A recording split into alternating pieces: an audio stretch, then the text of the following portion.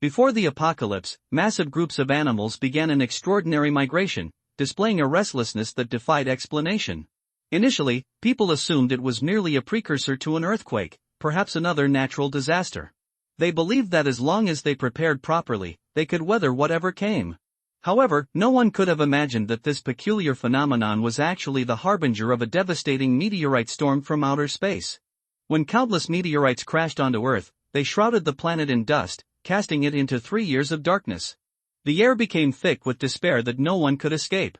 Even more horrifying, life on Earth began to mutate in bizarre and terrifying ways.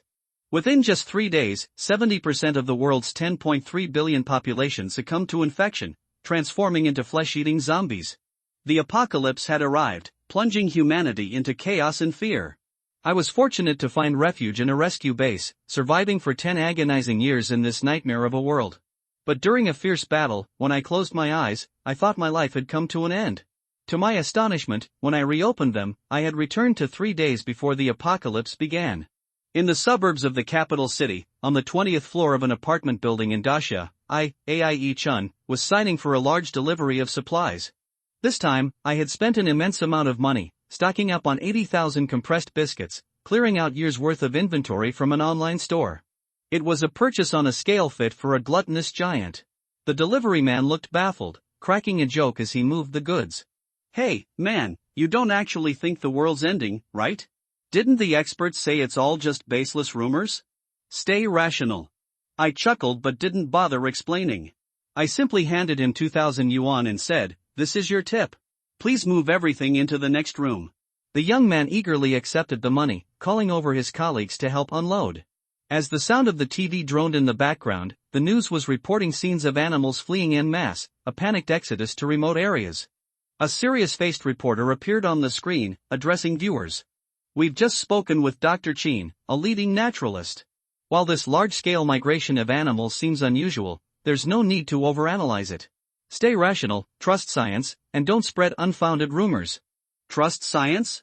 Ha! If I hadn't experienced what was to come, I might have been fooled by these so-called experts.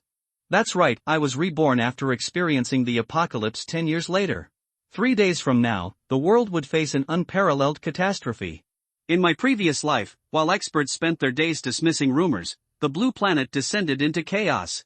It began with massive animal migrations, followed by a barrage of meteorites that plunged the Earth into darkness for 3 years. Creatures underwent grotesque mutations. Zombies and alien monsters ran rampant, wiping out the majority of life on the planet. Human survival was abysmally low.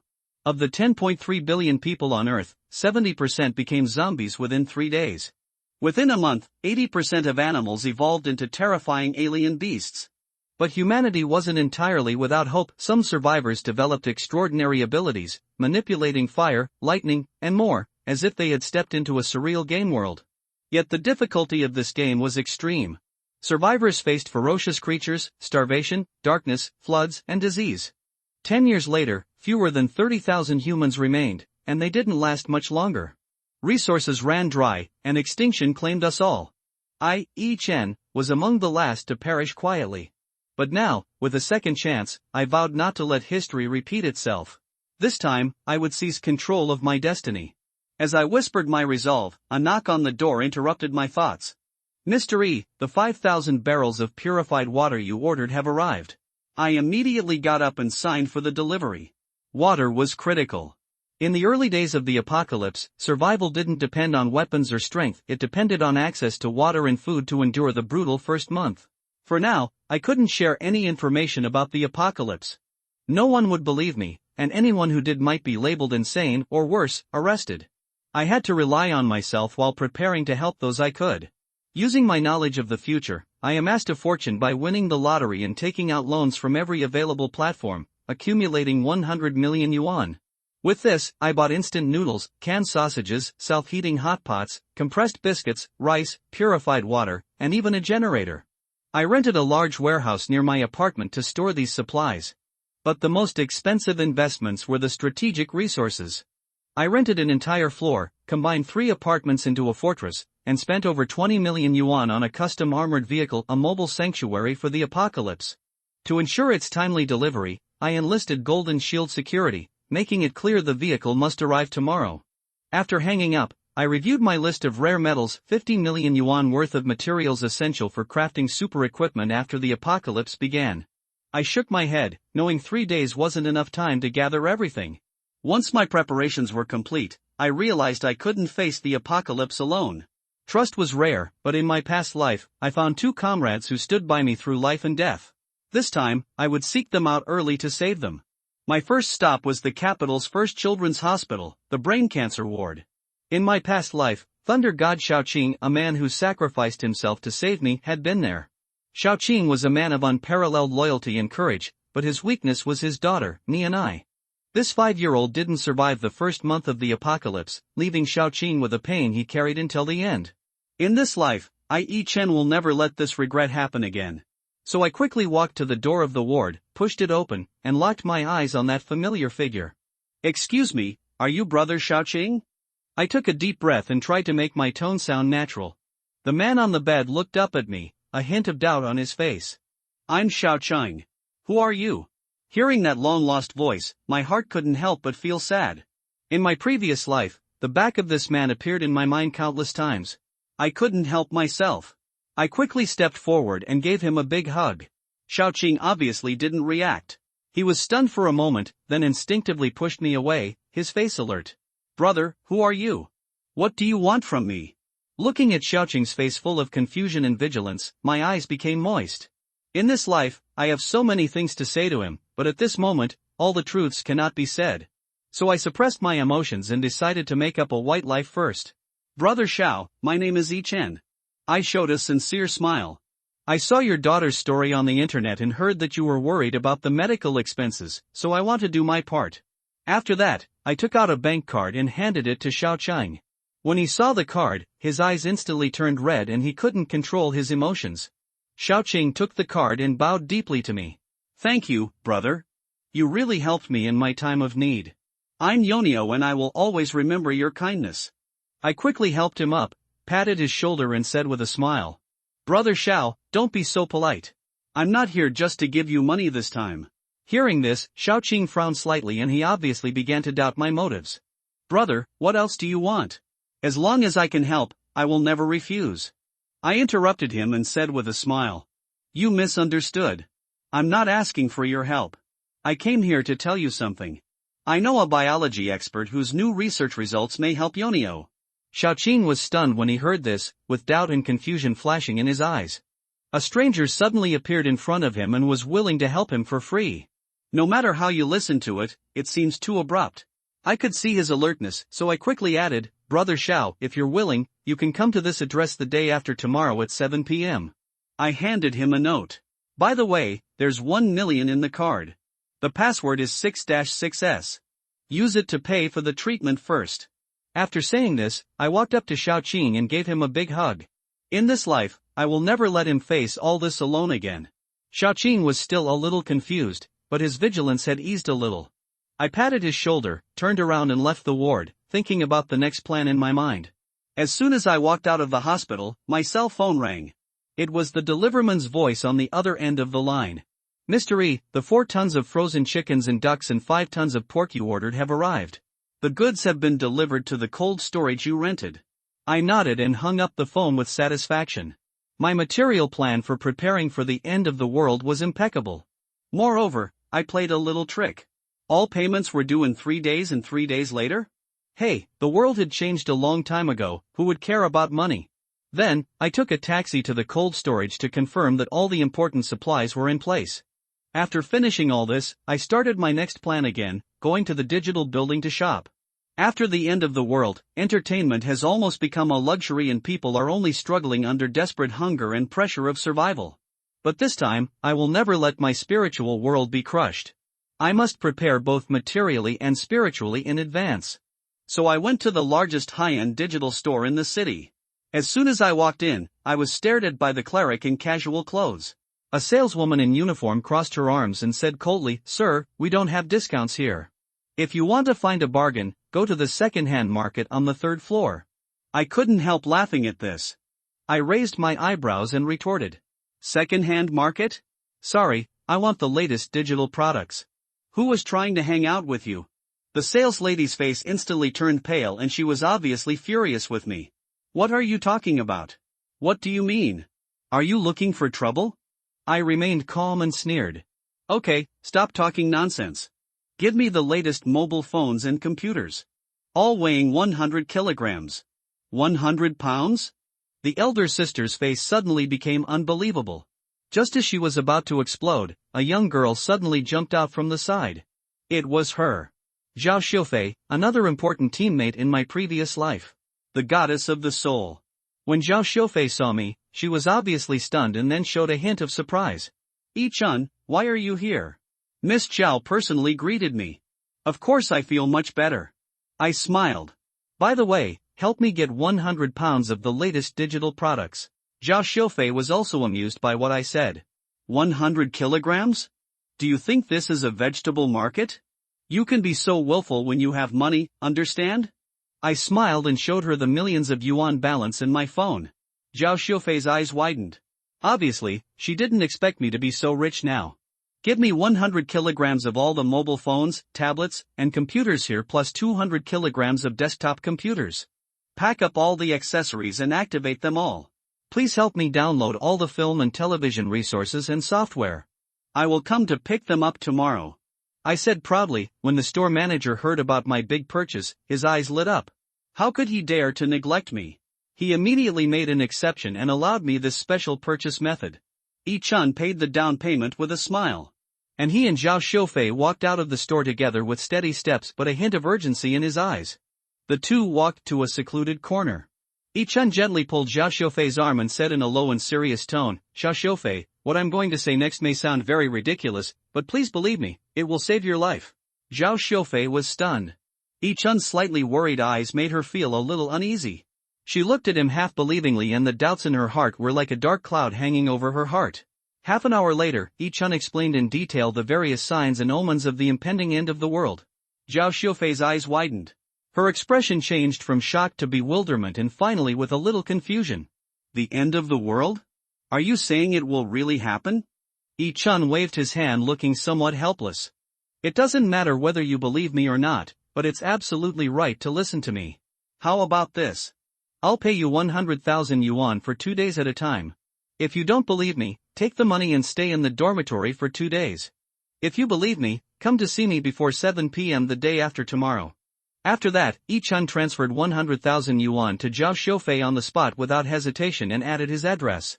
Zhao Xiufei looked at her phone and nodded with a complicated expression. Seeing this, Yi-chun said nothing more and turned away. Zhao Xiufei stood there, with countless questions circling in her mind. It was not until that evening that the news broadcast reported the global anomalies and astronomers discussed the approaching meteor shower. Experts tried to calm the public while trying to explain these abnormal phenomena. The news on the screen was surprisingly consistent with Yi-chun's prediction, which made Zhao Xiufei begin to waver. Late at night, Yi-chun stood on the rooftop of the apartment, gazing at the stars in the sky. He knew that those twinkling lights were no longer beautiful meteors, but the countdown to the end of the world. The next morning, Golden Shield Company called and informed him that the special vehicle he ordered had been delivered. After Yi-chun finished washing up, he took the elevator directly to the underground garage. As soon as he got out of the elevator, his eyes were immediately attracted by the seemingly ordinary black minibus.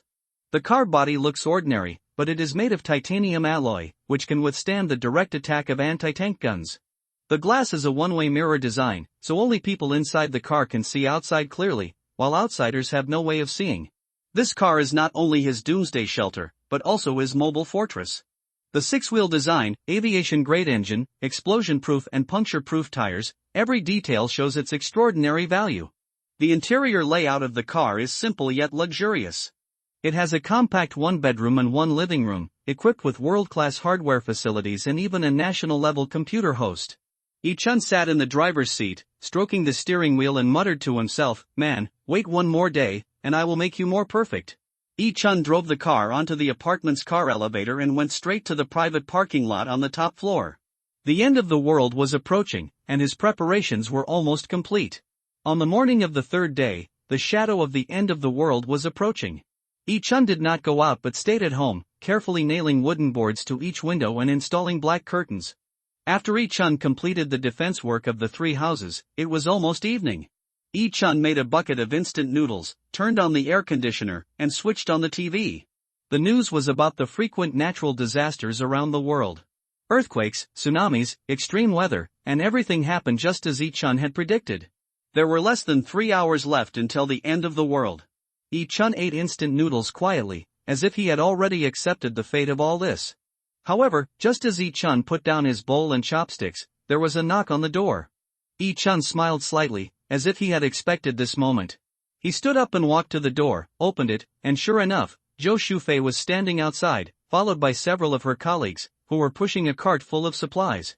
Zhou Shufei smiled, with a hint of mischief in her eyes. "Mr. Yi, I'm here to deliver the goods to you personally." Yi-chun originally planned to wait until after the end of the world to get these supplies, but he didn't expect Zhou Shufei to deliver them to his door personally. Yi-chun warmly invited them into the house, and after moving all the supplies into the room, Yi-chun readily paid the balance. But Zhou Shufei did not leave with her colleagues. She stood there with a complicated look in her eyes. "Do you believe what I said?" Yi-chun looked at her and asked calmly. Zhou Shufei was slightly stunned, and her heart could not help but tremble. She didn't believe it at first, but the news report and Yi-chun's prediction were so consistent that she began to waver. Just as she was about to answer, there was another knock on the door. A smile appeared on Yi-chun's lips. Finally here, he walked over and opened the door. Standing outside the door was Xiaoqin and his daughter. Yi-chun invited them into the house and locked the heavy anti-theft door. Xiaoqin couldn't wait to speak.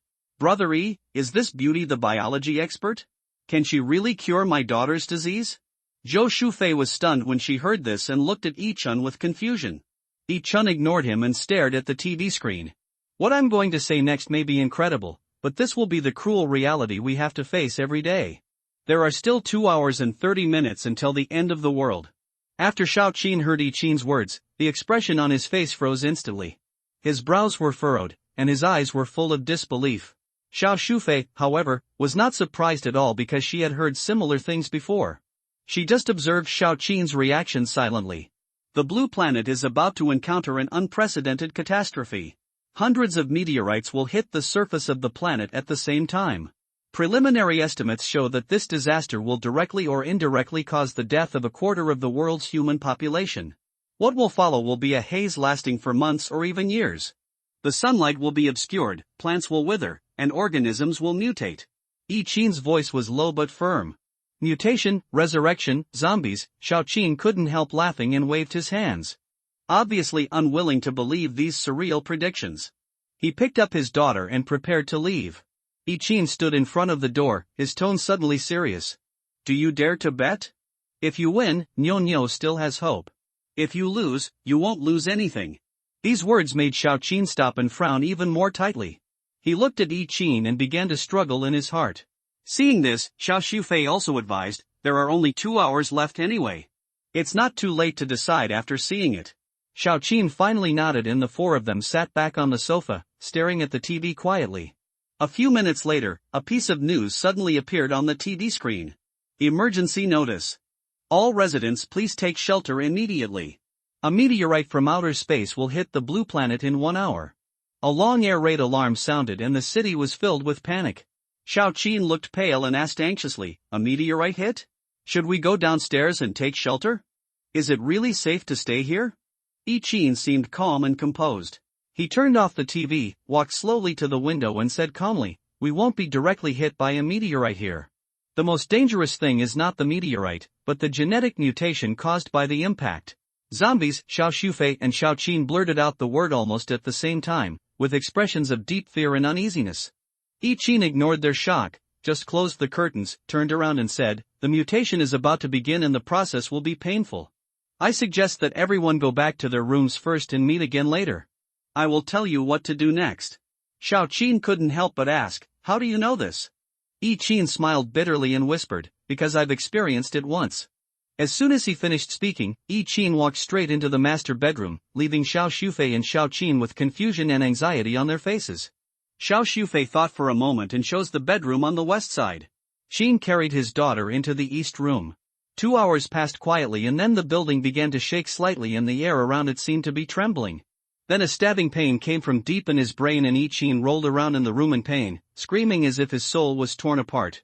The pain of the sudden change was almost unbearable for him, and this time the pain was even worse than the last time because he was about to awaken his dual abilities. Creatures all over the world are suffering from the pain brought by mutations, and Ichin knows that what he is experiencing will be more complicated than others. Ichin's first superpower, space, gave him a private space of 500 cubic meters, but it could only store inanimate objects. Ichin's second superpower is even rarer and more powerful, nanocontrol. As his consciousness gradually recovered, Ichin raised his hand and a ball of black mist appeared in his palm. This ball of matter was composed of countless nano-units. Although it seemed insignificant, Ichin knew its power. It could create miracles and even change the future. A few minutes later, Ichin was already soaked and lying exhausted on the bed while the black nanoball was quietly floating beside him like a pet. Although his whole body was aching, Ichin's mouth curled up slightly. This time it won't be as bad as the last life. Just then there was a hurried knock on the door. "Young man, are you okay? Come out and help me take care of Neo. It was Xiaoqin's voice filled with deep anxiety. Ichin quickly put away the nanoball, stood up and opened the door. Xiaoqin held the little Neo in his arms, his face full of anxiety. Ichin briefly examined her and said gently, "The child's constitution is relatively weak and the mutation process will take a little longer, but don't worry, she will be fine." Hearing this, Xiaoqin was slightly relieved. At this moment, Xiao Shufei also walked out of the room, leaning against the wall, her face pale, and said weakly, "It feels like I'd died once. Is this a mutation? What will we become?" Ichin looked at her and knew clearly what Xiao Shufei's special ability was, telepathy. In the early stages, this ability seems weak, but over time will become extremely powerful, even able to control zombies. As for Xiaoqin, his lightning abilities will make him a top-level warrior in the future. Thor. Thinking of the two people who sacrificed themselves to protect him in the previous life, Ichin's heart was filled with mixed emotions. She looked at them and said firmly, "This time, I will not let you down again. Let's work together and not let your sacrifice be in vain." Xiaoqin and Xiao Shufei looked at Ichin's slightly red eyes and were obviously caught off guard. They didn't understand why this man who usually looked calm and confident suddenly showed such sincere emotions. However, Xiaoqin and Xiao Shufei could both feel the deep sincerity and heavy emotions in Ichin's words and couldn't help but be moved. After a while, Ichin calmed down and began to explain the characteristics of their respective abilities to Xiaoqin and Xiao Shufei one by one. Xiaoqin's ability was lightning, while Xiao Shufei's was spiritual telepathy. However, when Xiaoqin's daughter Nianyi was mentioned, Ichin fell silent because he knew clearly the ending of the previous life. Nianyi never awakened any superpowers and eventually died in a disaster. Ichin did not mention her again. Although he had some expectations in his heart, whether there would be a different ending this time. After Ichin finished explaining his supernatural powers, he began to explain his plans for the next few days to the two of them. He said in a serious tone, "From now on, in the next 3 to 7 days, the world order will completely collapse. On the third day, there will be widespread power outages and water outages around the world. Starting from the fourth day, most parts of the world will see heavy rains carrying radiation viruses. This rain will cause plants to mutate and even directly absorb low-level zombies as nutrients. After the rainstorm, most zombies will quickly upgrade from level 1 to level 2, and a few zombies can even reach level 3 to 6. The evolution speed of zombies and plants is much faster than that of humans, so we must upgrade to at least level 3 within 3 days, otherwise it will be difficult to protect ourselves." Ichin looked at Xiaoqin and Xiao Shufei with a serious expression. Xiao Shufei asked somewhat dissatisfiedly, "Then why don't I need to upgrade? If you guys upgrade to level 3, does that mean it doesn't matter to me?" She frowned slightly, obviously a little confused. Ichin patiently explained, "The energy required to upgrade psychic abilities is more than 3 times that of ordinary abilities. In other words, the energy required for others to upgrade to level 3 is only enough for you to upgrade to level 1. So in just 3 days, we cannot collect enough crystal cores for you to upgrade to level 3. Crystal core? What is that?" Xiaoqin asked curiously, obviously full of doubts about this new term. Ichin smiled slightly, took out a pen and paper and explained while drawing, "The crystal core is a kind of energy core in all mutant organisms. The crystal core of animals is usually in the brain and that of plants is at the intersection of the central nervous system. The level of the crystal core varies depending on the level and quality of the host." As he spoke, Ichin drew the patterns of 2 types of crystal cores and continued to add. Crystal cores are divided into 7 levels according to quality, from high to low: SSS level, S level, level 5, level 4, level 3, level 2, and level 1. An ordinary level 1 zombie will produce a level 1 crystal core. A mutant who wants to upgrade from level 0 to level 1 needs at least 10 level 1 crystal cores. From level 1 to level 2, 30 are needed, and from level 2 to level 3, 80 are needed. Yi Qin pointed at the picture and continued to explain. Xiao Shufei calculated, and the conclusion she came to made her feel even more stressed. Then I need 3 times as many crystal cores to upgrade one level. If I want to upgrade to level 3, I will need at least 240 crystal cores. Besides softly, obviously understanding Yi Qin's concerns. At this time, Xiao Qin couldn't help but ask, "What is your ability?" "We all know each other's abilities." "What about yours?" Yi Qin smiled and did not answer directly. Instead, he stood up and walked towards the next room. "It is not easy for me to explain it clearly in a few words, so I might as well demonstrate it to you directly." Xiao Shufei and Xiao Qin hurriedly followed. After entering the room where rare metals were stored, Yi Qin stretched out his right hand and whispered, "Nano-level fusion start." Following his command, a ball of black mist quickly gathered and rushed towards those rare metals, swallowing them up in an instant. The mist is not ordinary black mist, but nanoscale substances manipulated by Yi Qin's supernatural power nanocontrol. They can fuse with any material and change their shape at will. A few minutes later, a full set of black metal armor appeared in front of him. The surface of the armor exuded a deep luster, looking both solid and mysterious. Xiao Shufei exclaimed, "Isn't this Iron Man?" She couldn't help but applaud. Xiao Qin also laughed and joked, "It does look like it. Brother Yi, how about you install a light bulb on your chest?" Yi Qin smiled helplessly. "This is just basic nanocontrol and it's still far from Iron Man's armor. When I upgrade to level 4, I may be able to try to construct a more sophisticated armor, but the energy consumption is too high at the moment and it can't be used continuously." After saying that, Yi Qin strode towards the armor and the armor automatically split open and quickly wrapped Yi Qin. The armor was perfectly integrated with his body as if it was a second layer of skin. "This is my ability, nano-level control." Yi Qin's voice came from the armor. Xiao Shufei and Xiao Qin looked at this scene with envy on their faces. Yi Qin looked at them and said with a smile, "When I get promoted in the future, I will make a set for each of you." After saying that, Yi Qin waved his hand and mimicked a black and gold sword with a hint of urgency in his tone. "Okay, the hunting time has come. We should act." Xiao Shufei showed a hesitant look and asked in a low voice, "Are we going now? Can we wait until daybreak?" Xiao Qin also nodded in agreement. "Yes, it's safer to go out after daybreak." Yi Qin sighed lightly and smiled bitterly. "Dawn, you may not know yet, but in the next 3 years, we will never see dawn again." Xiao Shufei's face changed when she heard this. Just as she was about to say something, Yi Qin had already activated the armor, wrapped her in it and said softly, "Don't be afraid. I will protect you." After that, he threw a car key to Xiao Qin. "Brother Xiao, can you drive?" When Xiao Qin heard Yi Qin mention driving, he smiled proudly. "Can you drive? I've been driving in the army for more than 10 years. A few minutes later, the black minibus slowly drove out of the elevator garage. The world outside the car had fallen into a doomsday-like darkness. Screams and growls of zombies could be heard from the distance from time to time. The entire city seemed to be gradually being swallowed by terror. However, the atmosphere in the car was completely different from the outside world. Xiao Shufei took out the freshly baked pizza from the microwave and shouted easily, "Yi Qin, Brother Xiao, come and eat pizza." Yi Qin turned around and smiled. "You guys eat first. I'll teach Brother Xiao how to get out of the car." After that, he continued to instruct Xiao Qin on how to operate the vehicle. Xiao Shufei sat at the round table and ate pizza with Niu Niu, who was holding a tablet computer and watching children's cartoons with great interest. Outside the car window, a dozen zombies were scratching the car frantically, but this minibus made of titanium alloy did not have even a scratch. A few minutes later, Xiao Qin had become familiar with the various functions of the vehicle. He turned around and said, "Okay, let's go." The minibus stepped on the accelerator and rushed out. The zombies outside the car were knocked away one after another, and more of them chased after the car, making low roars. 10 minutes later, the vehicle slowly stopped in front of a large courtyard and was immediately surrounded by more than a dozen zombies.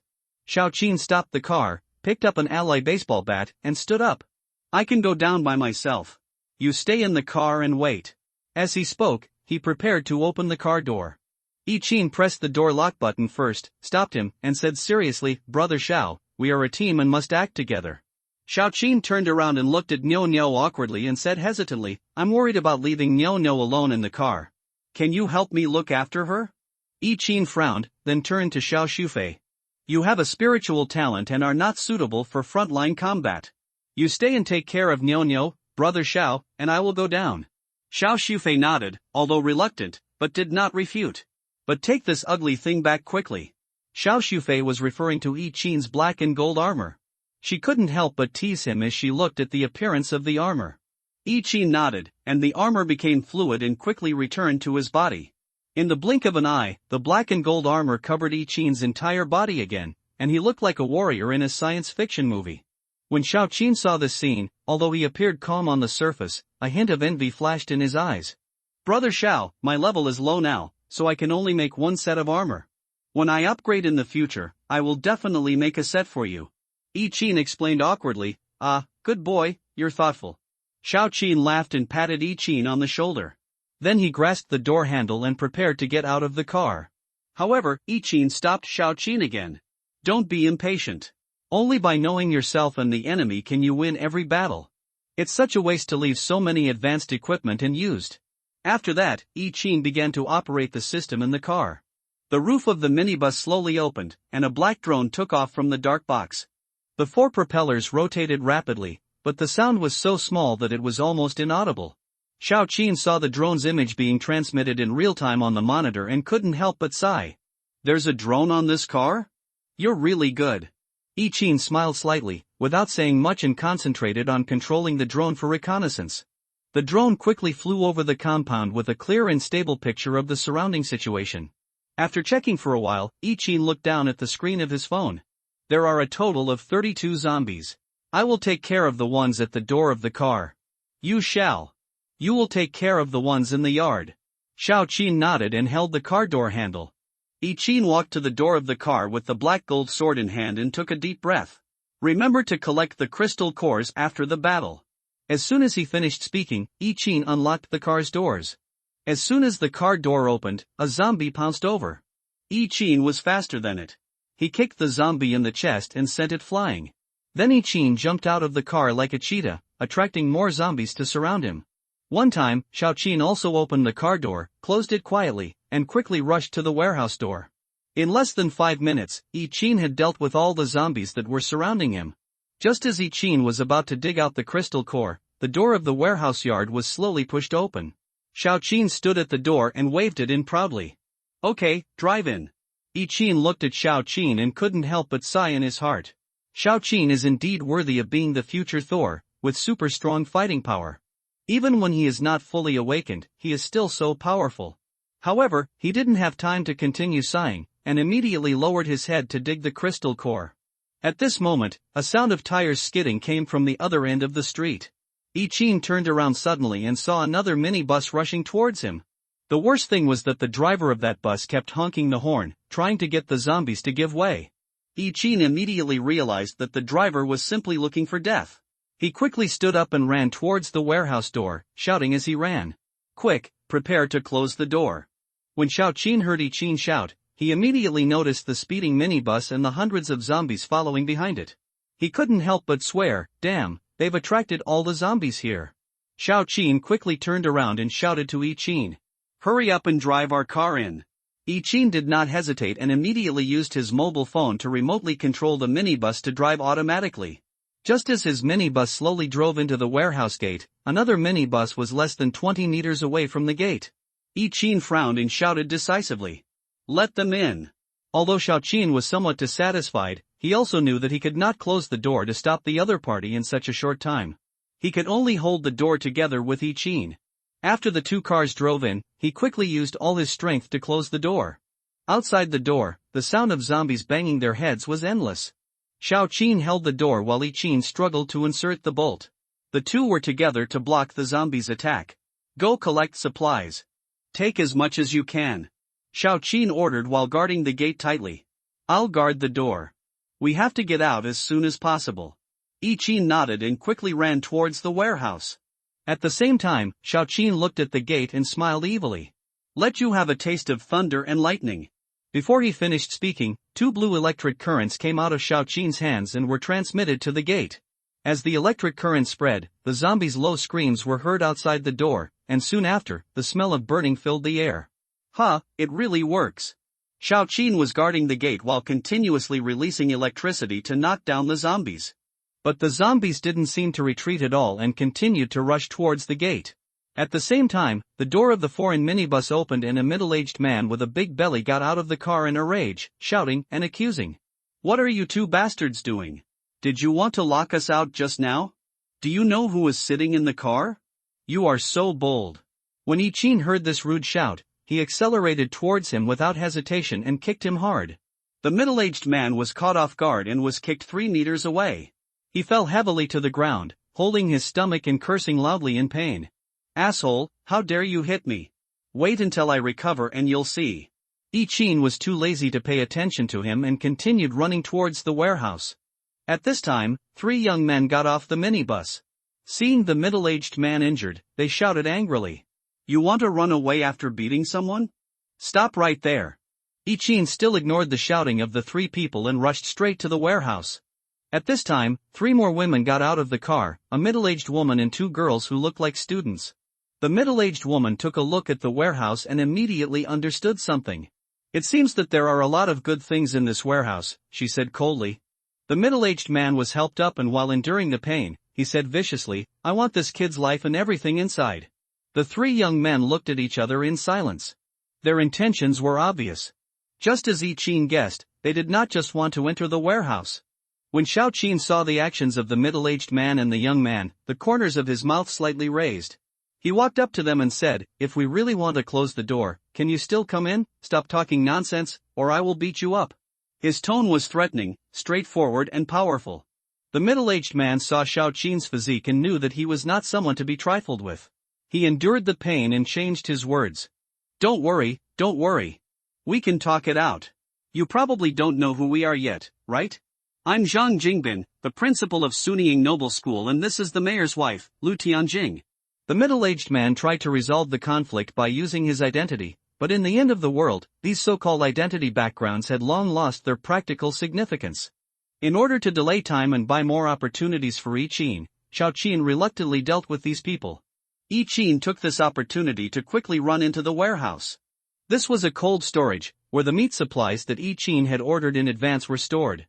After Qin opened the cold storage door, he used his spatial ability without hesitation to quickly collect the supplies. Under the control of his mind, the meat, vegetables, and other supplies in the cold storage were neatly placed in his spatial warehouse. Qin's space warehouse is large enough, with a length, width, and height of 500 meters each, which is enough to accommodate all the supplies. After the supplies are stored, they are automatically arranged neatly, which also saves Qin a lot of time. After collecting the supplies, Qin began to collect crystal cores from the zombies' brains in the yard. At the same time, outside the warehouse, Zhang Jinbin and others felt a chill at Qin's actions, especially when they saw Qin begin to dig out the crystal core from the zombie's head. Zhang Jinbin couldn't help but frown. "Is your companion a pervert?" Xiao Qin glanced at him coldly, his tone icy. "If you don't want to get beaten, you'd better shut up." After that, he joined Qin and helped dig up the crystal cores. On the other side, several young men were studying Qin's minibus. They were very interested in the car and quickly saw its extraordinary features. The tall boy said excitedly, "This car is simply top-notch. The car body and windows are bulletproof." The fat boy also agreed, "This car is much better than the minibus in our school. If we can have this car, our chances of survival will be much greater." The 3 of them simultaneously turned their eyes to Qin and Xiao Qin, obviously having evil intentions. The long-haired boy muttered, "The big guy's ability should be lightning like mine, but I don't know what that boy's ability is." The tall boy sneered, "Look at him wearing armor. He should be a close combat type. Leave it to me. To be safe, let's find some help. These 3 people are also superpowers. The tall boy is a power user, the fat boy is a fire user, and the long-haired boy is a wind user. They can survive in the apocalypse precisely because of their superpowers." Inside the superbus, Xiao Shufei had already sensed the hostility of the 3 people and immediately took out her mobile phone to send a warning message to Qin. After Qin received the text message, his expression did not fluctuate at all, but he just calmly continued to work at hand. When Xiao Qin saw Qin take out his phone, he couldn't help but ask, "What's wrong?" Is this a message from Xu Fei? Upon hearing this, Yi Qin sneered. Yes, it looks like we might see some blood of living people here later. Xiao Qin frowned. He was obviously not mentally prepared to deal with other humans. Yi Qin saw Xiao Qin's hesitation and his tone became stern. Brother Xiao, you must remember that the world has changed. If we want to survive in this apocalypse, we must force ourselves to be a little more ruthless. Otherwise, we will be the ones to die. Xiao Qin was silent for a moment and finally nodded. He knew that Yi Qin was right. The cruel reality of the end of the world no longer allowed them to have the slightest mercy. The two of them stopped what they were doing tacitly and became fully alert. At the same time, the three boys had walked back to their minibus and briefly told Zhang Jinbin their plan. Zhang Jinbin immediately agreed.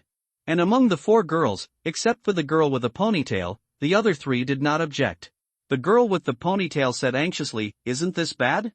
The world has become like this. Do we still have to kill each other? Can we just take the car and not hurt them?" The ponytail girl's ability is above effect a natural nanny talent. Her suggestion attracted the attention of the others. Yu Tianjing nodded gently. If it can be resolved peacefully, that would be the best. The other two girls also expressed their support. Zhang Jinbin frowned. He was obviously fed up with this same mentality, but he had to obey the overall situation and reluctantly agreed. Okay, give them a chance, but whether they can survive depends on themselves. The three of them stood apart, ready to act. Yi Qin noticed their movements and immediately reminded them. Brother Xiao, get ready. Xiao Qin nodded, and the two stood 2 meters apart, entering combat mode. Zhang Jinbin smiled disdainfully when he saw this. He said loudly, "You two, are you done?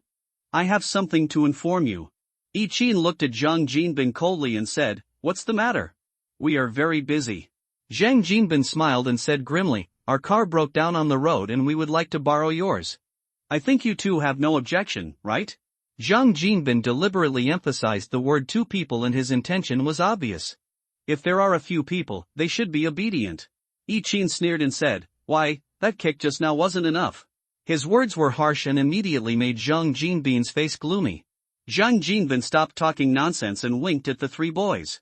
The three of them immediately took action. At the same time, two vines suddenly broke out of the ground and quickly wrapped around Yi Qin and Xiao Qin. The ponytail girl's wood ability was activated. At the same time, the two girls also launched an attack, one summoned icicles, and the other released electrocurrent. Yi Qin observed the situation at the scene keenly and he didn't expect that the other party also had electricity and ice ability users. At the moment when Yi Qin was analyzing, Xiao Qin had already taken the lead in engaging the enemy. With lightning speed, he rushed straight toward Zhang Jinbin.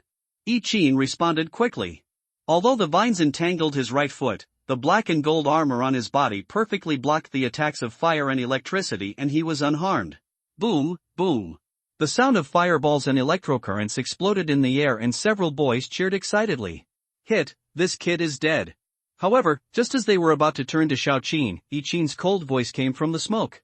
"Is this all you can do?" His voice was as cold as the wind, causing the three of them to turn their heads in astonishment. Yi Qin slowly walked out of the smoke, holding a black gold sword in his hand, his armor intact. The vines wrapped around his right foot had already turned to charcoal. He looked at the three people coldly. "Is it time for me to fight back?" The three boys were horrified and immediately prepared to attack again. But Yi Qin didn't give them any chance at all. His figure flashed and he quickly approached the three people. The knife flashed and a bloody mark appeared on the necks of the three boys at the same time and blood gushed out. They tried in vain to cover the wounds, but they could not stop the loss of life. Yi Qin killed the three men decisively and his movements were clean and neat. This scene frightened the four women in the distance. At this time, Xiao Qin also came over with Zhang Jinbin, who was electrocuted and burned on the outside and tender on the inside. He threw him to the ground fiercely, looked up at Yu Tianjing and said in a cold voice, "Can we have a good talk now?" Yu Tianjing looked at the scene in front of her, suppressed her fear, forced to smile, and said softly, "We are women, you two grown men, you won't be violent to us, right? Besides, we don't have any deep hatred. Why are we so upset? Principal Zhang and the others are dying. We will have to rely on you two to take care of us in the future." Yu Tianjing's words were ambiguous, especially the last sentence, which was slightly provocative. Xiao Qin blushed slightly after hearing this and was obviously a little shaken. After all, Yu Tianjing was indeed a very charming beauty. But Yi-Chen was not fooled by these tricks. He walked towards the three bodies with a knife in hand, expressionlessly dug out their crystal cores and then strode to Yu Tianjing, looking at her and the girls behind her coldly. "We are not on the same path," Yi-Chen said coldly. "You have 5 minutes to find a shelter. After 5 minutes, we will break open the door and rush out." After saying that, Yi-Chen turned and walked towards the super minibus. Xiao Qin wanted to say something, but in the end he didn't. Seeing this, Yu Tianjing immediately shouted anxiously, "Wait a minute. I have important information that can save your lives." Yi-Chen listened to Yu Tianjing's proposal calmly without any fluctuation on his face. Yi-Chen knew clearly that these so-called intelligence were just excuses for her to escape, and they were most likely about the emergency shelter. He had known all this in his previous life. "I have no interest in your intelligence," Yi-Chen responded coldly. "If you don't want to die, find a place to hide." He turned and continued walking towards the minibus, ready to take action. At this time, Xiao Qin had already dug out the crystal cores of the zombies around him. However, Yu Tianjing felt anxious when she saw that the two men ignored her warning. She knew that without the help of these two men, they, the women, would never reach their destination. So Yu Tianjing quickly chased after him and shouted anxiously. "There is an emergency shelter in the southern suburbs. There is a battalion of troops protecting it. Only when we get there will we be truly safe." Hearing this, Xiao Qin frowned. Although he trusted Yi-Chen very much, the power of the shelter and the army seemed more attractive in comparison. Xiao Qin looked at Yi-Chen and said cautiously, "Yi-Chen, why don't we go take a look? Maybe there is a doctor there who can cure Nian Yu's illness." Yi-Chen could hear Xiao Qin's inner struggle and knew that he was always worried about his daughter's health. The end of the world has just begun and no advanced mutant creatures have appeared in the world yet. Going to the shelter can not only temporarily avoid the limelight, but also collect some special supplies. So Yi-Chen nodded. "Okay, then listen to Brother Xiao and go to the shelter to take a look." Xiao Qin was obviously relieved when he heard Yi-Chen's response. He turned to Yu Tianjing and asked, "Do you know the route to the shelter?" Yu Tianjing showed a smug smile and said with a hint of superiority, "Of course I know. My husband is the mayor. These things are unknown to you ordinary people." Xiao Qin was displeased by the arrogance in Yu Tianjing's tone, but in order to reach the shelter smoothly, he suppressed his dissatisfaction. However, Yi-Chen had no intention of being patient. He turned around abruptly and looked at Yu Tianjing coldly. "Since you are the one who needs our help, put away your condescending face. Asking for help should be done with a begging attitude." Yu Tianjing's face immediately turned very ugly. Although she had already planned to deal with Yi-Chen when she arrived at the place, she had to endure it now. Yu Tianjing forced a smile, nodded and said, Okay. I was wrong just now. Let's go quickly. If there are too many zombies, it will be troublesome." After saying that, Yu Tianjing led the other girls towards Yi-Chen's minibus. However, Yi-Chen reached out to stop them and said in a cold tone, "Get in your own car, I will drive. Brother Xiao, you drive our car and follow behind." Xiao Qin looked at Yi-Chen, frowning confusion, and wanted to say something, but was stopped by Yi-Chen's eyes. He knew that Yi-Chen must have his own plans, so he nodded silently. Yi-Chen walked towards the minibus that Yu Tianjing and others had taken, and the women followed him back into the car reluctantly. Yi-Chen started the engine, immediately shifted into reverse gear, stepped on the accelerator to the bottom, and slammed the rear end of the car hard into the iron door of the warehouse, causing the entire car to shake. This guy definitely did it on purpose. Yu Tianjing cursed in his heart. The four women in the car were not dizzy, but Yi-Chen controlled the car steadily, and his maneuvers during the drift even stunned Xiao Qin who was following behind. This guy's driving skills are good. Xiao Shufei walked to the driver's seat at this time, her expression full of worry. "Brother Xiao, the people in the car have bad intentions. Is Yi-Chen himself in danger there?" Xiao Qin smiled and comforted him. "Don't worry, brother. Yes, armor is not a decoration. Ordinary sneak attacks and plots cannot break his defense." Xiao Qin accelerated the accelerator and followed Yi-Chen's car towards the southern suburbs. The world shrouded in night is full of dangers, but Yi-Chen's extraordinary vision allows him to easily deal with the darkness, and the two cars move forward without any hindrance. After 2 hours of driving, they finally arrived at the emergency shelter in the southern suburbs. This shelter is actually an air raid shelter in the mountain. The large iron door at the entrance is tightly closed, and 2 machine guns are mounted on the sandbag bunker at the door. However, strangely, there were no soldiers on duty around, nor any zombies. Yi-Chen stopped the car, looked at Yu Tianjing coldly, and asked, "Where the hell is this place?" Yu Tianjing's face turned ugly. He bit his lip and said nothing. At this moment, Yi Chen's phone suddenly vibrated. He took out his phone and found that it was another message from Xiao Xufei. "It's very dangerous inside." There were 4 exclamation marks at the end of the message. Yi Chen felt uneasy and was about to get off the bus when Yu Tianjing and 3 girls had already quickly run towards the big iron gate.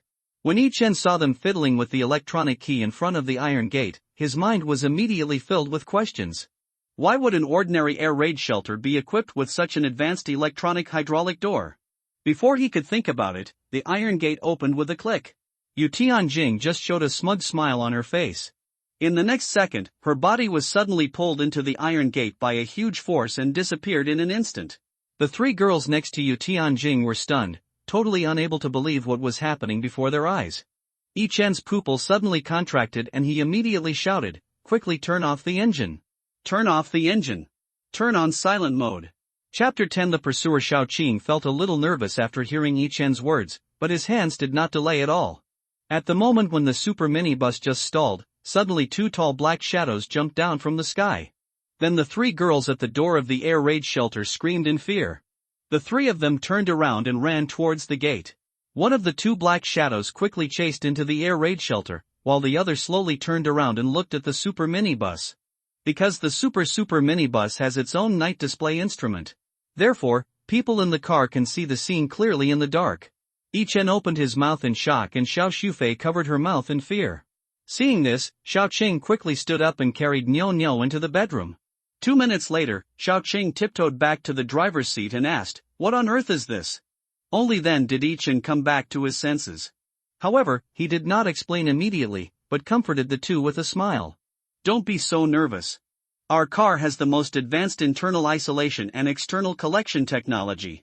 To put it simply, the sound inside the car won't be heard outside. But we can selectively receive the voices from outside." Xiao Qing and Xiao Xufei finally felt relieved after hearing this. Yi Chen had already sat in the co-pilot's seat at this time. I saw him quickly operating the onboard computer. Then the LCD display on the side showed a bunch of information. At this time, Yi Chen's voice of explanation finally sounded. "This mutant creature is called a pursuer. It is an extremely rare and advanced alien creature. They are generally about 3 meters tall, very strong, and extremely agile. But the pursuer was not a natural mutation. They are genetically synthesized biological weapons manufactured by XTE Biological Corporation. They don't have their own thoughts and only obey their master's orders." Afterwards, Yi Chen briefly introduced the characteristics of the pursuer. The hunter has no eyes and relies on his nose, mouth, and ears to hunt prey. This actually replicates the physiological characteristics of snakes and bats.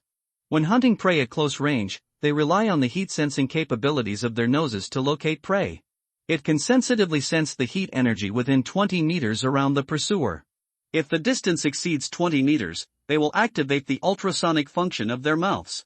The pursuer's ears are also extremely sensitive and can accurately receive ultrasonic feedback. These monsters are living weapons created specifically for hunting and killing. Yi Chen knew the existence of this kind of monster.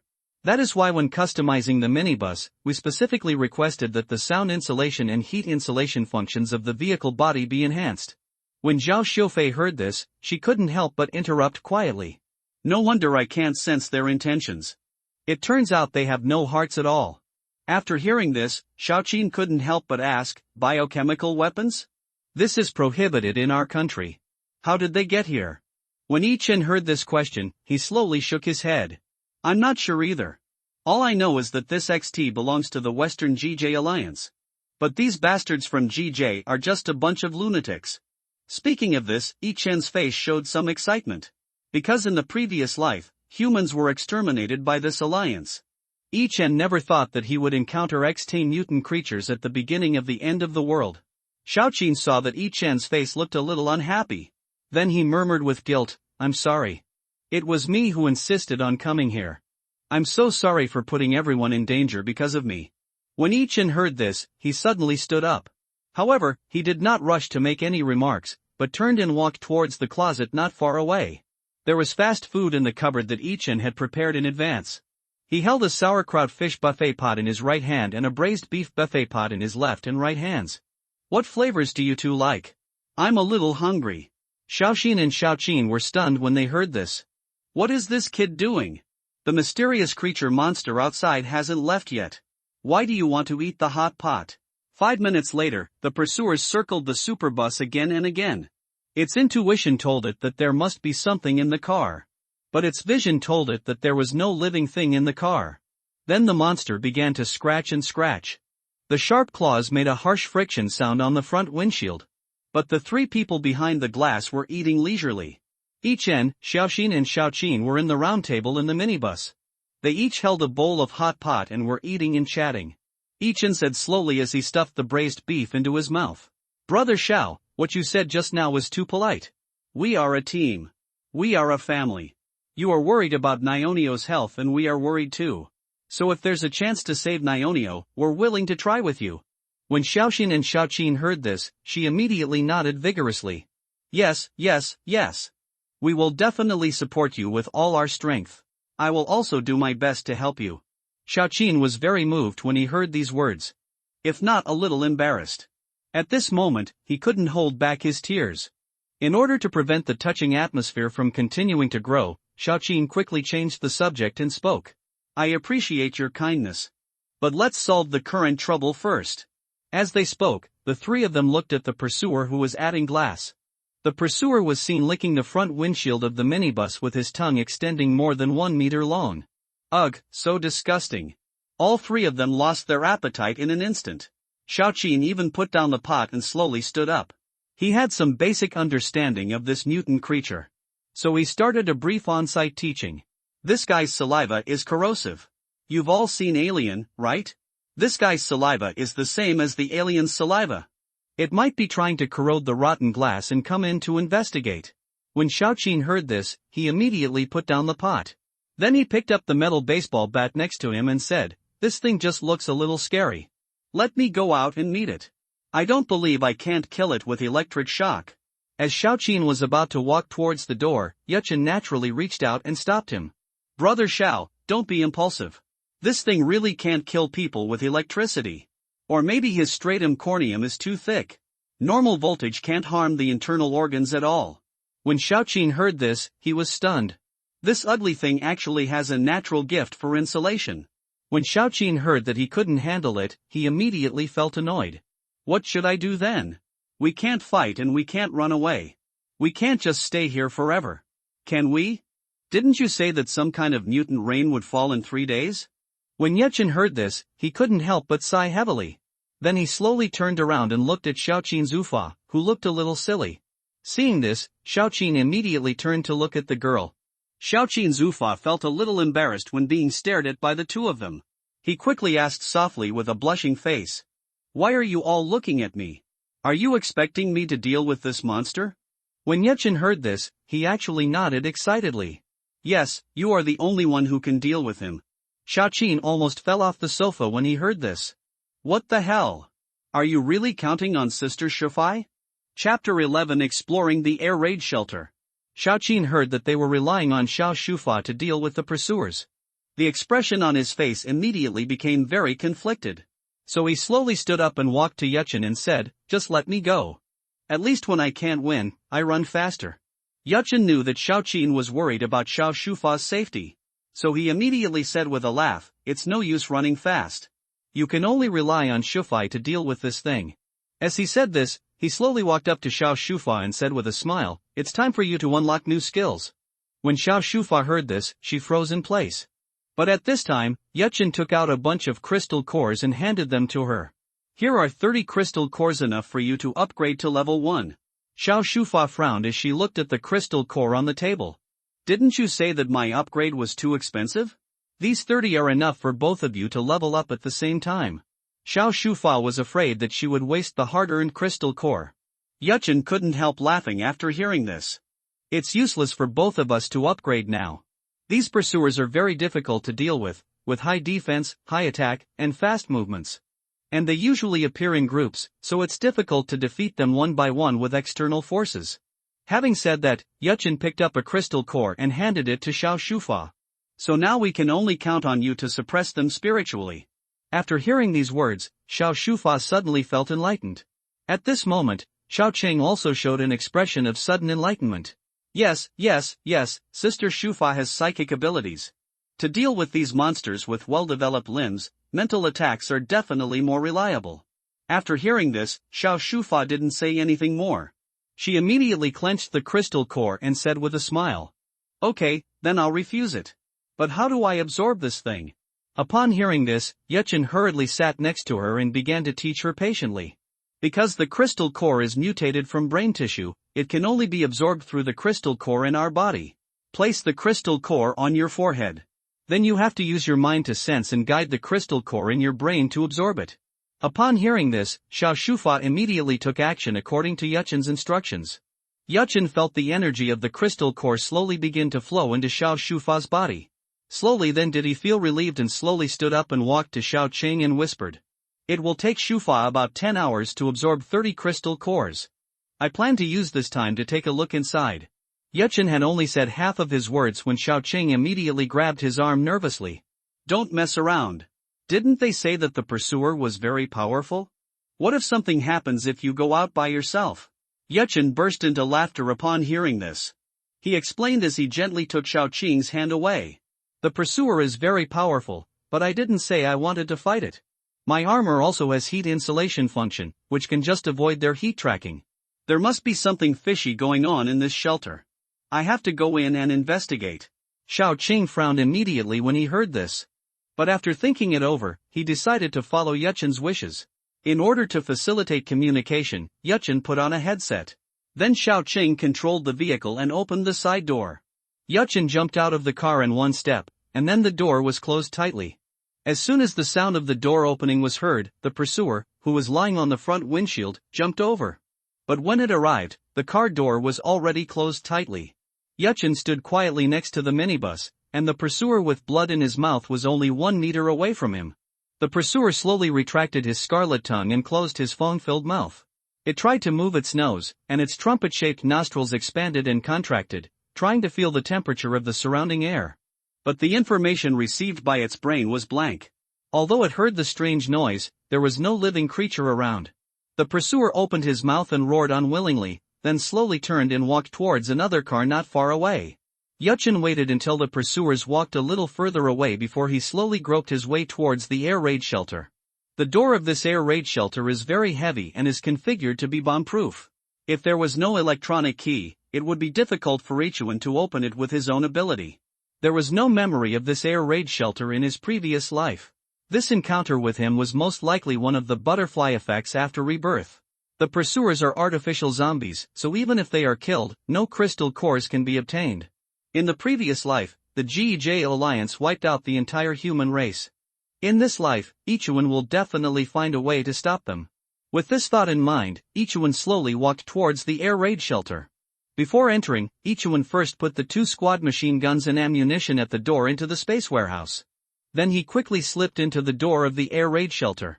Behind the gate is a dim corridor with a dozen dim light tubes lit overhead. To be on the safe side, Ichiwan deliberately groped forward quickly along the wall. After walking about 10 meters forward, traces of blood began to appear on the ground.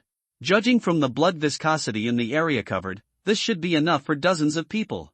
Massacre? This word immediately popped up in Ichiwan's mind. The reason there are no survivors in this air raid shelter is because of the massacre after the pursuers invaded. But what about zombies? Could it be that the operator of the pursuer deliberately cleared out all the zombies nearby? Ichiwan quickened his pace and walked forward with doubt. About 10 minutes later, Ichiwan finally arrived at a hall. The scene here was still very bloody, with the surrounding floors, walls, tables, and chairs all covered in blood and minced meat. It seems that this should be the main scene of the massacre. Ichiwan no longer expected to find any survivors. He just hoped to find some valuable clues. With a clang, the sound of a metal object falling came from the left. Upon hearing the sound, Ichiwan quickly squatted down and hid behind a table.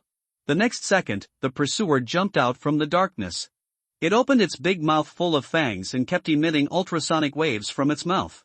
Ultrasonic waves traveled directly in the direction of the sound. A moment later, the pursuer who received the echo jumped and quickly disappeared into the darkness over there. Ichiwan, who was hiding under the table, exclaimed in his heart.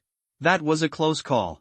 If there hadn't been that noise just now, he would have probably fallen into an ambush by his pursuers. No, this voice appeared too coincidentally. Ichuan absolutely did not believe in such a coincidence. So he immediately stuck his head out and looked around. Just as Ichuan was carefully observing the situation around him, a light voice suddenly came from the darkness on the right. Come here over here. Come here quickly, don't waste time. Although the two shouts were very faint, Ichuan still heard them clearly. In such a brutal massacre, how could there still be people alive in this air raid shelter? This is unscientific. Ichuan had 1,000 question marks in his mind, but at this time he could only bite the bullet and go over, because he believed that the person who saved him just now was this person. So, Ichuan grasped the black gold sword tightly in his right hand and quickly moved towards the darkness on the right. Chapter 12 Colorful Crystal Core. Ichuan followed the sound and came directly to a small iron gate. The iron door had a crack, and in the crack there was a frightened eye staring at him. Are you a robot or a human? Were they sent by our superiors to rescue us? When Ichuan heard this, he immediately removed the mask mode. The other party became visibly excited after seeing his face. You're Iron Man? As the man spoke, he pushed the iron door open with force. Ichuan then saw clearly that this was actually an ammunition depot. These are all good stuff, and everything inside must be taken away. Who are you? Ichuan looked at the young woman in front of him with a puzzled look and asked. The woman was wearing a white coat and looked like a doctor or a researcher. The woman quickly pulled out her ID from her pocket and said, My name is Li Jing, and I'm a researcher at the Department of Biology of the Chinese Academy of Sciences. You must have been sent by your superiors to rescue me, right?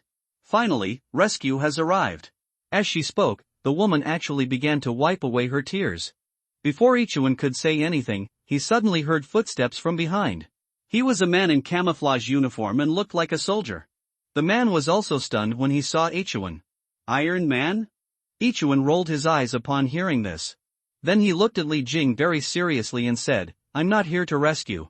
I'm just a survivor passing by looking for supplies. After saying that, he pushed Li Jing aside and strode towards the ammunition depot. The man in camouflage uniform frowned and warned upon seeing this. Comrade, please wait a moment. I am Captain Zhang Shuyang, who is in charge of the security here. This is a military restricted area. Ordinary people are not allowed to enter. However, his words obviously did not get Ichuan's attention. Because by the time he finished speaking, Ichuan had already walked around inside. This room is only about 20 square meters and only stores some riot gear and weapons. While Ichuan was walking around, he had already put all the things into the space warehouse. Then he walked back to the door pretending to be confused and asked, Why is the military restricted area empty? Zhang Shuyang became nervous when he heard this. Empty? How is that possible? Zhang Shuyang walked quickly inside and Li Jing also turned around and looked inside. Oh my god, it's really empty, but it was full just now. She turned to look at Ichuan halfway through her words. Ichuan turned his head to look elsewhere and began to deliberately divert the topic elsewhere. What on earth is going on here? Where did everyone go? Zhang Shuyang walked out of the ammunition depot with a puzzled look on his face. He really couldn't figure out how the things inside disappeared. But now these are no longer important. What matters now is that people must stay alive. Zhang Shuyang sighed heavily after hearing Ichuan's question. Although I don't know who you are. But please help me escort Dr. Li out of here safely. There are out-of-control monsters here and everyone is dead. Ichuan was not surprised to hear this. On the contrary, he became more interested in what was happening here. A PhD in biology from the Chinese Academy of Sciences? Could it be that these pursuers were developed by this woman? Without time to think, Ichuan quickly contacted the minibus using the Bluetooth headset. Brother Xiao, what's the situation outside? Soon Xiao Qing's voice came from the headphones. Not very good. I don't know where that monster is hiding. But I always feel like it's watching us and the situation is not optimistic. Ichuan frowned deeply when he heard this. It seemed that his plan to let the two of them out first was not feasible. After thinking for a while, Ichuan looked at Zhang Shuyang seriously and said, I can consider your request. But I need supplies here. Zhang Shuyang frowned immediately when he heard this. But at this time he also had a general understanding of the situation outside. So without thinking too much, I nodded and agreed. There are quite a lot of supplies here, even some weapons and ammunition. But how much can you take alone? Ichuan couldn't help but smile evilly when he heard this. How much can you get? I will definitely empty it out for you. But of course he couldn't tell the other party these words. You don't have to worry about that. All you have to do is draw the schematic for me. After hearing this, Zhang Shiyang nodded slowly and then took out a map from his pocket. This is the blueprint for the construction of the air raid shelter. This floor above ground is mainly weapons and ammunition. The underground level is mainly food, vegetables and water. The second underground floor. I advise you not to go there. As he said that, he handed the drawing in his hand to Ichuan. Ichuan took the drawing, glanced at it, and then quietly put it into the space warehouse. How many of those monsters are there here? Ichuan asked the main point directly. After hearing this, Li Jing frowned and answered worriedly. There are 7 mature ones in total and 5 young pupae. When Ichuan heard this, his scalp immediately went numb. There are 7 pursuers here. These 7 guys are enough to deal with a battalion of regular troops. Just when he thought of this, Ichuan suddenly remembered something. I guess they have already had a one-on-one fight here. In that case, let's go first. There's a car at the door. We can. Before he finished speaking, Li Jing suddenly frowned and said, we can't leave yet. We have to go back. Zhang Shiyang became a little anxious when he heard this. Dr. Li, you were saved by your brothers with their lives. This is not a willful thing to do. We must evacuate quickly. When Li Jing heard this, she turned and looked at Ichuan. We have to go back to the lab. There's something very important there that must be taken away. When Ichuan heard this, he snorted disdainfully. In his opinion, nothing is more important than life. But before he could say anything, Li Jing's additional words changed his mind. There is a colorful crystal core in the safe. I must take it away. When Ichuan heard the news, his heart started beating wildly. Because he had heard of this colorful crystal core in his previous life. It was a colorful crystal core called Pegasus. Pegasus is the god of hope in Western mythology and also means Pegasus in the starry sky. It is unknown where this crystal core comes from. But the energy it contains is extremely powerful, roughly equivalent to an SSS-level zombie crystal core. This legendary colorful crystal core was the secret treasure of the Queen of Thorns. The strongest being in the wood element in the previous life. If only I could snatch this treasure in advance. Then his black and gold armor will likely undergo a qualitative change. Thinking of this, Ichuan's attitude immediately changed 180 degrees. Okay, I'll listen to Dr. Li. Let's go help her get that colorful crystal out. When Zhang Xiang heard this, his face was filled with nervousness. But there are 4 monsters locked up in the lab. It's impossible to succeed with just the 3 of us. When Ichuan heard this, he immediately frowned. But after weighing the pros and cons, he decided to take the risk and give it a try. At least when an accident happens, there is no problem in protecting yourself. Thinking of this, Ichuan hurriedly urged, well, if you don't make a decision, you will suffer the consequences. If you want to do it, you have to cut the Gordian knot. Whether it works or not, we won't know until we go down there. When Zhang Xiang heard this, he immediately made up his mind. Okay, then I'll sacrifice my life to accompany you for once. Li Jing was very happy to see that both of them agreed to help her. So the 3 of them quickly walked towards the second underground floor. But they had not walked far when Ichuan suddenly stopped the plan. Wait a minute, there's a situation. Chapter 13, The Taste of Conspiracy. Zhang Xiang and Li Jing were both stunned when they heard Ichuan's voice. The 2 of them turned to look at him at the same time, and Zhang Xiang asked first, what's going on? Upon hearing this, Ichuan immediately spread out his hands and asked, are we going to the lab unarmed? I don't think our fists are harder than the monsters.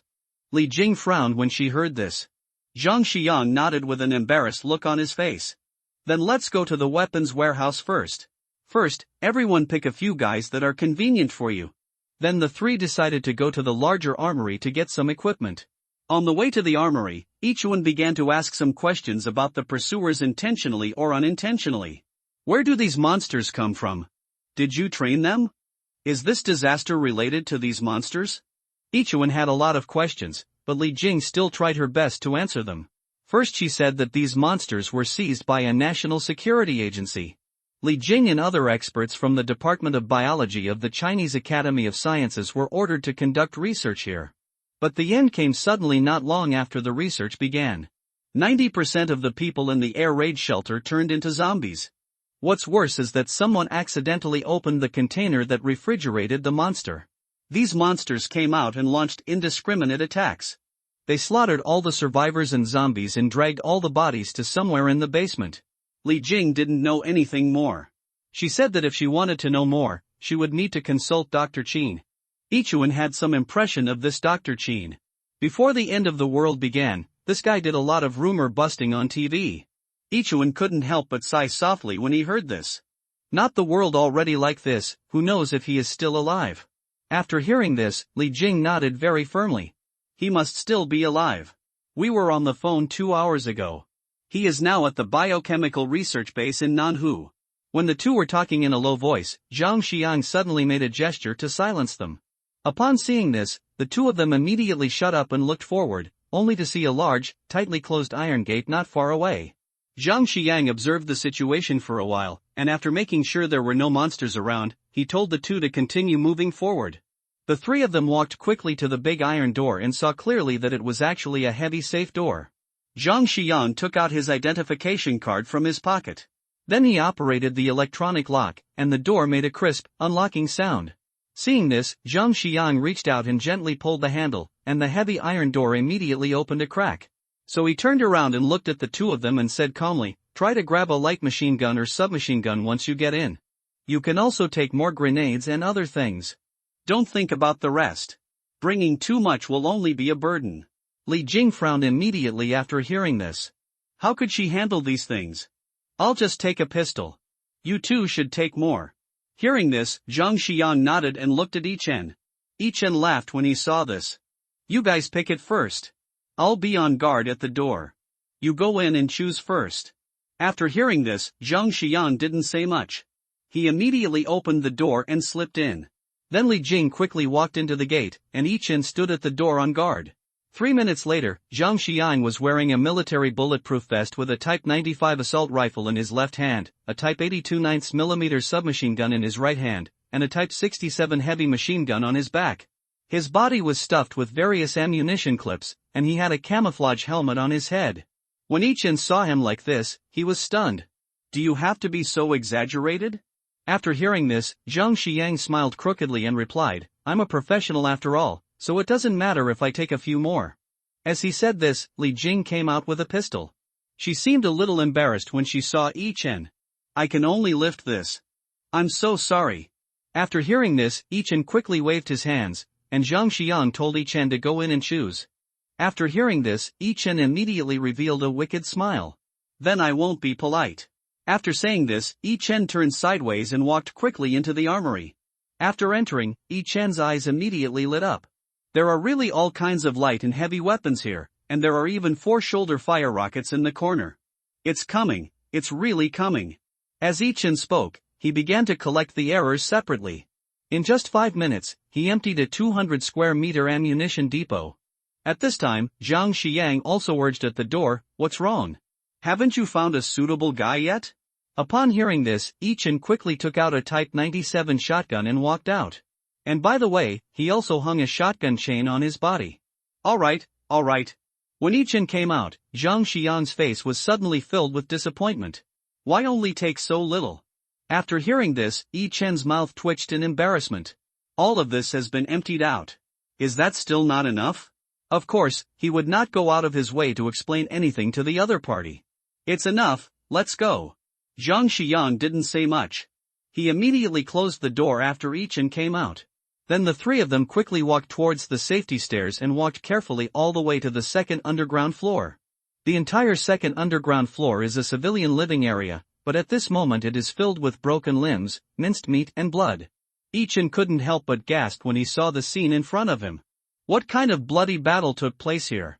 Looking at the dense bullet holes all around, a bold guess suddenly popped up in his mind. Did a battle take place here before the end of the world? Because there can't be many soldiers surviving after the apocalypse. So it is impossible to cause such dense bullet holes. Yichen turned his head with a puzzled look and looked at Zhang Xiang beside him and asked. After hearing this, Zhang Xiang nodded slowly, then sighed softly and said, "Yes, this place had just been used as a temporary shelter. Those monsters that had been sleeping quietly in the laboratory suddenly went berserk. The result, at the end of his speech, Zhang Xiang bit his lips so hard that he could no longer speak. After hearing these words, Yi-Chen fell silent because he smelled a hint of conspiracy, so he slowly turned his head to look at Li Jing and asked softly, "Has the color crystal core been stored here all along?" Li Jing frowned immediately when she heard this. She thought for a moment before she slowly answered, "No, it was transported here urgently when the meteorite was about to hit the blue planet." When Yi-Chen heard this, he smiled knowingly. It turns out everything is such a coincidence. But when too many coincidences overlap, it is definitely not just a coincidence. Everything was planned. This was just a trap set up by someone or an organization in order to steal the colored crystal cores. Who was planning this? Are you from the GEJ Alliance? So what is the relationship between the Queen of Thorns and GEJ? While Yi-Chen was still thinking deeply, suddenly a burst of gunfire was heard not far away, followed by the sound of a woman crying and shouting. Zhang Xiang was surprised at first and then happy when he heard this. There are still survivors. Quick, let's go save her. Chapter 14. This is the time to escape. Yi-Chen could see that Zhang Xiang was a good person. He exudes a military integrity. But the world is different now. This is the end of the world where there is no integrity at all. In this world, any kindness may become a flaw that costs you your life. Thinking of this, Yi-Chen couldn't help feeling a little sad. For a moment, he suddenly didn't want anything to happen to this man. As a result, Yi-Chen couldn't help but quicken his pace. After all, this kind of person, there will be one less person to see in the future. Yi-Chen shouted softly, then quickened his pace and tried to catch up. Li Jing, who was left last, was very confused. What's going on? Keep your voice down and don't attract the monsters. Slow down, you two. I can't keep up. After running quickly, the three of them soon arrived at the safe passage leading to the third floor. Yi-Chen had just run down the stairs and had not had time to see the situation clearly. Zhang Xiang's submachine gun had already opened fire. Day. All the bullets in the volley hit the nearest pursuer.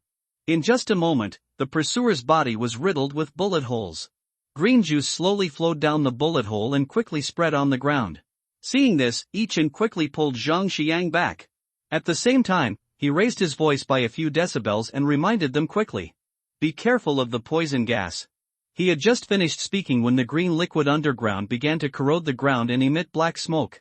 Then the pursuer, who had no sense of pain, slowly turned around. It had no eyes, but the three of them could truly feel each other's angry gazes. Go. I'll be the last one. Yi-Chen pushed Zhang Xiang aside, then raised his shotgun and started firing. Bang bang bang. The 3-meter-tall pursuer was forced to retreat by the powerful shotgun shells. During this, Zhang Xiang hurriedly took Li Jing and ran forward. After seeing this scene, Yi-Chen almost got angry. These two people are still obsessed with the colored crystal cores. Before, they still had a chance to steal things if their pursuers didn't notice. But making such a big noise now will definitely attract all the pursuers in the cave. By then, forget about stealing the crystal core. The three terrifying people will have to be sacrificed here. As whole, you shouldn't be soft-hearted. Damn it! Yi-Chen roared and fired, and the pursuers were beaten back again and again. But the number of bullets was limited, and soon the sound of the gun firing empty was heard. No bullets. As soon as this thought came to mind, the pursuer in front of Yi-Chen opened his mouth and roared. Seeing this, Yi-Chen slowly took out his black gold sword. What the hell? Can you see me? While saying this, Yi-Chen had already quickly stepped to the side. The next second, the pursuer pounced over with a whoosh. Yi-Chen nimbly dodged its attack, then slashed fiercely at the opponent's anus. This pursuer has no sense of pain in his entire body and will not feel any pain no matter where he is hit. But the chrysanthemum area is an exception, because if this part doesn't feel anything, then it would be impossible to complete the entire digestion process. Therefore, this became the pursuer's only weakness. Of course, this is information that countless survivors in the previous life exchanged their lives for. After the pursuer's anus was stabbed, he immediately jumped forward several meters. Then it jumped on the spot, protecting its chrysanthemum with both hands, making extremely shrill roars from its mouth. Then the wounds all over the pursuer's body began to heal visibly. In less than 10 seconds, all the bullet holes and punctured anus were restored. This terrifying recovery ability is also one of the important reasons why the pursuer is so frightening. Unless they are blown into pieces with a bomb in one go, ordinary means are simply not enough to deal with them. Yi-Chen knew this very well, so after stabbing, he immediately turned around and ran away. He wanted to take advantage of the pursuer's pain to escape. Only a fool would waste time with something like this that is hard to kill. Although Yichen reacted quickly enough, he was still trapped by 3 pursuers. Although his pursuers could not see him, they could feel the vibrations caused by his movements. So the 3 pursuers joined forces to trap it within a certain range. Seeing this, Yichen stopped immediately, and then he began to slowly load bullets into the gun. The pursuer is very sensitive to sound, but their thermal imaging senses deceive their brains. So the 3 pursuers stood there for a long time without moving. Just after this meeting, Yichen, who had excellent eyesight, discovered something unusual. About 10 meters in front of him, a vine as thick as a thumb was slowly crawling towards him. Vine? Why are there vines on this underground fortification made of reinforced concrete? Suddenly, Yichen thought of the Queen of Thorns. If he hadn't interfered in this life, she would have still been able to obtain the colored crystal core. The vines that are crawling towards me now should be the supernatural power of the Queen of Thorns, right? Thinking of this, Yichen quickly prepared to cooperate with the other party to break through. After 2 minutes, the thumb-thick vine suddenly entangled the pursuer's left foot. Under the tremendous force of the vines, the pursuer was pulled far away. Upon seeing this, Yichen immediately rushed forward and pulled the trigger at one of the pursuers who was about to pounce. Bang bang bang! The pursuers who pounced on Yichen were beaten back. The other pursuer gathered all his strength and jumped up. But what neither Id nor Yichen expected was, when the pursuer jumped to the highest point, he was suddenly entangled by a vine. Seeing this, Yichen immediately pulled the trigger continuously, then put the shotgun back into the space warehouse and ran away. After running forward about 10 meters, Yichen finally saw the woman in front of him who was controlling the vines. But the moment he saw her, Yichen was indeed a little surprised. This Queen of Thorns turned out to be her. Yichen had just been distracted for a moment when a pursuer rushed out from the side. This pursuer was obviously much larger than the average one and much faster than the other pursuers. So the Queen of Thorns' vines simply couldn't catch up with its speed. But just as this big guy stretched out his sharp claws and was about to catch Yichen, a blast of ice suddenly hit its cheek. Then the big guy in the air fell to the side. Then Zhang Shiyang's heavy machine gun opened fire at full power. Da-day-day-day. The whistling bullets fell behind Yichen as if they were free. It turned out that another pursuer had quietly approached nearby. If Zhang Shiyang had not suppressed the firepower in time, Yichen would have most likely been ambushed by this guy. Come here quickly. Li Jing's voice suddenly sounded behind Zhang Shiyang. At this moment, she was concentrating on condensing the second ice cone. Seeing this, Yichen said nothing and ran forward at full speed. But at this critical moment, an unexpected accident suddenly occurred. Yichen's pupils immediately constricted and he threw himself to the side with all his strength. Get down now. Chapter 15 Rapid Upgrade. When Yichen pounced, he also knocked down the Queen of Thorns beside him. At this time, Zhang Shiyang also pulled Li Jing to the ground. The next second, a fire snake suddenly appeared and began to wreak havoc. The pursuer who was in hot pursuit was immediately burned and screamed in agony, retreating continuously. At this time, a female voice suddenly came from the front. Climb over here quickly. I can't hold on for much longer. When Yichen heard this, he immediately felt it sounded familiar. But at this time, he didn't have time to think too much. The 4 of them crawled forward quickly on the ground and soon came behind a woman who was operating the fire snake. There's a safe door at the back. Does anyone know the password? After hearing the woman's words, Yichen realized that his way was blocked by a wall and an iron gate 10 meters ahead. Li Jing became excited when she looked up and saw the big iron gate. It's the safe in the laboratory. The crystal is inside. As he spoke, Li Jing stood up in a panic and ran quickly towards the safe. With her operation, the iron gate more than 3 meters high was slowly opened.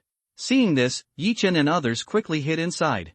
The iron gate was closed again and all pursuers were kept out. Inside the safe, Yichen lay on the door and quickly adjusted his breathing. Only at this time did he have time to observe the situation around him. But when he took one look, he was so shocked that he almost cried out. Rather than being a safe, this place is more of a perfect refuge. Because it not only stores a large amount of supplies, but also has a complete interconnected ecosystem. On the left are rows of lush green vegetables. And on the right are a large number of poultry. Below the poultry confinement facilities are hundreds of large fish tanks filled with a variety of fish. Great! Finally safe this time, the familiar female voice sounded again. And Yichen quickly turned around to look. It turned out that this woman was the mayor's wife, Yu Tianjing. But when did she become a level 1 mutant? Yichen was still surprised at Yu Tianjing's high level. A girl with a ponytail suddenly walked towards him and asked, "Are you alright?" Upon hearing this, Yichen looked at the girl with ponytail in a daze. Then he couldn't help but ask, "May I have your name?" The ponytail girl blushed slightly when she heard this. But then he answered his question readily. "My name is Su Liqing." After saying this, she turned around shyly and walked away. Only Yichen, with a dazed look on his face, was left standing there. The Queen of Thorns, Su Liqing? Oh my god, this girl is actually the Queen of Thorns. Although Yichen had never seen the Queen of Thorns in his previous life. But her name is well known. At this time, Su Liqing's level was also level 1. After realizing this, Yichen couldn't help but feel even more worried. How come Yu Tianjing and Su Liqing upgraded so quickly? While he was still struggling with this problem, suddenly there was a strange movement in his body's abilities.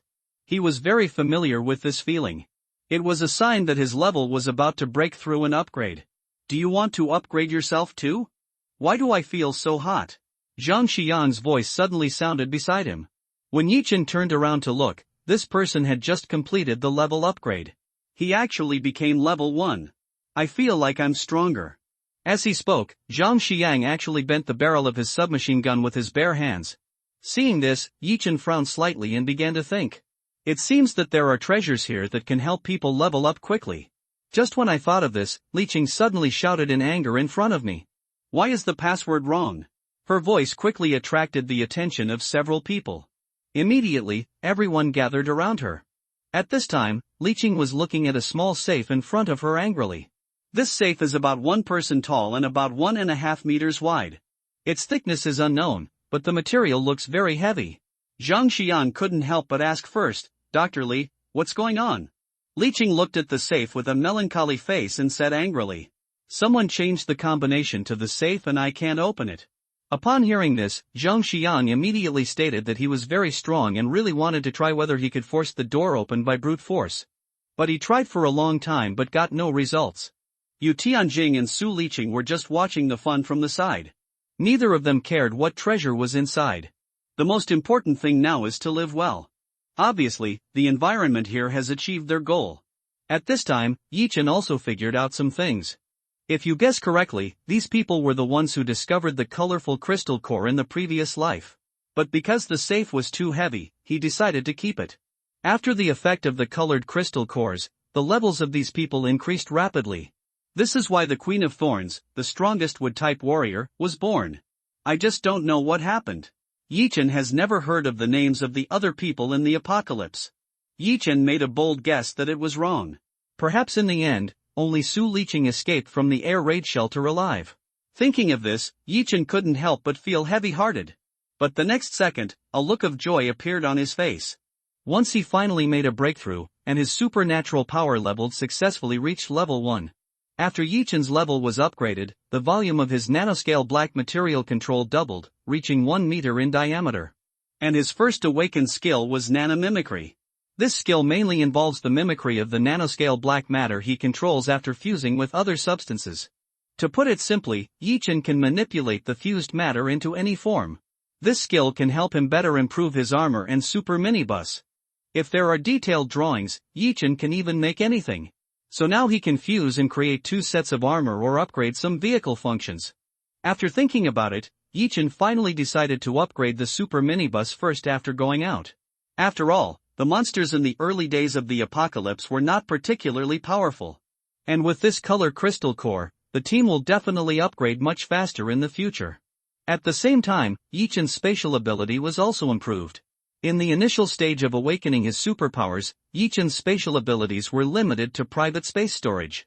However, as his ability level increased, his spatial ability became stronger and stronger. At this time, Yichen awakened the first skill of his spatial ability, teleportation.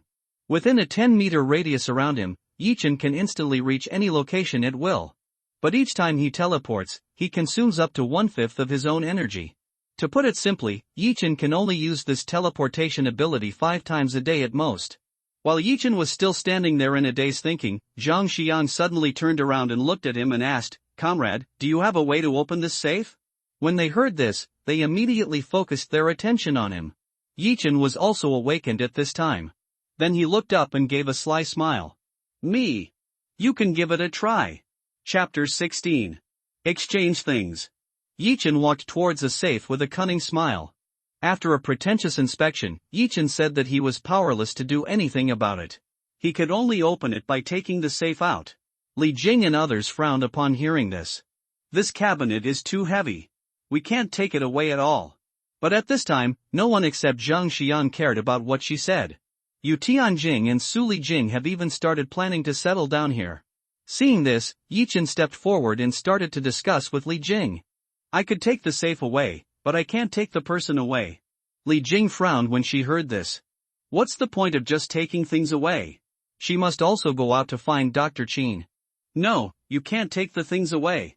After hearing this, Yichen smiled and said, I'm not taking it for free. I'm exchanging things with you.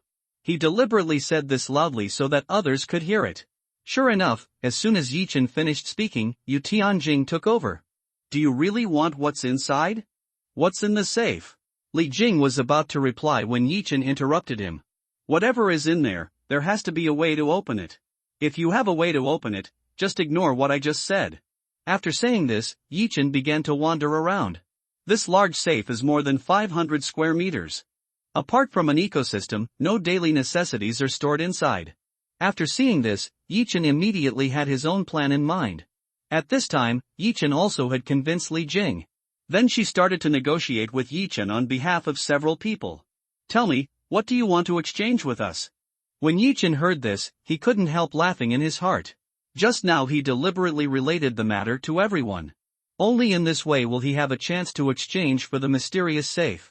Then Yichen said, nothing more, and directly took out 100 bags of salt, 100 bottles of soy sauce and vinegar, 100 barrels of soybean oil, and 100 bottles of white wine from the space warehouse. When several people saw these things, they were stunned. Is this kid crazy? He actually wanted to exchange these worthless ingredients for a big safe. Although I don't know what treasures are inside, they are definitely much more valuable than these things. Are you funny? Want to trade these soy sauce and vinegar things for a safe? Upon hearing this, Yichen nodded very seriously. Yu Tianjing couldn't help laughing immediately after hearing this. But her laughter was soon interrupted by a crash not far away. It was the pursuer banging against the iron gate. These collision sounds finally made Yu Tianjing face the reality. Now is the end of the world. It is no longer the peaceful and prosperous times. Seeing the other person's expression changing again and again, Yichen immediately guessed that this woman had finally faced reality. So he immediately struck while the iron was hot and nodded. Yes, I'm going to use these things to exchange for the iron lump in your hand. I just took a look around. There is a complete ecosystem here. And it is also equipped with an air circulation and purification system. Here we have vegetables, poultry, fish, shrimp, and rice. You are a fire-type mutant, so will be no problem for you to survive here. But the only regret is that there are no seasonings for cooking here. Coincidentally, I have it here. Wow. Do you want to live with this unbreakable lump of iron? Or do you want to exchange it with me for something practical? As soon as Yichen finished speaking, everyone's faces turned ugly. Li Jing wanted to take the things with her to find Dr. Qin. But everyone was trapped in the safe and there was no way to escape successfully in a short period of time. But this person seems to have a way to leave. After thinking about it, Li Jing couldn't help but ask again. Since you can take the safe away, then there must be a way to take us away. You find a way to take us with you. When Yichen heard this, he rolled his eyes. Don't take it for granted. You can change it or not. If not, I will leave immediately. Having said that, Yichen began to slowly pack up his things. Yu Tianjing frowned immediately when he saw this. She now fully recognizes the reality and believes that the conditions proposed by the other party are indeed worthwhile. So she immediately pulled Li Jing aside and patiently counseled her. During this, Su Lijing walked up to Yichen and asked with a frown. You really can't take us away? When Yichen heard this, he immediately stopped what he was doing and looked at her. I use my powers to move non-living things away. But there is really no way to deal with living people. It's very safe here. And the supplies here are enough for you to live for a long time. Su Lijing felt very disappointed when she heard this. Zhang Xiang said nothing after hearing these words. A few minutes later, Yu Tianjing turned around and walked over and spoke loudly. Things can be exchanged, but these things are too little. We need to at least double them. When Yichin heard this, he didn't say much and immediately took things out of the space warehouse. Others saw him produce so many things like magic. Everyone was stunned at once. What kind of special ability does this kid have? However, Yichin didn't care about their curious looks at all. He took out the corresponding supplies and walked quickly to the safe. Then he gently stroked the safe with his right hand, and the entire cabinet suddenly disappeared. The next second, Yichin also disappeared from the spot. When everyone saw this, they opened their mouths in surprise. At this time, Su Lijing couldn't help but exclaimed, he should have space-related abilities. I always feel like I've lost a lot this time. The others had different expressions after hearing this. But before he could say anything, the iron door of the safe was slammed again. After Yichin put the safe into the space warehouse, he teleported out of the safe. But unfortunately, there was a pursuer standing behind him. It was only then that he discovered that there were 5 pursuers gathered outside the safe, and the biggest one was banging on the door angrily. Yichin's sudden appearance gave the pursuers a sense of crisis. Then all the pursuers turned around and looked back at the same time, but their thermal vision was blank. Yichin stood there not daring to breathe. He waited until all his pursuers had turned their backs before slowly backing away. But at this moment, the monitor hanging in the corner slowly moved its angle. Yichin immediately broke out in a cold sweat after seeing this scene. Someone is watching you.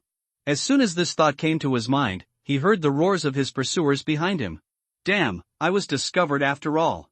Yichin didn't have time to think about anything. He just ran outside at full speed. At this moment, the 3 pursuers rushed over like lightning. 10 speed was already fast enough, but the pursuer was running even faster. So even if Yichin ran as fast as he could, he still couldn't successfully increase the distance. 10 meters, 9 meters, 8 meters, 7 meters. The 3 pursuers were speeding up and closing the distance. Yichin listened to the roar that was getting closer and closer behind him, and his heart immediately became extremely nervous. Shit, someone can help me. Chapter 17, Early Heavy Rain. Yichin exclaimed anxiously, but what I didn't expect was that a figure actually rushed towards me the next second. This figure was actually running on all 4, so his speed was extremely fast. In just a blink of an eye, the figure started to wrestle with the pursuer behind him. Only at this time did Yichin have the chance to look back. Fuck, what's going on? It turns out that the person who just saved me was also a pursuer. While Yichin was still surprised, a thug suddenly pulled him up. I could only see clearly after he steadied himself and stood still. It turns out that the person who came this time was Xiao Chang. Brother Xiao, how could it be you? Yichin understood immediately when he saw Xiao Qing. This was because Xiao Shufei completed the upgrade ahead of time, and she controlled the pursuer to save herself. At this time, Xiao Qing didn't say anything more. He swung the baseball bat and hit the front hard with a bang. A pursuer who just jumped over to launch a sneak attack was shot in the head on the spot. Then Xiao Qing shouted at Yichin urgently. Hurry up. The rain you mentioned has come early. Yichin was stunned when he heard this. Then he and Xiao Qing ran out desperately. Yichin was still thinking about the rain while running. In the previous life, this mutated acid rain would only fall 3 days after doomsday. But this is only the first day after the apocalypse. How come it's ahead of time? Could this be the butterfly effect caused by intercepting Kai Jing? Afterwards, under the cover of the pursuers controlled by Xiao Shufei, Yichin and Xiao Qing finally escaped from the air raid shelter in a panic. At this time, the super mini bus was parked at the gate. The dark clouds in the sky have become very low, and raindrops have begun to fall quietly. After the two successfully jumped onto the mini bus, Xiao Qing immediately started the vehicle and stepped on the accelerator to drive forward. They had only walked 1/3 of the way back when the whole world was surrounded by heavy rain. At this time, Xiao Shufei had fallen asleep on the sofa, and Yichin was sitting in the passenger seat with a lot of thoughts in his mind. It seems that my rebirth is bound to cause a lot of butterfly effects. The end of the world in the future may not be the same as before. Thinking of this, Yichin suddenly felt a little lost. If it is not the way he is familiar with, he must be more cautious in the future. This mutant acid rain has arrived ahead of schedule, and the mutation process of animals and plants around the world will be greatly advanced. If this is the case, the time left for all survivors to evolve and upgrade will be even less. In the environment after the Great Mutation, the fittest will survive. Yichin doesn't know how many humans can survive. Acid rain continued to fall, and the surrounding buildings, vehicles, and roads began to be corroded to varying degrees. The vegetation on both sides of the road began to change from green to dark green or dark gray. Zombies wandering on the streets began to hold their heads and wail in pain. The screams echoed throughout the city, frightening those who had managed to survive. Because the zombies temporarily lost their ability to move, Xiaoqing shortened the original return time by half. The super minibus drove smoothly into the community, and Yichen got off the car and pressed the car lift. The elevator slowly rose to the top floor parking lot on the 23rd floor. Afterwards, Yichen held Xiao Xiufei in his arms, and Xiaoqing carried Niu Niu on his back, and they quickly returned home. After returning home, Yichen quickly checked Xiao Xiufei's body. I finally felt relieved after confirming that she was just physically exhausted. At this time, Xiaoqing had already put the sleeping child back in a bed. He said with a smile while taking off his coat in the living room, "Sit on the sofa and rest for a while. Look, Brother Xiao will show you his skills." After saying this, Xiaoqing smiled and turned and walked into the kitchen. Seeing this, Yichen didn't say much, but just took out the safe. After observing for a while, Yichen immediately performed nano-level fusion. The black material quickly merged with the safe. After a few seconds, the door of the safe opened slowly and automatically. Seeing this, Yichen quickly squatted in front of the safe, and then began to look at the things inside carefully. I saw that the safe was divided into 3 layers, and the items on each layer were different. Dozens of folders are neatly arranged on the top layer. There is a number on each folder, which seems to be some experimental data. Yichen then picked up 2 folders and took a look. As a result, he found that he couldn't understand what was inside at all. If I can meet a doctor again in the future, then he must learn from the other party carefully. Putting the folder back in its place, Yichen began to observe the middle layer again. There are more than a dozen black boxes on this floor. The material of the box should be some kind of special metal, and each box has a label indicating it. Red flare refracts crystals, light-repelling black lens, water wave-type non-Newtonian crystal. Yichen read out 3 names in a row and immediately confused himself. How come he had never heard of these crystals before? It seems that the Chinese Academy of Sciences has too much information that ordinary people dare not imagine, although he didn't know what these crystals were used for. But he could feel that these crystals contained powerful energy fluctuations. Yichen was not in the mood to study these things at the moment. He was only interested in seeing what the colorful crystal core looked like. After searching for a while, I finally found the box of colorful crystals in the last row.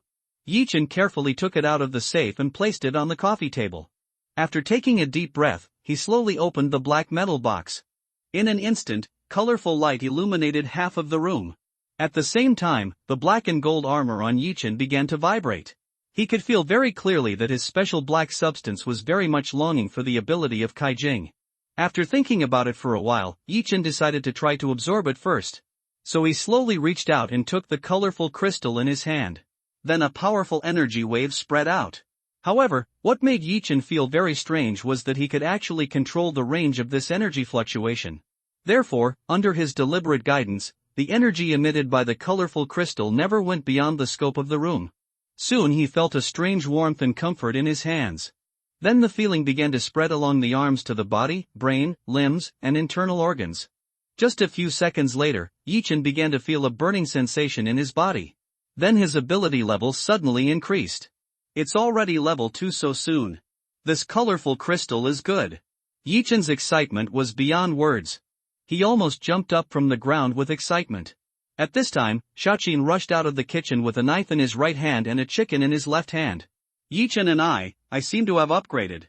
Xiaoqing's face was full of surprise and confusion. Upon hearing this, Yichen turned around and saw that Xiaoqing's level had also become level 1. Add a few more dishes today. Let's celebrate. Inside the room, the two of them were laughing and talking, and the smoke from cooking was thick. Outside the room, the whole world lost its color due to acid rain. The city's buildings and facilities are aging rapidly, and the zombies and plants are gradually becoming stronger and more upgraded in the rain. Some survivors who were unaware of the truth died in the acid rain. Their corpses turned into new zombies and then entered a new round of evolution. The rain was getting heavier and heavier, turning the inside and outside of the house into 2 starkly contrasting worlds. The place where Yichen and the others were had become a paradise.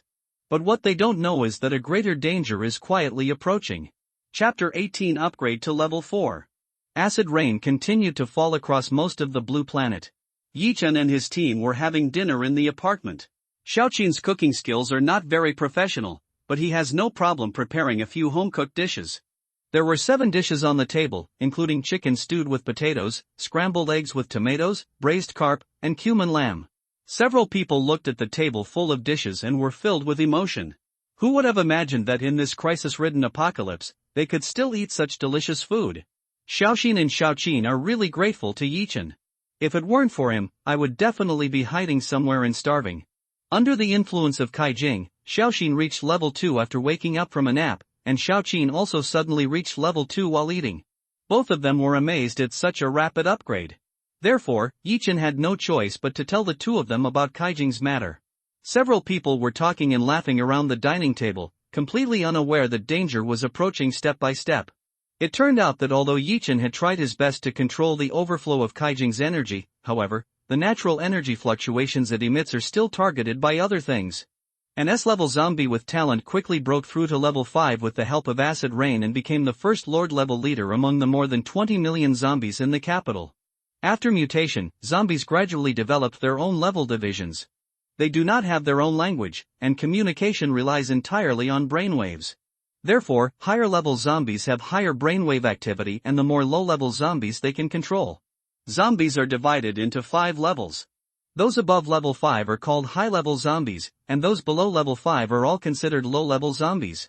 Level 5 zombies are called lords, and they can control approximately 50 to 100 low-level zombies. A level 10 zombie is called a zombie king, and can control approximately 200 to 500 low-level zombies and 2 to 4 lord-level zombies. Level 15 zombies are called overlords, who can control approximately 800 to 2000 low-level zombies, about 10 overlords, and 2 to 4 zombie kings. Level 20 zombies are called zombie kings, who can control about 5,000 to 20,000 low-level zombies, and can also control about 10 overlords, about 25 zombie kings, and about 100 to 300 lords. Strictly speaking, zombies above level 25 can no longer be defined as zombies, because they have independent consciousness, superintelligence, and can even speak human language. In the previous life, there were 3 powerful beings above level 25 on Blue Star. The one from the western continent calls himself Satan, and the one from the eastern continent calls himself Nightmare. In addition to this, there is also a more mysterious existence called Ami in the Nanyang area. It is said that no survivor who has seen it survived. Beings like them who are above level 25 have abilities that are comparable to those of gods and demons. There are hundreds or thousands of zombie kings following them, not to mention the other low-level zombies. Of course, these are just the strong ones among the human zombies on land. There are even more powerful beings among animals and in the oceans. There are countless beast kings, beast emperors, beast gods, sea kings, sea emperors, and sea gods. However, these are things from the previous life. In this life, Yi Chen's rebirth triggered a series of butterfly effects. At this time, the first zombie lord to awaken in the city was slowly walking towards the apartment with a group of subordinates. In the apartment, Yi Chen was still talking about Kai Jing. He said that this colorful crystal core can provide sufficient abilities for the psychics and help the beneficiaries quickly upgrade their levels. However, he didn't know whether there would be any side effects after the upgrade. Therefore, he had to discuss with the two of them whether to continue borrowing the energy of Kai Jing. After the 3 of them discussed it, they finally decided to upgrade the level first. After all, after the heavy rain ends, the whole world will become a more dangerous place. So in the next 2 days, the 3 of them relied on Kai Jing's abilities to quickly upgrade to level 4. The Kai Jing can only help a few people reach level 4. After this, it became very difficult for Yi Chen and others to absorb its energy. Then the 3 of them began to familiarize themselves with their new skills. After Yi Chen was upgraded to level 4, he gained 3 skills: nano-fusion, nano-mimicry, and nano-shaping. The function of this newly acquired skill is similar to stereotyping, because nano-mimicry can make objects change. But this change requires continuous use of energy to maintain. When Yi Chen withdrew the energy support, the camouflage materials turned into a pile of loose sand. So when he acquired the nano-shaping skills, he completely solved this problem. Fusion, mimicry, and shaping, 3 processes are synthesized together. After Yi Chen became familiar with all the skills, he began to transform and upgrade the black and gold armor and the super minibus. He integrated many of the weapons into shelter, into his armor and vehicles. Because they are supported by nanotechnology, these weapons can be disassembled and reassembled at the nanoscale. Yi Chen was busy modifying the armor in the minibus, while Xiao Qing was busy practicing close combat skills. Because the 3 skills he obtained are really suitable for close combat. Xiao Qing's 3 skills are lightning paralysis, lightning stab, and thunder shock. Lightning paralysis means that when he uses a skill, he can force the target to be paralyzed for 1 second. Lightning thrust allows him to grab a lightning spear at will, then use lightning speed to perform a short-distance teleportation stab. Finally, thunder shock is a range attack skill. When in use, Xiao Qing can emit a 10,000-volt electric grid around his body. The electric grid will indiscriminately attack anyone within 5 meters of him. It is worth mentioning that Xiao Qing can combine the lightning paralysis effect with thunder shock. To put it simply, his electric net can have a paralyzing effect. After Xiao Qing became familiar with these, he was so excited that he didn't sleep for a whole day and night. Xiao Xiufei's situation was completely opposite to his. At this moment, she did not feel excited at all, but was tossing and turning in sleep. The 3 skills she acquired were mind manipulation, telepathy, and unknown prediction. The effects of these 3 skills are easy to understand from the literal meaning. The first one is that it can manipulate a certain living being with a weak mind. The second is the ability to sense the target's thoughts within a certain range. The third one is that it can predict the good or bad fortune of some unknown things. However, the accuracy of this prediction ability is not 100%. Xiao Xiufei conducted a special experiment in which she made 10 predictions. Her prediction accuracy is only 30%, and her error rate is as high as 70%. This was also one of the reasons why she couldn't sleep. Another thing that made him uneasy was her latest prediction of an unknown result. So after thinking it over, she decided to go find Yi Chen and have a good talk. In the garage on the top floor of the apartment building, Yi Chen is debugging the upgraded super minibus. Xiao Xiufei walked towards him slowly with her hands behind her back. After seeing Yi Chen, she immediately quickened her pace and walked over. Seeing this, Yi Chen also put down the work at hand. "What's wrong, Xiufei? Why are you here?" Xiao Xiufei's feeling of uneasiness grew stronger. So she went straight to the point and spoke to Yi Chen. "I think we must leave here as soon as possible. If it's any later, I'm afraid something might happen." Chapter 19, Transformation of the Minibus. Yi Chen was a little surprised when he heard what Xiao Xiufei said. Because he had stockpiled so many supplies here, he originally wanted to stay here for a while before making any comments. But Xiao Xiufei is a psychic and people like her usually have the gift of prophecy. To put it simply, the sense of crisis for psychic users is very strong. Thinking of this, Yi Chen quickly stood up and looked at Xiao Xiufei and asked, "Did you sense something?" When Xiao Xiufei heard this, she nodded slightly and said, "I dream of a good day." She dreamed about some really bad things. "Anyway, I just feel this is unsafe, as if something bad is going to happen." After hearing these words, Yi Chen became more serious. Xiao Xiufei can see things that happened in certain periods of the future in her dreams. This is something he knew in his previous life. So after hearing this, he immediately picked up his phone and called Xiao Qing. But at this time, Xiao Qing's phone was out of reach. It seems that the city's communications have been completely cut off. Yi Chen put the phone back in his pocket, frowned slightly and looked at Xiao Xiufei and said, "Go, and bring Yanyu here and put her in the car and wait. Once the car is upgraded, it will take you to find me." Xiao Xiufei felt warmed when she saw that Yi Chen trusted her so much. Then the two of them stopped talking and went about their own business. Yi Chen accelerated nanofusion, mimicry and shaping, and carried out a subversive transformation and upgrade of the super minibus. First, he used his nanotech skills to embed the bomb shelter's weapons into the vehicle's hull. The two sides and the rear of the super minibus have been modified to create a fire output point. Each firing point is equipped with three 12.7mm Type 89 heavy machine guns. Although the Type 89 is far less powerful than the Gatling gun, the power of the three guns combined should not be underestimated.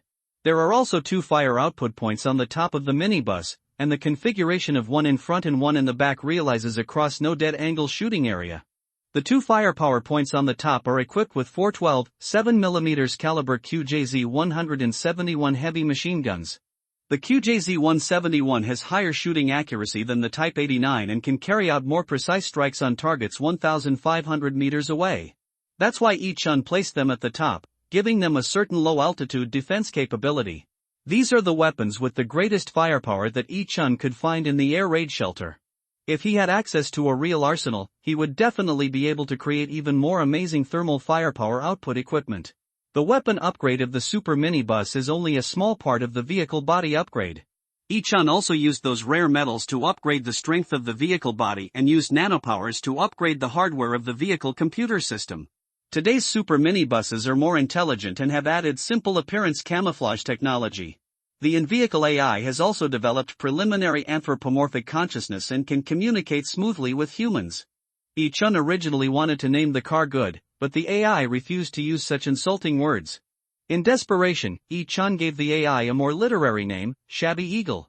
Sans sculpture, for short. Even though AI's computing power is very strong, it can't figure out Ichan's pun. Thus, the world's most advanced AI system, Shabbat Eagle, was born. Because of the sudden decision to leave the apartment early, Ichan's upgrade and renovation had to be suspended. After completing the above modifications, Ichan turned around and went downstairs. At the same time, in a secret underground bunker in the northern suburbs of the capital, a bloody battle just ended here. Of the 3,000 members of the organization, only a dozen are left alive. Most of these people were wearing special combat uniforms, and only 2 of them were wearing white robes stained with blood. The white robes are the attire of the leadership in this organization. So these 2 are the only remaining leaders of this secret organization. The middle-aged man in white robe is called Adam, a Chinese-French mixed race. The supernatural power he awakened was a rare dark power. So the whole person looks like a gloomy feeling. The other person in the white robe was an Asian woman in her 20s. Her name is Qin Ling Fan, and her awakened superpower is the opposite of Adam's, which is the light power. Adam said as he looked at the devastated base with a hesitant look on his face. I didn't expect the alien virus to be so fierce. The vaccine developed by the organization is completely useless. Has communication with the European headquarters been restored? After he finished speaking, there was no response from the audience. Not long after, Qin Ling Fan walked in from outside with a cold look. When she saw Adam, she immediately frowned and spoke coldly, sent out 7 pursuers, and now only 5 have returned. That mecha god does have some abilities. When Adam heard this, he snorted with disdain. It's just good luck. When this damn acid rain stops, I will go and deal with him myself. When Qin Ling Fan heard this, he did not refute anything but took out his tablet and called up a surveillance video. The first advanced zombie was born. He is leading his group of zombies here at this moment. As he spoke, Qin Ling Fan marked the apartment where Ichan lived on the electronic map. Adam glanced down at the electronic map. Then he waved his hand impatiently. What's the use of knowing where it goes? We don't have colored crystal cores right now, so our upgrades are greatly limited. Now focus all your attention on Mecha Boy. Find it out. We must find it out before this damn acid rain stops. Send out all the pursuers and make sure to find Kai Jing for me. When Qin Ling Fan heard this, she calmly replied yes, and then she started operating on the tablet. Hundreds of iron cages in the base's test room opened at the same time. Then after another, the pursuers roared and jumped out of the iron cage. Finally, all the pursuers rushed out of the base at high speed and ran away in all directions. Downstairs of the apartment building where Ichan lives. At this time, Xiao Qin had already cleared out all the zombies in the entire building. After 2 days of hard work, he actually harvested more than 200 ordinary crystal cores. When Ichan found him, he was busy fighting a zombie dog in the lobby on the first floor. Lightning thrust. Xiao Qin suddenly grasped the bolt of lightning in his right hand, and then he disappeared from the spot. The next second, when he appears again, the zombie dog had been pierced through the head by lightning. After seeing this scene, Ichan couldn't help but clap his hands softly. Brother Zhao's methods are really getting more and more powerful, but we have to go now. When Xiao Qin heard this, he was stunned, because Ichan originally said that he would live here for a while. But why did you suddenly say you were leaving at this time? What happened? Xiao Qin threw the dead dog on the ground, looked at Xiao Qin seriously and asked. After hearing this, Ichan sighed softly before replying. This is a long story, let's talk about it on the way. Let's go to the garage first. I'll control the minibus to come down. At this time, Ichan had already transferred all the supplies in the apartment to the space warehouse. So there is no need to go back and pack anything. But just as the 2 turned around and were about to leave, Xiao Qin suddenly stopped and turned to look outside. Seeing this, Ichan stopped and asked, "What's wrong?" Xiao Qin frowned deeply when he heard this. Then he slowly pointed outside the glass door. I always feel like he's watching us. Ichan was stunned when he heard that, and then quickly turned his head to look in the direction of his finger. When he saw this, his face immediately turned ashen. Go go! Hurry and meet up in the garage. Chapter 20 Zombie Lord. Ichen pushed Xiaoqin away while controlling the nano armor to quickly cover his entire body. In just a blink of an eye, Yi Chen's body was covered with black and gold armor. A black-gold sword more than 1 meter long quickly formed in his right hand. When Xiaoqin saw Yi Chen entering combat mode, he was immediately shocked and anxious. What happened? What happened to that zombie? When Yi Chen heard this, he just replied a little nervously. This is a level 5 lord, a high-level zombie. Xiaoqin had also heard Yi Chen talk about the levels of zombies. So when he heard that the other party was a level 5 zombie, he immediately became nervous. However, Xiaoqin had no intention of escaping from the battlefield. On the contrary, he suddenly stepped forward and blocked Yi Chen behind him. You go meet up with Sister Shuifei first, drive to the east intersection, and wait for me. Yi Chen was stunned when he heard this. I promised to protect him in this life. But before he could say the second word, Xiaoqin turned it a lightning and disappeared. It's a lightning strike. In just a blink of an eye, Xiaoqin was standing at the door of the apartment lobby. At this time, dozens of zombies from all around also quickly gathered together. The level 5 lord was standing across the street, staring at Xiaoqin with his scarlet eyes. Ah! As the lord zombie roared, the surrounding zombies rushed towards the gate at the same time. Upon seeing this, Xiaoqin stomped his right foot heavily on the ground and then shouted loudly. Thunder shock! Countless electric arcs as thick as fingers appeared in the shape of a network. The first 7 or 8 zombies that rushed up were instantly paralyzed by lightning. Yi Chen didn't dare to delay any longer at this time, and immediately accelerated and ran towards the underground parking lot. As soon as Yi Chen made a move, the Lord also acted quickly. It didn't rush towards Xiaoqin at all, but rushed towards Yi Chen. This Lord was extremely agile, without any of the slowness of a zombie. Like a nimble cheetah, it quickly bypassed Xiaoqin who was blocking the door and chased after Yi Chen at the fastest speed.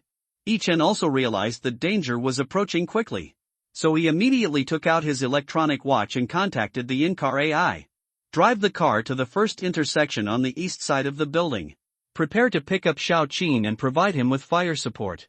At this time, the super minibus had just come down from the elevator. After receiving Yi Chen's order, the onboard AI idiot immediately operated the vehicle to drive out quickly. At the same time, the distance between the Lord and Yi Chen had been shortened to less than 10 meters. Yi Chen immediately made a prompt decision and ran up the stairs. Upon seeing this, the Lord immediately started chasing after it, and its running speed was much faster than Yi Chen. When Yi Chen saw this, he immediately cried out in his heart that something was wrong. Then he began to plan a counterattack by taking advantage of the terrain. Because in terms of speed alone, he definitely can't outrun the level 5 zombie lord. Yi Chen quickly mimicked and shaped 2 Type 95 automatic rifles on his back. Both assault rifles have been specially modified using nanotechnology. Yi Chen added automatic aiming and shooting devices to them. Yi Chen can operate through the LCD display simulated by his arm. Hit me. In Yi Chen's order, his right hand quickly pressed the automatic shooting button. After the automatic shooting program was started, the infrared sights on the 2 automatic rifles were quickly activated. The zombie lord who was approaching at a high speed was immediately targeted. Da-day-day-day. 2 automatic rifles fired rapidly, and countless bullet casings fell like rain. In order to support continuous and uninterrupted shooting, Yi Chen also simulated and created an automatic bullet loading device. That's not all. Yi Chen also directly connected the entrance of the space warehouse with the entrance of the loading device. In this way, the bullets in the warehouse can be supplied continuously. Now, in a sense, the bullets in those 2 Type 95 automatic rifles will never be exhausted.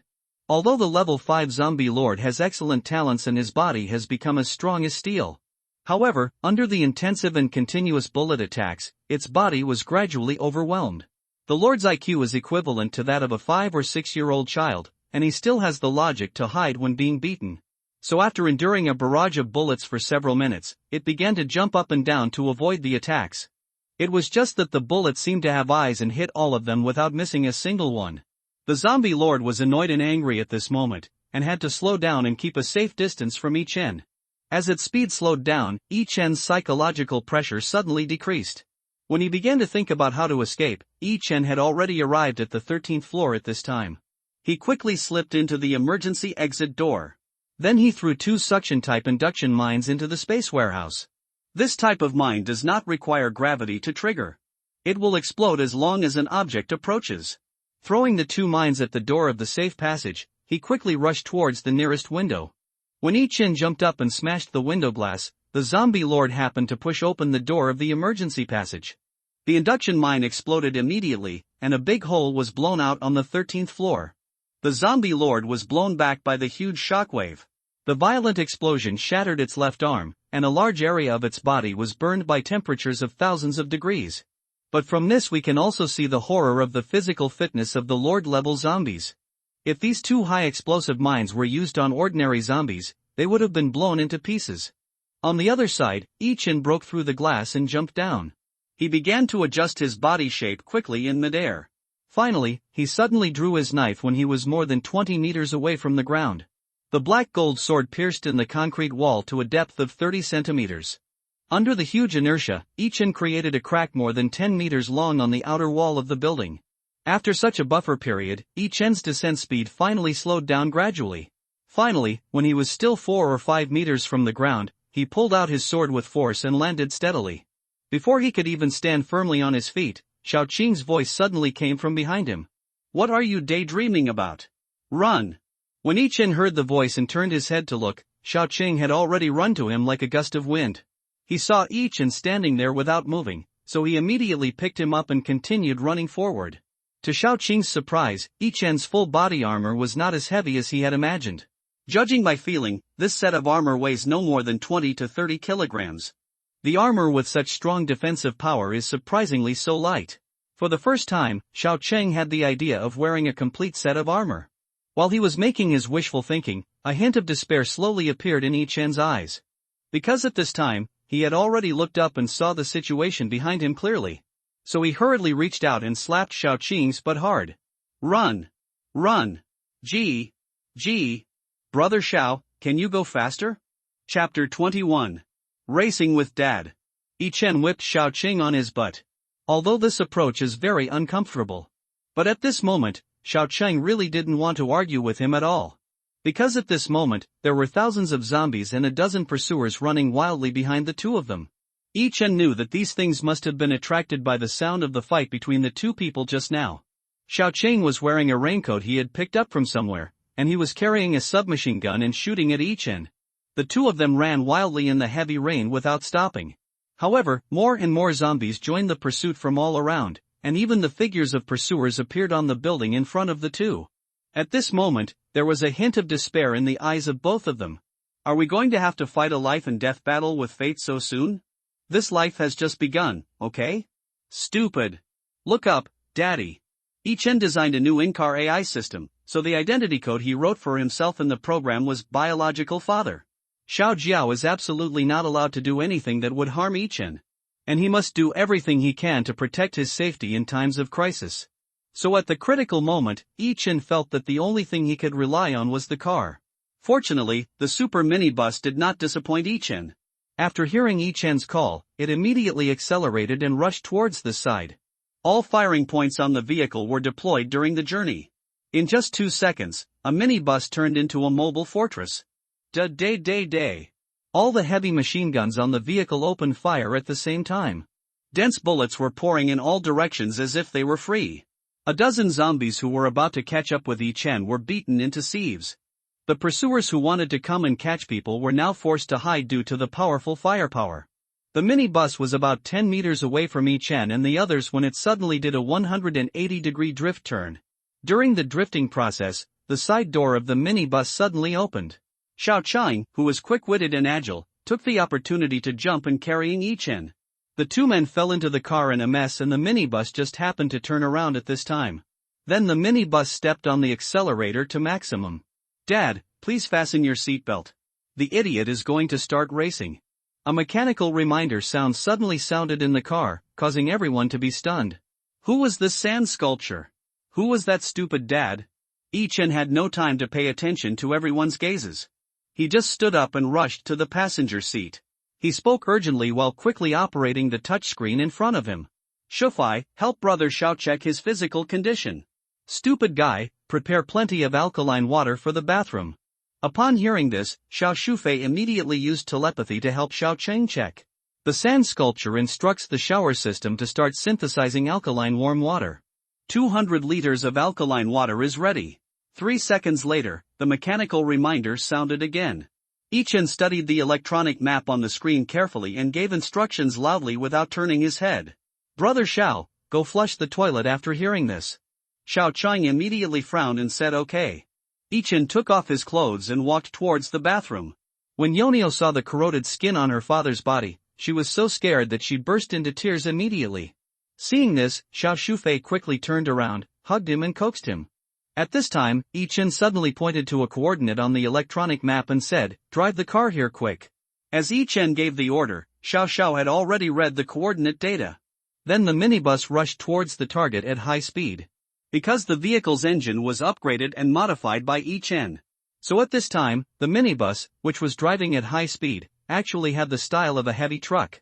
All the cars blocking the road were knocked away and the rolling vehicles also caused some damage to the group of zombies behind them. At this time, all the weapons on the minibus had shrunk back to nano state. 10 minutes later, the super minibus drove into the underground parking lot of a large supermarket. After entering the underground parking lot, Ichen immediately instructed Xiao Xiao to park the car in the front corner. Afterwards, Ichen gave the vehicle a camouflage order while the vehicle was turned off. 3 seconds later, the black super minibus turned into an old van. Ichen was speechless as he looked at the 3D image of the oversized van in front of him. Stupid! You are such a fool! Is your van this big? Change it for me again. The idiot couldn't help but tremble at Ichen's yelling. Then the appearance of the vehicle changed again. This time, the idiot disguised the minibus as a box truck. As soon as the camouflage was completed in the car, 3 extremely powerful hunters rushed over. But their thermal imaging vision is of no use at all. All the heat inside the car is isolated and dissipated by the special material contained in the car skin. So the 3 pursuers immediately became blind. Upon seeing this, Ichen immediately let out a long sigh of relief. Oh, it was finally a safe bet. Xiao Xiao released the micro-reconnaissance robot. I want surveillance footage from all key points nearby. We also need detailed information about the interior of this mall. After hearing the order, Xiao Xiao immediately answered mechanically with a yes. Then a secret door opened silently at the bottom of the vehicle. More than 30 spider-type reconnaissance robots jumped out through the secret door. These robots have special suction cups on their feet, so there is no sound when they land or walk. Each of these micro-robots is only the size of a 5-cent coin. They move extremely fast and leave no trace of their movements. When in danger, they can disguise themselves as a coin or stone to avoid being discovered by the enemy. The 30 robots were divided into 2 groups, with 7 robots in each group hiding in several key corners near the car. Immediately, the LCD screen in the car showed real-time images of the surrounding area. Another group of 23 little spiders were divided into 4 teams and began to advance quickly into the mall. At this time, the group of zombies had already arrived near the shopping mall. Hundreds of zombies slowly walked into the underground garage. A dozen pursuers followed closely and began jumping up and down in the underground garage. By zooming in on the surveillance footage, Ichen discovered that the pursuers this time were slightly different from the ones he had encountered before. It was obvious that the pursuer this time was bigger and had sharper claws. But what surprised Ichen the most was that some of these pursuers actually had eyes. Ichen frowned immediately after seeing this scene. Something's wrong. Something is very wrong. So Ichen ordered Shadyao to continue to enlarge the image of the pursuer's eyes. After special high-definition processing, the true appearance of the eyes could finally be seen. It's a camera. It was only then that Ichen discovered that these eyes were actually cameras. This would officially confirm that there were human beings behind these pursuers. Just as Ichen was thinking about this, a strange scene suddenly appeared on the surveillance screen. Ichen felt a chill as he stared at the screen and a layer of cold sweat broke out on his back. This is impossible. Chapter 22 Journey with Peace of Mind. Ichen looked at the screen with a surprised expression. At this moment, more than a dozen pursuers were distributed in a fan shape around. They began to destroy and dismantle car after car. If we continue to search like this, we will find their vehicle in less than 10 minutes. So at this moment Ichen was really anxious. But the pursuers have no intelligence at all. They have only the most basic instincts to kill and obey. To be able to organize such a planned search, there must be someone behind the scenes. Thinking of this, Ichen hurriedly ordered Shadyao to detect nearby radio waves. A few seconds later, the sand sculpture machine's prompt sounded again. Reporting to my dear father, 3 types of radio waves have been detected in the nearby space. Analysis results have been transferred to the screen. Please check it. Zhao Xiufei and Niu Niu were both stunned while listening to this broadcast. Father? Who does it call daddy? Then the 3 of them slowly turned their heads and looked at Yi-Chen at the same time. Niu Niu couldn't help but ask first. Uncle E, who is calling daddy on the radio? When Yi-Chen heard this, his face immediately darkened. He suddenly felt a little regretful for playing such a joke on AI. However, once the core program is written, it cannot be improved. Helplessly, he could only turn around and smile. This car is like my uncle's own child. So there's nothing wrong with calling him Uncle Dad. After hearing this, Niu Niu's eyes widened in surprise. Is this car Uncle's child? How big does Annie's belly have to be to give birth to it? Children speak without restraint. When Niu Niu finished saying this, Zhao Xiufei almost couldn't help laughing out loud. Yi-Chen's old face looked even uglier at this time. But he didn't want to discuss having children with a child. So Yi-Chen could only cough awkwardly and said, ask your dad about this when you have time. He has more experience than me. Yi-Chen had already watched the video while he was talking. Zhao Xiufei received 3 types of radio. The first 2 are public channels and the last one is an encrypted channel. The public channel is nothing more than the public's request for help, and the encrypted channel should be the channel for the operator to communicate with the pursuer. Speaking of this, Yi-Chen immediately asked Xiao Jiao seriously. Can you try to take over their wireless signal? Upon hearing this, Xiao Jiao immediately made 13,900 attempts. Report to that because the host hardware and software conditions are limited. So we are currently not able to crack or take over the other party's signal. But the success rate of information interference is as high as 87%. When Yi-Chen heard this, he immediately nodded with satisfaction. It's fine if I can interfere. Be disrupt. Keep these pursuers away. Xiao Jiao received the order and started to execute it immediately. 1 minute later, Shidio successfully sent out more than 330 misleading messages. The pursuers throughout the capital were instantly thrown into chaos. In the secret base in the northern suburbs, Adam became angry when he saw the pursuers running around. I knew these damn beasts were unreliable. Asked Qin Lingfan to lead the team and set off immediately. You must bring back the 7-colored crystal core today. 1 minute late will be a huge loss for us. Following Adam's rude order, Qin Lingfan and only 5 members of his team left in the rain. On the other side, the mall's underground parking lot. The zombies were slowly moving around in the garage. The pursuers had long since disappeared. Inside the disguised super minibus, Yi-Chen and others were eating hot pot around a round table. Xiao Cheng was now wrapped in bandages so he could only chew slowly while enduring the pain. He quickly finished the last 2 bites of rice and suddenly spoke. We must act together this time. With such a large mall, there are bound to be a lot of zombies inside. It's too dangerous for you to go alone. I don't agree. It turned out that Yi-Chen had just suggested that he sneak into the mall to collect supplies. However, Xiao Cheng disagreed a lot and he strongly requested to act together with Yi-Chen. Yi-Chen did not reply in a hurry but turned his head to look at the LCD screen in front of him. Xiao, have you finished investigating the situation in the mall? As soon as he finished speaking, the mechanical reminders sounded on the radio. Reporting to my dear father, 63% of the investigation has been completed. A total of 2,122 zombies were found and no other abnormalities were found. Upon hearing this, Yi-Chen immediately put down the lunchbox in his hand. Only 63%? But it should be enough. Order the robots to set up a guard post. If there is any situation, report it immediately. This time Xiao didn't reply immediately but performed a signal test on his own. Report to my dear father. This command cannot be completed because the magnetic field nearby has been disturbed by us. Once you enter the mall, your chances of losing contact are as high as 67%. The risk is too great. I refuse to execute it. Yi-Chen frowned immediately when he heard this. But before he could say anything, Zhao Xiufei suddenly interrupted. It doesn't matter. I'm still here. My telepathy is not affected by magnetic fields. I leave a spiritual mark on you so I can pass on the information to you. When Xiao Cheng heard this, he immediately nodded with satisfaction. After thinking it over, Yi-Chen still felt a little worried. Brother Xiao, I think it's better for one of us to stay. There are too many pursuers this time. Nianio and Xiofei must both have a solid support. Before Ichin could finish his words, a stupid mechanical voice suddenly rang out over the radio. Dad, have you forgotten about the sand sculpture? Xiao Jiao can be responsible for their safety. There are sand sculptures here. You can go on your journey with peace of mind. When Yi Chen and Xiao Chang heard this, their faces suddenly turned dark.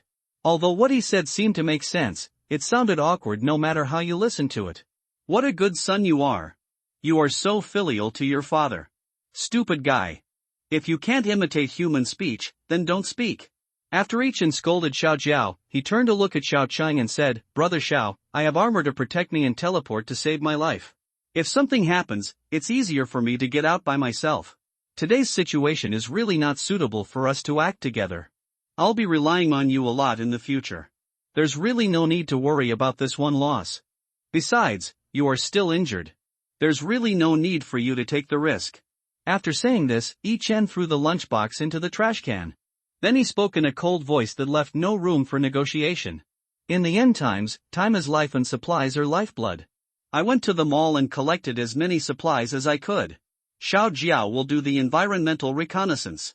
Shufai will assist in information transmission and Brother Xiao will be ready to provide support at any time.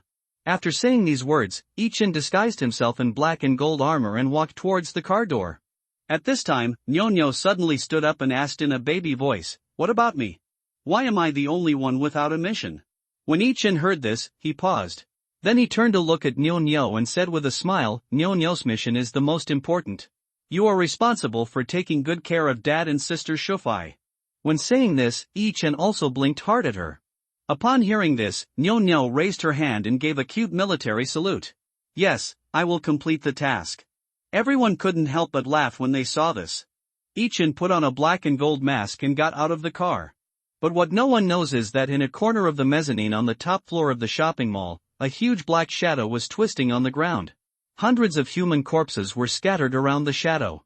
As Yi Chen stepped into the mall, the huge black shadow suddenly stopped. It seemed to sense the energy of the colored crystal, so it seemed very excited at this moment. Then, the black shadow became longer and crawled towards the downstairs. Chapter 23 Strange Mall. Yi Chen sneaked in from the back of the mall. This is the inventory area of the mall.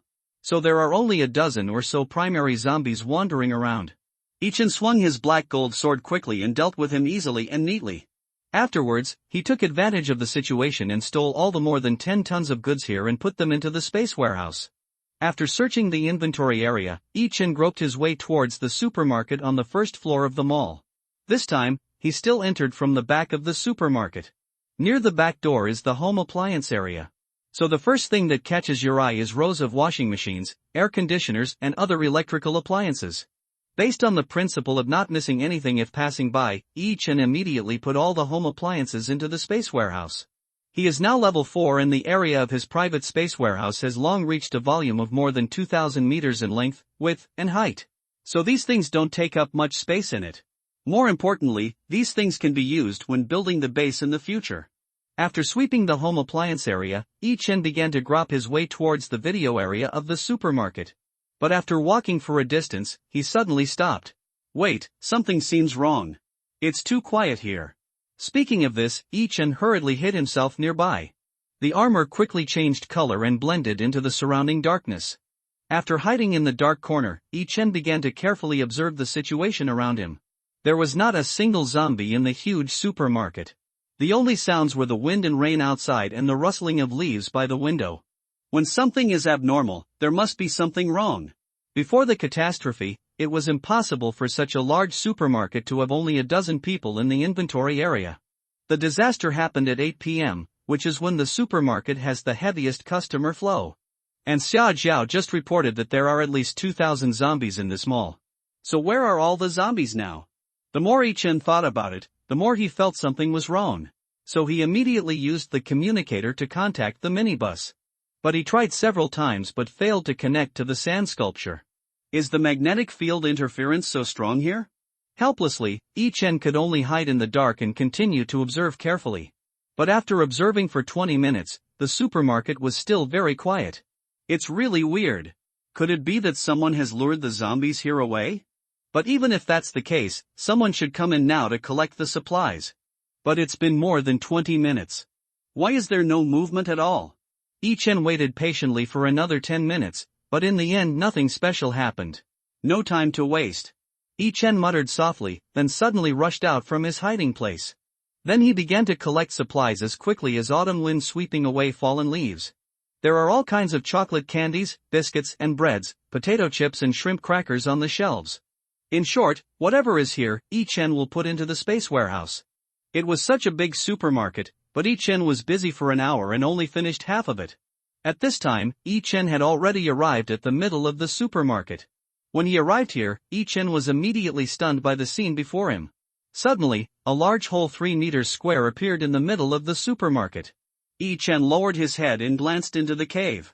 It was at least 10 meters deep, and the bottom of the pit was now full of bubbling acidic water. Could it be caused by acid rain? Thinking of this, Yi Chen quickly raised his head and looked upwards. I saw there was also a big hole in the ceiling above his head. And standing at Yi Chen's current position, he could see that the ceiling of the second floor was also pierced. Looking up through these 2 holes, it seems that there are more large holes. It shouldn't lead all the way to the roof, right? Yi Chen stood there and studied it for a while, then quickly turned around and continued to collect supplies. At the same time, inside the super mini bus. At this time, Xiaoqin was coaxing Niu Niu to sleep in a bedroom. Xiao Shufei stared at the surveillance screen with a serious look on her face. Suddenly, something that looked like a branch blocked the 13 split screen. Where did the branch come from? While Xiao Shufei was still puzzled, suddenly the other screens began to be blocked by branches and vines. What's going on? Xiao Shufei hurriedly asked about the sand sculpture. Xiao was silent for a few seconds before he responded. Even the idiot doesn't know the reason. The system has lost contact with these robots. We are trying to restore the connection now. Please wait. The sand sculpture is calculating quickly, trying to find a connection with a micro-robot. But Xiao Shufei couldn't wait any longer. She had to tell Yi Chen about this. So she began to try hard to sense Yi Chen's thoughts. After a few minutes of trying, Xiao Shufei finally sensed Yi Chen's brainwaves. But after establishing contact, Xiao Shufei heard the other party say this. Wow, so many lace panties. Xiao Shufei will definitely look great in it. We have to take them all away. We have to take them all away.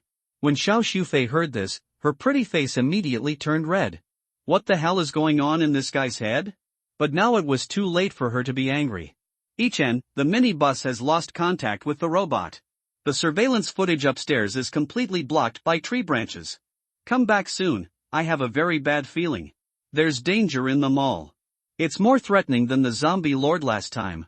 At this time, Yi Chen was busy shopping in the underwear and detergent areas. When he heard the news from Xiao Shufei, he immediately sped up what he was doing.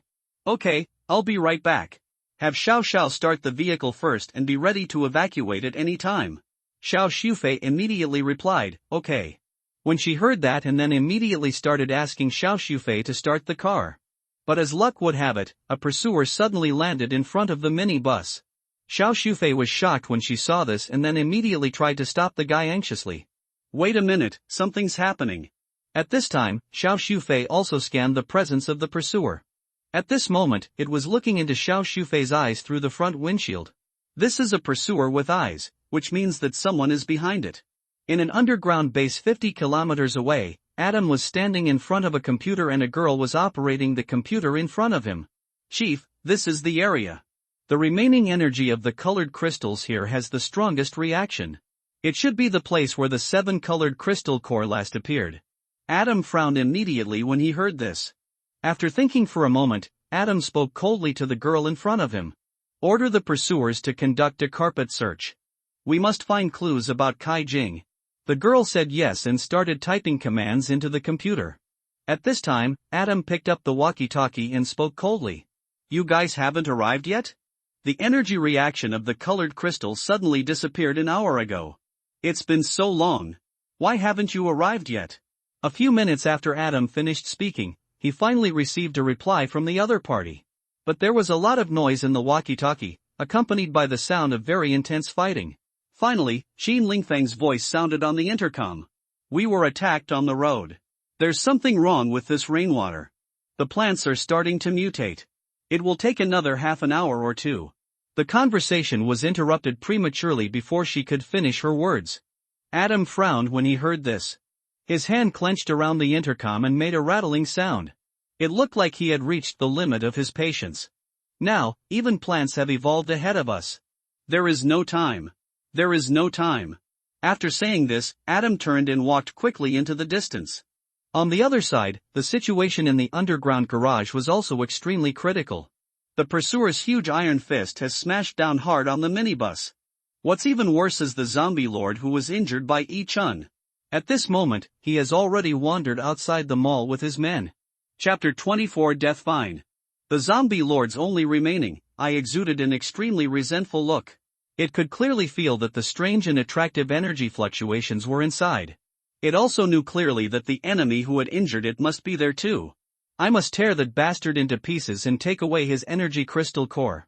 Following a roar from the zombie lord, more than 100 zombies quickly rushed into the mall. Just as the zombie lord was about to charge, he suddenly looked up at the top of the shopping mall. A feeling of fear arose in my heart, but it was quickly covered up by greedy desire. Roaring again, the zombie lord rushed forward quickly. In the underground parking lot, the pursuers were constantly smashing the disguised super minibus. After each attack, Xia Zio would accurately report the damage. Durability lost 5%. Durability lost 6%. Durability. Xia Shufei felt a little nervous as she heard the rising numbers. Xiao Qing also walked out of the bedroom at this time.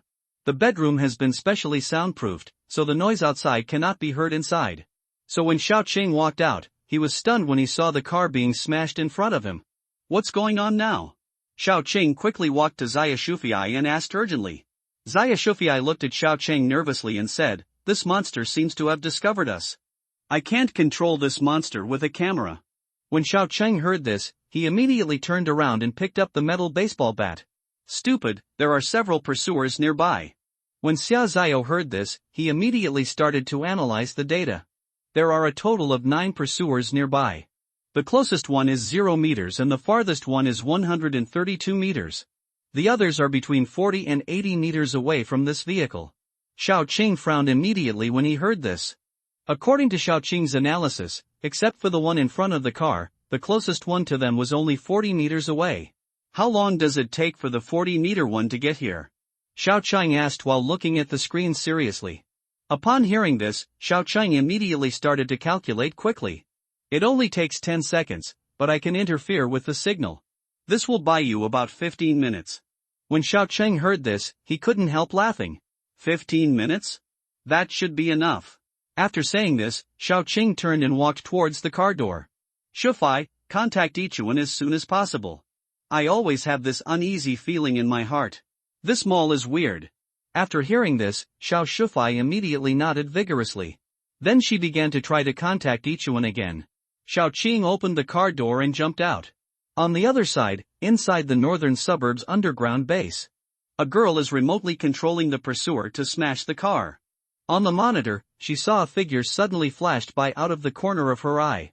Where did it come from? Is it a zombie? Before she had time to think more, the screen on the monitor turned into a pile of snowflakes. Seeing this, the girl was so angry that she smashed the keyboard. Then she sat down in front of another computer and started typing quickly. But the next second, her tapping fingers paused. Such a big disturbance. What's in this mall? What the hell is going on? The girl complained while speeding up or typing. At the same time, the mall's underground parking lot. Xiao Qing swung the baseball bat and struck the pursuer's head fiercely. Each stick carries 1,000 volts of electricity. And it makes a crackling sound with sparks. The camera device implanted in the pursuer's brain was destroyed at that moment. The pursuer could not receive any instructions at this time. Its instinct is crazy killing and bloodthirstiness. But at this time it was beaten back and had no chance to fight back at all. Xiao Qing also put all his strength into it at this time, ready to take this guy away. Unfortunately, he seriously underestimated the pursuer's strong physical fitness. Because Xiao Qing used too much force, the alloy baseball bat was actually broken. After seeing the scene, Xiao Qing and the pursuer were both stunned. But during this moment of distraction, the pursuer finally found an opportunity to counterattack. The next second, the pursuer quickly swung his claws towards Xiao Qing. Inside the shopping mall or supermarket, Xiaoqing's anxious voice suddenly rang in Yi Chen's mind. Yi Chen, where have you been? There's a problem in the garage. Yi Chen's face now looked extremely ugly, with beads of sweat the size of beans sliding down his cheeks. At this moment, he has already started the strongest firepower mode. All the weapons that could be mimicked in his black and gold armor were revealed. The submachine gun, heavy machine gun, shotgun, rocket launcher, and flamethrower were all aimed at the same thing in front of them. It was a slowly crawling vine, about as thick as a bucket in diameter. Countless forked branches swayed constantly, and each branch looked like the tail of a vicious rattlesnake. The rustling sound was like the whisper of death. This was the first time Yi Chen felt fear after his rebirth. Die, Death Vine. It turned out that the thing that was slowly crawling towards him at this moment was called the Death Vine. It is a variant of the woody vine plant Parthenosis of the Vitaceae family. It used to have a very down-to-earth name called ivy. However, the variant ground ivy that is as thick as a bucket is no longer suitable for this name. The Death Vine is a new name given to him by people in the apocalypse. It is a highly aggressive carnivorous mutant plant. It can feed on any creature with flesh and blood, including the zombies that are everywhere today. The level of the Death Vine is determined by the thickness of its vines. If the vines grow to the thickness of a bucket, they will be at least at S-grade level. The end of the world had just begun, and Yi Chen encountered these super dangerous creatures one after another.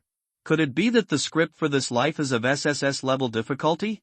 Even if I have dual talents and some cheats, I still don't have the ability to jump so many levels to challenge the big boss. If I fight the Death Vine now, I will definitely die. Moreover, this guy's vines are harder than steel and are not afraid of any kind of supernatural attacks. What's even more terrible is that it has extremely strong vitality and it cannot be solved by simply cutting a few vines. Yi Chen remembered it very clearly in his previous life that the only time a human had killed it was when 2 atomic bombs were detonated simultaneously.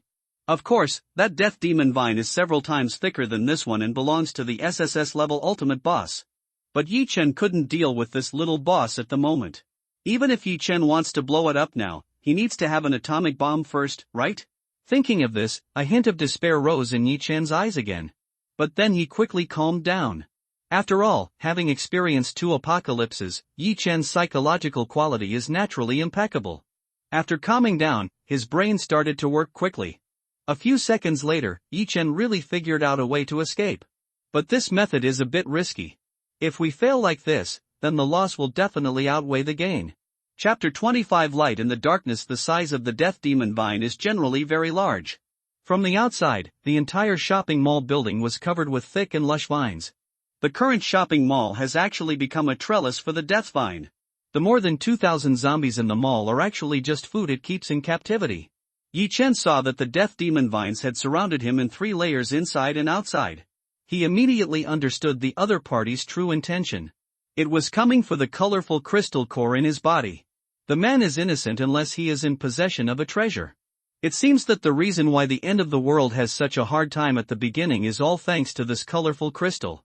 If he could escape by chance this time, Yi Chen planned to study the solution carefully. We can't be targeted by a group of S-level terrorists every day in the future.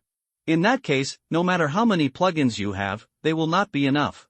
Thinking of this, Yi Chen became more determined in his previous idea. He must make a bold attempt and tear a hole in the encirclement of the Death Demon Vines. Thinking of this, Yi Chen immediately took out the colored crystal from the space warehouse. When the Death Demon Vine, since the appearance of Kai Jing, it suddenly became more and more excited. The thick vines around began to shrink rapidly and countless spikes on the vine trunks shot out like fired bullets. Yi Chen never expected that this guy would not give him any time to react. With no other options, Yi Chen could only throw the colored crystal to the side. At the same time, Yi Chen's figure instantly disappeared from the spot. He used the skill of space teleportation. What? Yi Chen whispered one as he teleported. The attention of the Death Demon Vine was successfully attracted by Kai Jing. At this moment, it has no mood to care about the life or death of a 2-legged reptile. Colorful crystal, a huge source of energy. All the attention of the Death Demon Vine was transferred along with Kai Jing. At the same time, Yi Chen had appeared closer to the wall. But then he quickly disappeared from the spot. All that was left was the 2, he whispered softly. But the next second, Yi Chen's figure suddenly appeared in front of Kai Jing again.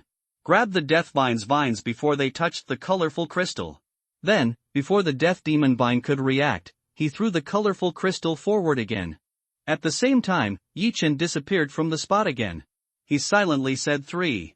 Kai Jing continued to fly forward while spinning. And the death demon vine mobilized more than a dozen vines to grab it at the same time. But just a second before they were about to touch, Yi Chen suddenly teleported again and reached out to hold the colorful crystal. Then he teleported away again, leaving only the vines colliding with each other. 4. This time the death vine finally got angry. How could it allow this two-legged reptile to play tricks on it like this? The death vine was so angry that its entire body began to tremble. Then the shopping mall building shook violently. Countless glass and floor panels were shattered, and the walls of the building cracked with countless cracks of varying sizes.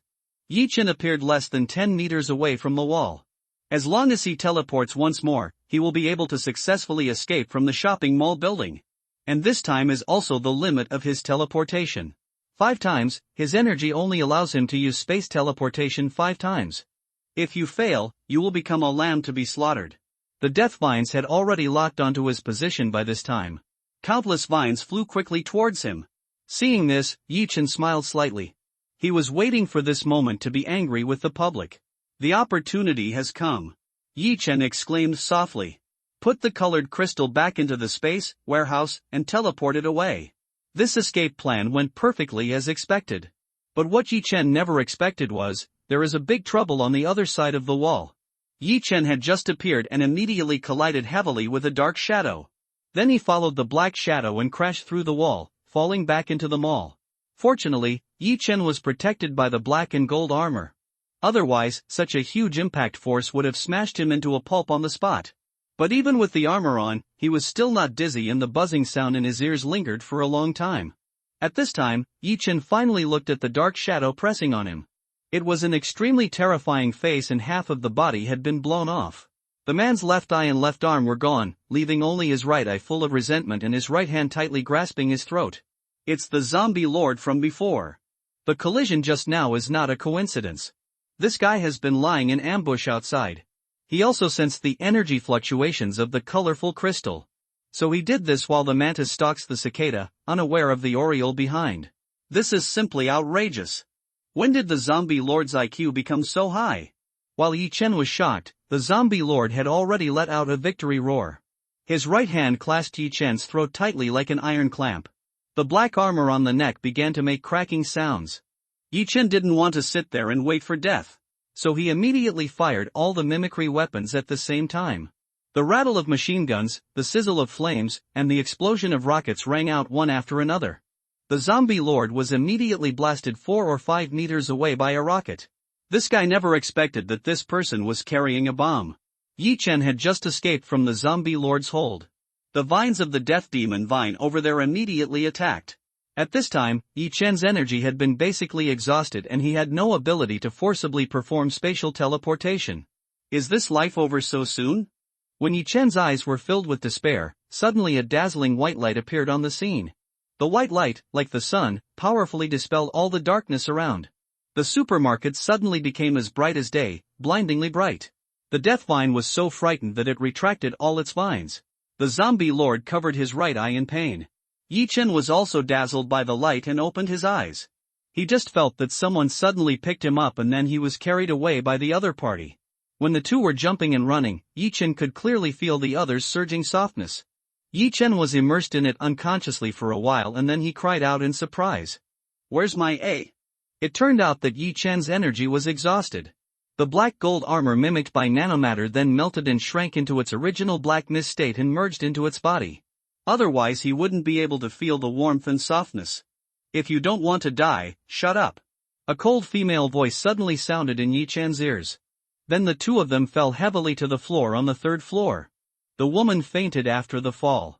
When Yi Chen got up, he discovered that the man was already covered with wounds. Did she have a fierce battle before she came? Was that strong light just now also her last energy? While Yi Chen was still making guesses, the white light on the 1st floor suddenly went out. The whole world fell into deep darkness again. After the strong light disappeared, the zombie lord was the first to react. He immediately stood up and rushed out of the building, then quickly disappeared into the darkness and lay dormant again. Soon the death vine finally came to its senses. It could clearly feel that the alluring energy was still in the mall. Then it began to grow branches and vines rapidly, tightly wrapping the entire building. This time there will be no room for error. Immediately, vines began to spread rapidly on every floor of the building. Soon the sound of rustling climbing was heard near Yi Chen. But at this moment, there was not a trace of energy left in his body. Once discovered by the death vine, the only option waiting for him is death. Danger is only a stone's throw away from him. After 26, the future is a dead end. Yi Chen's heart tightened when he saw the vines getting closer. Then he picked up the woman on the ground and ran away. The third floor of the shopping mall mainly sells household items. So he didn't have time to think about it and hid in a closet with the woman in his arms. Then he used up his last bit of energy to mimic a huge egg. The hard metal egg wrapped the two of them tightly. Yi Chen knew very well that the death vine could sense the energy of the colored crystal. Therefore, during this mimicry, high nickel alloy was deliberately used as the main material. The biggest feature of high nickel alloy is that it can effectively block magnetic fields, and energy itself is actually a magnetic field effect. Sure enough, when the metal egg wrapped Yi Chen and the other person, the death demon vine immediately became more violent. Countless vines sped up the search, and one vine even passed in front of the closet where Yi Chen was hiding. But it lost the sensitivity of the colorful crystal's magnetic field and could not lock onto Yi Chen's position at all. Inside the metal egg, Yi Chen hugged a beautiful woman tightly. Because the space inside the eggshell is small, the two people's sensitive parts are inevitably very close. At this time, Yi Chen finally had the chance to see clearly the appearance of the woman in front of him. She had an oval face, dark eyes under her eyebrows, silky hair, and a cold and noble look between her brows.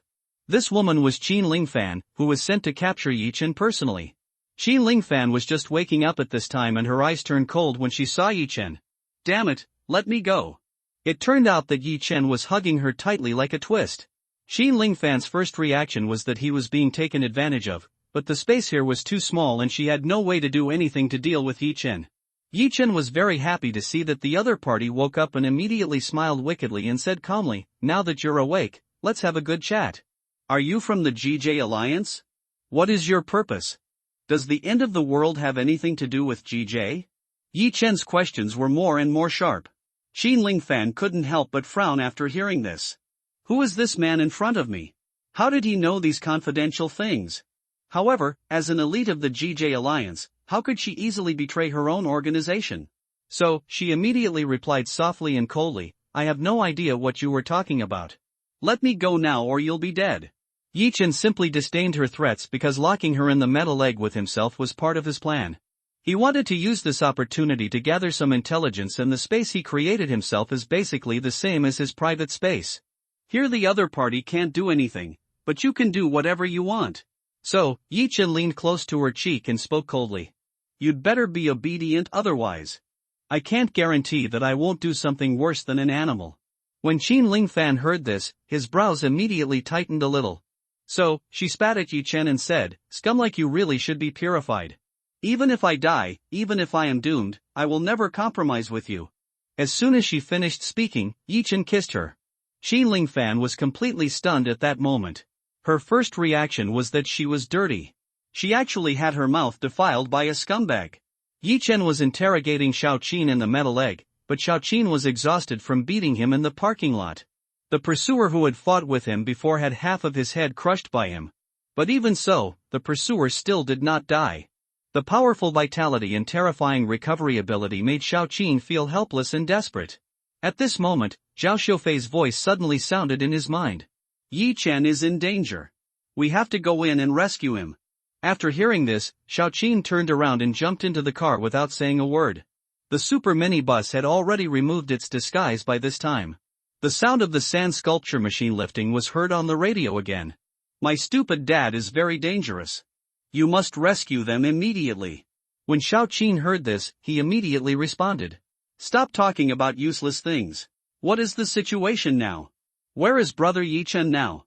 Upon hearing this, Xiao Zhao immediately played the 3D diagram on the monitor. Then his mechanical voice sounded again from the radio. This is a blueprint of a simulated shopping mall. According to the clues provided by Ms. Zhao Xiufei, it's an idiot guess that my father is in a furniture store on the south side of the third floor. Because there is no elevator to the upper floors, it is difficult for Xiao Zhao to control the car to carry out on-site rescue. But Xiao Zhao can carry out long-range attacks and poison interference from the periphery. Xiao Qin and Xiao Xiufei were stunned by what Xiao Diao said. Who would have thought that these conversations would come from the mouth of an AI?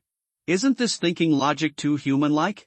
If the words hadn't been so blunt, both of them would have thought that someone was hiding in the car and talking to them. But now is not the time to be surprised whether computers are human-like. Xiao Qin immediately grasped the key point and asked further questions. Long-range strikes are easy to understand. But what about poisoning interference?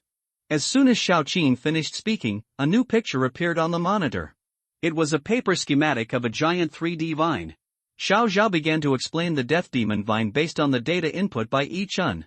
After the basic situation was introduced, Xiao Zhao immediately followed up with something that really enlightened everyone.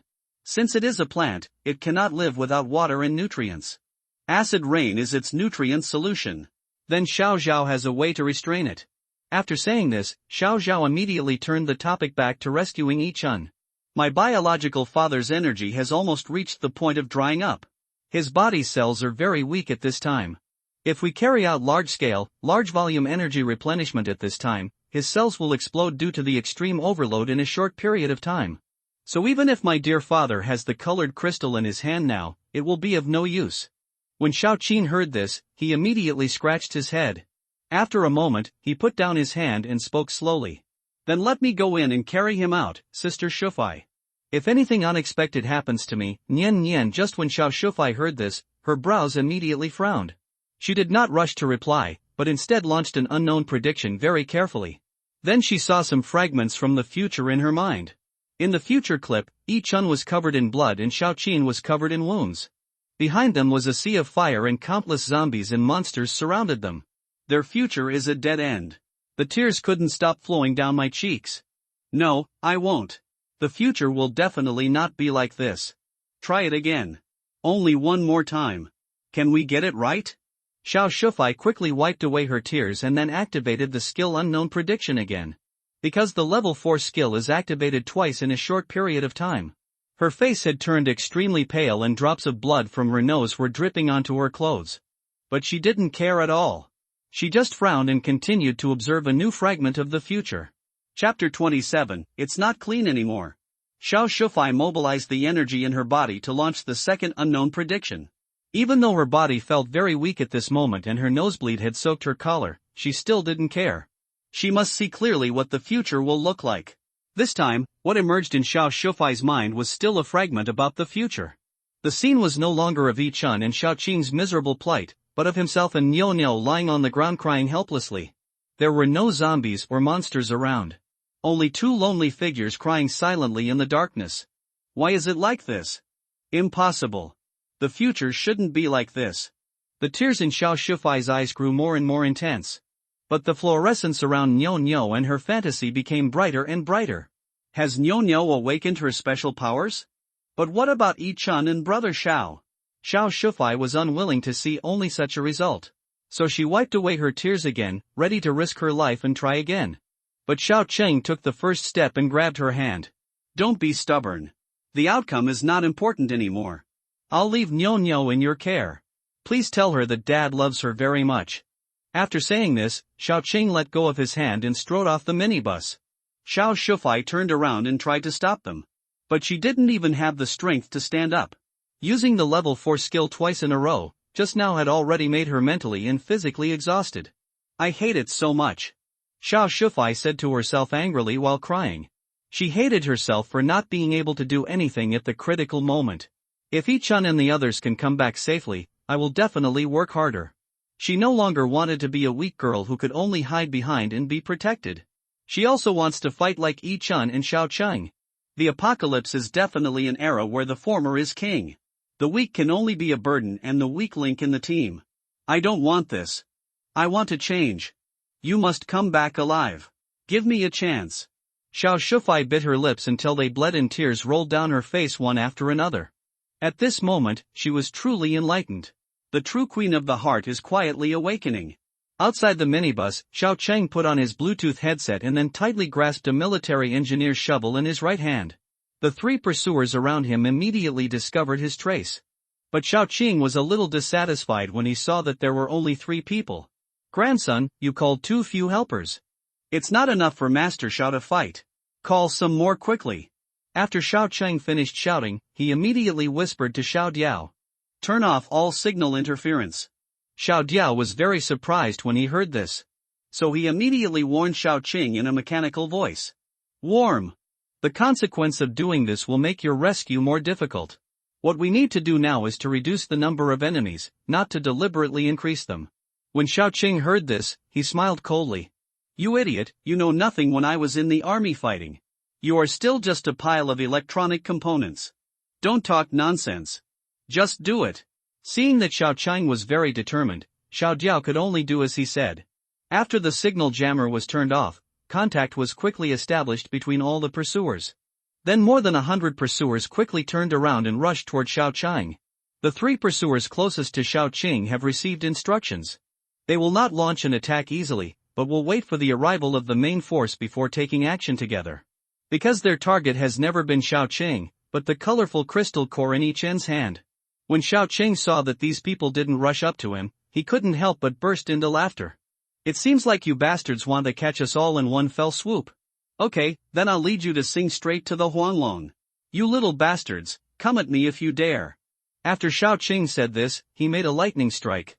The pursuer closest to him hadn't reacted yet. Immediately, a blue lightning pierced through his chest, making him feel cold all over. But even so, it just roared in pain, and there was no tragic sacrifice as imagined. Xiao Qing cursed loudly and kicked him. Then he used the inertia of the rebound to quickly run towards the shopping mall. At this time, more than 30 pursuers had arrived at the scene. Seeing this, Xiao Qing smiled wickedly, then rushed into the mall without looking back. Several pursuers who were closer followed directly, and the other pursuers also began to rush into the mall without hesitation. In the metal eggshell on the 3rd floor of the shopping mall, Qin Lingfeng's mouth was swollen from being bitten by Yi Chen.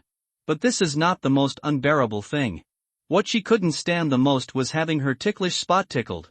At this moment, Yi Chen's right hand was holding his waist. Qin Lingfeng is a strong woman who was not afraid even in the face of death. But she really couldn't stand being scratched on the itchy flesh on her waist by a stinky man. This is a double humiliation and torture, both physically and mentally. Qin Lingfeng even felt that he was no longer clean. This man must be fucked, and when he gets out, he must be killed at any cost. She had a lot of hatred in her heart, but in the end she had to choose to compromise. Because only by staying alive can you have the chance to take revenge and to deal with this scum in front of you. Besides, this world has been destroyed anyway, and no one knows whether the GEJ alliance still exists. It would be better to just tell him some superficial secrets. At least I won't suffer here. Therefore, Qin Lingfeng selectively told Yi Chen some things about the GEJ alliance. After half an hour of detailed discussion, Yi Chen roughly knew some inside information. You guys really want the world to be in chaos. Is this a good thing? It's all over now. The look Qin Lingfeng gave Yi Chen was nothing but disgust. Okay, I know I've already told you. Take your dirty hands and dirty mouth away now. When Yi Chen heard this, he rolled his eyes. This metal eggshell is just a tiny space. Even if you want to take it away directly, there must be space. But since the other party hates me so much, I might as well make another deal with her. Thinking of this, Yi Chen immediately smiled wickedly and said, yes, but you still have to agree to one thing from me. When Qin Lingfeng heard this, his heart skipped a beat. She knew that this scumbag would not let her go easily. So Qin Lingfeng glared at Yi Chen fiercely and said, don't go too far. I swear to kill you when I get out. Upon hearing this, Yi Chen gave her a hard kiss. Qin Lingfeng instinctively wanted to hide backwards. But how could he hide in such a narrow place? Suddenly, he was taken advantage of by the other party again. Asshole, son of a bitch. I'll fight you. Qin Lingfeng had tears in his eyes and pretended to bite. But Yi Chen puffed up his mouth and pretended to vomit. After seeing this scene, Qin Lingfeng was stunned. If he spits this into his mouth, I can only die to atone for my sin. Out of fear, Qin Lingfeng suppressed his hatred and clenched his teeth. Seeing this, Yi Chen's expression returned to normal and he quickly asked another question. What level are you now? If you want to live, you must tell me the truth. I have a way to escape. Qin Lingfeng was stunned when he heard this. She didn't want to bother with this scumbag anymore. But after hearing that the other party had a way to escape, he couldn't help but change his mind. You really have a way to escape? There are S-level mutant creatures outside. Chapter 28, 80% chance. Shi Lingfeng looked at Yi Chen with suspicion in his eyes. Seeing this, Yi Chen smiled faintly and said, "As long as you cooperate, I'm 80% sure I can escape." Shi Lingfeng still had doubts in his heart at this time. But after seeing how confident the other party was, he immediately became interested. "Okay, then you tell me. How on earth am I supposed to cooperate with you?" After hearing this, Yi Chen immediately repeated the question he had just asked. "You have to tell me first. What is your current ability level?" Shi Lingfeng heard that this time he did not hide anything at all. "Only level 2. The time is too tight. There is no time to focus on upgrading." Yi Chen's heart immediately tightened when he heard this. This woman was able to upgrade to level 2 in such a short time without the help of the colorful crystal core. This shows that she is either extremely talented or has made sufficient preparations in advance. Thinking of this, Yi Chen couldn't help but look at the GJ Alliance with a higher regard again. But now Yi Chen doesn't have time to think about other things. He could only quickly gather his thoughts and speak. "I can help you reach level 4 in a short time. When the time comes, if we work together, we will definitely be able to escape." Shi Lingfeng was not too surprised to hear this, because she already knew what the other party's trump card was. But what surprised her was that he was willing to give the things to her. "Aren't you afraid that I will kill you first when I get out?" When Yi Chen heard this, he chuckled disdainfully. "If I were afraid, would I still make this suggestion? Stop talking nonsense. Do you want to cooperate or not?" Shi Lingfeng fell into a brief silence when he heard this. At this time, Yi Chen naturally had his own plans. Whether this woman is talented or well prepared, it will not affect her ability to reach level 4 in the near future. So Yi Chen lent her the energy of Kai Jing just to help her complete the upgrade a few days earlier. Yi Chen has tested it himself and found that colored crystal can only help humans upgrade to level 4. If you want to upgrade to a higher level, you must make your body cells and quality stronger. Then this process of human body transformation is definitely not something that can be completed overnight. After all, humans are living people, not zombies and mutant creatures. Yi Chen himself was very clear about his current situation. If he absorbs a large amount of colored crystal energy now, there is no need to wait for the other party to make a move, as he will be killed by the powerful energy impact. Therefore, he doesn't need to recover to his peak state in a short period of time. He can only recover a little energy enough to help himself complete 2 space teleportations. With a life-saving skill of teleportation, the rest depends on how the Death Vine fights this woman. By the way, what he just said was the truth. What he said was that he had an 80% chance of escaping, but he didn't say that he would run away with the woman in front of him. In this world, at the end of the world, whoever is naive will lose. Thinking of this, Yi Chen couldn't help but feel secretly happy. Shi Lingfan saw a hint of cunning in Yi Chen's brows, but she had no intention of exposing the other party's intention. So she pretended to hesitate for a while before replying. "There is no other way at this point. As long as you can help me level up, I promise to cooperate with your actions." When Yi Chen heard this, he immediately felt happy again. Does this woman dare to pretend anymore? Although he didn't believe what the woman said, but at this point he really had no better solution. If you want to escape from the entanglement of the Death Vine, you really have to rely on this woman with light-related supernatural powers. Then Yi Chen didn't say anymore and directly opened the entrance to the space warehouse. But this entrance can only be seen by him. However, both of them could clearly sense the energy overflowing from the colorful crystal inside. Xin Lingfan's face lit up with joy at that moment. Then he stopped talking and concentrated on absorbing it. Seeing this, Yi Chen hurriedly began to carefully absorb the energy supply from the colorful crystal. He knew very well at this moment that the other party would never attack him before he reached level 4. The metal eggshell isolates most of the colorful crystal energy, but it still made the sensitive death demon vine excited. However, it couldn't lock onto the location of the crystal core, so it could only speed up the crawling of all the vines in search. But at this critical moment, Xiao Qin suddenly led a group of pursuers into the mall. The death vine will not tolerate anything that breaks in. The vines on the first floor immediately launched an indiscriminate attack. Seeing this, Xiao Qin immediately used the lightning thrust as teleportation. Every time an attack is launched, a defense is completed, and a vine will be pierced by lightning. His action only angered the death vine even more. Then more vines began to gather towards the first floor. However, the pursuers who broke into the mall were not vegetarians either. Vines as thick as buckets can't last more than a few minutes under their sharp claws. The smelly green juice splashed everywhere. The broken vines quickly lost moisture, withered and rotted, and wisps of black smoke with a hint of poison came out.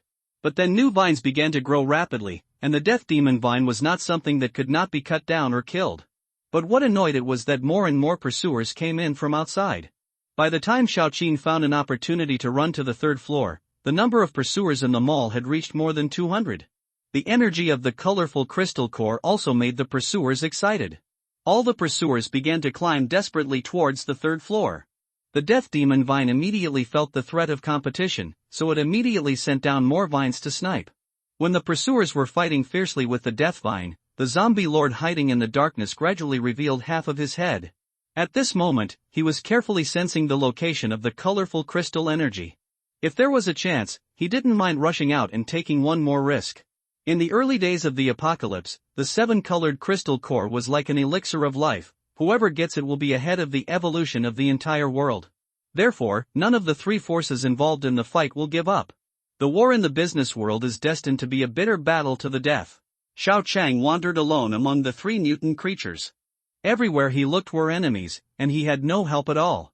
But he was still fighting without paying attention to anything else. He fought for a full 4 hours. During this period, no matter how hard or difficult it was, I never gave up. Just because he was unwilling to give up his brother, he would carry each and every out even if he had to do it on his back. There was a fierce battle and blood flowing outside the metal eggshell. But inside the eggshell, there was peace and tranquility. Yi-chun has recovered a quarter of his energy and can barely complete 2 space teleportations. But this is obviously not safe enough. It will take at least 3 consecutive teleportations to get out of the shopping mall building. But Qin Ling Fan didn't give him more time after all. Because Yi-chun clearly felt that the woman in his arms was about to break through to level 4. So Yi-chun felt the other party's energy fluctuation. He immediately withdrew the metal defensive eggshell at lightning speed. In an instant, he and Qin Ling Fan were completely exposed to the attention of the 3 mutant creatures. The next second, the death vine moved, the group of pursuers moved, and the zombie lord also moved. Yi-chun's mind was more focused than ever at this moment. His peripheral vision took in all the surrounding situations. Whether he's dead or alive, I'll be shocked just by looking at him. Wake up, old man. Chapter 29, Powerful Light System. At the critical moment, Yi-chun placed all his bets on Qin Ling Fan. As long as this woman can wake up as expected, then his escape plan would be half successful. But the vines of the death demon vine were almost right in front of us. This woman didn't show any sign of waking up. It's all over. Could it be that this woman's talent is not as good as I expected? Isn't this a losing business? Wake up! Wake up, old man! Yi-chun was too lazy to talk nonsense and just slapped Qin Ling Fan in the face. The big mouth guy had already swung his fandom away, and Qin Ling Fan then slowly opened his eyes. As those star-like eyes opened, a surge of energy overflowed from her body. Yi-chun heaved a sigh of relief upon seeing this. This woman finally reached level 4. Qin Ling Fan blinked his confused eyes. Then he reached out and gently stroked his cheek and talked to himself. Why does my face hurt when I reach level 4? When Yi-chun heard this, he immediately felt guilty. However, at this time, the death demon vine helped him resolve the embarrassment very well. Careful, Yi-chun picked up Qin Ling Fan and quickly rushed to the side. The thick vines then smashed heavily on the place where the two were just now. Only at this time did Qin Ling Fan finally wake up completely. Let go and let me come. Qin Ling Fan pushed Yi-chun away, then swung his palm towards the vines not far away. Sanctioned holy light. Following her light shout, a beam of white light with a diameter of 1 meter shot out. Under Qin Ling Fan's light speed attack, the death demon vine had no time to react at all. In just a blink of an eye, the vines that were hitting the 2 people in a quarter of the building were neatly cut off. After seeing this scene, Yi-chun immediately swallowed hard. Oh my god! They both have level 4 ultimate skills. Why are others so awesome? It's true that comparing yourself with others makes you more angry and your money and goods will be thrown away. The light-related supernatural powers are simply awesome. You can't deny it. Yi-chun was still marveling at this woman's amazing skills. Qin Ling Fan suddenly turned around and attacked him. Imprisonment of light. When Yi-chun heard the word holy, he initiated space teleportation without hesitation. Then the milky white halo passed his original position and hit the pursuer 3 meters away squarely. The moment the light circle hit the pursuer, it immediately turned into a large light beam 3 meters wide. The pursuer was neatly bound from head to toe in the beam of light. The beam of light then quickly tightened, pinning the pursuer to the spot. After seeing this scene, Yi-chun, who was hiding 10 meters away, swallowed hard again. This woman has so many unique skills. If she uses the combo of light imprisonment and holy light of punishment, then I will definitely be cut into pieces. This woman is so scary. I hope I never meet her again. Thinking of this, Yi-chun immediately shouted loudly to Qin Lingfan. I'll leave this to you. We will never meet again. After saying this, Yi-chun disappeared once again through space teleportation. As he disappeared, the energy fluctuations of the colorful crystal core also disappeared instantly. Qin Lingfan's first reaction was that this guy had hidden in the metal egg again. However, he himself did not know where he teleported to. At this moment, the Death Vine and the Zombie Lord had already approached. In the secret underground base, the girl operating the computer discovered Qin Lingfan first. It's Secretary Bai. It's great that she's still alive. Then, the girl began to give new instructions to all the pursuers. All of a sudden, the pursuers around them all began to gather towards Qin Lingfan quickly. More than 100 pursuers who were closer to her had begun to cooperate with her to fight against the Death Vine. No one knew when the Zombie Lord quietly left the battlefield because he had already discovered some trace of Yi-chun. Yi-chun reappeared in the supermarket on the first floor at this moment. However, what he was wearing at this time was not black and gold armor, but an oval metal egg. The colorful crystal core is hidden inside the metal egg, but its energy waves are isolated again. Yi-chun thought that doing this would be foolproof. But he never expected that the Zombie Lord would suddenly appear in front of him. At this moment, the skies won. I was filled with blood-red hatred. Its purpose is not just to get the colorful crystal. It also wants to tear Yi-chun into pieces with its own mouth. With a roar from the Zombie Lord, dozens of zombies hiding around all appeared. Then they pounced on Yi-chun together with the Zombie Lord. Upon seeing this, Yi-chun frowned immediately because he was really in a difficult situation at this time. If we switch to armor mode now, the energy waves of the colorful crystal core cannot be blocked. But if you don't switch to the armor mode, then this egg of yours will become a delicacy for zombies. When Yi-chun was extremely conflicted, suddenly a blue lightning fell from the sky. The 4 zombies close to him were immediately knocked away by the electric arc. The next second, Xiaoqing landed in front of Yi-chun like a god descending from the sky. At this moment, Yi-chun saw that familiar figure again. In his previous life, he also tried his best to protect himself behind him. The familiar scene appeared in front of him, and Yi-chun couldn't help but have tears in his eyes. Brother Xiaoqing didn't look back, but just replied quickly. Run outside. I'll hold him back. After saying this, Xiaoqing's right hand immediately grasped a blue arc of electricity. Lightning thrust. With Xiaoqing's loud shout, his figure instantly disappeared from the spot. The next second, Xiaoqing suddenly appeared in front of the Zombie Lord with blue lightning. But this time his lightning failed to pierce the Zombie Lord as expected. Because the moment before he appeared, the Zombie Lord had already reacted quickly. It quickly reached out and grabbed an ordinary zombie to block in front of itself. Then he opened his mouth and spurted out a stream of blazing purple flame. Xiaoqing reacted quickly and fell backwards a moment the strange flame shot out. Then he turned sideways and quickly stood up with a somersault. Before Xiaoqing could stand firm after getting up, 2 zombies nearby pounced on him. So he could only unleash a set of combination punches with electric arcs. Xiaoqing successfully avoided the Zombie Lord's purple flames. But the zombies standing in the same line with him were not so lucky. The 5 zombies that were ignited by the purple flames instantly became hunched over. Then their bodies quickly turned into charcoal and finally turned into 5 black charcoal sculptures with strange postures and finally shattered into debris and powder on the ground. When Yi-chun saw this scene, he immediately opened his mouth in surprise. He looked at the Zombie Lord several meters away in complete disbelief. How is this possible? No, that's impossible. Do I want to be so unlucky in my new life? This Zombie Lord, how could it be him? Chapter 30. Fight to the death. Yi-chun looked at the Zombie Lord who could spray purple flames. I was in a short period of shock. He never expected to meet Shi Yanxiu, one of the 10 legendary corpse kings, so early. Yi-chun remembered it very clearly. This was the most brutal, bloody, and sinister subtop mutant creature among the 10 corpse kings of the apocalypse. What's even worse is that I heard that this guy holds a grudge. Thinking of this, Yi-chun really didn't dare to hesitate any longer. He quickly took off the metal eggshell and quickly transformed into the black and gold armor in combat form. The moment the armor was formed, Yi-chun immediately simulated all the strongest firepower. Brother Xiao, we must kill it today.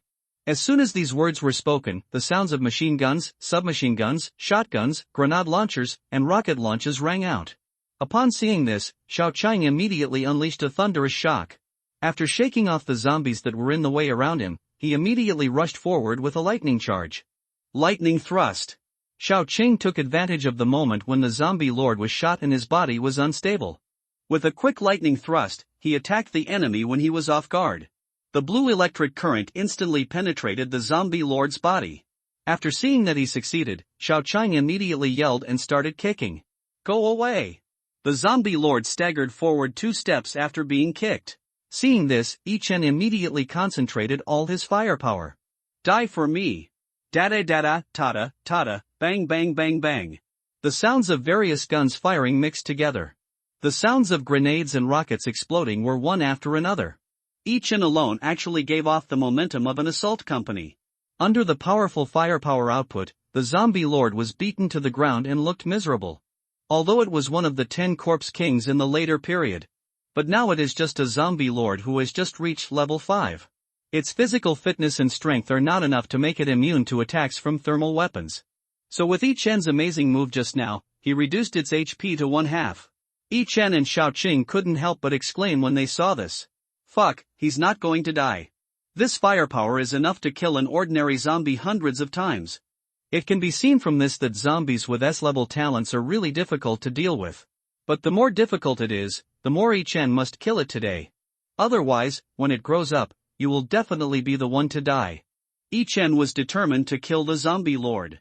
However, such a noisy commotion here had already alarmed the death demon Vine and Qinling Fan. As a result, countless thick vines and pursuers rushed towards the first floor. When Yi Chen looked up and saw this scene, his brain started working quickly.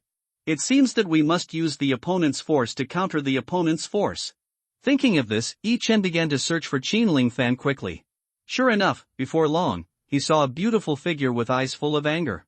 The little girl was running towards him quickly, protected by 2 tall pursuers.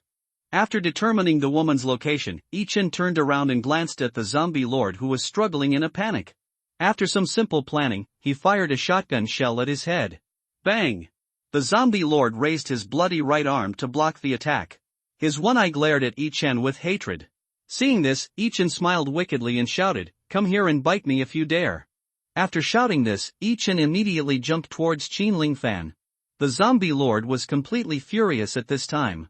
How dare a lowly 2-legged creature challenge me like this? After a roar, the zombie lord jumped and caught up with Yi Chen. But at this time, several vines of the death demon vine were almost there. Yi Chen had no choice but to quickly adjust his body shape and nimbly dodge each vine's entanglement. The zombie lord directly sprayed out purple flames.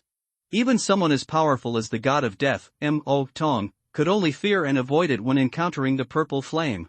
In an instant, the only people left in this space were Yi Chen and the zombie lord. Now, Yi Chen secretly called out to himself. Then he leaped towards Qinling Fan with all his might. At the same time, he was shouting loudly in a very obscene manner. "Honey, please save me. Otherwise, no one will kiss your little mouth anymore." When Qinling Fan heard this, he was so angry that his hair almost exploded. This guy actually dared to bring up this matter. "I'm going to destroy you now." Imprisonment of light. Holy light sanctioned. Qinling Fan threw out a halo with his left hand and then shot out a beam of light with his right hand. Yi Chen frowned and stared at Qinling Fan's every move very seriously. The speed of light in air is 299 to 792,458 meters per second. And the distance between him and Qinling Fan is about 30 to 35 meters. Although her skills cannot reach the true speed of light now, but it is still easy to fly 30 meters in 1 second. So at the moment of fighting, Yi Chen simultaneously activated the space teleportation. With a swish, Yi Chen suddenly disappeared in midair. This made the zombie lord who was following closely behind him stunned for a moment. Before it could react, a circle of light suddenly hit it. Then the aperture quickly expanded to cover its entire body. The next second, a beam of light hit its crotch hard. When Yi Chen, who was hiding 10 meters away, saw this scene, he immediately covered his little cutie as a reflex. This woman is so cruel. Was she coming here just now to make me childless? It was just a few kisses. Is there any need to harbor such hatred? It's over. How about we kill her today as well? But I recalled her terrifying instant skills. Chen decided to give up this stupid idea for the time being. Now that I don't have enough energy, it would be great if I could kill the zombie lord. Thinking of this, Chen turned around and wanted to slip away quietly. But the next second, the zombie lord's body slammed towards him hard. Assholes don't even think about leaving. Chen reacted quickly and dodged by rolling forward. The zombie lord was thrown heavily to the ground, creating a half-meter deep hole on the ground. The zombie lord then spat out a mouthful of black blood. Chen stood up and couldn't help but feel happy when he saw this. This woman is not as bad as I imagined. This will immediately bring death to yourself. The chicken is gone, but you're not going to die? That's fine. I'll take care of you myself. As he spoke, Chen quickly transformed into a black and gold sword. Then he rushed towards the zombie lord quickly. Die for me. When Chen rushed towards the zombie lord, Qin Lingfan immediately emitted another circle of light. She wanted to seize this opportunity and catch this cunning man. However, what she didn't expect was that Chen had already taken all the situations into consideration. So Chen changed his tone and shouted while sprinting quickly. Brother Xiao, help me. As soon as he finished speaking, Xiao Qin's figure suddenly jumped up in front of him. Thunder shock. Xiao Qin's body was completely wrapped in blue electric current. Then he controlled the electric current to quickly converge into a current column. The aperture was blocked by the electric current column and its kinetic energy that was flying forward was immediately stagnant. Chen took advantage of this rare opportunity and swung his knife to chop hard at the zombie lord's head. But at this moment, a gunshot suddenly rang out in the darkness. Then a blood mist splashed in front of Chen. Chapter 31. Escape by luck. When Chen was about to swing his knife to chop off the zombie lord's head, suddenly a gunshot was heard somewhere in the darkness. Then a blood mist splashed in front of Chen. Fortunately, the blood was not his own. The blood and pulp came from a zombie behind him who had been shot in the head. Chen's knife did not stop because of the gunshot.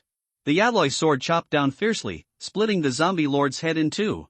But if there hadn't been that gunshot just now, he would have probably died together with the zombie lord. Who saved me? Chen didn't have time to think about it. He quickly reached out and dug out the zombie lord's crystal core, then rolled forward and left the scene. The next second, a straight beam of light passed through his original position and pierced through the body of the zombie lord. At this time, Chen stood up and turned around, giving Qin Lingfan an expression that said, "I knew it." Qin Lingfan was immediately furious when he saw this. But she couldn't get over it easily now, because the death vine seemed to be aware of her danger. So dozens of vines are surrounding the surroundings with number 360-degree perspective. In desperation, Qin Lingfan shouted loudly to the pursuers himself. Catch him. We must not let anyone escape. Upon hearing this, the pursuers immediately sent over 100 people to rush towards Chen. Seeing this, Chen immediately shouted to Xiao Qin. You go first. I'll follow you. In his previous life, Xiao Qin did the same thing too many times. So in this life, Chen is ready to switch roles with him. But what he didn't expect was that Xiao Qin had no intention of backing down. What nonsense! We are brothers. Let's die together. Let's do them together. After Xiao Qin said this, he immediately grabbed the blue lightning and teleported out. The next moment, a pursuer who pounced towards Chen was pierced through the thigh. Chen was touched when he saw this, but a bitter smile appeared on his face. It seems that I will never be able to repay Xiao Qin's kindness in my lifetime. Let's die together. Chen opened fire again, and countless bullets, grenades, and rockets scattered in all directions. The zombies, pursuers, and vines were all hit head-on. At this time, the zombies who had awakened their superpowers to level 3 and 4 finally remembered to launch superpower attacks. All of a sudden, a variety of energy attacks including wind blades, flames, ice cones, lightning, poison gas, etc. Chen and Xiao Qin could only fight while running, and the shopping mall soon turned into a sea of fire. The death vine was afraid of fire, so its attacks became timid. In the end, the vines even moved extremely slowly. Chen felt very strange after seeing this scene. Although plant-based mutants are afraid of fire, but a dignified S-rank death vine shouldn't be so timid. Could there be other reasons? What Chen didn't know was that at this moment Xiao Qin was operating the super minibus to secretly add water to the roots of the death demon vine. It turns out that Xiao Qin found the location of the main root of the giant vine through magnetic field scanning. So it quietly goes over and starts to secretly discharge alkaline water towards the main root. After more than half an hour of disdainful efforts, the death demon vine finally suffered a certain impact. Without the vine's restraint, Yi Chen and Xiao Qin found it much easier to deal with the zombies and pursuers. But at this time, Xin Lingfan was no longer entangled by the vines, and his hands were free to take care of Yi Chen again. Fortunately, the gunshots in the dark always sounded very timely. Every time a gunshot was heard, Xin Lingfan had to dodge. This directly leads to more or less deviations every time she uses her skills. Finally, Xin Lingfan couldn't stand it anymore. The pursuer, go find the person who's hiding. Tear him apart. A dozen pursuers immediately left the battlefield and ran quickly towards the darkness in the distance. But even so, the person hiding in the dark would still fire a shot from time to time. Xin Lingfan had to pay attention to the cold gunshots that could be fired at any time. An hour later, Yi Chen was covered in blood and Xiao Qin was covered in wounds. Behind them was a sea of fire and countless zombies, pursuers and vines surrounded the two. Xin Lingfan, who was 50 meters away, looked down from above, his hands ready to unleash attack skills at any time. The scene was just as Xiao Shufei had predicted. This is simply an unsolvable dead end. Yi Chen and Xiao Qin stood back to back, both of them with sad looks in their eyes. But at this moment, the death demon vine, which had been silent for a long time, suddenly became manic. Countless huge vines began to swing wildly. The stairs in the mall were instantly shredded into pieces, and countless pieces of building rubble mixed with huge vines fell rapidly. Seeing this, the pursuers immediately protected Xin Lingfan and evacuated quickly. None of the slow-moving zombies dodged.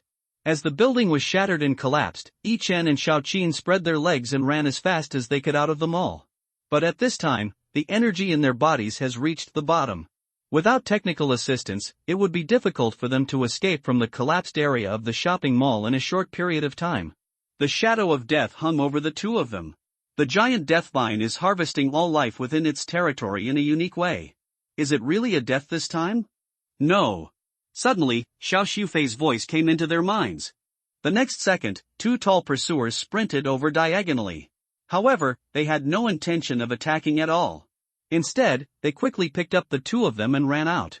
Xin Lingfan couldn't help but raise the corners of his mouth after seeing this scene.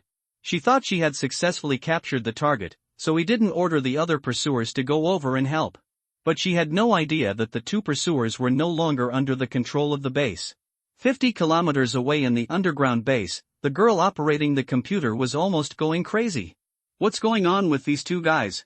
Why are they out of control? Did someone hack into the control system? Why is there no prompt on the firewall? The girl was so anxious that she started pulling her hair. But Xin Lingfan has not yet realized the seriousness of the problem. By the time the girl operating the computer reacted, and was about to command other pursuers to retrieve the target, the two pursuers had already carried the person away, and no one knew where they were. The tall shopping mall was reduced to a pile of ruins, and all the huge vines were attracted into the ruins. Countless zombies were carried away by the recycled vines, and dozens of pursuers failed to escape successfully. Xin Lingfan stood on the roof of the next building and frowned. Only then did she realize that the two pursuers who were supposed to catch her didn't come. Hateful. Is there a traitor in the organization? I knew that the Japanese couldn't be trusted. Yamada Sakura, just wait for me. After Xin Lingfan muttered to himself angrily.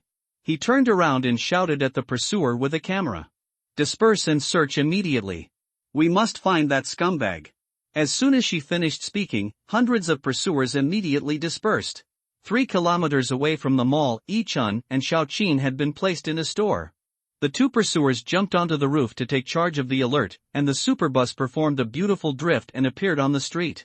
Not long after, the minibus stopped steadily in front of the store.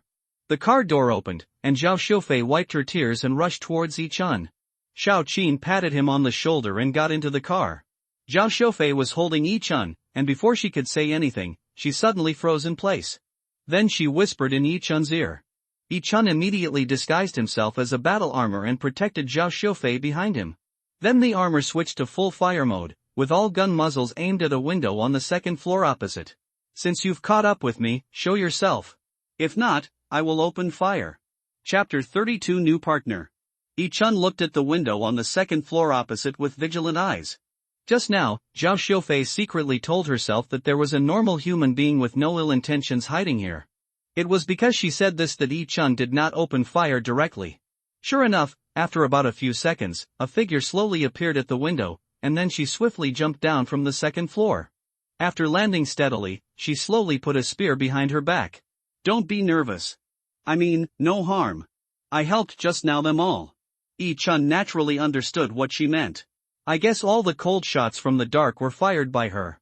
Yi-chun quickly retracted all his weapons, opened his mask, looked at the woman and spoke quickly.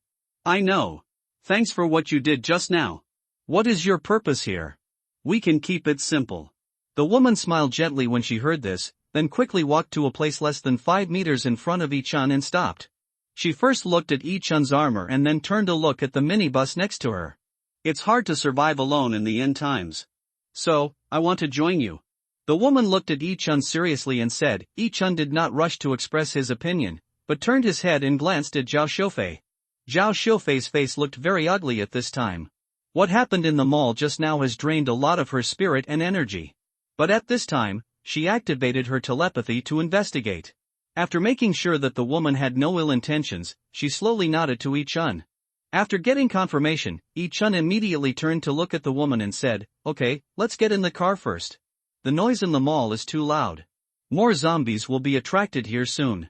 The woman didn't say much after hearing this, and the three of them quickly got on the minibus. After getting in the car, the woman was immediately surprised by the configuration in the car. She thought it was just an ordinary minibus, but I never expected that there would be a whole new world inside. The sound of the sand sculpture machine continued to sound on the radio, indicating that tens of thousands of zombies nearby were slowly gathering here. Yi-chun didn't have time to think too much and immediately entered the armor's mimic eggshell mode. Everyone was very surprised to see the appearance of the eggshell man. Yi-chun explained that this could avoid being tracked by monsters. Then he didn't say much, just walked straight to the driver's seat and drove away. Zhao Xiufei laid down on the sofa very weakly to rest. Not long after, Xiaoqin came out of the bedroom, holding the girl. He was stunned at first when he saw the woman, and then Yi-chun briefly explained the situation. Then the woman began to introduce herself. Her name is Bai Qinfei. She is 20 years old and was once a national top shooting athlete. After the end of the world, she awakened her wind-related abilities, and her level is now around level 2. The skills he currently possesses are Wind Sorrow and Wind Speed, both of which can manipulate the wind. To put it simply, anything she launches can be assisted by wind, accelerated, or even have its trajectory changed. Wind Speed is an auxiliary skill that can be used on humans, which can increase the speed bonus by about 2 times. Just now during the battle in the mall, she used this skill to evade her pursuers. After hearing Bai Qinfei's introduction, Yi-chun immediately nodded with satisfaction. This woman is a rare long-range shooter. If it is used in conjunction with others in the future, its role cannot be underestimated. However, in Yi-chun's previous life, he had never heard of such a person as her. I guess they couldn't survive the initial period of the apocalypse. Xiaoqin put Nianyo down next to Zhao Xiufei, and then took the initiative to take over the driving job. After Yi-chun freed his hands, he finally shrunk the metal eggshell on his body. When it shrank to the size of a grapefruit, it was thrown directly into the space warehouse. Yi-chun was tired and hungry at this time, and he was too lazy to communicate more. So he took out a bunch of semi-finished fast food from the space and threw it on the table. "I'm going to take a shower first. You help me get these things." "No need to wait for me. Just eat first." Bai Qinfei was stunned when she heard that Yi-chun was going to take a shower. She hasn't taken a bath since the end of the world. This guy actually installed a shower in his car, looking at Yi-chun who was slowly walking down the bedroom. Bai Qinfei asked awkwardly with a red face. Can I wash it later too?" After hearing this, Yi-chun replied without even turning his head. "Okay, let's do it one by one. I'm so tired. I need to take a hot bath to relieve my fatigue."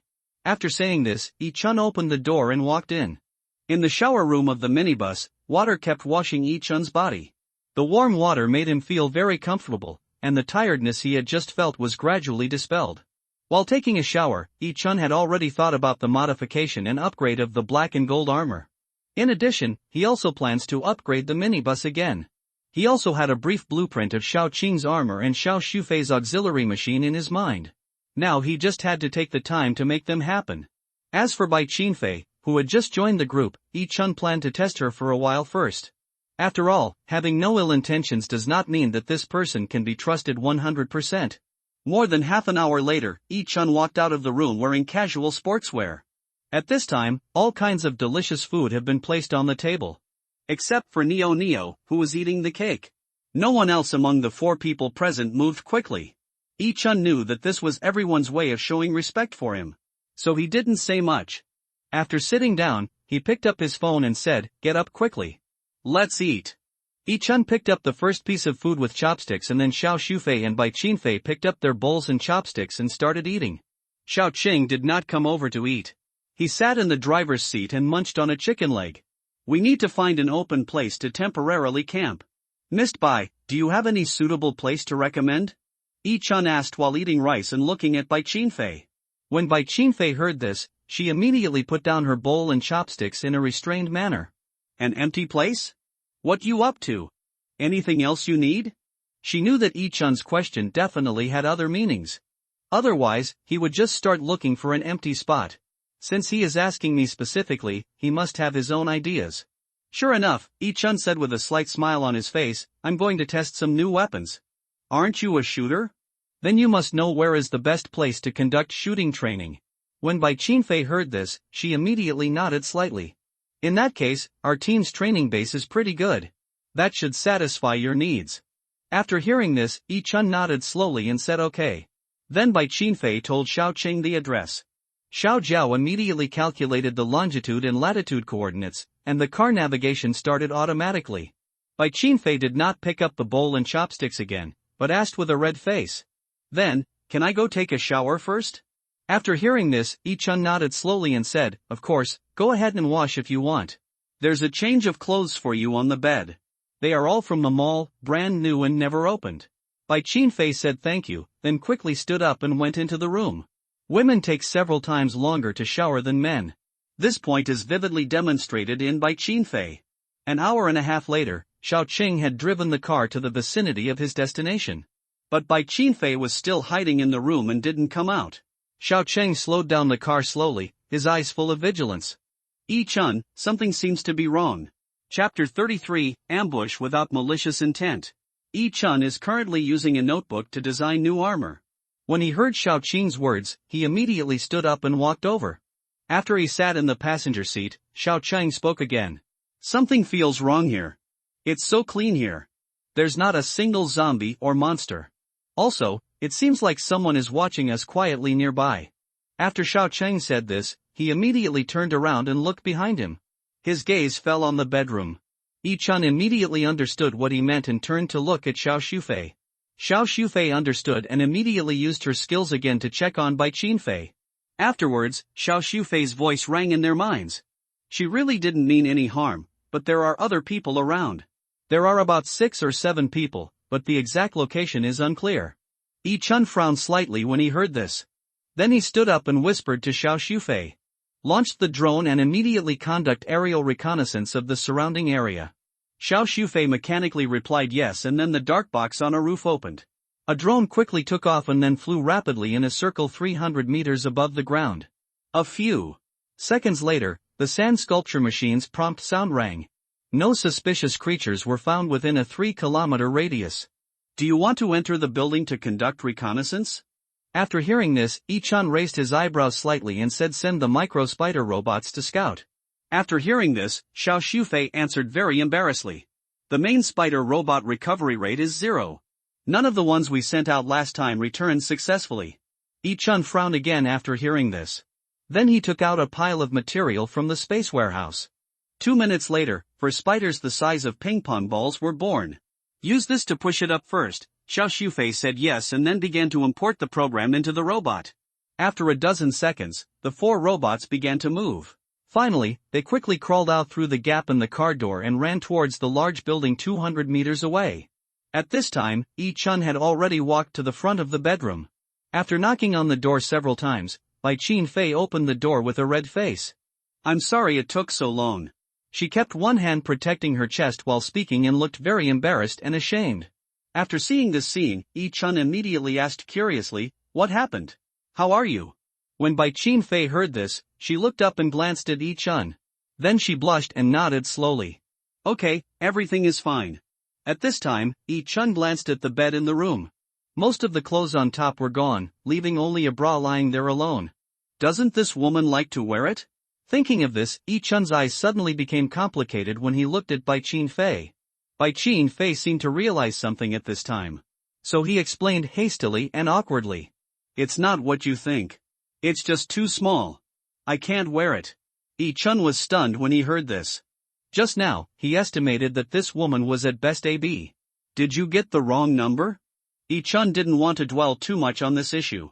So she casually took out a dozen bras from the space warehouse and said, choose whichever one you like. Bai Qin Fei's face immediately turned redder when she saw this. Zhao Xiufei, who was sitting on the sofa, was stunned. You give a girl such a personal gift the first time you met her. Is it really okay? Bai Qin Fei also noticed Zhao Xiufei's eyes. Then she quickly grabbed a decup bra and returned to the room. One is enough. After saying this, she quickly closed the door. Yi Chun stood at the door with a confused look on his face, then turned to look at Zhao Xiufei awkwardly. What size are you wearing? Would you like to have one too? Zhao Xiufei's face turned dark after hearing this. Then she suppressed her anger and spoke word by word. Don't even think about it. Using my words. Yi Chun felt very confused when he heard this. He then took back the bra and knocked on the door again. Hurry up. I have something to ask you. 2 minutes later, Bai Qin Fei opened the door again. She looked at Yi Chun somewhat embarrassedly and said, if you have any questions, just tell me directly. Yi Chun didn't speak directly, but pulled her to the co-pilot's monitor. What is displayed on the monitor at this time is the real-time aerial view of their location. Bai Qin Fei was obviously surprised and uneasy after seeing this scene. Seeing this, Yi Chun smiled coldly and then whispered an order to Xiao Diao. Turn on thermal imaging. Upon hearing this, Xiao Diao immediately issued instructions to the drone. Then the display changed color and the drone's thermal imaging function was activated. At this moment, there were 7 more heat sources on the real-time screen. Judging from the shape, there should be 7 people. Bai Qin Fei's face immediately turned very ugly after seeing this scene. Yi Chun put his hands in his pockets and looked at her and said, should you explain something? Bai Qin Fei bit her lip lightly when she heard that. After 2 seconds, she looked up at Yi Chun and said, we don't have any ill intentions. After hearing this, Yi Chun nodded slowly. I know. Otherwise, they would have been 7 bodies. What I need now is an explanation. I'll give you a chance. Bai Qin Fei sighed heavily when he heard this. He then pulled a walkie-talkie out of his bag and shouted, don't hide. You've been discovered. We need to have a good talk. A few minutes later, in front of the base gate, Yi Chun stood in front of the car, wearing black and gold armor. Xiao Qin stood at the rear of the car, holding a baseball bat. Bai Qin Fei stood with her 7 accomplices. It turned out that her so-called accomplices were just 7 half-grown children, who looked to be about 13 or 14 years old. At this moment, the 7 people stared at Yi Chun with their eyes wide open. Oh my god, this is so cool. Iron Man in the dark style. I love it so much. Where are Spider-Man and Cap? Is Doctor Strange in the car? I like Hawkeye. Is he hiding nearby? The children were talking at once, and Yi Chun felt speechless after listening to them. Do these guys really think that a superhero will come to save them? Thinking of this, Yi Chun immediately lowered his throat and spoke in a cold voice. In this world, the only one who can save you is yourself. Miss Bai, I'm waiting for your explanation. You only have one chance. I hope you can seize it. Bai Qin Fei seemed a little embarrassed when he heard this, but she still took a deep breath, looked up at Yi Chun and spoke calmly. Some of these people are members of the training team at the base. Some of them are children I rescued from around here. We have no ill intentions. We just want to join your team. They need someone to protect them. Otherwise, they won't be able to survive. Yi Chun frowned immediately when he heard this. Is this Bai Qin Fei also a saint? You can join a team. But the prerequisite is that you can contribute your own strength to the team. In the end times, there are not many resources to support idle people. Yi Chun was just about to say this out loud. Xiao Xiufei's voice suddenly rang in his mind. Yi Chun, there are other situations in the base. Chapter 34 Training Base. When Xiao Xiufei's voice sounded, Yi Chun's brows immediately furrowed. So he immediately asked about the situation in his mind. It turned out that there were dozens of zombies kept in captivity in this base. When Bai Qin Fei saw Yi Chun's expression, her face immediately turned a little ugly. However, Xiao Xiufei had no intention of issuing a warning at this time. So Yi Chun and Xiao Qin did not show how nervous they were. After thinking for a moment, Bai Qin-fei suddenly pointed in the direction of the base gate and said, "Why not just go in and take a look? Seeing is believing. I guess what I say is not as true as what you see with your own eyes." After saying this, she ordered the group of half-grown children to open the door. Yi Chun exchanged a glance with Xiao Qin, then followed these people slowly into the base. This design training base is very large, covering an area of approximately 70,000 square meters and is divided into 3 buildings and a large playground. Bai Qin-fei took Yi Chun and walked towards the largest building. Then everyone went straight down the stairs. After entering the underground, everyone quickly took out flashlights for illumination. 10 minutes later, they arrived at a distribution room. Bai Qin-fei turned her head and glanced at Yi Chun and said, "There are 2 diesel generators here." "Wait a moment, I'll turn on the electricity." Bai Qin-fei entered the distribution room and started the generator. Soon all the lights on the second underground floor came on. At this time, Yi Chun heard the hoarse shouts of zombies in front of him. At this moment, Xiao Shufei's voice came into his mind. "The zombies are in the room on the right, 50 meters ahead of you." Upon hearing this, Yi Chun immediately looked up and looked around. As a result, he soon saw a small red, but that was extremely difficult to find in the ventilation duct not far away. That should be their micro-spider robot. Then, Xiao Shufei's voice came into Yi Chun's mind again. "Okay, stop looking. Xia Diao, and I will always keep an eye on you." Xiao Shufei is still a little uncomfortable with the name AI. So every time she screamed, she could not help laughing. Yi Chun smiled slightly and said nothing, but turned to look at Bai Qin-fei and said, "Don't keep me in suspense." "What's going on here?"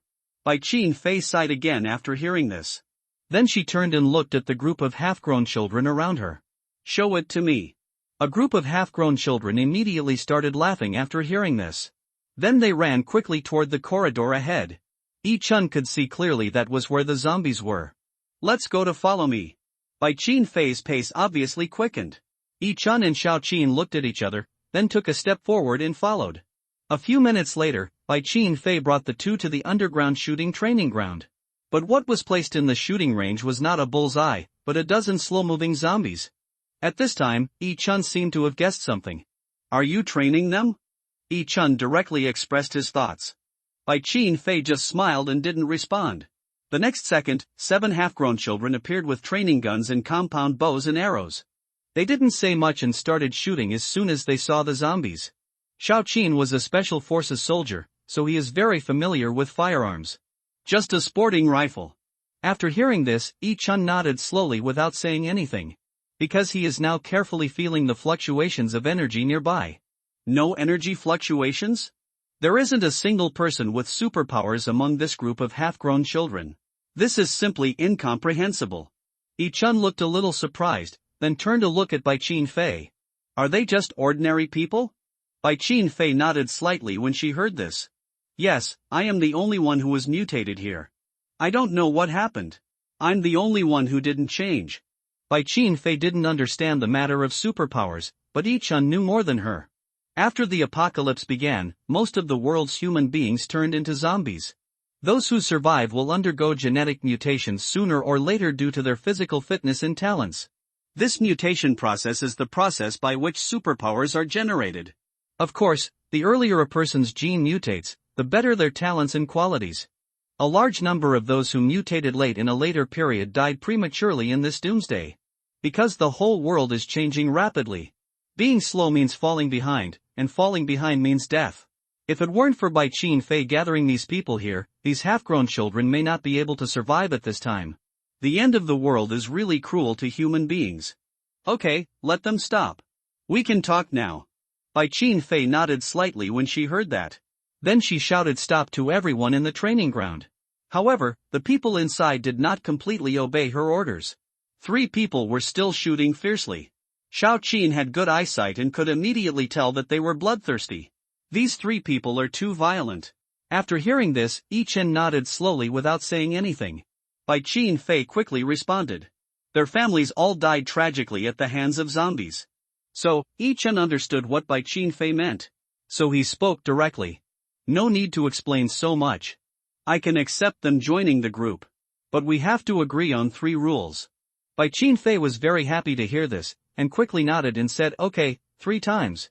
Afterwards, Yi Chun made 3 rules with her. First, these people cannot enter his minibus. Bai Qin can take them in other vehicles to follow. Second, he would never tolerate traitors, and would immediately execute anyone who posed a threat to the team. Third, Bai Qin and these people must strictly obey his orders. Otherwise, it will be regarded as betrayal. Bai Qin was stunned after hearing these three requests. She never imagined that this handsome guy who looked so gentle would actually be a hegemonist. But even so, Bai Qin nodded and agreed after thinking for a moment. Afterwards, Yi Chen took out the supplies and handed them to her, asking her to distribute them to the half-grown children. Yi Chen is not a saintly bitch, but he is not a cold-blooded person either.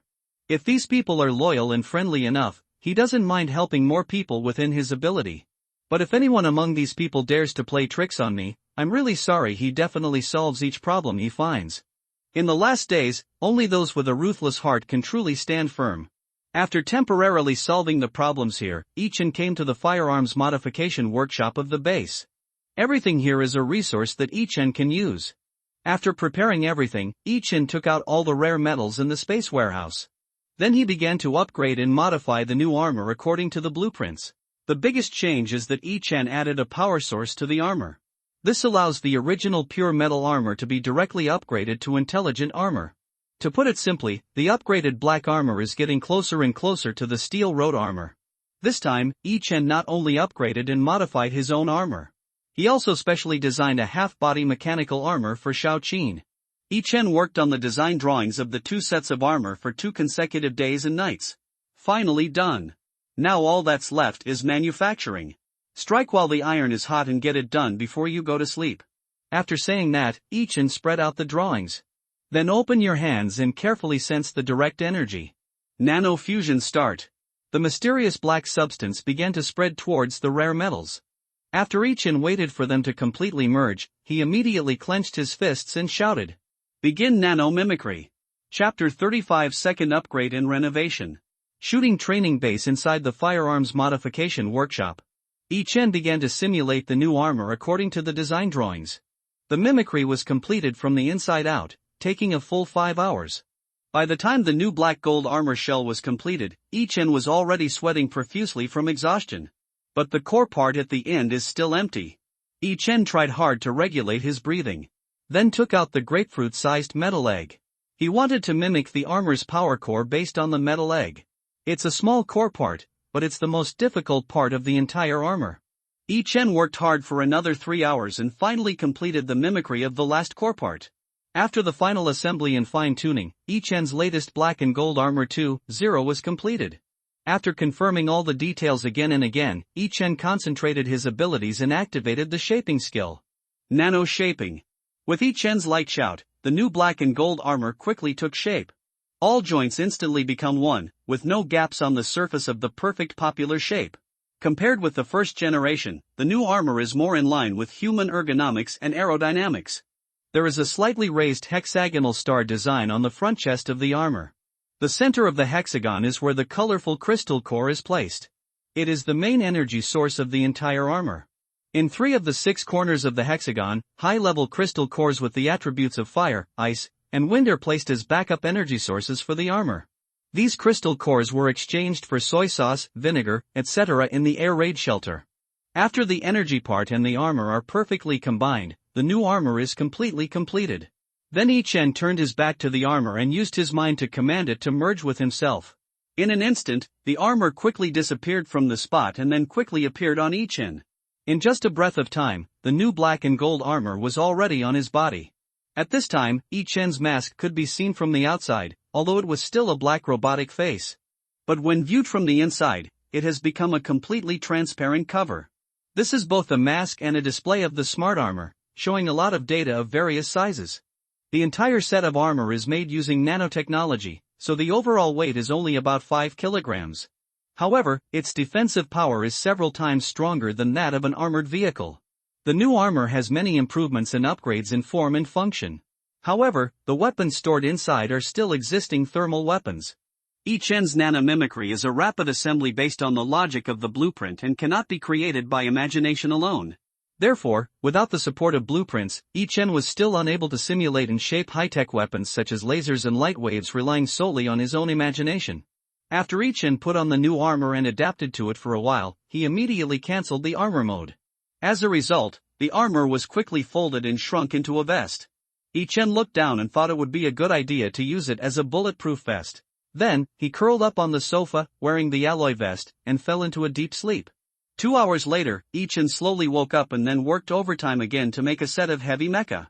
This mecha is a heavy exoskeleton equipment, about 4 meters tall and weighing 1.5 tons. The overall mecha abandons the streamlined design and adopts tough pure machinery plus nanoblack technology. The heavy mecha is based on the Dawn mecha and uses nanotechnology to add heavy equipment such as howitzers, anti-tank guns, and rockets. In addition, the mecha's 2 arms are each equipped with 312, 7mm caliber Type 89 heavy machine guns and a 2-meter-long large chainsaw sword. The machine gun's ammunition has been modified using nanotechnology, and each machine gun can hold up to 3,000 rounds of bullets. Ichin installed an advanced lightning crystal core as a kinetic energy source for the mecha. This mecha was tailor-made specifically for Xiao Chang. Xiao Qing's powerful combat capability coupled with the assistance of the exoskeleton mecha is simply a combination that adds wings to a tiger. This mecha can still perform nano-melting and shrinking. When the mecha mode is released, it will fold and shrink into the size of a vest. Using nanotechnology to fold and shrink a 1.5-ton mecha into a 15-kilogram metal vest is Ichin's current limit. If you want to shrink further, you can only try again after upgrading your level. After finishing the mecha, Ichin worked overtime to make a helmet for Xiao Xiufei. This helmet is similar to the one worn by Doctor Who and X-Men. It's just that Ichin's current scientific knowledge is limited. He can only try to create based on the knowledge he learned from the school before the end of the world. The main function of this helmet is to help Xiao Xiufei amplify the active frequency of her brainwaves. Because most of her psychic abilities are emitted through brainwaves. Moreover, she was hiding in a minibus with super strong defense to help everyone. Therefore, Ichin believes that having this helmet is enough at this stage. After finishing the equipment upgrade, Ichin took a short rest for an hour and then started to get busy again. This time he is going to design and modify a super minibus.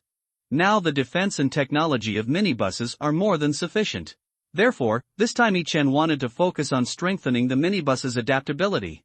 This time, Ichin added 2 sets of air generation and purification systems to the minibus. With a purification system, minibuses are not afraid of most of the toxic gases from the outside world. If a toxic gas environment is encountered that cannot be purified, the minibus can activate the air generation system. The principle is very similar to the air circulation system of a submarine. In order to cooperate with the 2 systems, Ichin also upgraded and modified the sealing performance of the minibus. In addition to the modification of the vehicle body itself, the onboard spider robot and onboard drone have also been upgraded. The spider robot has been equipped with micro-weapons and self-destruct functions so that it can carry out assassination missions when necessary. The drones are equipped with AI intelligent control systems and air-to-ground thermal weapons. The drone AI system replicates some of the vehicle-mounted systems. In this way, the driver can remotely control the drone to perform tasks through the vehicle-mounted wireless signal, making the drone truly intelligently controlled. Air-to-ground thermal weapons systems are even simpler. Ichin simply used nanotechnology to integrate a domestically produced 9mm submachine gun into a drone. The only bright spot is that he upgraded the submachine gun Nano with a magazine, increasing the drone's ammunition capacity to 5,000 rounds. After Ichin finished all his things, he fell into a deep sleep again. This time he slept for a full 10 hours. The reason why Ichin was so sleepy was that he had just had a beautiful dream full of springtime beauty. There is a beach in the middle of the city, and Ichin is sitting on a lounge chair wearing a pair of shorts. He was surrounded by a group of extremely hot beauties. Some of these beauties massage the shoulders, some massage his legs, and some massage his feet. Such a dream is simply too beautiful, but just when Ichin was enjoying it very much, Xiao Xiufei, wearing a bikini, suddenly sat on him. Then she stretched out her snow-white hands and began to shake her shoulders desperately. Ichin, wake up. Hurry up and get over here to the minibus. Something's wrong, wake up. Chapter 36 Emergency. Ichin was awakened by Xiao Xiufei's telepathy. After waking up, he picked up his mecha vest and ran towards the parking lot. By the time he arrived in front of the minibus, Xiao Qing, Xiao Xiufei, and others had already confronted each other. What's going on? Bai Qinfei. I need you to give me an explanation. Ichin attacked Bai Qinfei without any reason. Because he trusts his own people in the team, he believed that Xiao Qing and Zhao Shufei would never cause trouble easily. So the one asking the question must be Bai Qinfei. Sure enough, when he saw Yi Chen coming, his face immediately turned very ugly. She had just made 3 agreements with the other party 2 days ago, but today her people had caused such a big trouble. In desperation, Bai Qinfei could only apologize to Yi Chen sincerely. I'm sorry, I didn't teach them well. Yi Chen became even more confused after hearing this. He just wanted to know what happened now. I'll apologize later. I want to hear what happened first. As soon as he finished speaking, a chubby boy stood up. Sister Bai, why do you want to apologize to him? What's so great about them? You just take advantage of the fact that you have a nice car. Su Seong has successfully cracked their firewall just now. We can control this car now. After listening to what the little fat man said, Yi Chen immediately understood the general situation. These mostly naive kids moved their own car. The super minibus is one of Yi Chen's bottom lines, and he will never allow anyone else to get involved. He was just curious about how the kid named Su Seong hacked into the sand sculpture system. Bai Qinfei's eyes turned very sharp as she looked at the little fat boy. Shut up, you've done something wrong, and you still dare to make excuses. Do you have any sense of shame? Yi Chen could see that Bai Qinfei was really angry. It seemed that she was also very annoyed about this matter. This means that what happened just now has little to do with her. Yi Chen strode to the front of the car and handed the mecha vest to Xiao Qing. We've just made some bulletproof vests. One for each of us. Xiao Qing was immediately delighted when he took the mecha vest. Then he put it on neatly. What surprised him was that the metal vest was unexpectedly soft, just a little heavy. At this time, a little girl couldn't help but protest. Why don't we have it? Why don't you make a few more bulletproof vests? We are not adults yet, so we need more protection. With the little girl taking the lead, other half-grown children immediately followed suit and started to protest. Bai Qinfei frowned even more tightly upon seeing this. Yi Chen simply put his hands on his hips and glared at everyone fiercely. Give me a reason. He shouted this loudly, instantly suppressing all the protests. At this time, the girl just now stood up and spoke again. I just said that. We are not grown up yet and need more protection. Yi Chen remained expressionless when he heard this. What does it have to do with me? The girl was stunned after hearing what Yi Chen said. What does it have to do with him? It seems that it has nothing to do with him. Before, there were spoiled children at home and received special care and protection in society. What right does this man have to say such things? At this moment, a man in the crowd also strode forward. We are the future of Daxia. You adults have an obligation to protect our safety. Do you have any qualities? When Yi Chen heard this, he couldn't help but laugh. Then he walked up to the boy and slapped him in the face. The boy staggered after being slapped and almost fell down. You know, they had just had 2 full meals these past 2 days thanks to Yi Chen's care. But human greed will never end. After they solved the problem of food and clothing, they immediately developed more greed. The siege and protests were triggered by the meal issue. Because the only rations they had were instant noodles and steam buns. But Xiao Qing made a bowl of beef noodles for Nyo today. These people coveted the food in the minibus, so they united to fight for more good food. Xiao Shufei also used telepathy to explain the matter in detail. Yi Chen looked at the boy with a cold expression. Quality is not needed in the end times. Seeing this, the others immediately raised their guns and crossbows and pointed them at Yi Chen and the others. Seeing this, Bai Qianfei immediately stepped forward and blocked the crowd. Are you crazy? Have you forgotten what I told you yesterday? At this time, a strong boy suddenly sneered and said, we will naturally remember what Sister Bai said. But now, we are just fighting for fairer treatment. We are all human beings. Why can we eat instant noodles while they can eat beef? Besides, we are still minors. Why can't we receive special care? They must have a lot of supplies in their car. We ask for an equal distribution. After the boy finished speaking, others immediately followed suit. Bai Qianfei's expression immediately turned very ugly. She really never expected that these half-grown children could be so unreasonable. Then, she looked at Yi Chen very embarrassedly and said, I'm so sorry. I didn't expect it to turn out like this. Seeing this, Yi Chen sighed softly and said, it's not your fault, but you are part of the team.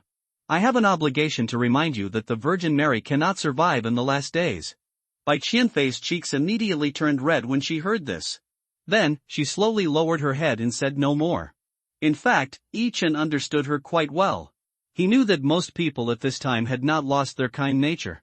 In the last days, there are indeed quite a number of people helping each other. And those who are able to help are helping those who can be helped. But as the end of the world becomes more and more cruel, this kind nature of many people has been quietly wiped out. It's not surprising that Bai Qianfei has this problem now. Chen even suspected that Zhou Shiwei and Shao Qing had similar problems. This time, everyone can see the cruelty of the end of the world earlier. In this last days, there are no such things as children or adults. Everyone is either a partner or an enemy. This is a world of life and death. A world where one needs to fight for the right to survive with powerful mutant creatures. The weak will eventually be eliminated. And only by recognizing the reality earlier can you live longer. So Chen is not going to interfere in this matter this time. He believed that Shao Qing and Zhou Shiwei could make the right choice. But before the two made their choice, he decided to give these half-grown children a chance. So he looked at the people in front of him with a cold face and said, "There are a lot of supplies in the car. There are meat, canned food, burgers, pizza, and many delicious things. Including the instant noodles in your hands now. We fought hard to get all these from those zombies. Why do you think you can just sit back and enjoy the fruits of others' labor? If you want to eat well and live comfortably, you can. Then you have to have the ability to fight for it." When everyone heard this, there was silence. Then the strong boys suddenly started talking.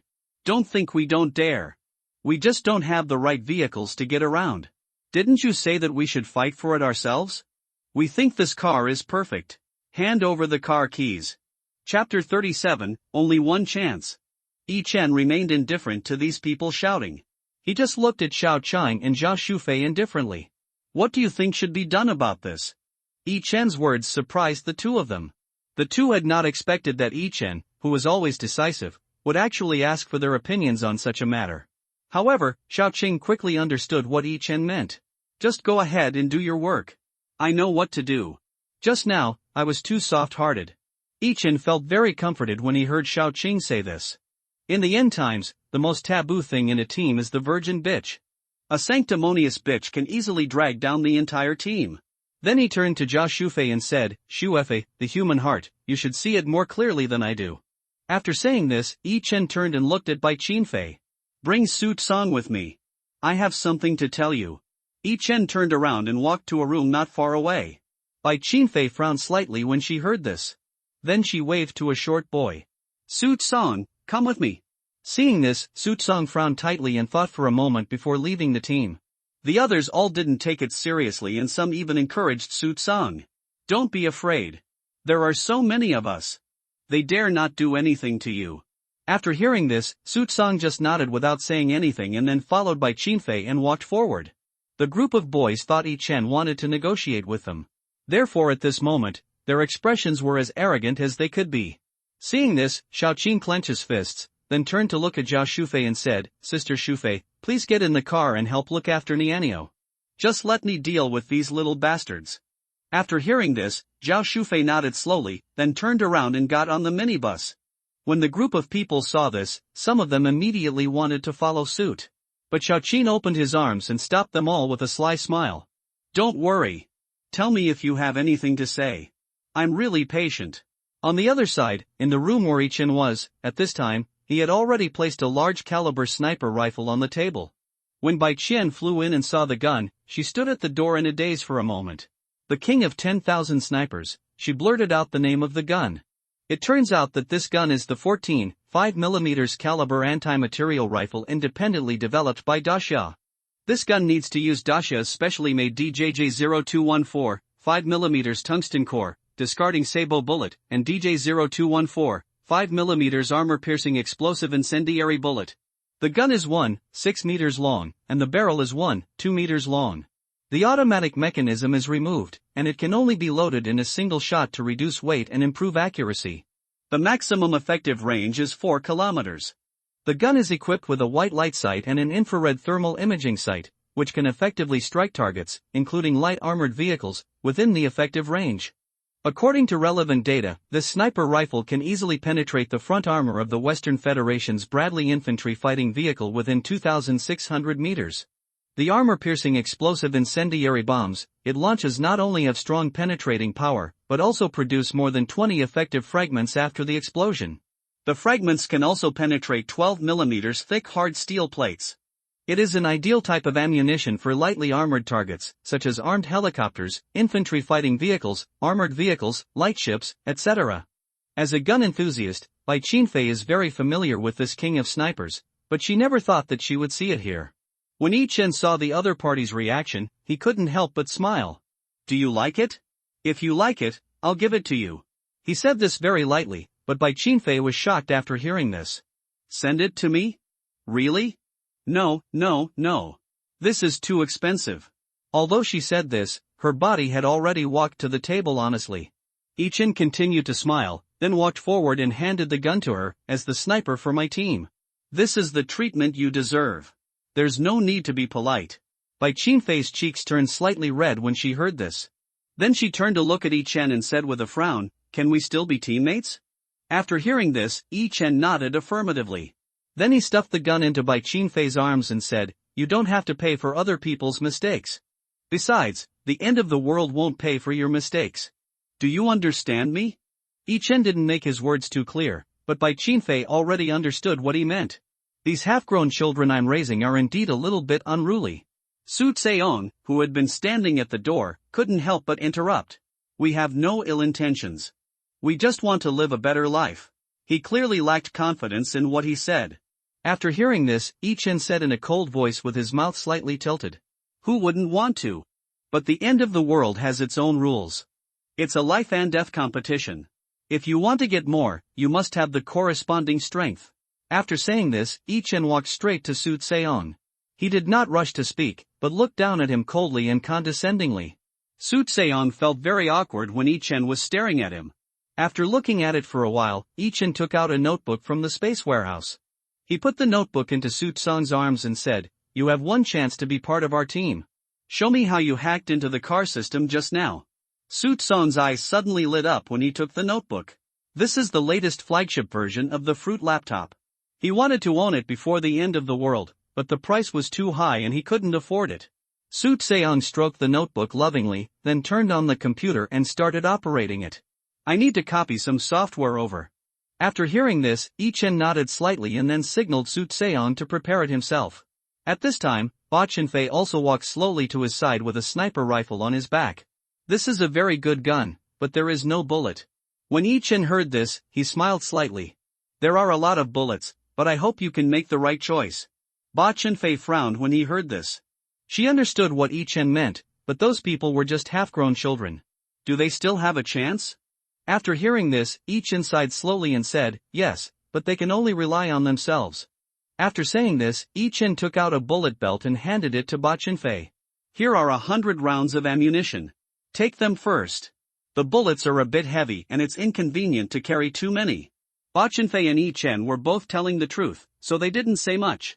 When the two of them came out of the room again, Bai Qinfei was immediately stunned by the scene before her. When Xiao Cheng saw the two people coming, he immediately smiled and said, okay, it's all done.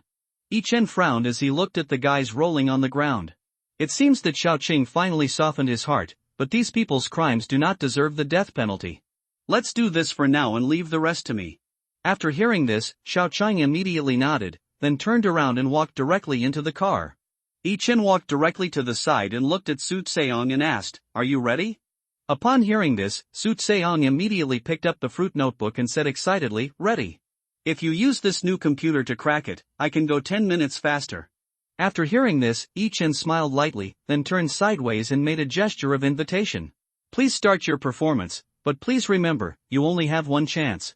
Chapter 38, Going to the National Academy of Sciences. Su Tseong seemed very nervous after hearing what Yi Chen said, but when he put his hands on the keyboard, he quickly became like a different person. His eyes were full of seriousness, and his 10 fingers were almost creating phantoms on the keyboard. 20 minutes later, Su Tseong proudly pressed the retract button. Then the computer screen shows that the data is loading. After more than 10 seconds, the door of the super minibus suddenly opened with a click. Seeing this, Yi Chen opened his mouth slightly in surprise, only then did Bai Qinfei slowly step forward and softly introduce. This guy used to be in the computer department of Capital University. According to him, he is the youngest student in the school in recent years. After hearing these words, Yi Chen nodded slightly, obviously feeling very satisfied with Su Tseong. However, he still wanted to consult Zhao Xiufei's opinion. After all, if you don't have a good heart, no matter how great your skills are, they will be useless. Wait me a moment. After saying this, Yi Chen slowly got on the minibus. After getting Zhao Xiufei's affirmative answer, he slowly walked back to the car door and extended his right hand. On behalf of the team, I welcome you to join us.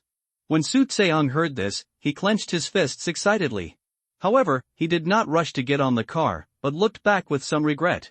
At this time, the group of half-grown children were still lying on the ground crying. What about them? Su Tseong turned around and looked at Yi Chen and asked slowly. Upon hearing this, Yi Chen frowned slightly. We are not saviors, and we can't control too much right now. If you have someone who is especially important, you could be allowed to give an extra place. When Su Tseong heard this, he immediately frowned. There was no one in this group that he particularly cared about. No one he cared about was in this city. After thinking for a moment, Su Tseong slowly shook his head. Then he asked Yi Chen in a very expectant tone, "Can we leave some supplies for them then? I know supplies are very precious right now, but I really don't want to look at them." After hearing this, Yi Chen didn't say much, but just sighed softly. Then 10 large boxes were thrown out of the car by Yi Chen. That was 3 boxes of instant noodles, 3 boxes of canned meat, and 4 boxes of purified water. These are your wages for the next month. It's lent to you by the team. Remember to return it. When Su Tseong heard this, he immediately nodded vigorously. Then he walked quickly towards the minibus and Yi Chen pulled him into the car.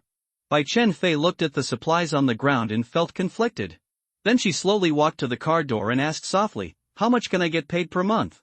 After hearing this, Yi Chen raised his eyebrows slightly.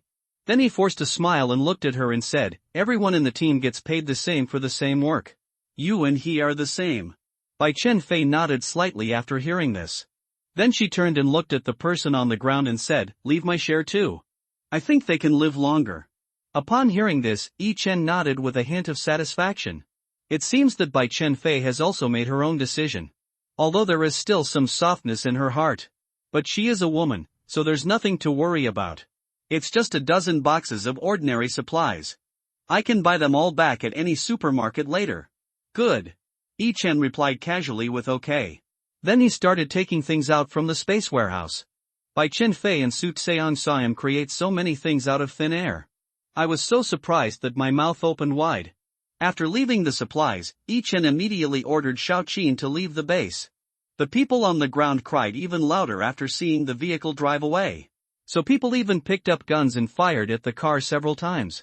But the bullet didn't leave any trace on the car. So everyone began to focus on the supplies around them. These people started fighting each other in order to get more supplies. After seeing this scene in the rearview mirror, Bai Chen Fei and Su Tseong frowned in pain at the same time. At this time, the two finally understood why Yi Chen gave up on them. The minibus drove quickly and quietly on the dim road. Afterwards, more and more zombies began to appear in everyone's sight. But because of the protection of the super minibus, people inside don't need to worry about safety issues at all. Bai Chen Fei and Su Tseong were a little reserved when they first joined the team. So after the two got in the car, one kept studying the gun and the other kept studying the new computer.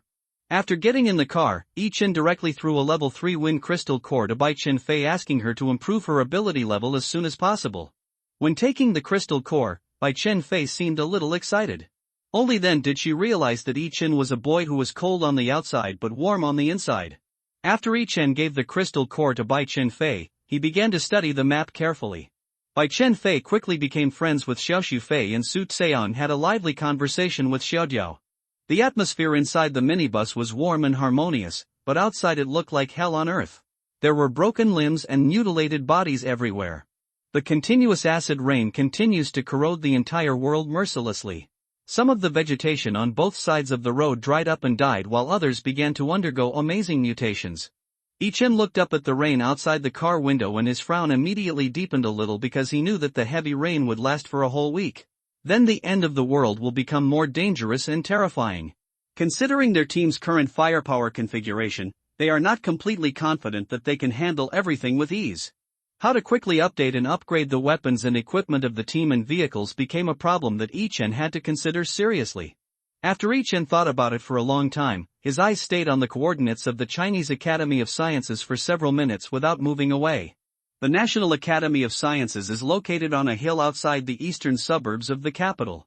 The entire Chinese Academy of Sciences was built around this hill. Yi Chen had heard a rumor before that the mountain where the Chinese Academy of Sciences was located had actually been hollowed out a long time ago. The purpose is to conduct some very confidential experiments underground. After thinking about this, Yi Chen decided to take everyone to visit the Chinese Academy of Sciences first. Even if they didn't discover any big secrets, it would be easy enough to find some advanced laser equipment. Yi Chen plans to study this kind of thing carefully in order to update the weapons and equipment of the armor in mecha. Stupid. Navigate according to the newly entered coordinates. Upon hearing the order, Xiao Jia immediately released the drone for aerial reconnaissance.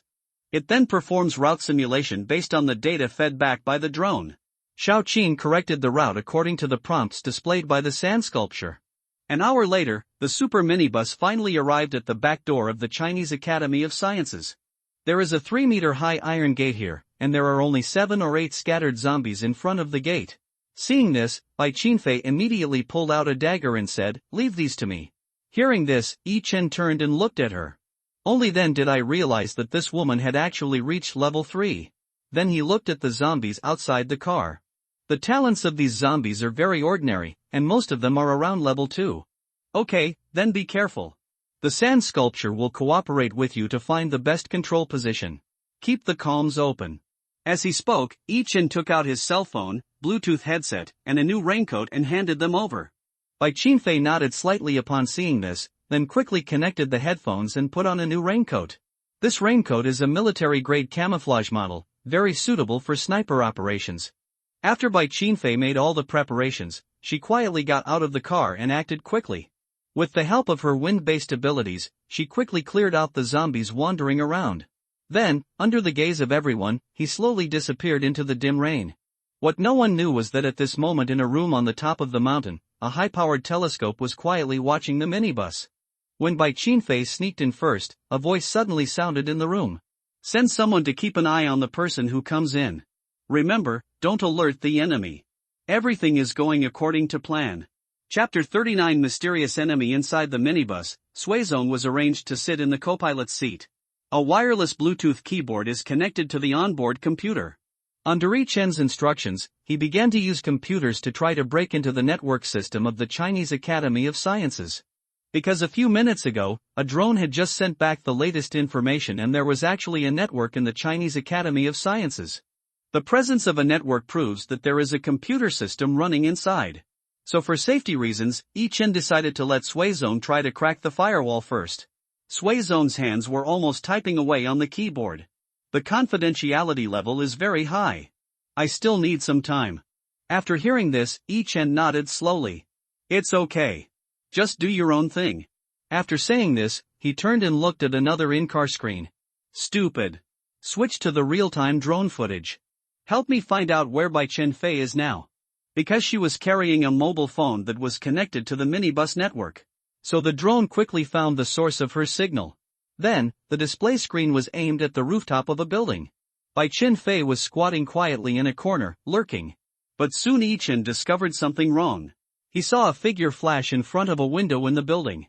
Zombies or humans? Yi Chen couldn't help but mutter softly. Then he picked up his phone and dialed Bai Qinfei's code number directly. Bai Qinfei gently touched the answer button on the Bluetooth headset. "Hey, what's up?" She spoke very softly. But Yi Chen could hear it clearly.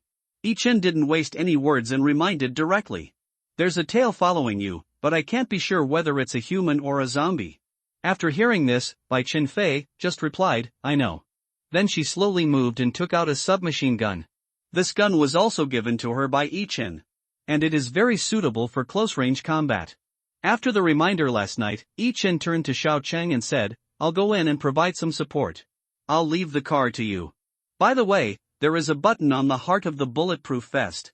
Press it in a crisis and there will be a surprise." When Xiao Cheng heard this, he was stunned.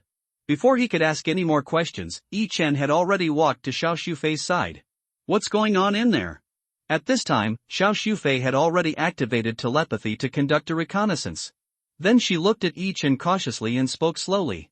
"There are people inside, at least 4, but I can't guarantee its accuracy, because there is an unknown magnetic field interference inside. When Yichen heard this, his brows immediately frowned.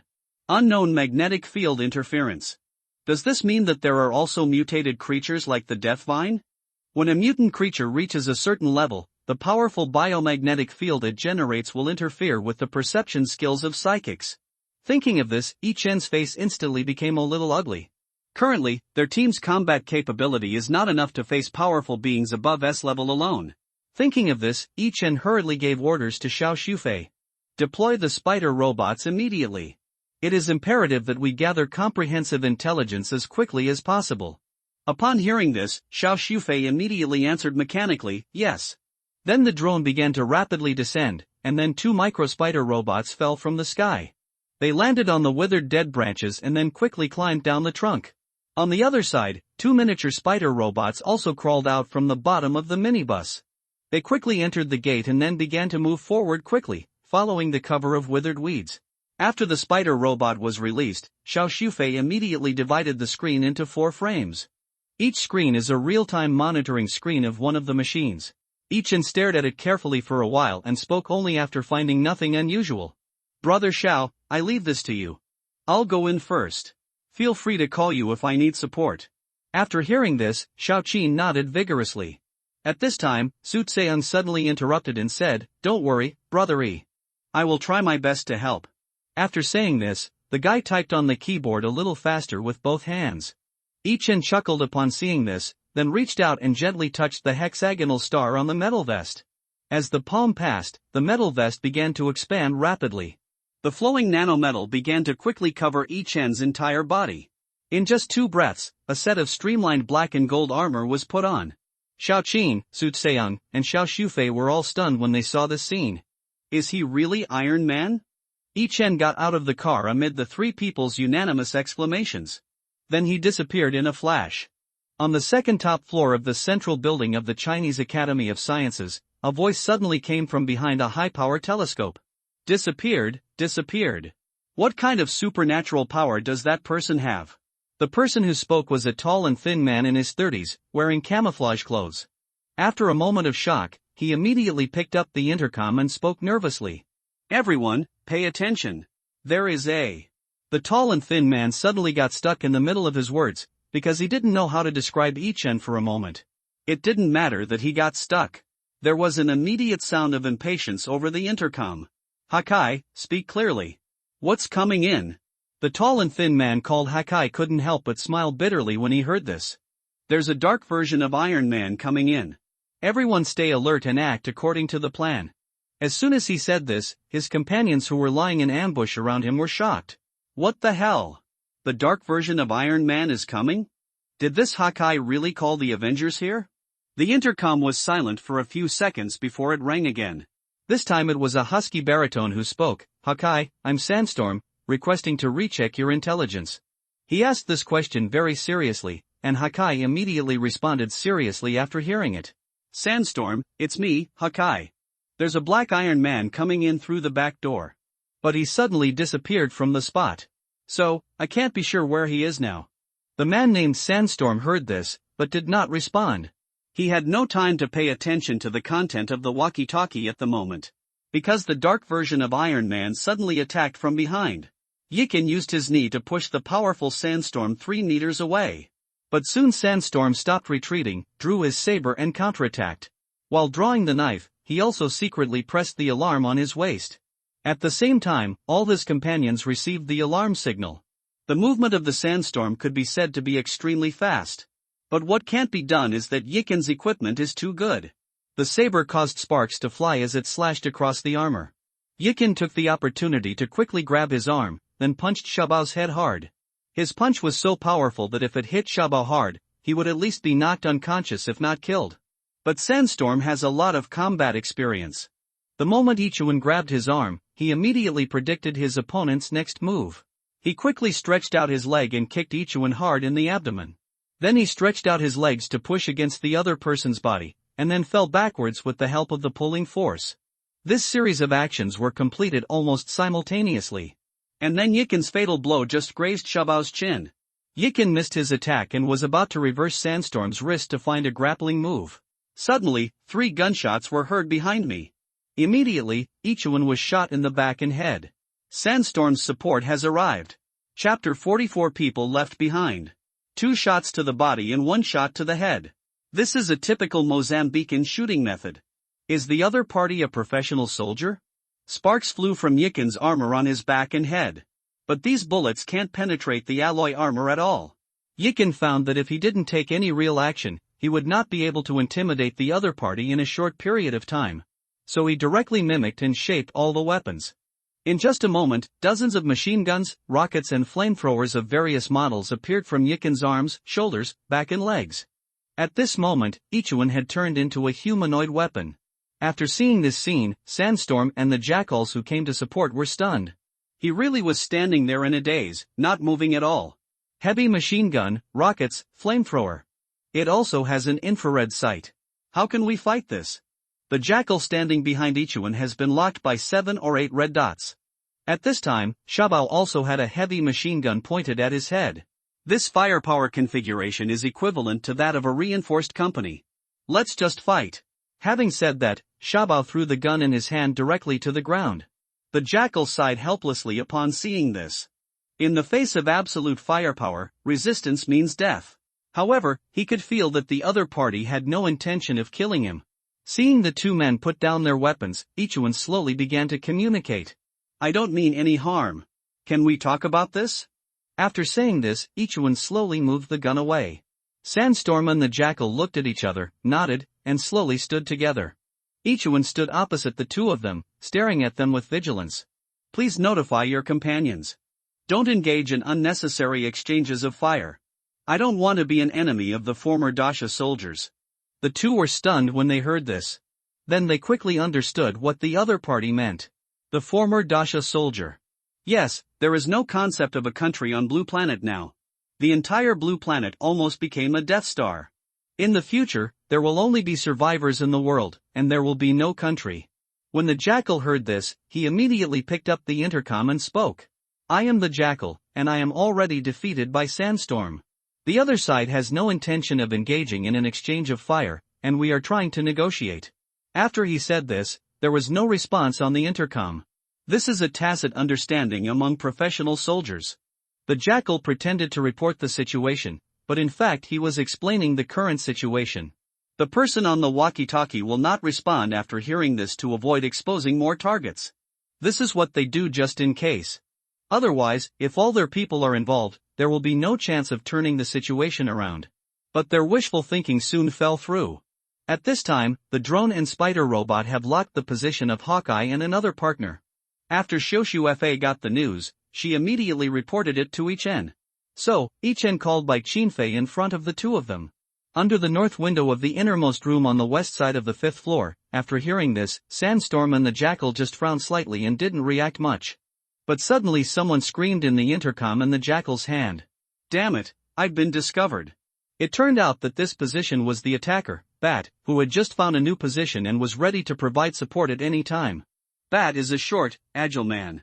He moved immediately after hearing that his position was exposed. But as soon as he showed his head, a red dot locked onto it. Shit, stop locking it. It's all over. Before he could finish his words, another voice suddenly came from the intercom.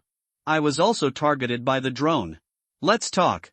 We must have a good talk this time. 10 minutes later, in the conference room on the 7th floor of the central building of the Chinese Academy of Sciences, this is where Hawkeye conducts secret observations. This meeting room has been simply remodeled. The conference table was turned into a makeshift bed with some weapons, ammunition, and food placed on it. After a quick observation, Ichen fixed his sights on Hawkeye. Okay, now you can start introducing yourself. Hawkeye was stunned when he heard this. Introduce yourself? Does this guy think they are here for an interview? But now it seems they have no other choice. After thinking about it, Hawkeye frowned and spoke slowly. We are the Special Internal Guard stationed at the National Academy of Sciences. My name is Su Biao.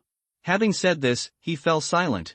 When the others saw this, they immediately frowned. Sandstorm spoke first. My name is Zhang Chongqing. And I'm their squad leader. If you have anything to say, just come to me. The bat couldn't help but speak at this time. My name is Fu Youchang. And I know where the vault is. If you want, I can take you there. When Ichen heard this, he almost laughed out loud. Treasury, do those gold bills still have meaning now? Do you dare to make this play more fake? At this time, the jackal reached out and patted the bat on the head and said, "Put away your little thoughts and don't treat people as fools." As he spoke, he pulled out a cigarette from his pocket, lit it and started smoking. My name is Zhuang Zhong. And I have the highest military rank among these people. Tell me anything you want to know or get. It turns out that Hawkeye, Sandstorm, Jackal, and Battle code names for these people, and the names they introduced just now are their real names. After hearing this, Yi Chun frowned tightly. But he still asked the question he wanted to ask most. Where have all the zombies here gone? Zhuang Zhong took a deep puff of his cigarette when he heard this. Then he slowly exhaled a puff of white smoke and said, "It turns out that 11 of our comrades survived. Then there were only 4 of us left." Where do you think the zombies went? Yi Chun understood immediately after hearing this. The zombies in this yard should have been dealt with by them. This is normal, as the Chinese Academy of Sciences is not a place where the public gathers. There are not many people in Dasha who can work and live here. When Yi Chun was about to ask the second question, Fu Yaoqiang interrupted with an emotional tone. If it weren't for that group of selfish people, how could the company commander and his men have died? Yi Chun frowned slightly when he heard this. He did not ask about the specifics of what happened, because he had seen too much of the dark side of human nature in his previous life. Okay, second question. Is there a secret laboratory in this mountain? What's in there? When the 4 heard this, their expressions became unnatural. They never expected that the other party would ask about the laboratory. At this time, Zhuang Zhong gently threw the cigarette butt on the ground and said, "There's not much food here, and the few supplies and weapons we have are all here. If that's what you came for, you can take your things and leave." When Yi Chun heard the other party's reply, he immediately became more interested in the previous question. So he walked forward slowly, looked at Zhuang Zhong and asked word by word, "What's in the lab?" The 4 of them saw that the other party was so persistent about the laboratory issue. Immediately, their expressions became slightly solemn. Who is this person? Why does he care so much about what's in the lab? Before Yi Chun could wait for a solemn answer, he heard Zhao Xiufei's anxious voice. Big trouble is coming again. Hurry up and find a way to hide. Chapter 41 The Secret of the Laboratory. Yi Chun frowned after hearing Zhao Xiufei's warning. Then I started communicating with him in my mind. What's the big trouble? Explain the situation more clearly. Zhao Xiufei only discovered it at this time. It turned out that I was so nervous just now that I didn't explain the situation at all. It's the pursuer. 2 of the pursuers just jumped into the National Academy of Sciences. When Yi Chun heard this, he immediately turned around and walked quickly to the window to check the situation. The 4 of them immediately exchanged glances upon seeing this. Then he walked quickly and solemnly to Yi Chun and asked, "What happened?" Yi Chun didn't say any more nonsense and immediately turned to look at him. "There's trouble here. We need to work together." After hearing this, Zhuang Zhong frowned and began to think. He didn't know whether the Iron Man in front of him was trustworthy. He also had no idea what kind of trouble the other party was talking about. So he immediately turned to look at Su Biao and said, "See what's going on?" Upon hearing this, Su Biao immediately turned around and walked towards the laptop on the table. But when he was operating the computer, he discovered that something was wrong. The system control has been hacked. Someone hacked into our network. When Su Biao said this, he looked at Yi Chun with surprise. Yi Chun also received a notice from Zhao Xiufei at this time. She said Su Tseung had successfully taken control of the hospital's network. They are now using the hospital system to conduct additional reconnaissance. At this time, Zhuang Zhong also had to reassess the situation. He looked at Yi Chun and said seriously, "You have a great team. Okay, we can work together. But I need to figure out what's going on right now." Yi Chun didn't say anything more and contacted the minibus directly. Su Tseung shared the control of the system. From now on, we need to work together inside and outside. Soon, Su Tseung and the minibus started to operate as required. Su Biao regained control of the hospital's network. Then he quickly operated on the computer. A few seconds later, the pursuer's figure appeared in the picture. When he saw his pursuers, Su Biao was completely shocked. This is impossible. How did he get out? When Zhuang Zhong heard this, he immediately walked over quickly. I was stunned when I saw the image on the computer screen. It shouldn't be the one below. Could it be? Having said that, he turned to look at Yi Chun and said nothing more. Yi Chun also turned around at this time and saw the reactions of the 2. At this time, he knew that these people must know something about the pursuers. So this is what the lab down there is researching. Is this something developed by the National Academy of Sciences? Yi-chun's expression was very serious at the moment. And there was a hint of disgust in his eyes when he looked at those people. When Su Biao saw the other party's reaction, he immediately understood that the other party must have misunderstood something. So he quickly took over and explained. The National Academy of Sciences is just researching ways to deal with it. This thing is a biological weapon developed by the Western Federation. We in Daxiao will never conduct such a consciousness experiment. Yi-chun's expression gradually relaxed after hearing this. If the National Academy of Sciences had already been researching the pursuers before the end of the world, maybe we could find a way to deal with them here. After all, it is impossible to have the opportunity to carry out internal explosion on the pursuers every time. Take me to the lab, we don't have much time. Zhuangzhong frowned when he heard this. He could see that Yi-chun obviously knew a lot about this monster. So he asked quickly, have you encountered this thing before you came here? How many are there? Yi-chun was a little surprised to hear this question. Because judging from the question alone, he should know something. I've seen about 200 to 300 of them, but I can't verify the exact number. The four were stunned when they heard Yi-chun's answer. Then he sighed deeply and solemnly. It seems that what Dr. Qin was worried about has finally happened. After saying this, Zhuangzhong turned around and strode out the door. Take the stuff and go to the lab. Hearing this, the other three turned to look at Yi-chun. Yi-chun nodded slightly. Then the five of them quickly walked towards the basement. Bai Qianfei had already moved to the water tower at this time. With the help of a piece of clinker cloth, she blended perfectly into the surrounding environment. At this time, she saw a pursuer enter the central building. Then she quickly contacted Yi-chun. There's a monster coming to your side. Be careful. Yi-chun replied, I know. And then urged everyone to move forward quickly.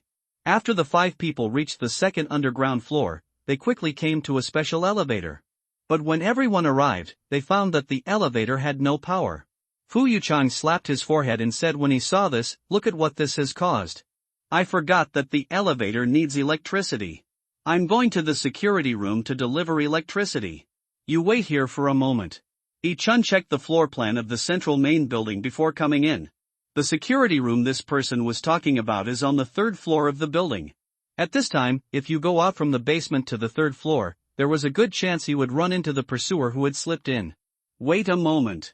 When Fu Yuchang turned around and prepared to leave, Yi-chun suddenly stepped forward and stopped him. Then he took out a dozen grenades and 7 or 8 high-explosive bombs from the space warehouse. Take these things with you. Just in case. Everyone's mouth widened when they saw this scene. Why does this guy look like a mobile arsenal? The machine guns and rockets just now were terrifying. Now he can easily produce more than a dozen grenades and bombs. You have space-related abilities? Zhuangzhong asked directly. After hearing this, Yi-chun admitted it directly without hiding anything. Then he asked reflexively, what about you? When Fu Yuchang heard this, he took the things and ran away.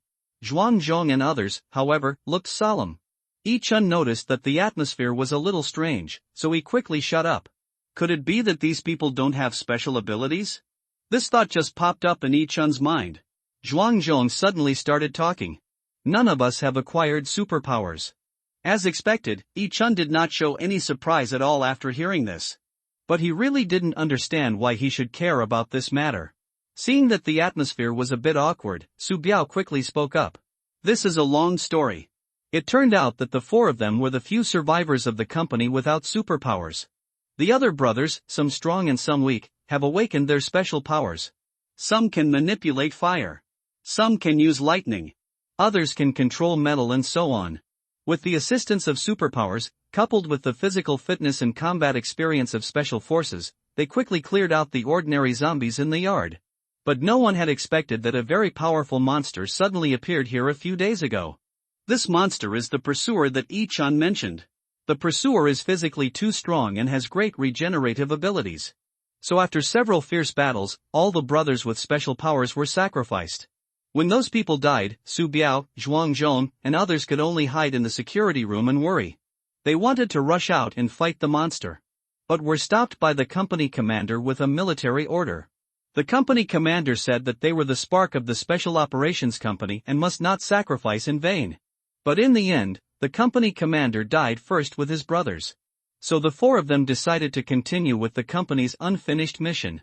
They stayed in the laboratory of the Chinese Academy of Sciences, waiting for their superiors to send people to restart it. Because they know that what is being studied in the laboratory is the pursuer. Yi-chun fell completely silent after hearing this. As expected, men in camouflage uniforms never disappoint. While Su Biao was still talking, the elevator behind him suddenly connected to the power. Seeing this, Zhuang Zhong immediately took out a card and placed it on the reader. Then he entered the password and the elevator door slowly opened. He stood at the door, turned his head, and looked at Yi-chun and said, "Since there will be no more support, then let's get it done." Chapter 42. Empty everywhere. Seeing this, Yi-chun nodded vigorously. Then Su Biao asked a few people to go down first while he stayed behind to support Fu Yanxiang. The others didn't hesitate and took the special elevator to continue going underground. About 5 or 6 minutes later, the elevator stopped steadily. However, the elevator did not open directly, but required the password to be entered solemnly again. Yi-chun saw such high-standard security measures. I immediately became more curious about the things in the laboratory. After the elevator door opened, Zhang Changqing was the first to go out and turn on the power. Then rows of lights lit up and a huge exhibition hall appeared in front of Yi-chun. Many high-tech products are displayed here. Some of them Yi-chun had seen on TV before, while others he had never heard of. At this time, Zhang Changqing had already run to a big door in front. He stood inside and operated everything and only turned around and spoke after he was sure it was safe. Everything is fine. Upon hearing this, Zhuang Zhong immediately replied, "Okay," and called on Yi-chun to follow him. But he discovered it when he ran to the iron gate. Yi-chun didn't follow him at all. "What are you writing about? Hurry up." He was only halfway through his words when he froze. Upon seeing this, Zhang Changqing immediately turned around and looked back. "Oh my gosh, where's the stuff?" It turned out that everything in the exhibition hall was gone at this time. Not only were the items gone, but even the display cases that held them were gone. Everything at the scene was emptied out by Yi-chun. But he acted as if nothing had happened, walking slowly and leisurely with his hands behind his back. "This place is nice and big. It's a shame not to put something in such a big place." When they heard this, their faces turned green. "Wasn't there anything placed here just now? Don't bully us because we are honest and decent people. But now is not the time to worry about these things." So, Zhuang Zhong pretended nothing happened and said, "The pursuer specimen is inside. This door has not been opened since the apocalypse. So, I don't know what's behind the door." Yi-chun immediately became curious when he heard this. So he quickened his pace, walked to the door, and asked suspiciously, "After the disaster, didn't you think of coming to rescue the people inside?" Zhuang Zhong sighed deeply after hearing this. "When the disaster first happened, we did think about coming down to rescue them. But someone from the lab called and they said that the door of the laboratory must not be opened under any circumstances." So, when Yi-chun heard this, he immediately understood something terrible must have happened in the laboratory at that time. Then, Yi-chun began trying to contact the super minibus. But the magnetic field here is very strong, and all signals cannot be transmitted normally. It seems that the technical support on the car cannot be used. With no other options, Yi-chun could only bite the bullet and take the risk with the two of them.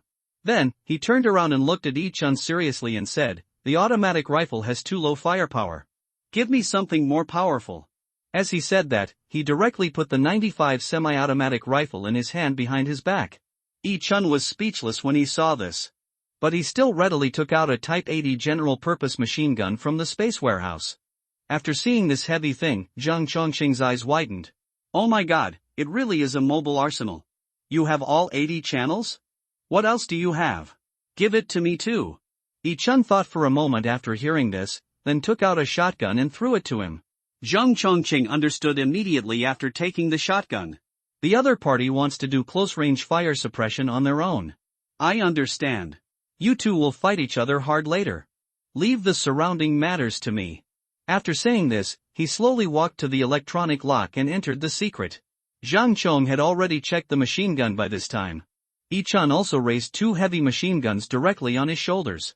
At the same time, his right hand was holding a newly mimicked black and gold sword. "Prepare. 3, 2, 1. Open the door." Following a solemn order, Zhang Chongqing quickly pressed the door opening button. The heavy alloy door slowly opened, and a dozen zombies immediately swarmed in. Zhang Chong and Zhang Chongqing were very familiar with the appearance of these people. They were once the pride of the Chinese Academy of Sciences and the targets that needed special protection in the laboratory. But now these people have become bloodthirsty zombies.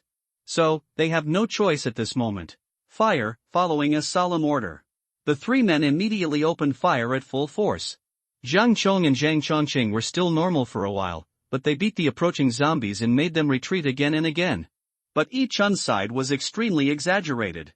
The powerful firepower of his armor directly smashed all the zombies in front of him into pieces. After seeing this scene, Zhuang Zhong suddenly felt that he was being too cautious. Finally, the last zombie turned into debris. Yi Chun and others finally stopped attacking. Zhang Chongqing was the first to go in to scout the situation, and after making sure there was no danger, he signaled the two to come in. Yi Chun and Zhuang Zhong walked into the laboratory together. After entering, Yi Chun was immediately shocked by the equipment and instruments inside. There are many world-class advanced equipment here, such as laser cutting machines, laser 3D printers, thulium laser therapy devices, high-efficiency fiber lasers, fiber amplifiers, ultra-short and ultra-intense lasers, and so on. When Yi Chun saw so many high-tech laser instruments, his eyes immediately flashed with greedy red light. This is all mine. Zhuang Zhong didn't react much when he heard this. He just glanced at Yi Chun and said in a cold voice, "Once the trouble is solved, you can take whatever you want." After hearing this, Yi Chun didn't say much, but turned around and made an okay gesture to him. At this time, Zhuang Zhong had already walked to the innermost safe. I remember Dr. Qin mentioned that this safe is very important. All the research data on that monster should be in here. When Zhuang Zhong heard this, he immediately walked over quickly, but he walked to the safe and studied it for a long time but still had no clue. So he turned around and asked Yi Chun for help, but when he turned around, he found that there was nothing behind him again. In such a large laboratory, there was only a tempered glass container containing the pursuer's body. Isn't this guy too fast? Do you have to be so anxious? Didn't you say that I would give it to you after you solved your problem? His face turned a little green, and his fists were clenched so tightly that they made a clattering sound. Zhang Changcheng knew that he was almost reaching his limit of endurance.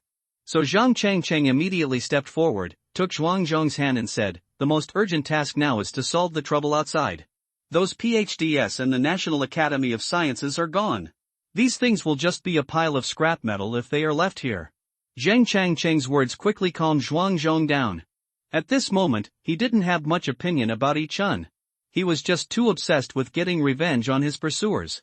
Then, Zhuang Zhong turned around and looked at the safe behind him and asked, "Can you help me open it? Maybe there's a way to deal with that monster in here."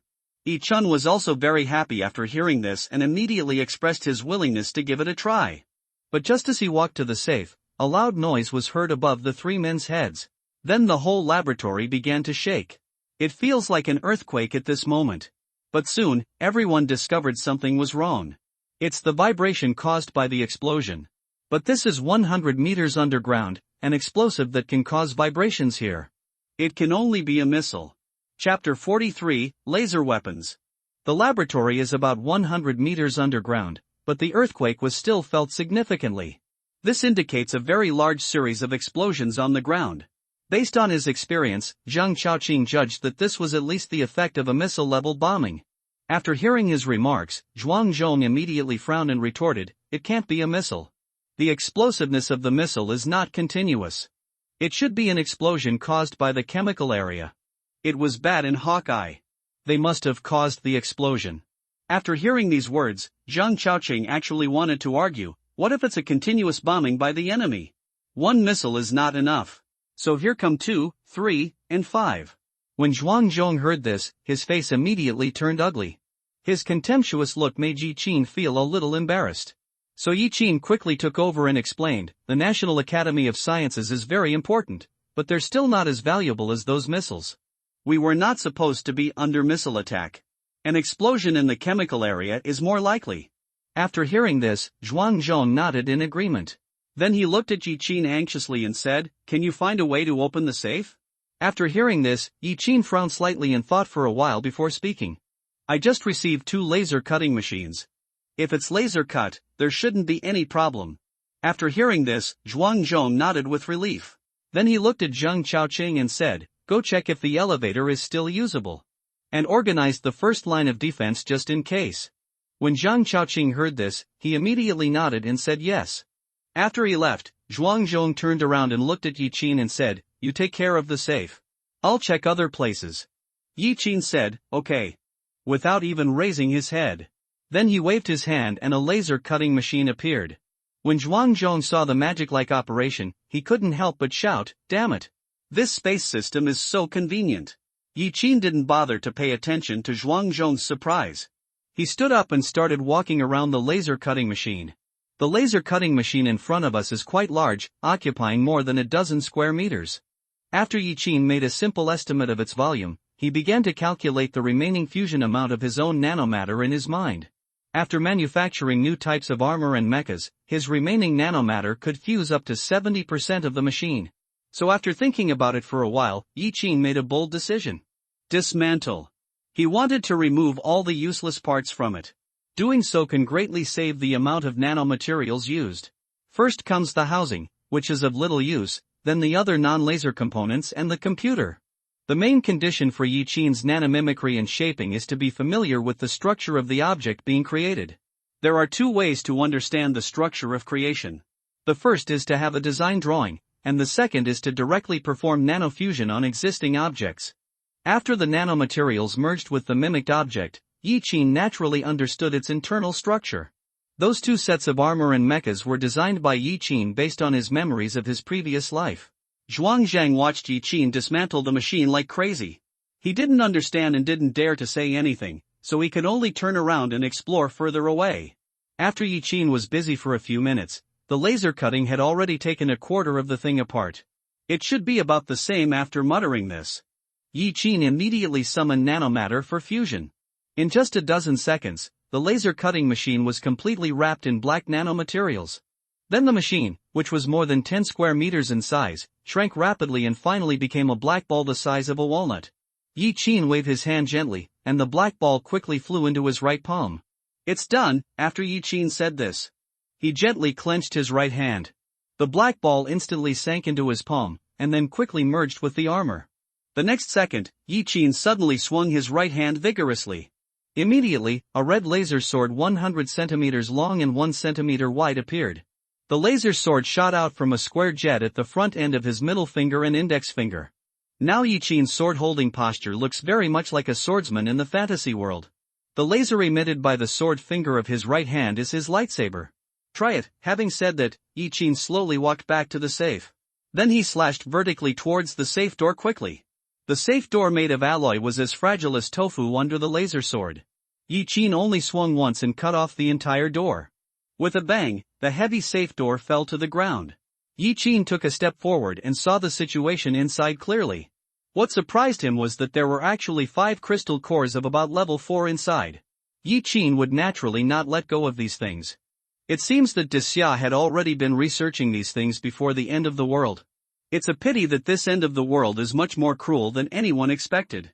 After storing the crystal core into the space warehouse, Yi Qin went through the names of all the classified confidential folders.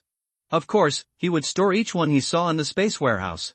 This kind of valuable information is extremely rare and there is a high chance that you will need it in the future. No. After checking all the folder names, Yi Qin said no with regret.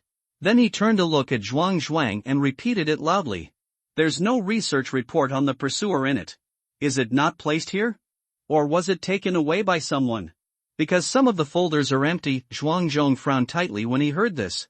2 days before the end of the world, Dr. Qin went on a business trip. Could it be that he took away the information about these monsters? Thinking of this, Zhuang Zhong couldn't help but sigh heavily. At this moment, a call suddenly came from his walkie-talkie. "Jackal, damn you. If you don't come up now, you don't have to come up. I can't hold on any longer. Hurry up." Zhuang Zhong was very excited to hear Hakai's voice. The fact that someone is still talking at least proves that he is still alive. So he picked up the walkie-talkie and responded immediately. "We'll go up right away. You must hold on. If you can't beat them, just run." Zhuang Zhong ran and shouted into the walkie-talkie. Seeing this, Yi Chen quickly turned around and followed him to the elevator. At this time, Zhuang Zhong poured a basin of cold water on him. The power supply system seems to have been blown up. This elevator is no longer usable. The two of them heard this only when they ran to the front of the elevator. In an instant, both of their faces turned very ugly. But this little problem is not difficult for Yi-Chen. It's okay. I'll take you upstairs. Got a rope? Zhuangzhong and Zhuangzhong were both stunned when they heard this. But their backpacks are not short of tools such as ropes. After a few minutes, Yi-Chen tore open the elevator door with his bare hands. Then, he used his hands and feet to grab the wall of the elevator shaft and climbed up. Zhuangzhong and Zhuangzhong were tied to ropes and hung in the air, being pulled up little by him. Yi-Chen thought awkwardly as he crawled.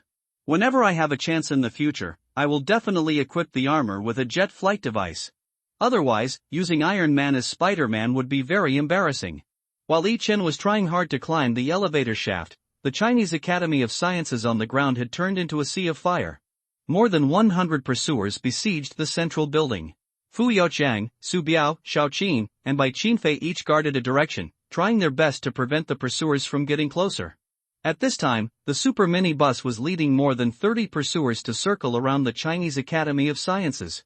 Everyone was using their own methods to cover the return of Yi-Chen and others. Inside the super mini bus, a smile suddenly appeared on Zhou Xiufei's face. Very good. Yi-Chen and the others are finally here. Chapter 44: A Life and Death Battle. The basement on the second floor below the National Academy of Sciences Central Building. Yi-Chen climbed out of the elevator shaft with great effort. At this time, the outside was in a mess. It turned out that not long after they went down to the laboratory, the pursuers quickly found his place. In order to protect everyone, Fu Youqiang had to deliberately expose himself to attract attention. Then another pursuer also surrounded him, and Fu Youqiang was caught in the dilemma of being surrounded from front and back. Fortunately, Su Biao appeared in time to help him share half of the pressure. But what the two did not expect was that the support from the pursuers would come so quickly. In just over 10 minutes, more than 30 pursuers rushed into the Chinese Academy of Sciences. The two had no choice but to fight and retreat, leading the pursuers to the chemical building where flammable and explosive materials were located. Fu Youqiang used a bomb given by Yi-Chen to set a trap. Su Biao cooperated with him to lead most of the pursuers into the chemistry building. Then there was a violent explosion, and the dozen or so pursuers who rushed into the building were blown to pieces. But it was this explosion that attracted more pursuers and zombies. Fu Youqiang had his arm blown off because he ran a beat slower. Su Biao dragged him and beat him while retreating towards the central building. However, there were more and more pursuers around, and thousands of zombies quickly gathered at the gate of the Chinese Academy of Sciences. At the critical moment, Bai Qinfei shot off the upper body of the pursuer who was rushing towards the two of them. When professional sniper Su Biao heard the gunshot, he immediately opened his mouth in surprise. Oh my god, he's the king of all snipers. But his excitement had not yet fully manifested. The following scene made him feel as if he had fallen into an icy cave. The pursuer, half of whose body was blown off, was now recovering visibly. Half of its body was blown off, and its head was smashed into pieces, but it's not dead yet. At this moment, Su Biao finally realized how terrifying the monster was. Da-day-day-day. The sound of heavy machine gun fire came from a distance. Countless 12.7mm bullets were fired crazily at the eager pursuers in all directions. The two knew just by the sound that this was the Type 89 heavy machine gun produced in Xia. From the sound, it wasn't just one shot, but 4 shots. Reinforcements have arrived. Su Biao's eyes were full of excitement. But when he turned around to look, he only saw a black minibus speeding towards him. The minibus made a large arc deviation about 5 meters away from the two people. A man quickly jumped out of the car, rolled beautifully on the ground, stood up and shot directly. The man held a submachine gun in his hand and fired a volley of bullets at the pursuer in front of him.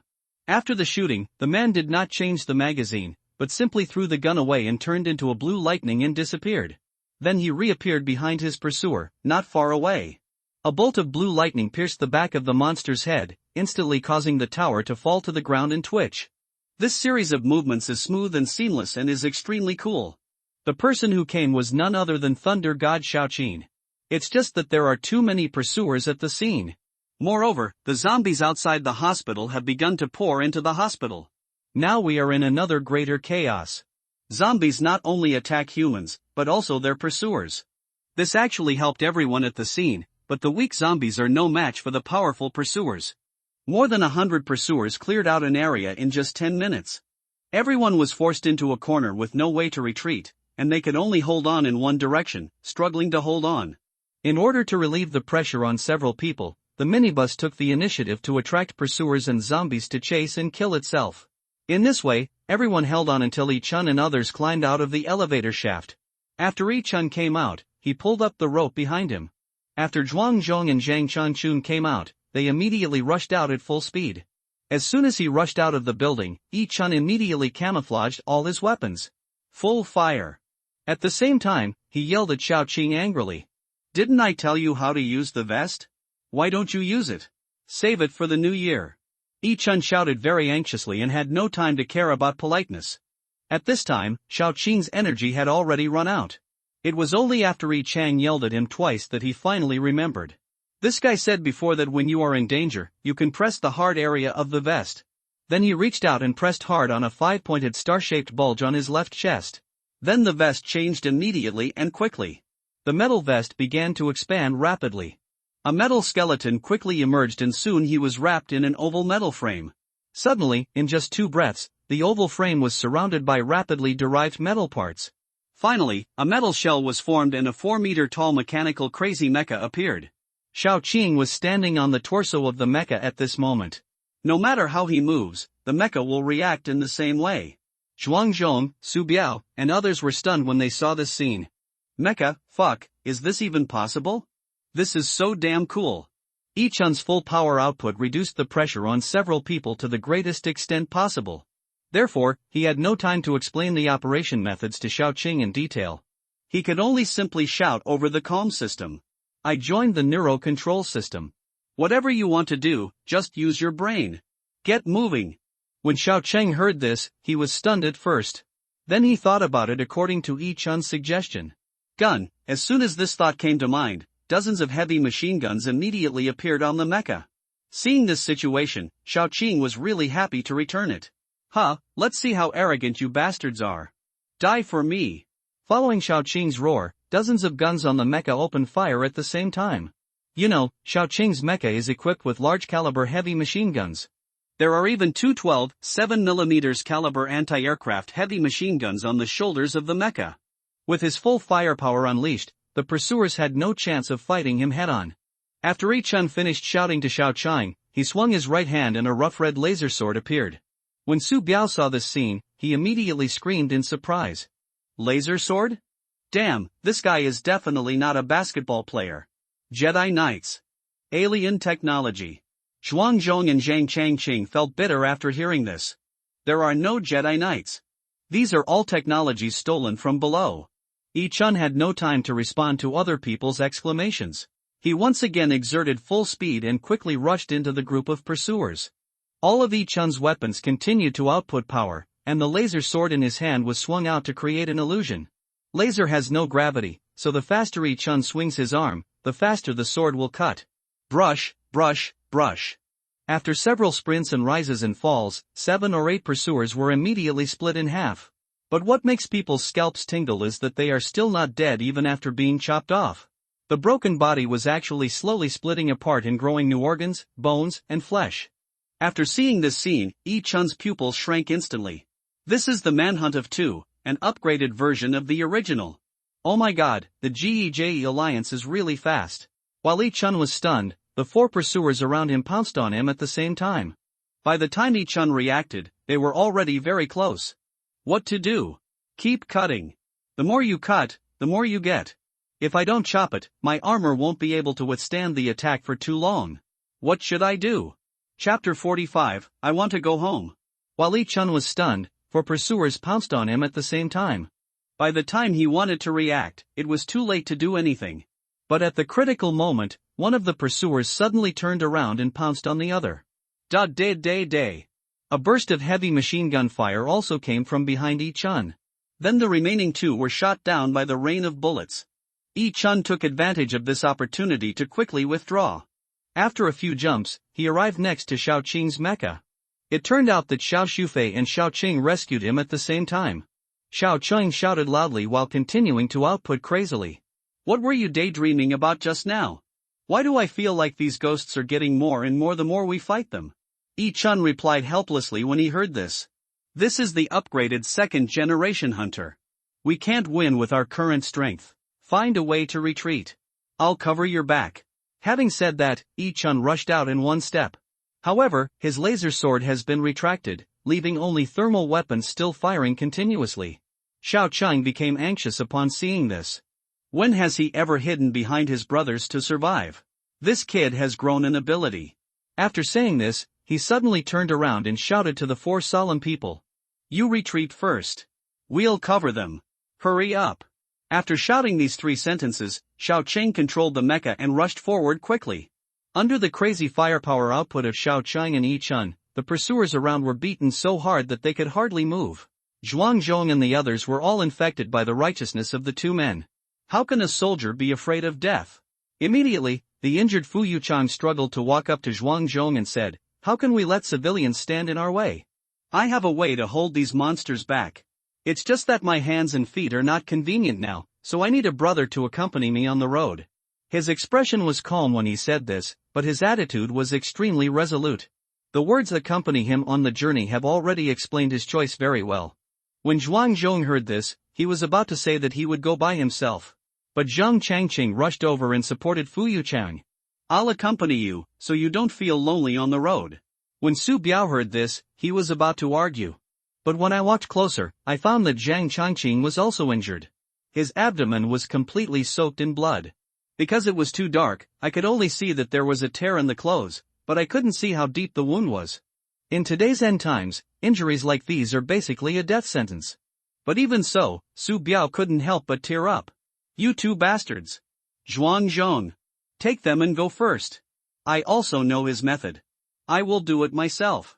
When Zhuang Zhong heard this, he frowned and said nothing. Fu Yuchang was so angry after hearing this, but he laughed instead.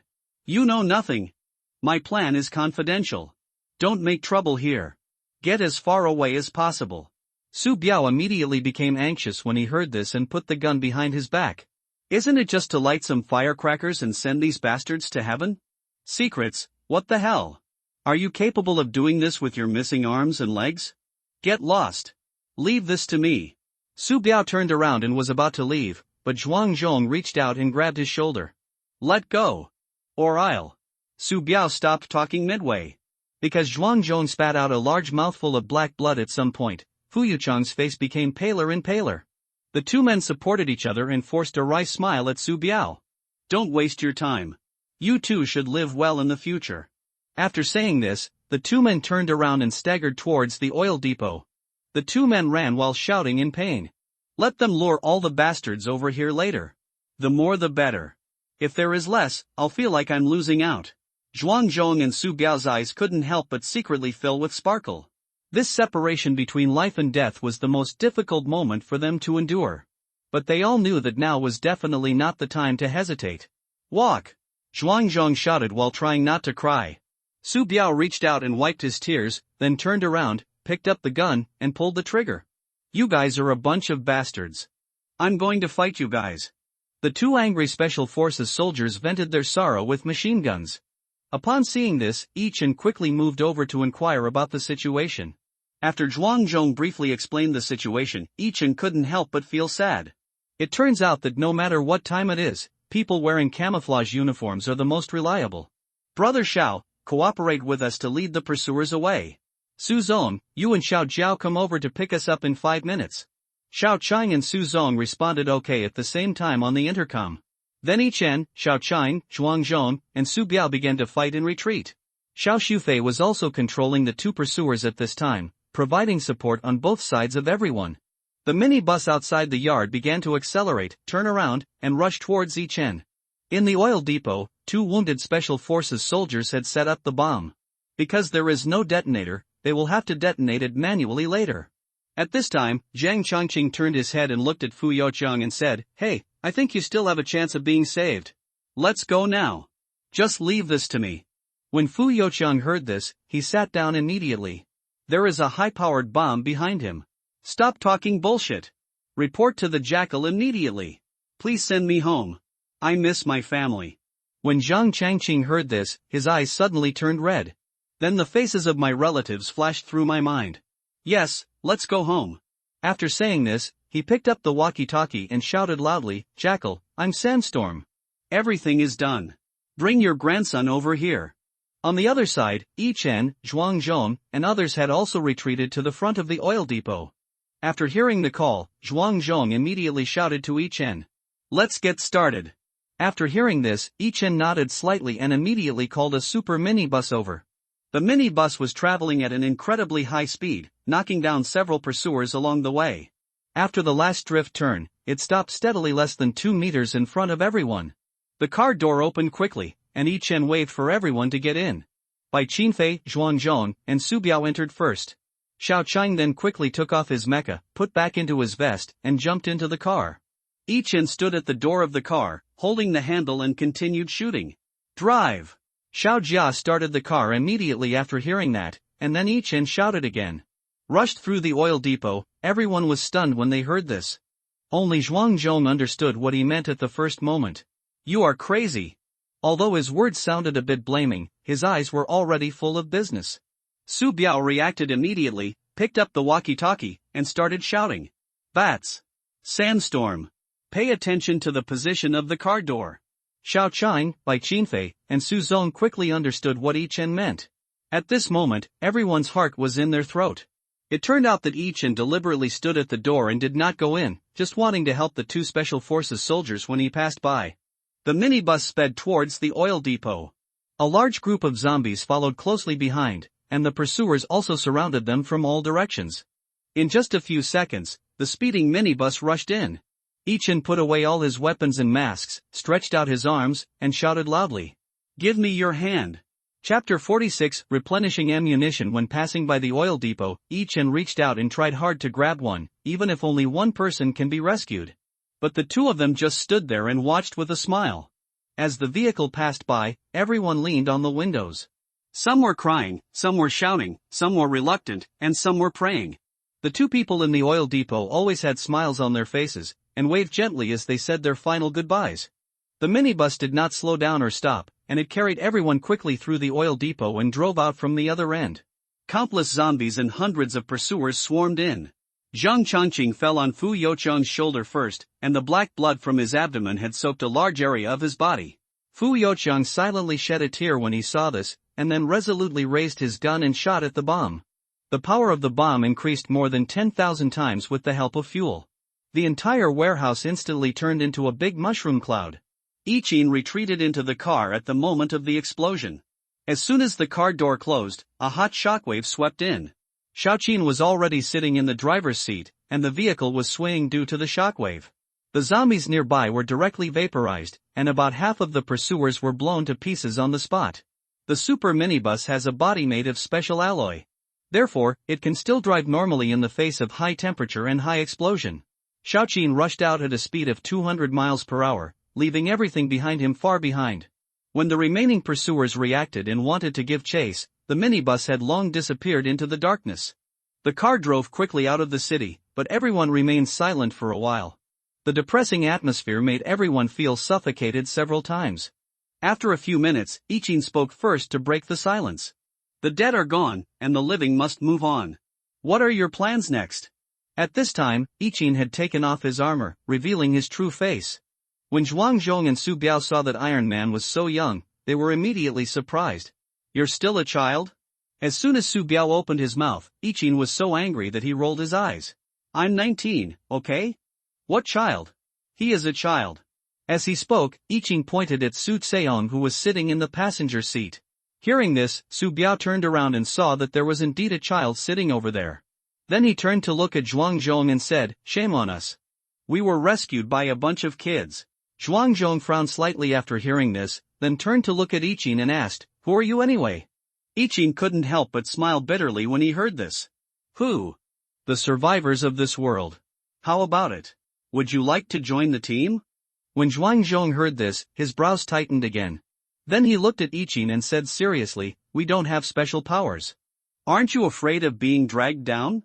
When Yi Chen heard this, he smiled bitterly again. "What if I have superpowers? We are too weak in front of mutant creatures. So only by sticking together for warmth can we get through this darkness."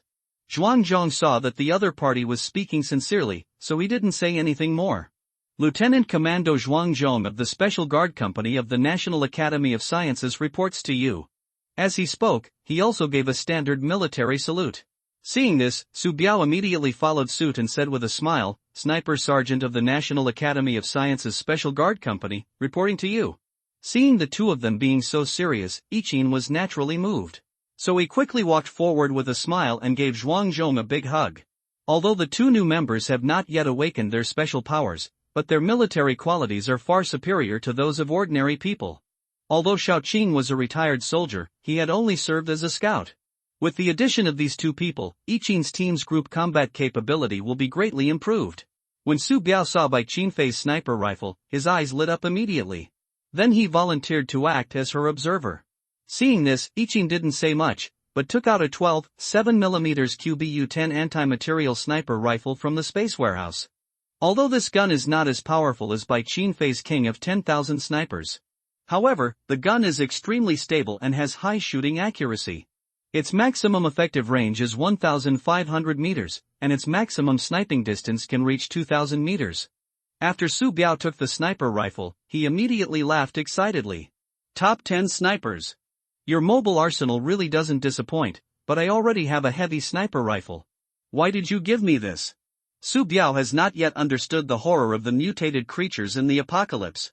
Therefore, he is still thinking about problems using the logic of ordinary people. After hearing this, Ichin immediately began to explain slowly. The mutant creatures we encounter in the future will be more powerful than the last one. The pursuers we encounter just now can only show off their strength in the early stage of the apocalypse. It will be difficult to cause damage to the creatures we encounter in the future with ordinary hot weapons and ordinary cold weapons. When Su Biao heard this, he immediately understood. I understand. Thank you. After saying this, he immediately walked aside with the gun to check. Bai Qianfei immediately followed him upon seeing this. She wanted to take the opportunity to learn more about heavy sniper firearms. At this time, Zhuanzhong stood there and looked around. Then he looked at Ichin and said softly, you convert a minibus into a motor home, and it will be more comfortable. But the capacity has been reduced, and now these people seem a bit crowded. Let's find another car later. Haka and I will drive one. Upon hearing this, Ichin slowly nodded and replied, this can be considered, but your car needs to be modified and upgraded. Otherwise, I'm afraid it won't last long before it's scrapped. Zhuanzhong nodded slowly after hearing this, then walked up to Su Tseong and said, I'll give you the coordinates, and you can locate them. Let's go find some military supplies and get a suitable car. Upon hearing this, Zhuanzhong immediately turned to look at Ichin. After hearing this, Ichin immediately nodded slightly. Just do as he says. Hot weapons are still somewhat useful now. Zhuanzhong nodded immediately after hearing this, and then quickly set the coordinates according to the solemn information. Xiaoqing's navigation display quickly received a prompt. He glanced down at the monitor and shouted with a smile. Everyone sit tight and hold on tight. We're about to turn. As soon as Xiaoqing finished speaking, the vehicle made a sharp turn. The minibus traveled more than 100 miles in the southeast direction and slowly drove into a quiet mountainous area. Most of the vegetation here withered and died, but some of it mutated after being baptized. However, their levels are not very high, and they cannot cause much trouble to Ichin and others. The minibus continued along the mountain road for more than 50 miles. Finally, they arrived in front of a heavy iron gate. After the vehicle slowly stopped, everyone looked outside through the window. A dozen zombies in camouflage uniforms were slowly wandering in front of the door. Seeing this scene, everyone in the car felt sad. Although they were unwilling to do so, they had no choice but to do it in order to survive. Zhuanzhong saw what Ichin and the others were thinking, so he quickly smiled and comforted them. Don't have too much psychological burden. They are all dead. There is nothing to worry about. Akai, take your followers to find a high point. After the door is opened, I'll lead the way, and Iron Man and Gundam will follow. Iron Man and Robot are the code names Zhuanzhong gave to Ichin and Xiaoqing. The two thought it sounded good, so they didn't refute or say anything more. As usual, Xiaojiu first sent out drones and robots for reconnaissance. After figuring out the situation ahead, the car door opened quickly and the three of them filed out. Follow me. Chapter 47, Weird Camp. After a solemn call to follow me, Xiaoqing got out of the car and directly turned on the mecha mode. Seeing this, Ichin frowned and stretched out his hand to block the two of them. Don't get excited. You can't just force your way through such a large military camp. Zhuanzhong and Xiaoqing were stunned when they heard this. Xiaoqing opened his helmet and looked at Ichian with a confused look on his face. Who said we should face the steel head-on? We need to be tactical. Ichian was also stunned when he heard this. Tactics? When did you two study tactics? Zhuanzhong continued speaking at this time. Yes, Gundam will distract the enemy later. Then the two of us will go in roundabout way and quickly search for the necessary supplies. When Ichian heard this, his face immediately became embarrassed. No one has told me about this before. Were the two of them so in sync on their first mission? Seeing that the two had made up their minds, Ichian had no choice but to nod and say, the tactics are good, but could you please discuss it in advance next time? Zhuanzhong and Xiaoqing were stunned again when they heard this. Does this matter still need to be discussed? Yes, isn't this common sense? The way the two of them sang in unison made Ichian look like a white-handed newbie. Afterwards, Xiaoqing rushed out without waiting for Ichian to refute. His mecha is a heavy mecha, so it doesn't move very fast. But it can still reach 60 miles per hour when running at full speed. Therefore, the zombies, which move slowly in the early stages, cannot keep up with the speed at all. So, Xiaoqing retreated while shooting and very calmly attracted all the zombies out of the camp. However, Ichian and Zhuanzhong, who were hiding in the dark and observing, had strange expressions. Obviously, both of them saw the problem. Then Ichian turned his head and looked at Zhuanzhong and asked. Looking at the scale of this large building, it should be at least a battalion-level unit, right? After hearing this, Zhuanzhong frowned tightly and replied slowly. To be precise, this should be a deputy regiment-level unit. There should be a whole reinforced battalion of people in there. After hearing the solemn words, Ichian frowned even more tightly. A reinforced battalion only has a few dozen people. This is unscientific. It turned out that the two of them had just counted carefully. There were less than 60 zombies in the camp attracted by Xiaoqing. There are only a few people in such a large military complex. This is completely contrary to normal logic and common sense. Zhuanzhong couldn't guess the answer, so he just gave his own explanation. Maybe during the catastrophe, a large force was pulled out to rescue. This is Zhuanzhong's own idea, but Ichian is skeptical about it. Because the end of the world happened suddenly, there was no time for humans to respond. By the time people reacted, most people in the world had already turned into zombies. Therefore, the reasons for rescue given by Zhuanzhong are totally invalid. Could it be that before they came, something attracted all the zombies away? While Ichian was still thinking about these things, Zhuanzhong had already walked out of the shelter first. Don't think about it, just go in and take a look.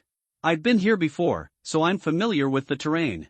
Seeing that Zhuanzhong had already run out, Ichian didn't hesitate too much. Then, the two of them quickly slipped in through the gate.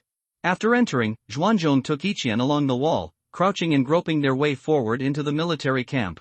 The two walked for about 10 minutes and stopped in front of a 2-story building. He stood there solemnly and observed vigilantly for 1 minute. After making sure that there were no living creatures in the building, he turned around and spoke to Ichian. This building is the arsenal of the barracks. The first and second floors are filled with guns and ammunition. There are weapons of mass destruction such as rockets stored in the basement. Please take your time filling it here first. Take as much as you can. Hearing the other party speak like this, Ichian guessed that he must have other things to do. So he hurriedly asked, "Where are you going?" Zhuanzhong chuckled and said after hearing this, "This building is conveniently the heavy equipment warehouse. I'll go pick out a suitable car and come back to pick you up later." After saying this, he turned and left without waiting for Ichian to speak. Ichian wanted to call in to stop, but then he thought there was no excuse to keep him. However, Ichian always felt that this military camp was weird. What happened to those disappeared zombies? The more Ichian thought about it, the more puzzled he became. So he spoke directly to Zhuanzhong and the minibus. "Xiaozong, you and Xiaodiao should pay more attention. Let the drone double its reconnaissance range. I always feel like there's something weird around here." Inside the minibus, Zhuanzhong immediately conveyed Ichian's intention to Xiaodiao. At this time, Xiaodiao had transferred his main consciousness to the drone. After receiving the order, Xiaodiao immediately controlled the drone to quickly rise into the sky. Then he swooped down quickly and flew away. While Xiaodiao was having fun in the air, Ichian had already sneaked into the weapons building. He used his laser sword to cut open the security door and ran straight to the second floor. Then he started buying goods from the easternmost room on the second floor and ended at the westernmost room in the basement. In just a few minutes, all the military supplies in a building were loaded into the space warehouse. The weapons, equipment, and ammunition here are more than enough for him to equip a reinforced battalion. But he had finished his work here, but there was still no movement from Zhuanzhong's side. Is it that difficult to find a suitable military vehicle? With curiosity in his heart, Ichian quickly walked towards the heavy equipment warehouse next door. As soon as you enter the compound, what catches your eye is a row of tanks, and opposite is a row of military armored vehicles parked. Ichian had excellent eyesight and quickly discovered that one armored vehicle was missing. Could it be that Zhuanzhong drove away? Ichian walked forward quickly with his doubt. But after taking a few steps, he suddenly stopped because the situation at the scene was too weird. The yard was littered with broken limbs. The blood and flesh on the ground were as thick as a finger. Looking at the situation in front of us, it seems like these were piled together intentionally. Ichian experienced a lot in his previous life, so I quickly thought of something bad. Could it be a mutant beast? Thinking of this, Ichian immediately activated the armor mode. He then quickly contacted Xiaoqin and the minibus to inquire about the situation. 2 seconds later, Xiaoqin was the first to give feedback. He said everything was fine here, and he had already shaken off the zombies and was rushing back. Xiao Sufei then followed up and said that neither the drone nor the robot had found any suspicious circumstances so far. Ichian became suspicious upon hearing the news. If nothing happened, then where did Zhuanzhong go in the armored vehicle? While Ichian was still in a daze, a voice suddenly came from not far away. Kapai. Ichian turned around and looked, only to see a person hiding behind an armored vehicle. After careful identification, it was discovered that the person was actually Zhuanzhong. Why is he hiding there so mysteriously? When Ichian was wondering why Zhuanzhong was behaving abnormally, he did not notice the undercurrent surging in the darkness not far away. A group of little creatures were gathering quickly, their bean-sized green eyes brighter than each other. These things came out from underground, inside the house and in the bushes, and there were so many that it was impossible to count them at once. Ichian had no idea that danger was rapidly approaching him. Chapter 48 Mutated Rats. While Ichian was still looking at Zhuanzhong, many small things were gathering in the darkness behind him. Those pairs of green eyes exuded a chilling light that was captivating. Zhuanzhong saw that Ichian didn't understand what he meant, so he quickly raised his voice and shouted loudly. "Come here quickly!" Ichian heard his shout, but the group of things behind him heard it as well. So before Ichian had time to run over, there was a squeaking sound behind him. Then Ichian turned around and looked back, and was immediately frightened to the point that the hairs on his body stood on end. "Damn, so many rats!" Ichian yelled, then turned and ran towards Zhuanzhong. Seeing this, Zhuanzhong immediately forced a wry smile and said, "I asked him to come over, not you." After saying this, he swiftly climbed into an armored vehicle nearby. Seeing this, Ichian immediately quickened his pace and jumped up. Zhuanzhong waited for Ichian to get in the car and then started the vehicle. Then he stepped on the accelerator to the bottom, and all 8 wheels of the armored vehicle started moving together. With a whoosh, the car shot out like an arrow. The next second, a flood of rats rushed over. Ichian saw it clearly just now. These were all mutated mice. Although their size has not changed much, their eyes, mouthparts, claws and tails have been distorted. Now the mouse's mouth can be split directly into the chest cavity. The sharp teeth are densely packed in 2 layers, one inside and one outside. Those green being like eyes protruded out 1 centimeter. It can rotate synchronously in different directions, just like a chameleon. Those little claws became like eagle claws, and they could dig a small hole every time they grabbed the ground and moved forward. The mouse's tail has undergone the biggest change, with a small mouth full of tiny teeth growing out of the tail. In his previous life, Ichian often saw this kind of rat groups. Their individual levels are not high, usually only around level 2 to 3, and the highest rat king in the group is only level 5. But what makes them terrifying is not their individual strength, but their number as a group. A group of thousands of mutant rats, not even a powerful, single less-level mutant creature, would dare to provoke them easily. In the previous life, almost all the surviving humans would take a detour when they saw a swarm of rats. Unexpectedly, the end of the world had just begun, and they were lucky enough to meet a tough guy again. Ichian stood at the shooting position on the upper part of the armored vehicle, simulating all weapons and firing desperately towards the rear. At the same time, he had already contacted the minibus in Xiaoqing. Xiaoqing built the first fire blocking point at the entrance of the military camp. Su Biao and Bai Qinfei, who were hiding on a high place, could only worry about the situation below. Using an anti-material heavy sniper to shoot rats is no different from using an anti-aircraft gun to shoot mosquitoes. However, Ichian did not let the two of them retreat first, because they still have an important mission to complete. While Ichian was madly attacking the rat group, he used the channel to communicate quickly with the two people who were higher than him. Look out for the Rat King. It's obviously bigger than the other mice, and the Rat King will also have special powers, and they are very cunning. So, you may only have one chance. After hearing these words by Qinfei, simply replied, got it. After hearing this, the battle-hardened Su Biao sneered. It's just a big rat. No need to be so nervous. Xiaobai, just take a rest and watch my performance. Seeing the other party's disrespectful attitude, Ichian immediately scolded him angrily. Haka, you better take it seriously. The mutants are 10 times more terrifying than you think. Remember not to let your mistakes put the entire team in trouble. When Su Biao heard this, his face suddenly turned red.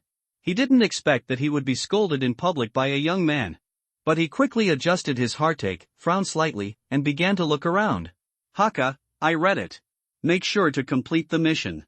Ichian felt relieved when he saw that the other party was finally serious. Then he began to give instructions to Xia Shufei in the car. Shu Fa, expand your telepathic range to the maximum.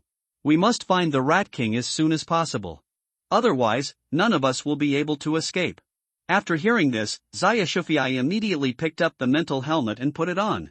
After donning the special helmet, her psycho-inductive magnetic field was amplified twice using the onboard equipment. At this time, the Rat King, who was hiding in a cave underground in the base, was awakened. I saw that the body of the Rat King was as big as a piglet. Its teeth and claws are much sharper than those of ordinary mice. What's even more exaggerated is that there is an eye in the center of the Rat King's forehead. This eye flashed with a creepy blue light. After a scream, the Rat King suddenly held his head and shook it from side to side. It turned out that Xia Shufei was trying to control the Rat King's body again. But unfortunately, Xia Shufei's ability is obviously not as strong as the Rat King's, so soon she vomited blood due to the backlash. Inside the minibus, Neo became nervous when she saw Xia Shufei vomiting blood. So he quickly took out a tissue and handed it to her. Sister Xia Shufei, please don't die. Neo, here is some medicine. Sister will stop feeling pain after taking it. It turned out that the little girl thought that Xia Shufei was sick like her. Xia Shufei took the tissue and wiped her mouth, then struggled to communicate with Yi-chun through telepathy. I failed to control the Rat King. It seems that it was angered by me. Run, everyone run. Yi-chun was so angry when he heard this that he almost swore. But he quickly suppressed the anger in his heart. He just said to Xia Shufei while suppressing his anger. Just asking you to scout. I didn't ask you to act on your own. Most Rat Kings have psychic abilities. It relies on its psychic powers to control the entire rat colony. Xia Shufei couldn't help but frown when she heard this. Then she apologized to Yi-chun with great remorse. I'm sorry, it's all my fault. Then I'll try to control the rats. Xia Shufei really wanted to help. She didn't want to be a burden to the team. But what she didn't expect was that Yi-chun directly and coldly refused after hearing it. Don't make trouble. You just need to be responsible for reconnaissance. Leave the Rat Kings to us. After saying this, Yi-chun immediately patted the roof of the car next to him. Circle the camp. Bring out the Rat King. When Zhuangzhong heard this, he immediately responded loudly. Okay. Then he immediately performed a drift, turn around, and continued to speed towards the camp. When the armored vehicle had just circled the camp halfway, the Rat King suddenly emerged from underground. Then a piercing scream echoed throughout the mountain area. When Yi-chun heard this, his pupils suddenly shrank. Zhuangzhong then shouted out, "Damn, this rat demon has a really loud voice."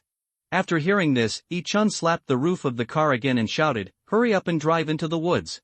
Sudzone. Tell Xiaodiang to drive the car into the woods and hide it. Xiaobai and Hakai, don't move. That wasn't the Rat King's cry just now. After Yi-chun finished shouting this, everyone was stunned. The next second, Xia Shufei's warning voice rang in everyone's mind. Something powerful is approaching quickly, but I can't sense where it is. Everyone's heart skipped a beat when they heard this. Yi-chun looked up at the sky with a nervous expression. Chapter 49, Rare Big Chicken. The cry that sounded when the Rat King broke out of the ground came from the sky. When the Rat King heard this voice, he was so frightened that his whole body began to tremble. By the time he reacted, he He wanted to bury his head and get back into the work. In the dark sky, suddenly, a huge shadow swooped down at high speed. Everyone and the Rat King hadn't figured out how to get back yet. The huge black shadow quickly flew across the ground. Then a sharp sonic boom was heard in the air, although Yi-chun didn't see clearly what the black shadow was. But based on the situation at the scene and his experience in his previous life, it was enough for him to make a judgment. Two-headed golden pupil eagle. Everyone, hide in the woods. At this time, the forest is full of dead trees. Occasionally, if we encounter a few plants that are not dead, they have long since mutated into monsters. The potential danger in the woods is still very great. But even so, Yi-chun decisively decided that everyone should hide in the woods. Shao Qin gave up the blocking position. He was defending without firing a single shot. When the armored vehicle passed by, he quickly eliminated the mecha and jumped on. The 8-wheel-drive armored vehicle plunged directly into the woods not far away. The swarm of rats that were chasing us relentlessly just now. Without the spiritual guidance of the Rat King, his IQ instantly returned to its original level. The black torrent suddenly dissipated, and then a fat body suddenly fell from the sky. That was the body of the Rat King, but now it had no head. The spider robot hiding in a hidden place has captured everything clearly.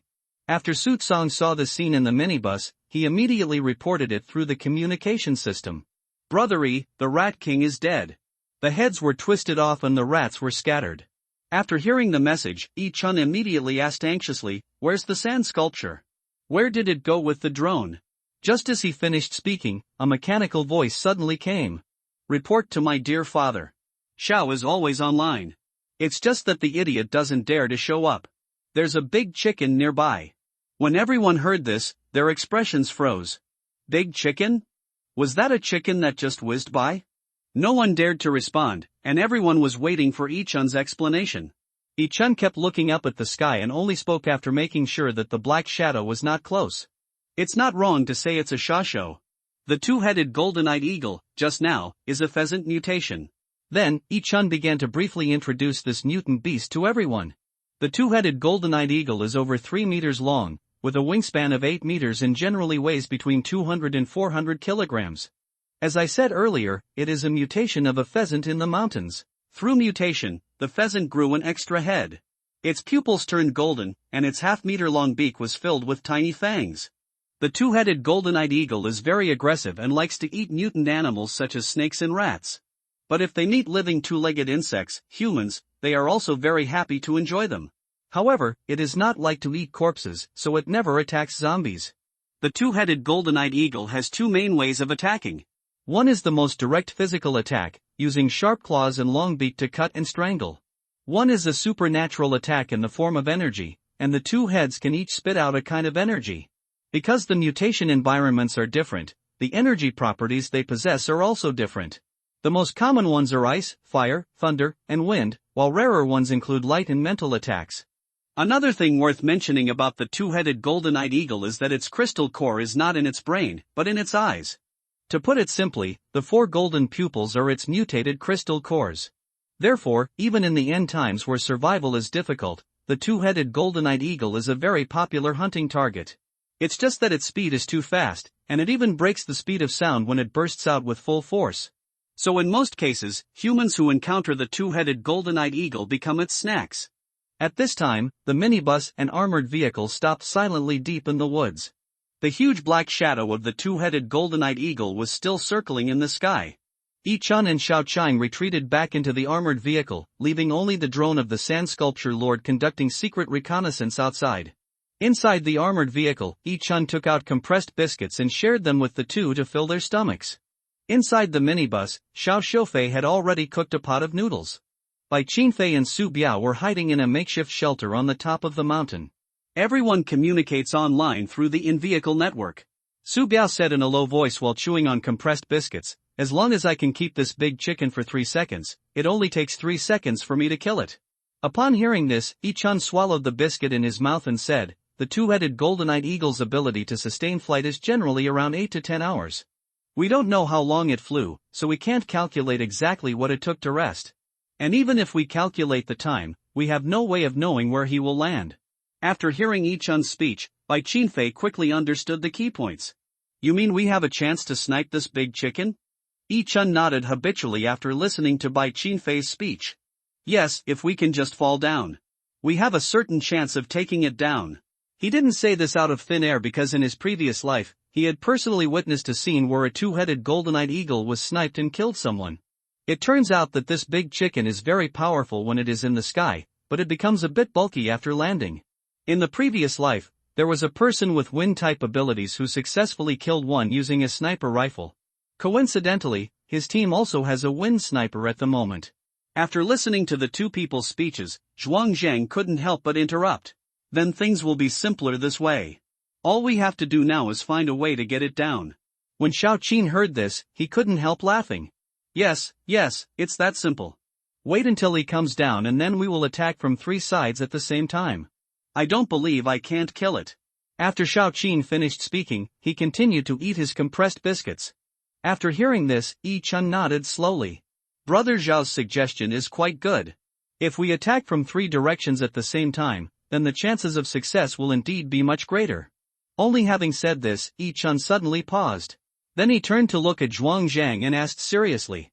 The question is, how do you get it to fall? As soon as the question was uttered, the movement of Zhuang Zhang chewing the biscuit paused. Then he blinked and looked at Yi-chun and asked back. Don't you know? I thought you knew everything. When Yi-chun heard this, he rolled his eyes. He knows something a little more than others. But this does not mean that he is omniscient and omnipotent. The two-headed golden-eyed eagle is difficult to catch. He had only had the good fortune to see it once in his previous life. Just as Yi-chun was thinking about this, a stupid mechanical voice suddenly interrupted him. Report to my dear father. There is something going on in the camp. Those mutant rats are getting back together. Too many. The sand sculpture system is calculating delayed. When Yi-chun heard this, his brows immediately furrowed. There is only one possibility for the mutant rats to gather together again. But this thing is simply impossible to achieve in a short period of time. Thinking of this, Yi-chun immediately gave Xiaojiao a serious order. The drone will immediately head to the top of the camp and conduct a comprehensive low-altitude reconnaissance. At the same time, get all the spiders in the camp moving. Sudzone. Keep an eye on the monitor and report any abnormalities immediately. Chapter 50. Using the Rat King to catch an eagle. Yi-chun's orders came down one after another. Everyone began to act according to the instructions. Everyone is already doing what can be done. Now all we can do is wait patiently for the results. While waiting in the armored vehicle, Yi-chun began to look at the vehicle carefully. Looking at the advanced configuration inside the car, he couldn't help but ask curiously. This car looks pretty good. What's the name? Please introduce it to me. Yi-chun said this while looking at Zhuang Zhong. At this time, Zhuang Zhong was obviously clicking on the double-headed tune. So I gave a very brief introduction. He said that this is Xiaojia's most advanced type, 09ZBL. 088 by 8-wheeled infantry fighting vehicle. Abbreviated as Type 09 infantry fighting vehicle. This infantry fighting vehicle weighs 16 tons. The power compartment is located on the right side of the front of the vehicle. The driver and commander are located on the left side of the power compartment. The fighting compartment is in the center. And the rear is the passenger compartment. The vehicle crew consists of 3 crew members and 7 loaders. The compartments in the vehicle are equipped with soundproofing, noise reduction, and heat insulating partitions. It also has the ability to float on water and can be used for amphibious purposes. The more Yi-chun listened, the more excited he became. It turned out that military vehicles were much better than civilian ones. If this thing is upgraded through nanofusion, that's definitely better than my own minibus. But now his ability is limited and he cannot upgrade the vehicle immediately. But such good things are really hard to come by. He remembered that there were several cars parked in the yard. It would be a waste if I didn't take this away. In the late apocalypse, thermal weapons do not play a big role. However, the chances of using this type of military vehicle are still very high. Thinking of this, Yi-chun began to think about how to get a few more when he returned. Zhuang Zhong looked at Yi-chun in a daze and couldn't help but shout at him. Hey, what are you thinking about? Yi-chun woke up in shock and immediately started laughing. Nothing, just figuring out how to upgrade this. When Zhuang Zhong heard this, he was stunned. Upgrade? Could this guy's ability be a mechanical upgrade? Can I turn into a mecha like Lao Shao? Yi-chun laughed after hearing this. His mech is simpler than upgrading this car. When there's a chance in the future, I'll make you a set too. Zhuangzhong immediately became excited when he heard this. If he had this kind of mecha, his personal combat effectiveness would increase dramatically. Okay, let's make it a deal. Zhuangzhong made an agreement with Yi-chun very seriously. Yi-chun nodded and smiled and was about to say something. Suddenly, Su Sang's voice sounded from the communicator. Brother E, do you have a car computer? Military vehicles are generally equipped with computers. Yi-chun and the other two were a little confused when they heard this.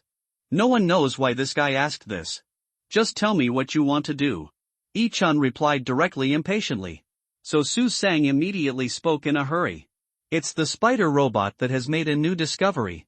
I want to connect your car to the minibus. So we can share intelligence. Zhuangzhong had already started operating the computer at this time. Send me the IP address and I'll take care of the rest. Upon hearing this, Yi-chun immediately asked Su Sang for the IP address. After some solemn operations, the armored vehicle and the minibus were successfully connected to the network. Soon the surveillance footage was synchronized to the display here. One of the surveillance cameras was capturing a strange scene in the camp. I saw a black mouse slightly bigger than a cat eating frantically. The things it eats are many and varied, including human heads and those of other mutant animals. Yi-chun could tell at a glance that it was absorbing the energy of the brain crystal core. This group of rats is playing the game of raising the Rat King by themselves. Oh my god, it's like a spirit.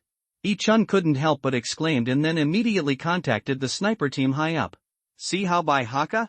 Can it be observed from behind the campground garage? Upon hearing the question, the two men immediately turned their guns to check. Su Biao adjusted the angle several times while guiding by Qin Fei. Finally, he replied helplessly. We are in a blind spot here and cannot see it. Inside the armored vehicle, Yi-chun was somewhat disappointed when he heard the news. But he soon issued new instructions. Move the position so you can see the back of the garage. Also, pay more attention to the situation in the sky. I suddenly have a bold idea. Zhuangzhong and Xiaoqin were both stunned when they heard this. Yi-chun looked up at the two of them and gave them a mysterious smile. Did you ever catch sparrows when you were a kid? When they heard this, they both blinked in confusion. Cat sparrows? 10 minutes later, Yi-chun, wearing armor, was lurking near the garage. Zhuangzhong drove the armored vehicle and hid in the woods east of the yard. The minibus drove into the woods on the west side of the camp. Xiaoqin drove the mecha and quietly squatted on the roof of the armory building. There is a camouflage net above here which just covers the large mecha. While others were busy making arrangements, Yi-chun came to the garage again. He made a rough calculation and found that there was still plenty of space left in his space warehouse. So, there is no problem in accommodating these tanks and armored vehicles. Take them all away. So, Yi-chun quietly took them all down. A little mouse that was transporting food happened to pass by. The little mouse was stunned when he saw the iron thing suddenly disappearing in front of him. But before it could come to its senses, Yi-chun's laser sword had already cut it. A slight burnt smell wafted up and the little mouse was directly split in half. Yi-chun bent down and took out its crystal core, then turned around and hid in the darkness. There are about 300 mice in this colony and no one cares if 1 or 2 mice are missing. The obese second-generation Rat King is still eating like crazy. Sometimes when eating in a hurry, they will swallow the mouse that delivers the meal.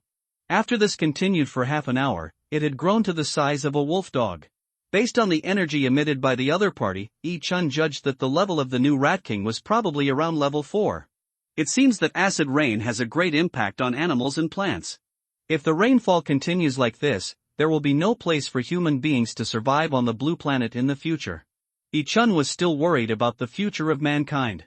Suddenly, the prompt sound of a sand sculpture machine came from the headphones. Report to my dear father. Shadayo has found the trace of the big chicken. We are tracking it with all our strength now. Yi-chun immediately perked up when he heard the news. Good job. You must follow closely. Above the sky, a 2-headed eagle with golden pupils was flying quickly among the clouds. Its 2 heads kept turning and its 4 golden pupils observed the ground conditions in 4 directions. Suddenly, there was a ball of energy on the ground that was growing rapidly. The 2-headed golden-eyed eagle immediately focused all 4 eyes there. Among the rats on the ground, the new Rat King who was eating frantically suddenly stopped. Then it suddenly looked up at the sky, then lowered its head and began to dig the soil desperately. Yi-chun, who was hiding not far away, was overjoyed when he saw this. He knew that this guy was being targeted by the two-headed golden-eyed eagle. It's not that easy to run away. If you run away, who will I use to catch the eagle? As he spoke, Yi-chun raised his hand and mimicked an M99 semi-automatic sniper rifle. Then there was a loud gunshot, and the Rat King's two front legs were smashed into pieces. But the gunshot also completely exposed its position. More than 100 mutant rats around immediately turned around and rushed towards him with red eyes. Chapter 51, Invincible Head. The mutant mouse's eyes turning from green to red is a danger signal. This shows that the rats in front of us have been successfully angered. Upon seeing this, Yi-chun immediately turned around and ran away, and half of the rats chased after him madly. Seeing this situation, Yi-chun did not dare to delay at all and immediately ran forward with all his strength. Although he was moving very fast, the angry rats chasing him were even faster. At this moment, Yi-chun was afraid of complications, so he didn't dare to open fire. So he could only lead the group of rats and run quickly out of the camp. But soon after Yi-chun ran out, the mechanical prompts sounded. Report to my dear father. The big chicken has started to die. Warning, big chicken dive, big chicken dive. The signal of the sand sculpture sounded in everyone's communicator. For a moment, everyone was on high alert. They all knew in their hearts that this might be their only chance. Xiao Cheng on the rooftop was the most nervous, because he is the most crucial person in the eagle catching plan. The two-headed golden-eyed eagle dives very quickly. The human eye cannot accurately capture its image. But the idiot who controls the drone and follows closely behind can do it. High-speed motion cameras recorded its every move. Then, Xiao Cheng started to calculate at a high speed based on the data. Just 1 second later, Xiao Cheng calculated the exact time when it entered the ambush circle. Countdown 10 seconds, 9, 8, 7. As the sound of the sand sculpture machine rang out, everyone's heart was in their throat. Zhuang Zhong had already climbed to the firing position above the armored vehicle and opened the safety of the 30mm shipping valve to a 72 machine gun. The super minibus has simulated all the weapons, and the automatic aiming function has been turned on by Sui Tswang. On the rooftop, Xiao Cheng slowly stood up while controlling the mecha. At this moment, the mecha's arms mimicked two cannon barrels with a diameter of about 30 centimeters. The shape of the two barrels looks very much like a broadcasting loudspeaker.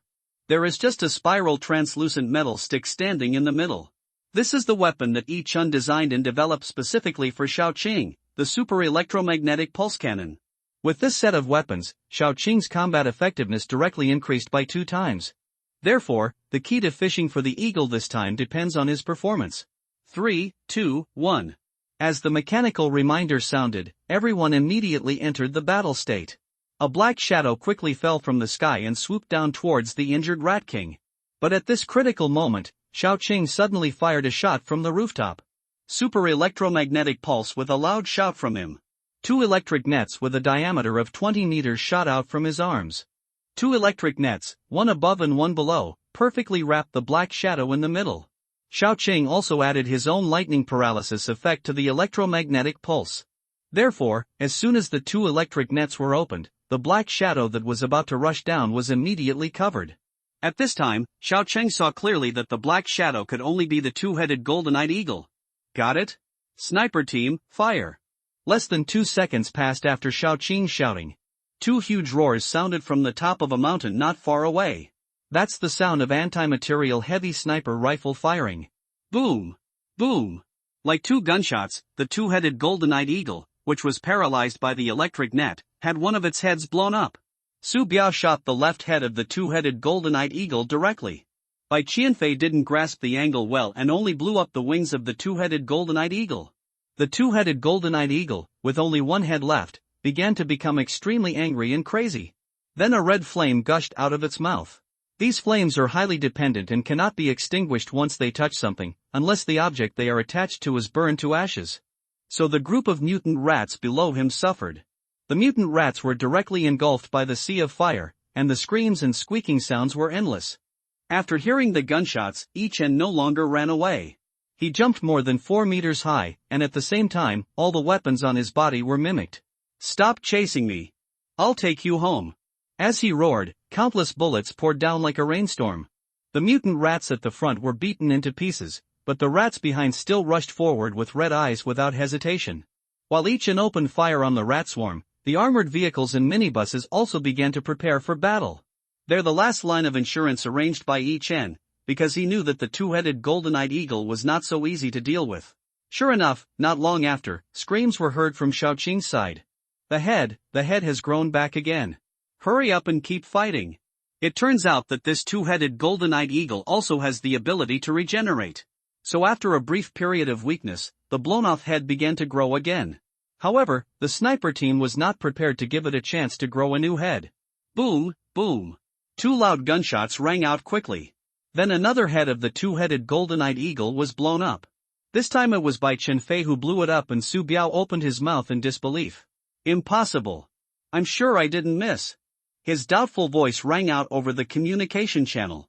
After hearing this, Yi Chen immediately understood what was going on, so he shouted loudly while trying to stop the rats from chasing him.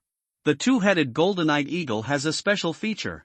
When one of its heads is gone, the other will be in a state of relative invincibility. This is a special life-saving mechanism. After saying this, Yi Chen threw a dozen incendiary bombs at the rat group. Everyone was stunned when they heard this. If this is true, then how do we fight next? Su Biao even directly swore. Seen this damn pheasant. You actually have this incredible ability to protect yourself. When he said these words, his tone was somewhat complaining. Maybe he was dissatisfied with Yi Chen's concealment. Yi Chen understood the meaning of his words.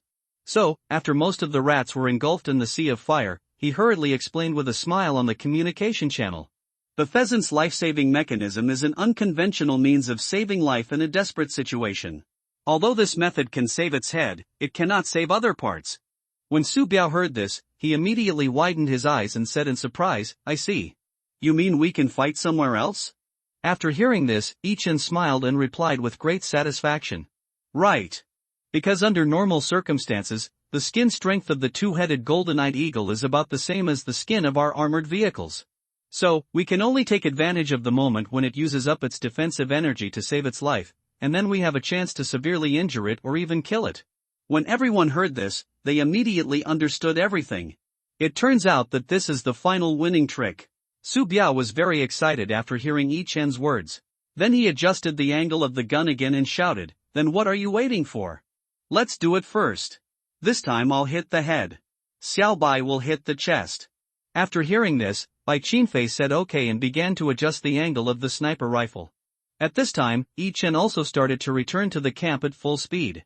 After carefully adjusting the angle, Su Biao began the countdown to shooting. Everyone get ready. 3, 2, 1, boom. Chapter 52. A short break. Su Biao pulled the trigger and the roar of the anti-material sniper rifle rang out. Then one of the heads of the two-headed golden-eyed eagle was blown off. The next second, a loud noise was heard again. Bai Qinfei's sniper rifle also opened fire. A big hole was opened directly on the chest of the two-headed golden-eyed eagle. In severe pain, it began to flap its wings frantically, trying to break free from the power grid by the brute force of taking off. Its huge wings fanned the flames around it even more vigorously, and the fleeing rats spread the flames everywhere. After a struggle, the two-headed golden-eyed eagle was already 20 meters above the ground. This height is high enough to be seen by people lying in ambush outside. Beat! A shout came from the armored vehicle and the minibus at the same time. Then the machine guns, and rockets from the two vehicles rang out. Most of the energy of the two-headed golden-eyed eagle is concentrated in its head. Therefore, the body's defense is relatively weak at this time. The shells and bullets quickly turned it into a bloody mess. The two-headed golden-eyed eagle screamed loudly in pain, and its voice could be heard dozens of miles away. It is the king of this mountain area, so the other mutant beasts tremble in fear when they hear the sound. The two-headed golden-eyed eagle is a quasi-S-level mutant beast, and its physical strength has long exceeded the common people's cognition. 2 anti-material heavy sniper rifles, a machine gun, dozens of heavy machines, and 4 rocket launchers. Even after fighting for a full hour and a half with this firepower configuration, they were still unable to completely destroy the two-headed golden-eyed eagle. In the end, Yikin adjusted the laser sword's energy to maximum and used teleportation twice in a row to kill it. Half an hour later, the rain was still falling, slowly corroding the body of the two-headed golden-eyed eagle. At this time, the camp had been engulfed by the sea of red flames, so Yikin left after getting the 4 crystal cores of the two-headed golden-eyed eagle. The zombies in the city are gentle compared to the mutant beasts in the mountains, so everyone decided to return to the city and rest first. Yikin and his companions were not planning to return to the capital for the time being, so they found a nearby county town to rest. Inside a car repair shop outside the county town, Yikin and others settled down after getting rid of several zombies here. The factory covers an area of more than 2,000 square meters, and the 2-meter-high walls around it can completely block ordinary zombies. There is only one gate leading to the repair shop, so you can basically rest assured as long as you guard this gate. Xiaoqin drove the factory truck to the gate and used the tall front of the truck to hold the gate tightly. Zhuang and Su Biao took the initiative to ask to stand guard. Ichuan and others gathered in the minibus to eat hot pot. Ichuan, who had just finished taking a shower, still had obvious fatigue on his face. After 2 days of continuous fighting, his physical strength was obviously overdrawn. Xiaoqin was breathing heavily while eating, and it was obvious that operating a mecha was a very physically demanding job. After 2 days of running around and fighting, everyone must be exhausted. Let's rest here for the next 2 days and find a chance to absorb the crystal core to improve our strength. As he spoke, Ichuan distributed the crystal cores he had obtained to several people. Bai Qinfei obtained a level 5 wind crystal core, which is one of the crystal cores of the two-headed golden-eyed monster. Although the quality of this crystal core has not yet reached that grade, but the purity of the energy it contains is already very high. Bai Qinfei is only at level 2 now. After absorbing this crystal core, he can easily break through to level 5. Xiaoqin obtained 3 level 3 lightning crystal cores, which were obtained from the safe and the laboratory. With the help of these 3 crystal cores, he can easily break through to level 5. As for Su Tseon, Zhuang and Su Biao, they are 3 ordinary people without special powers. Ichuan still gave each of them 3 level 1 attributeless crystal cores. He hopes that these crystal cores can help them awaken their special powers as soon as possible. When they awaken their special powers, Ichuan will distribute new crystal cores based on their abilities. As for Ichuan himself, he decided to continue absorbing the energy of the colorful crystal core. His level has now reached the peak of level 4, and it will only take a day or 2 to break through to level 5. Everyone was eating hot pot and drinking beer. Halfway through the meal, Xiaoqin switched back to Zhuang and Su Biao. Perhaps because of tiredness, no one said much at the dinner. After the meal, everyone divided into 3 groups to rest. Bai Qinfei, Xiao Xiufei and Nianai were in the minibus, while Zhuang and Su Biao decided to sleep in the armored vehicle. Ichuan ran to the front of the truck with beer in hand, ready to find Xiaoqin to drink some more. Inside the truck, Xiaoqin, who was in the driver's seat, frowned slightly when he saw the beer in Ichuan's hand. Still drinking? Still standing guard? Isn't that a bit bad? After hearing this, Ichuan threw the beer over. Then he took out a tablet and shook it and said, "Do you think I accepted you as my godson for nothing?" Xiaoqin was stunned at first when he heard this, and then Ichuan opened the tablet screen. It turned out that electronic sentries had been set up around the repair shop. 4 micro-intelligent spider robots and a drone parked on a tree next to the yard formed a pentagonal surveillance area with no blind spots. As long as a moving object approaches within 20 meters of the compound, the security robot will secretly transmit an alarm message. After listening to Yi Chen's explanation, Xiaoqin immediately opened a can of beer and started drinking it. Seeing this, Yi Chen chuckled, then put down the tablet, and took a bottle of beer and opened it. "I've been thinking about Nyonyo's matter. It's just that we don't have any clues right now, so it's not good to run around randomly." When Xiaoqin heard this, he paused in his drinking. He just thought that Yi Chen's talk about biological experts was an excuse to trick him into coming. I didn't expect Yi Chen would bring up this matter again today. So, Xiaoqin looked at Yi Chen with surprise and asked excitedly, "Do you really know a biological expert?" After hearing this, Yi Chen nodded slowly, and then took out a document from the space warehouse. "This is a document brought out from the laboratory. I took a quick look and found that there are indeed some studies on cancer treatment. The person in charge of this work is none other than Dr. Qin Yufan, a famous biology expert in Dacia. According to Zhuang and others, this Dr. Qin went to Nanhu City before the end of the world." When Xiaoqin heard this, he quickly took the document and read it carefully. He spent 10 minutes reading the report of more than 10 pages word by word. So, there is still hope for Nyonyo? Xiaoqin's eyes were slightly red at this moment. He really didn't expect that Yi Chen still remembered his promise. Yi Chen smiled and picked up the beer. "Of course, you are my big brother Xiao. Nyonyo's business is my own business. Once we have rested this time, we will start preparing to go to Nanhu City." When Xiaoqin heard this, something sparkling immediately appeared in his eyes. This tough man's only weakness is his daughter. Now that he saw that his daughter had hope of survival, he, as a father, really couldn't control his emotions. Thank you. I thank you on behalf of Nyo Nyo. Good brother.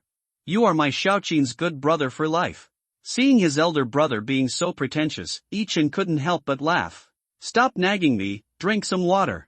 Xiaoqin laughed when he heard this. But something went wrong before their cans even touched each other. A red light flashed on the flat panel display, and the communicators in everyone's ears also sounded an alarm. Alert! Suspicious creatures spotted approaching. Warning! Suspicious creatures spotted approaching. Chapter 53. Saving the Dying. The stupid mechanical prompt sound woke up all the sleeping people. Zhuang Zhong and Su Biao ran over with guns in hand immediately. Su Zong picked up his laptop and began further analysis. The drone then broke away from the tree branch and quickly rose into the air for reconnaissance. Only 1 minute later, Su Zong's voice sounded in the communicator. There are 3 surviving humans, but they have a lot of injuries. It seems like some unknown creature is chasing them. As soon as Su Zong finished speaking, Su Biao, who had climbed onto the roof, interrupted. There are 2 dog-shaped mutant beasts approaching quickly from 1,000 meters away. Ask whether to conduct a sniping attack. Su Biao's words made everyone understand that the 3 survivors must be desperately trying to escape from the mutant dog behind them. However, the noise made by the anti-material sniper rifle is too loud. If Su Biao fired, it would inevitably attract other things. So Yichen thought about it before replying. Don't shoot. Keep observing. When Su Biao heard this, he frowned tightly. Although he was very dissatisfied, he still decided to carry out Yichen's orders. At this time, Su Zong's voice sounded again on the communicator. There's a child. There's a woman holding a child in her arms. Correction, it's 4 humans. When everyone heard the word child, everyone's heart tightened. At the gate of the courtyard, Zhuang Zhong and Xiaoqing turned to look at Yichen at the same time. Yichen felt a little uncomfortable being stared at by the 2 people, so he directly activated the nano armor. I'll go, you guys get ready to pick me up. Yichen is well aware of the rules of survival in the apocalypse, and he absolutely cannot have a saintly heart. But he is not a cold-blooded person. At least he can't be cold-blooded when he learns that there is a child who needs to be saved. A cold-blooded person cannot unite a strong team. He knows what to do and what not to do. After Yichen finished covering his entire body with armor, he jumped out of the repair shop. He ran forward quickly with the help of the special camouflage of the black and gold armor. But he didn't run straight over there, but went around the 4 people and went straight to the back. 2 calf-sized zombie mutant dogs were running and stopping behind. It looked like they were indeed tracking the people in front. Yichen, who was hiding in the dark, was about to take action when suddenly the 2 mutant dogs turned around and started barking behind them. Not long after, a box truck slowly drove over from the darkness. After seeing this scene, Yichen immediately frowned. There is someone behind. Or someone who can control mutant dogs. Psychic.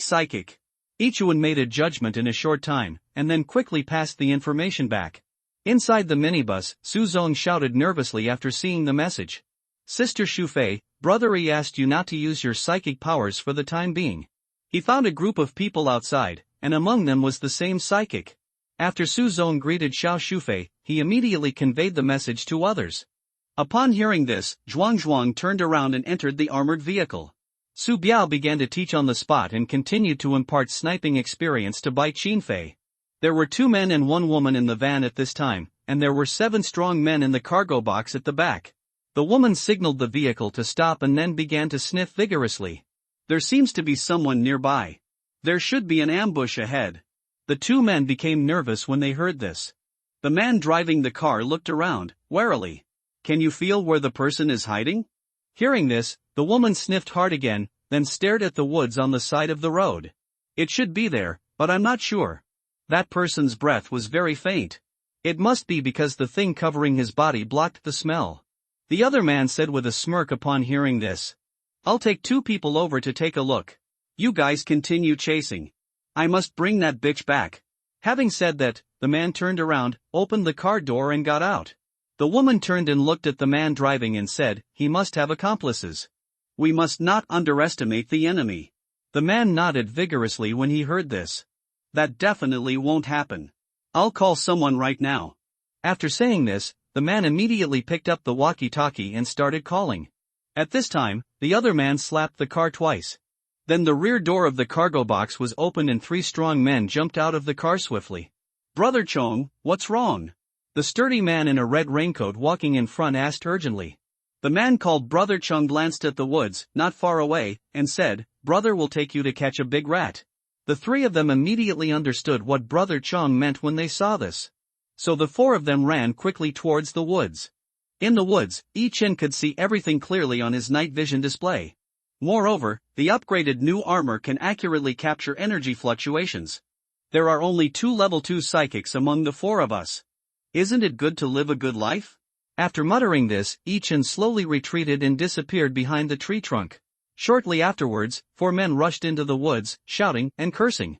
The van did not go to the front to rescue people as agreed. It just stayed there and waited for a full 10 minutes. At this time, the woman in the passenger seat was getting a little restless. "Brother Chong, I have a bad feeling. How about we go back first?" The man driving the car also became nervous when he heard this. Because when this woman has a bad premonition, usually something bad will happen soon. But when he was about to refuel and leave, the walkie-talkie in his arms rang. "Brother Wong, I'm the bad guy. I can already see your tail lights. What's going on over there?" The man felt relieved when he heard the news. Huai-san is the captain of the commando team, and he has 6 or 7 people with special abilities under his command. With these people backing me up, what else do I have to worry about? So the man immediately turned off the engine, picked up the walkie-talkie and prepared to answer. But at this time, the 2 mutant dogs in front started barking wildly.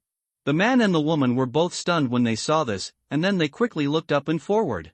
At the edge of the high beam, a tall figure was seen moving slowly forward. How could someone be so tall? If you just look at the height, it is definitely more than 4 meters. Could it be a mutated zombie? Thinking of this, the man immediately became a little annoyed. Damn it! I forgot to check the almanac before going out today. As he spoke, he opened the car door and walked out.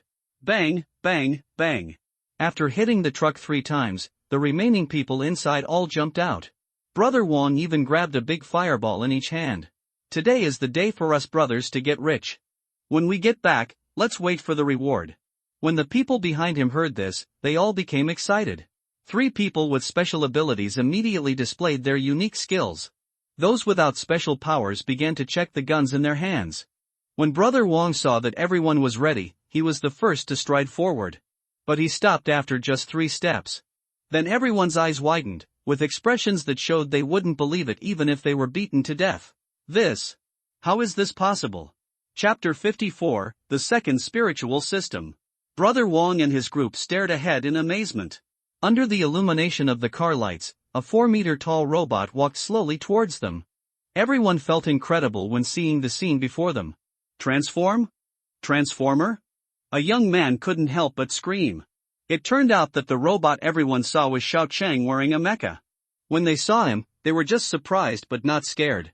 But at this moment, the man was suddenly knocked to the ground by something. When they saw this, they were shocked and looked down quickly and found that it was actually the body of their companion that knocked the man down. Xianzi, who is it? Brother Wong immediately became alert when he saw the body of his companion. At this time, Ichuan walked out slowly from behind the car, wearing streamlined armor. He surprised several people again. The laser sword flashing red in his right hand made several people's hearts tremble. Another high-tech robot? Full metal? Iron Man? Are you guys messing with the Avengers? The man who was knocked to the ground shouted in shock. After all, Brother Wong was a man of some knowledge and he quickly guessed that this must be someone wearing a mecha. So he immediately took back the fireball in his hand and shouted loudly. Brother, calm down. We have no grudges today and no hatred in the past. Just ask for whatever you want. There's no need to cause any deaths. Seeing that Ichuan and the other man came with ill intentions, Brother Wong immediately started to speak softly. He was stalling for time, waiting for reinforcements to arrive. Ichuan also received a warning at this time, saying that there was a car less than 100 meters behind him. So Ichuan didn't plan to waste time and rushed into the crowd directly. Before the several psychics could react, they were all killed with a single sword. He didn't even look at the rest of the ordinary people, but just pointed the sword coldly in front of Brother Wong's forehead. When the ordinary people saw this, they had no idea what was happening and just raised their guns and wanted to open fire. But the next second, all these people put down their guns and knelt on the ground. Because at this time, Xiaoqin's mecha had already revealed its capabilities. Under the threat of more than a dozen heavy machine guns, the people in front of him were so scared that they didn't even have the courage to look up. Seeing this, Brother Wong swallowed hard, then slowly knelt on one knee and spoke nervously. Brother. No need. There's really no need. Just ask for whatever you want. There's no need to kill anyone. Let us go. Take whatever you want. There was a woman in the car. She was a little older, but she had a nice figure. The woman in the car was so angry when she heard this. But when faced with absolute strength, she did not dare to raise any objection. Seeing that everyone had behaved themselves, Ichin spoke in a cold voice. I'm only asking once. Where are your psychics? When Brother Wong heard this, he was stunned. How does this person know about her? Could it be that these two people are the helpers that woman found? Seeing that the other party was hesitant, Ichin swung his sword and cut off one of his arms. Brother Wong felt a sharp burning pain in his left shoulder, and he fell to the ground shaking in pain. Ichin continued to ask in a cold voice. Where is she? Brother Wong's face was pale, and he tried to raise his head. His eyes were filled with red bloodshot. She's in town alive.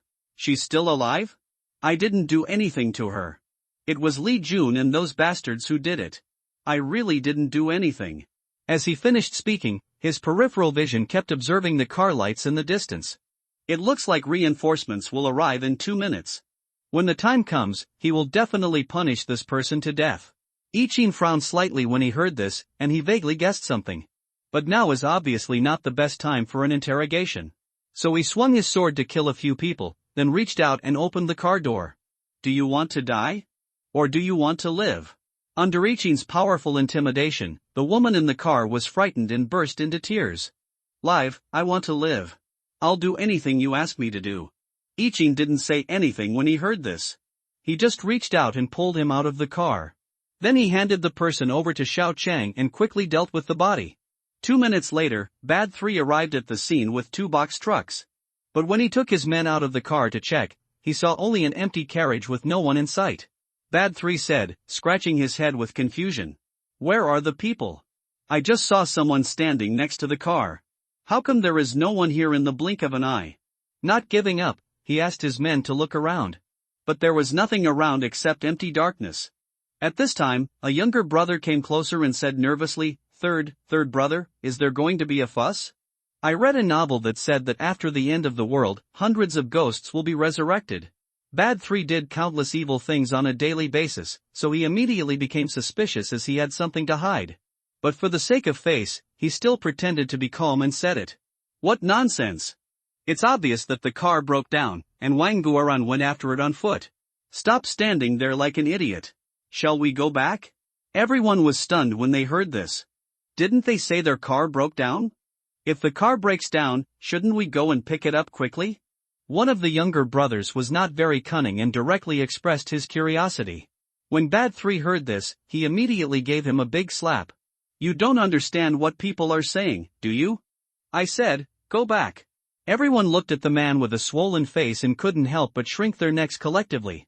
Then everyone quickly turned around and got into the car, which quickly turned around and drove back.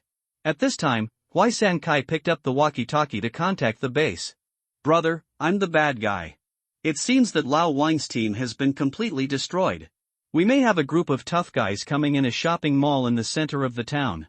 At this time, the shopping mall has been reinforced with iron sheets and earthen rocks.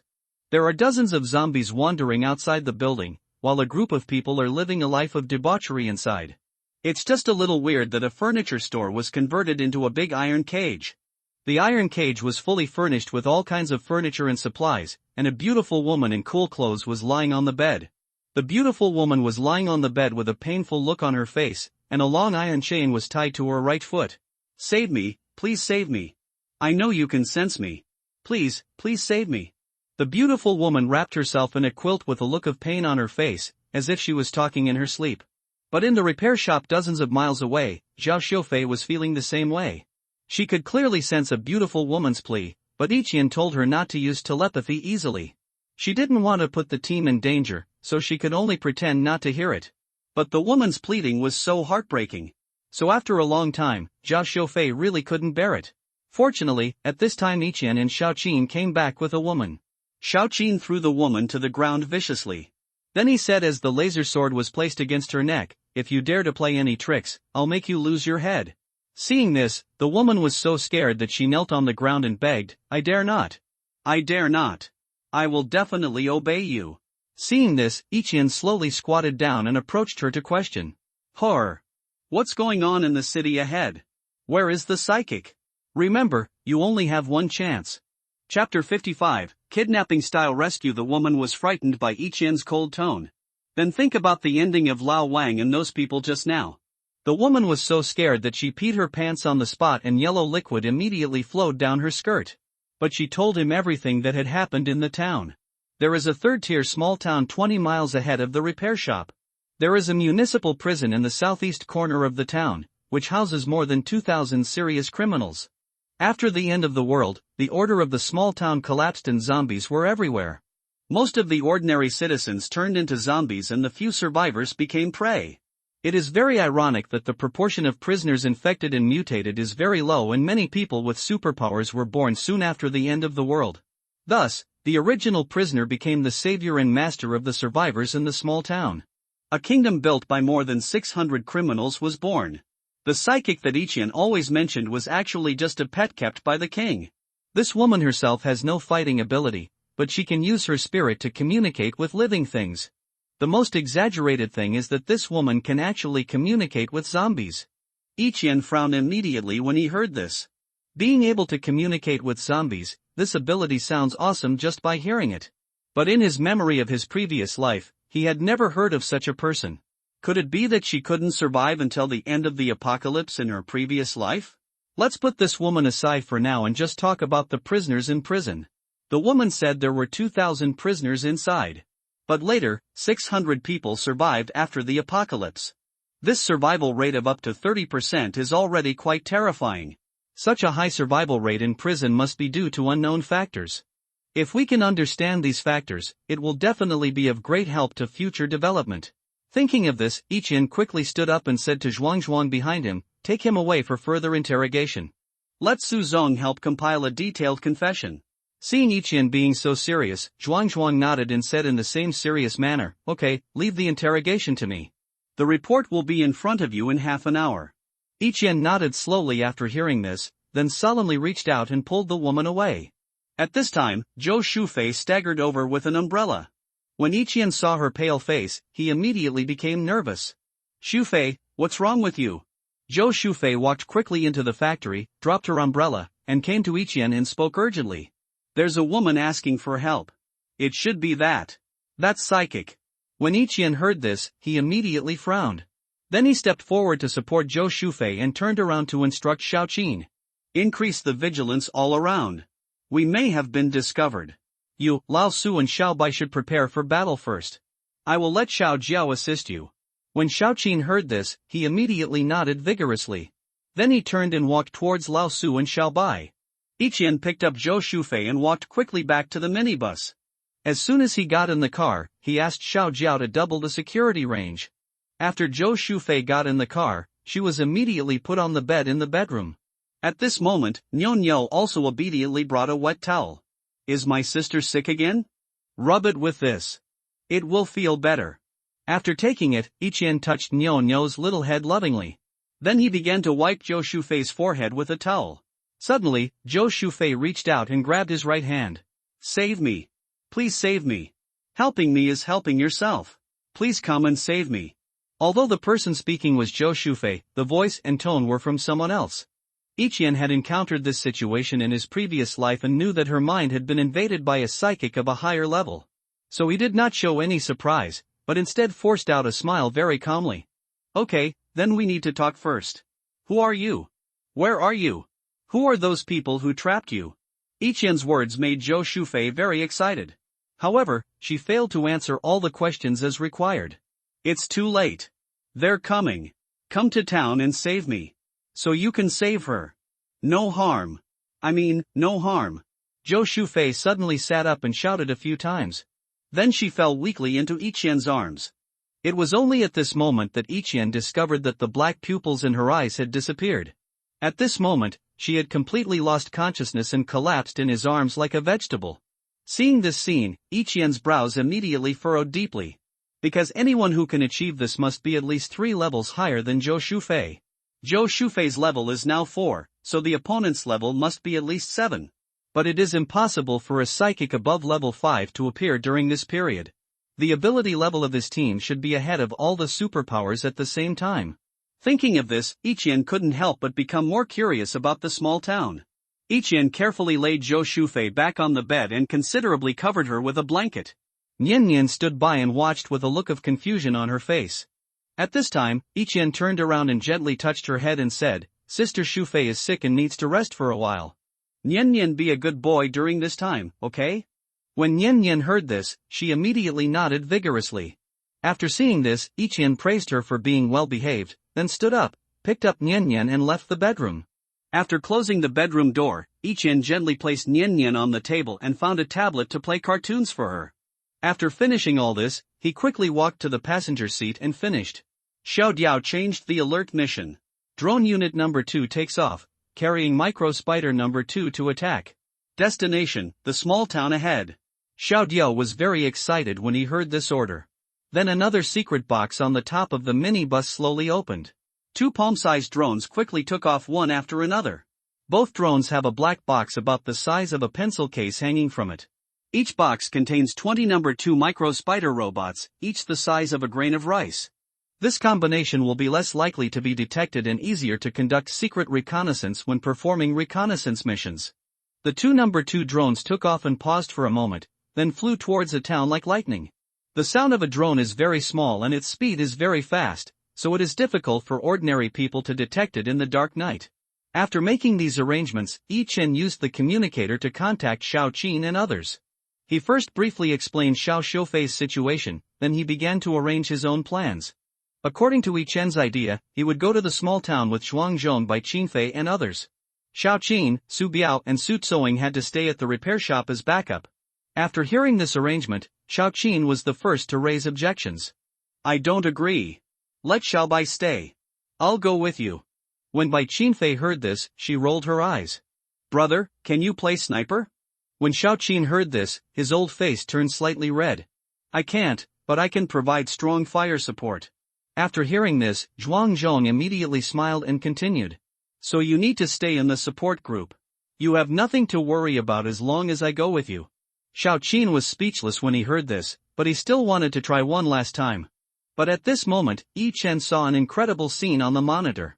Chapter 56, Separate Action. Ichien looked at the monitor in disbelief. At this moment, there was a familiar figure slowly approaching the repair shop. The figure was none other than the pursuer who had been entangled with him for a long time. When seeing the image of the pursuer, everyone present frowned. "Why is this thing following us again? It's really haunting." Xiao Qin was so angry that he pounded the table. Ichien even let out a sigh. The pursuer must have the modified gene of the hound. So no matter how far we run, they will slowly catch up. This should be a scouting mission. The person behind the scenes probably doesn't know we are here. When Xiao Qin heard this, he frowned and looked at Ichien and asked, "What should we do then?" "Shufei has become like this now. We can't just leave this alone." After hearing this, Ichien exhaled deeply again and said, "We definitely can't just ignore it. Looks like we have to split up and act separately."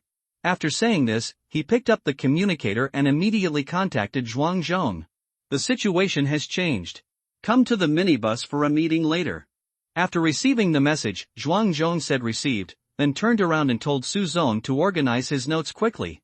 Under the professional interrogation of the special forces, the woman quickly confessed everything she knew. A few minutes later, Zhuangzhong hurried back to the minibus with the interrogation notes. As soon as he got in the car, he handed a stack of A4 paper to Ichien.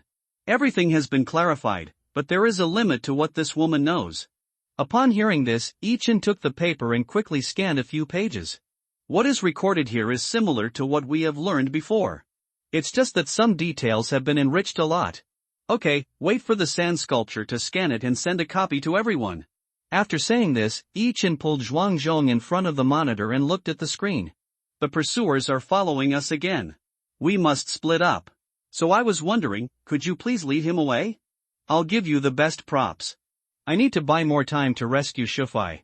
Ichien did not use a commanding tone, but instead a requesting tone. As long as Zhuangzi nods, he will use his supernatural powers to provide the best and strongest props. It can be seen from Zhuangzhong that Yi Chen's attitude at this moment is very sincere. So he nodded without thinking. Okay, leave the pursuer to me. The specific steps are up to you. Hearing this, Yi Chen patted his shoulder with gratitude. Then I expressed my thoughts. Yi Chen plans to build a simple mecha for Zhuangzhong. Because he was limited by his level, the limited nanomaterials were not enough to create new armor. Mechas consume relatively little nanomaterials and can be fused and shaped using some existing machinery. In addition, Yi Chen will also provide sufficient guns, ammunition, and supplies. 2 days, Yi Chen only asked Zhuangzhong to delay the pursuers for 2 days. Zhuangzhong didn't say much after hearing this, but simply agreed with him on a meeting place. The two agreed that after the matter was accomplished, they would meet at the Jingxian City High-Speed Railway Station, 100 miles away. The choice to meet here was made for safety reasons.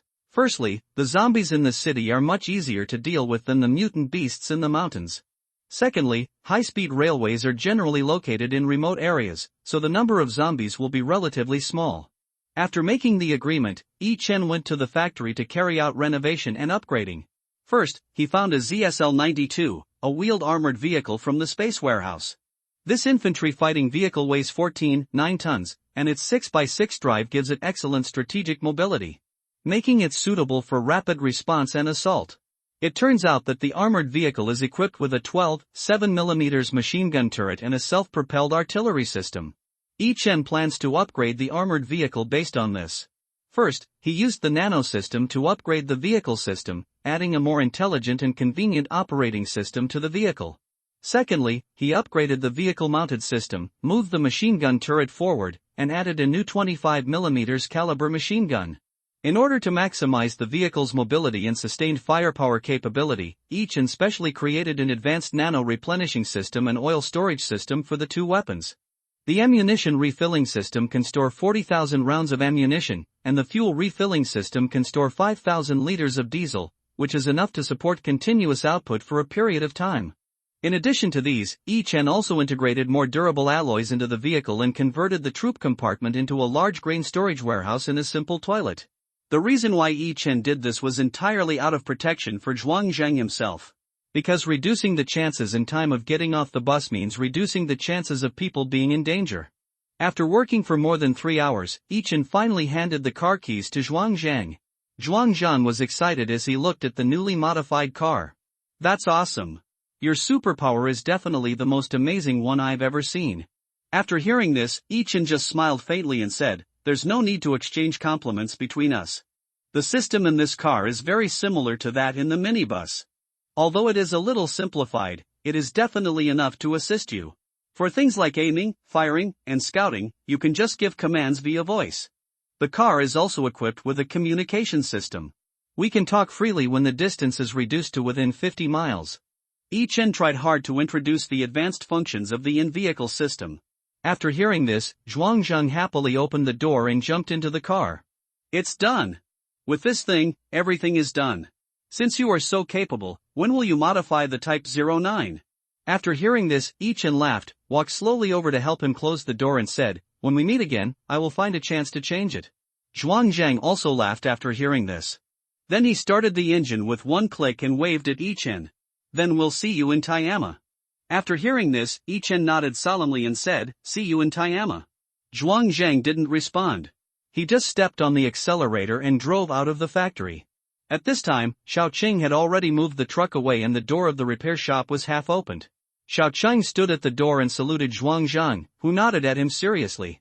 After solemnly leaving the repair shop, Yi Chen asked Su Biao and Bai Qinfei to get on the Type 09 infantry fighting vehicle first. He walked slowly to Xiaoqing and gave him instructions. "Brother, don't be soft-hearted in the end times." "Does she need my help?" Xiaoqing frowned tightly when he heard this. He knew what Yi Chen was talking about and what he should do. "Don't worry, special treatment will be given during special times. Your brother Xiao is not stupid. He knows what to do." Yi Chen saw Xiaoqing's eyes evasive when he said these words. I immediately realized that he still couldn't make up his mind. So he reached out and patted the other person's shoulder gently and said, "Think more about Nianio and don't underestimate the evil of human nature." After saying this, Yi Chen turned and walked towards the infantry fighting vehicle. But when he turned around, he immediately activated the secret channel to contact Xiao Diao. Xiao Diao, that has a task for you to do. The level is confidential. Chapter 57, The Evil of Human Nature. Xiao Diao's wisdom at this time is limited to super AI. Therefore, it will execute Yi Chen's orders unconditionally. I got it, please issue the order, Daddy. When Yi Chen heard this, his eyes immediately turned colder. Supervised the prisoner. If she is still alive after 1 hour, execute her in secret. Also, keep an eye on the other 2 strangers and remain on high alert. If the current members in the car are threatened, they can take the initiative to kill the source of danger. After receiving the command, Xiao Diao mechanically responded yes. After Yi Chen gave the order, he quickly got on the infantry fighting vehicle. At this time, there was a woman sitting in the infantry fighting vehicle. She was one of those who escaped from the town and were rescued. After Yi Chen opened the car door, he looked at the woman coldly and said, "Do you remember the way back?" The woman was dazed for a moment when she heard that, then nodded slightly in affirmation. Seeing this, Yi Chen said, "Okay," softly. Then got into the car and slammed the door shut. Then, Su Biao drove the infantry fighting vehicle quickly away from the repair shop. Xiao Chang drove the truck to block the door of the repair shop again. After coming down, he slowly walked towards the room where the woman was imprisoned. Inside the room, Su Tseong, who was in charge of guarding the women, was very excited to see Xiao Qing coming in. "Brother Xiao, you are finally here. I can't deal with this woman. I'll leave it to you. I'd better go help in the car." After saying this, Su Tseong ran out of the room as if escaping. Seeing this, Xiao Cheng frowned slightly and slowly turned his head to look at the woman not far away.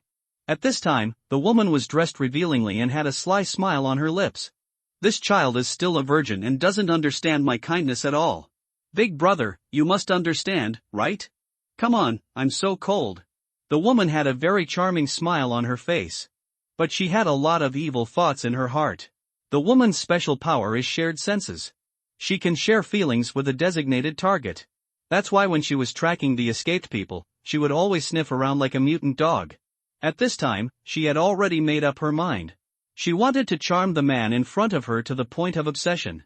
Then kill him with one blow when he is most excited and relaxed. As many as 7 men have died in her gentle trap. No man can get past her.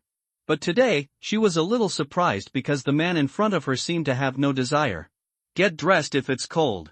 Don't kill yourself. Just stay still." Xiao Qin finally chose kindness.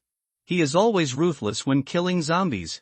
But when facing a living person, I still can't bear to be cruel. Kindness is his greatest strength, but also his greatest weakness. Xiao Qin said this coldly, then turned and walked towards the next room. 2 other people were housed here, one of whom was holding a 2-year-old child. Compared to his cruelty towards women, Xiao Qin was obviously much gentler towards the 2 people here. "Come with me and stay in the car. It's too cold here." The man and the woman were stunned when they heard this. And then they burst into tears and thanked him quickly. Not long after, the 2 followed Xiao Qin into the warm and comfortable minibus. Xiao Qin also took the initiative to prepare some hot meals for the 2 of them. Seeing this, the 2 men immediately became excited again and knelt down and kowtowed to Xiao Qin on the spot. But not all kindness is rewarded. After they had eaten and drunk their fill, they asked to use the bathroom to wash up. After hearing this, Xiao Qin didn't think much about it, but just told the 2 not to wake up Xiao Xiufei, who was sleeping soundly. After hearing this, the 2 of them nodded in agreement. And then the woman brought the child into the bedroom first. The man ignored it and began to look around the car. I saw that the car was fully equipped with all kinds of facilities, including food and drinks.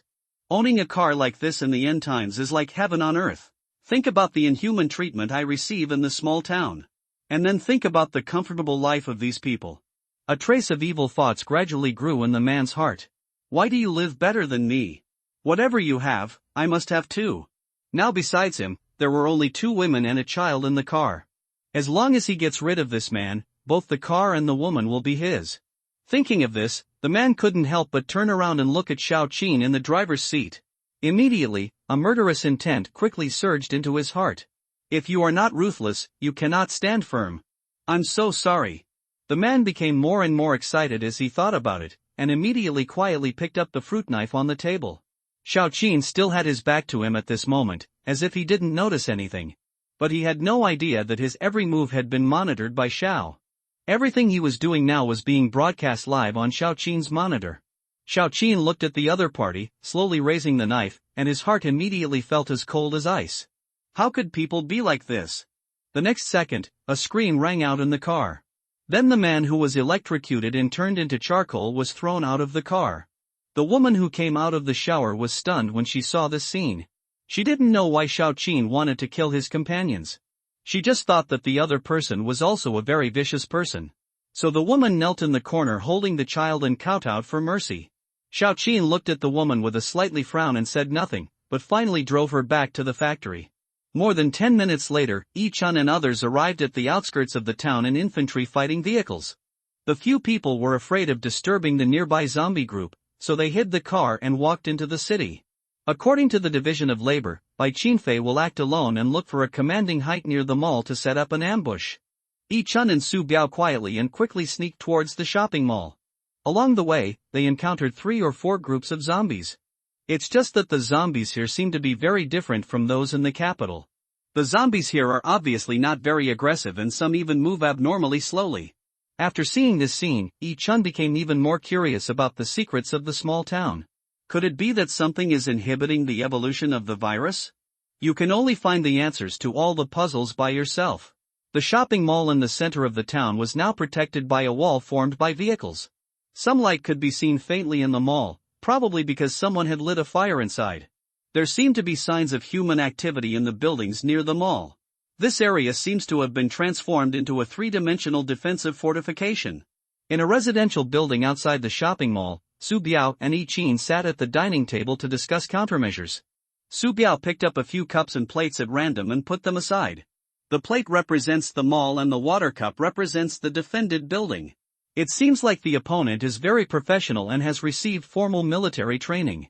When Yi Qin heard this, his brows slightly frowned. If this is the case, then you need to adjust your plans.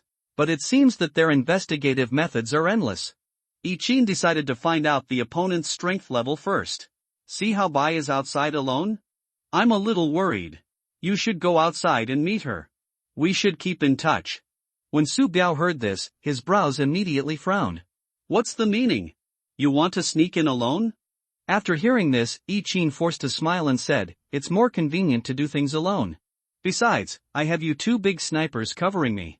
Even if something unexpected happens, there's nothing to worry about. Hearing this, Su Biao smiled bitterly helplessly. Then he reached out and gently patted Yi Qin's shoulder and said, then be careful. We will definitely protect you. After saying this, both of them laughed. Then Su Biao stood up and left quickly. Seeing this, Yi Qin was not idle either. He immediately took out a tablet and started checking the screen. At this time, Xiao Zhao's 2 drones happened to fly over the shopping mall. Prepare the airborne robots. Chapter 58, Cautious Opponent. 2 drones flew silently over the shopping mall. One in the south and one in the north. They successfully approached the mall under the cover of darkness. After seeing this scene, Yi Qin immediately issued combat orders. Prepare the airborne robots. Following Yi Qin's order, the box under the drone slowly opened. 2 neat rows of micro-robots fell down like dumplings. These machines are very small and the sound they make when they land is so slight that it is hardly noticeable. After landing on the building, they spread out their 4 thin legs and crawled quickly. In just a short while, the 20 right-size robots disappeared. At the same time, Yi Qin's screen display was divided into 20 small screens. At this time, he must concentrate on observing so as not to miss any important clues. Inside the mall, Qin Guangwei, the self-proclaimed king, had just favored a concubine. With an unhappy look on his face, he kicked the woman off the bed and yelled, "What a thing! It's meaningless. Take him away and teach him a lesson. He is nothing." Upon hearing this, the woman was so frightened that she started crying and begging for mercy. But Qin Guangwei had no intention of showing any sympathy to women. The training he mentioned was nothing more than torture and beatings without limits. Soon a man came in and grabbed the woman's hair and walked out without saying a word. Qin Guangwei put on a bathrobe and picked up the intercom and shouted, "Did Bad 3 come looking for me just now?" Only then did he remember that Bad 3 had wanted to see him 40 minutes ago. But at that time, he was in the middle of a fierce battle and had no time to think about other things. Soon a hoarse voice came from the intercom. "Yes, Bad 3 came to see you more than half an hour ago. Old Wang is dead, and it seems we have a new enemy. But don't worry, I have already strengthened the security around us. The person speaking is Qin Guangwei's governor, Yu Changye, who was once a small leader in the prison. Before the end of the world, he received a lot of bribes from Qin Guangwei and helped him do many shady things. As a result, the two of them became accomplices. After the end of the world, Qin Guangwei awakened powerful supernatural powers and became the boss here. Yu Changye relied on his previous connections to get the position of governor. But the official position here has no meaning. He is at best just a military advisor. Qin Guangwei frowned tightly after hearing what the other party said. He knew that Lao Wan's abilities and his subordinates were not that good. But Bad 3 and his men are all very capable fighters. Why didn't they just solve the problem? Could it be that the person who came is very powerful? Thinking of this, Qin Guangwei quickly turned around and started changing his clothes. The reason why this guy has gotten to where he is today. What has relied on is extraordinary alertness and caution. It is always better to be safe than sorry. This has always been his motto. After putting on his clothes, Qin Guangwei went straight to the home area on the 3rd floor. Soon he came to a shop sealed with iron fences. At this moment, a beautiful woman with a painful expression was lying inside. This beauty was covered in wounds, most of which were caused by Qin Guangwei. The reason is simple. This woman was the judge who convicted herself. Qin Guangwei, standing outside the iron cage, now regretted his indulgence. He should vent all his energy here. But even if he couldn't do it now, he wasn't going to let this woman have an easy time. You two go in and beat her up. If you don't make her kneel down and beg for mercy today, I'll chop you both into pieces and feed you to the dogs. Upon hearing this, the two guards immediately nodded and said okay. And then there was a sound of iron locks being unlocked. The woman curled up in bed was terrified at this moment. She has to endure this torture every day these days. She also thought about committing suicide, but her daughter was still in the other party's hands. Qin Guangwei once said that if she dared to die, her daughter would die with her. So even death became a luxury for her. The woman trembled, hugged the quilt tightly, and tried to raise her voice in despair. Please let me go. Stop torturing me. Please don't torture me anymore. Before she could finish her words, two men had already opened the iron gate and rushed in. Qin Guangwei lit a cigarette, stood there watching with interest and smiling evilly. At the same time, Yi Chen's detectives had already searched from the 6th floor to the 4th floor.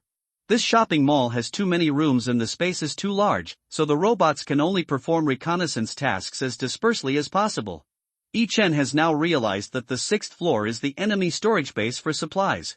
Their food, clothing, weapons, medicine, etc. are all stored on this floor. There are 17 guards here. Each of them is tall and strong. Among these people, 10 had guns, 4 had knives, and only 3 had nothing. Judging from the weapon configuration, these 3 people without weapons should be psychics. Because the robot cannot sense the opponent's level, Yi Chen cannot figure out the opponent's strength. But at this moment, the zombies near the mall suddenly became active. Some zombies even roared in pain. Afterwards, the surrounding zombies began to slowly gather towards the mall. Yi Chen walked to the window and took a look, roughly estimating that there were more than 1,000 zombies below. Why did these zombies suddenly become active and violent? Just as he was thinking about this, Zhao Xiufei's voice suddenly sounded in his mind. Brother Yi, please save her. Please go and save her. Everyone inside deserves to die. They are all beasts. Yi Chen was very excited when he heard this voice. Then he quickly squatted down and began to communicate with him, using his mind. Xiufei, how are you? You said you wanted me to save someone? Where is the person controlling you? Xiufei, please answer me. Yi Chen tried hard to use his mind to contact Zhao Xiufei, but she didn't respond after she finished speaking. Yi Chen felt that something was wrong, so he put away his tablet and prepared to sneak into the mall first. Before taking action, Yi Chen first spoke with Su Biao and Bai Qinfei. After making sure that both of them were ready, Yi Chen activated his armor and quickly went downstairs. He originally wanted to use the zombies downstairs to sneak in, but the area within 50 meters around the mall was surrounded by cars and debris. These things act like a city wall blocking the zombies on the periphery. Early zombies did not have much intelligence, so they could not perform complex behaviors such as climbing and jumping. So when he passes these things, the 50-meter open area will become a death zone. After analyzing the current situation, Yi Chen couldn't help but frown. This group of people really doesn't lack a sixth man. This is forcing me to be a night killer. Okay, I'll play with you guys then. After saying this, Chen began to slowly walk towards the group of zombies not far away. He wanted to take advantage of the fact that the zombies couldn't detect him to do something. At the same time, on the third floor of the shopping mall. At this time, the two men were sweating profusely, and the woman on the bed had cried until her voice was hoarse. Qin Guangwei kicked the iron fence heavily in great dissatisfaction. Useless things, do you think they're a career? So fucking weak as a dog. Get lost, I'm annoyed just by seeing you guys. The two men felt ashamed when they heard this. After hearing the boss's scolding, he immediately ran away in a dejected manner. Qin Guangwei waited until the two men left before slowly walking into the iron cage. He looked at the woman on the bed with amusement on his face, and said coldly, "How about it, beautiful Lady Zhang? Are you satisfied with the entertainment service? Just now. If you are not satisfied, I still have ways to deal with it." The woman curled up immediately when she heard this. She really couldn't cry anymore. Qin Guangwei saw that the other party was completely frightened, so he calmly put forward his request. Don't play tricks on me. Tell me quickly. Who are these people? Where are they now? Chapter 59, Tyrant Qin Guangwei. Qin Guangwei's words were very cold. The beautiful woman on the bed frowned immediately after hearing this. She didn't know how the other party knew about this. But this is her last hope, and she can't give it up easily. So she forced herself to look up at Qin Guangwei despite her weak body. Who? There are only zombies outside. I don't understand who you were talking about. She spoke the last two sentences in a clearly weak voice. But Qin Guangwei had no mercy at all. He quickly walked up to the man and grabbed his hair. You stinky bitch. Are you playing tricks on me? You want to play the game of broken jar with me, don't you? Okay, you can endure it. You are awesome. What about your daughter? She looked so tender. I wonder if she can bear it. At this point, Qin Guangwei couldn't help but burst into laughter. When the woman heard these words, she immediately struggled like crazy. Don't touch her. Don't touch her. I said, I can say it, but you must let me see my daughter first. I want to make sure she's okay. The woman's voice broke when she finished speaking because of shouting. After hearing this, Qin Guangwei nodded with great satisfaction. Okay, deal. Qin Guangwei pushed the woman onto the bed, then turned around, snapped his fingers and said, "Bring that stinky girl here." Upon hearing this, the younger brother outside immediately nodded and said yes. At the same time, on the highway south of the town, Zhuang drove the light armored vehicle at high speed. His vehicle-mounted cannon and machine guns kept firing. A storm of bullets kept spewing out. The pursuer who was following the car about 10 meters away roared in anger after being beaten. But it showed no intention of giving up the chase. The performance of the modified armored vehicle is very good, and Zhuang basically only needs to concentrate on driving the vehicle. For almost everything else, he just had to open his mouth. Throw some incendiary bombs at him. The road is too dark, light as sky, lantern for it. The system searched for relevant instructions based on the keywords. Excuse me, do you need to fire incendiary bombs? Zhuang laughed while stepping on the accelerator. Yes, burn it hard for me. The system retrieves the affirmative authorization language and immediately opens the radiation tube behind the rear room of the car. The automatic targeting system then operates and the pursuer is selected as the target. Emission, as the system's mechanical prompts sounded, 2 incendiary bombs whizzed out. Boom, boom. After 2 explosions, the pursuer was covered in flames. But even so, the pursuer, who had no sense of pain, still ran forward with all his might.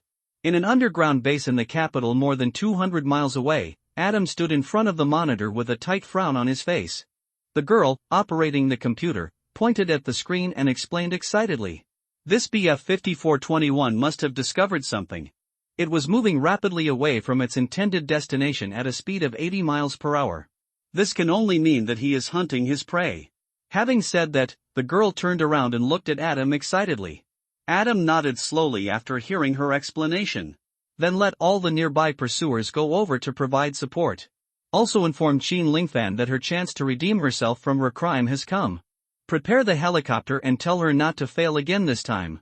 Upon hearing this, the girl nodded vigorously, then picked up the landline on the table and started dialing. On the other side, among the zombies outside the mall. At this time, the zombies were becoming more and more active, and some even began to use their bodies to ram obstacles. Chen covered his armor with a layer of rags and mixed in with the zombie group, ready to wait for an opportunity to strike. He first quietly squeezed to the front of the zombie group, and then used the power of the armor to slowly move a car away.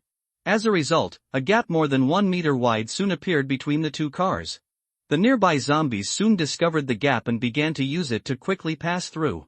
Yu Changye, who was in charge of commanding the periphery, soon discovered the abnormality. So he immediately picked up the walkie-talkie and shouted nervously. 3 or 4 groups of people will shoot crosswise and try to reduce the number of zombies as much as possible. Groups 6, 7, and 8 prepare the flamethrowers. Group 10 prepares to clean up the battlefield afterwards. Yu Changye issued every order in an orderly manner. Although his voice was a little louder, there was no sign of panic. As he gave the order, the guards on the second and third floors of the mall began shooting. More than 30 people appeared at the entrance of the mall, and the 3 in front were carrying flamethrowers. These people stood quietly behind the tubular security door, staring expressionlessly at the approaching horde of zombies. After more than 20 zombies gathered in front of the security door, the man carrying the flamethrower immediately started working. Others were holding sharp weapons and shooting the zombies in the head one by one through the security door. Yu Changye mixed in with the zombies and quickly approached the mall gate, then took advantage of the chaos to sneak behind a pillar. This is a blind spot for observation from the front and back, and no one will notice the situation here at all. According to the tiny spider robot's reconnaissance, there is a ventilation hole near the pillar. As long as you enter this ventilation skin, you can follow the ventilation duct into the mall. So Yu Chong grew sharp claws on his hands and feet, then inserted them into the stone pillars and began to climb forward quickly. Yu Chong thought the place he chose was hidden enough, but there were still some sharp-eyed people among the crowd standing at the entrance of the mall. I saw a middle-aged man rubbing his eyes in disbelief. Was I dazzled just now? A young man nearby immediately turned around and asked when he heard this. What's wrong? The middle-aged man put down his hands and turned to look at the stone pillar not far away. I seem to see a zombie climbing up just now. The young man's eyes widened when he heard this. What the hell? Zombies can climb walls? Where is it? After hearing this, the middle-aged man pointed directly to the pillar diagonally in front of him. Just climb up there? After hearing this, the young man hurried to look, but there was nothing on the pillar. Are you dazzled? At your age, in the dark, what can you see clearly? After saying this, the young man went back to playing with the flamethrower. Middle-aged people feel very embarrassed when being criticized. He thought himself that he would definitely go and take a look when he went out to clean up the scene. Although he is over 50 years old now, he is not so old that his eyesight is blurry. On the other side, Chun Guangwei's men pushed a shopping cart to the 3rd floor. A girl of 3 or 4 years old was trapped in a shopping cart. At this moment, the girl's eyes were full of fear. The red and swollen eyes showed that she had just cried for a while. The subordinate pushed the shopping cart directly in front of Chun Guangwei. Your Majesty, the person you requested is here. Chun Guangwei seemed to enjoy hearing the word, Your Majesty. He took out a piece of chocolate and threw it over. Very good. Get out of here. The man was flattered and knelt on the ground and kowtowed, then crawled to pick up the chocolate and turned away. Chun Guangwei personally pushed the shopping cart to the bedside. The woman on the bed was already in tears. Little Guagua, my little Guagua, Mom is here, don't be afraid. The little girl's dull eyes suddenly lit up. She turned around and saw her mother not far away and immediately became excited. Mom, I want Mom. Guagua was afraid. The girl stretched out her thin little hand and tried to grab her mother's hand. Chun Guangwei stepped forward and slapped her arm hard. Damn girl. Who told you to move? Remember to eat, but not to be beaten, right? Okay. I'll beat you to death. Chapter 60 Give up kindness. Chun Guangwei kicked the shopping cart hard. The little girl inside was so scared that she started crying loudly. And the woman struggled up from the bed and wanted to fight him to the death. But she was so weak that she was no match for Chun Guangwei. After a beating, the woman finally chose to surrender. She knelt on the ground, kowtowed and begged for mercy. And only then did the crazy Chun Guangwei stop. Tell me, what are those? Where is the person now? The woman decided not to hide it anymore and immediately told the hiding place of Yi Chun and others. But she still kept her guard up and didn't tell anyone that someone had sneaked into the town. Chun Guangwei immediately became excited after getting a satisfactory answer. He picked up the intercom and gave a cold order. Yu Chunai, you lead the team out in person. The target is a repair shop outside the town. There are 6 people on the other side. Outside the mall, Yu Chunai was directing his men to clean up the zombies. After hearing this, he immediately replied respectfully, yes. Then Yu Chunai picked up the walkie-talkie and shouted loudly. All members of the 2nd Battalion, assemble and prepare for battle. 1st Battalion strengthens alert. All personnel are ready for battle. As Yu Chuanye's order was given, a group of people in the mall began to move. On the other side, in a repair shop outside the city, Xiao Cheng was checking the surveillance footage in the passenger seat. Suddenly, there was a sound of knocking on the car window. Xiao Cheng looked up when he heard the voice and saw that it was the woman who was rescued. Without thinking too much, Xiao Cheng quickly got up, opened the car door and walked out. What do you want? Are you short of food or thirsty? Xiao Cheng thought the other party wanted food. But I didn't expect her to start taking off her clothes right away. Seeing this, Xiao Cheng immediately turned around and asked in a cold voice, what are you doing? Do all the women here have the same problem?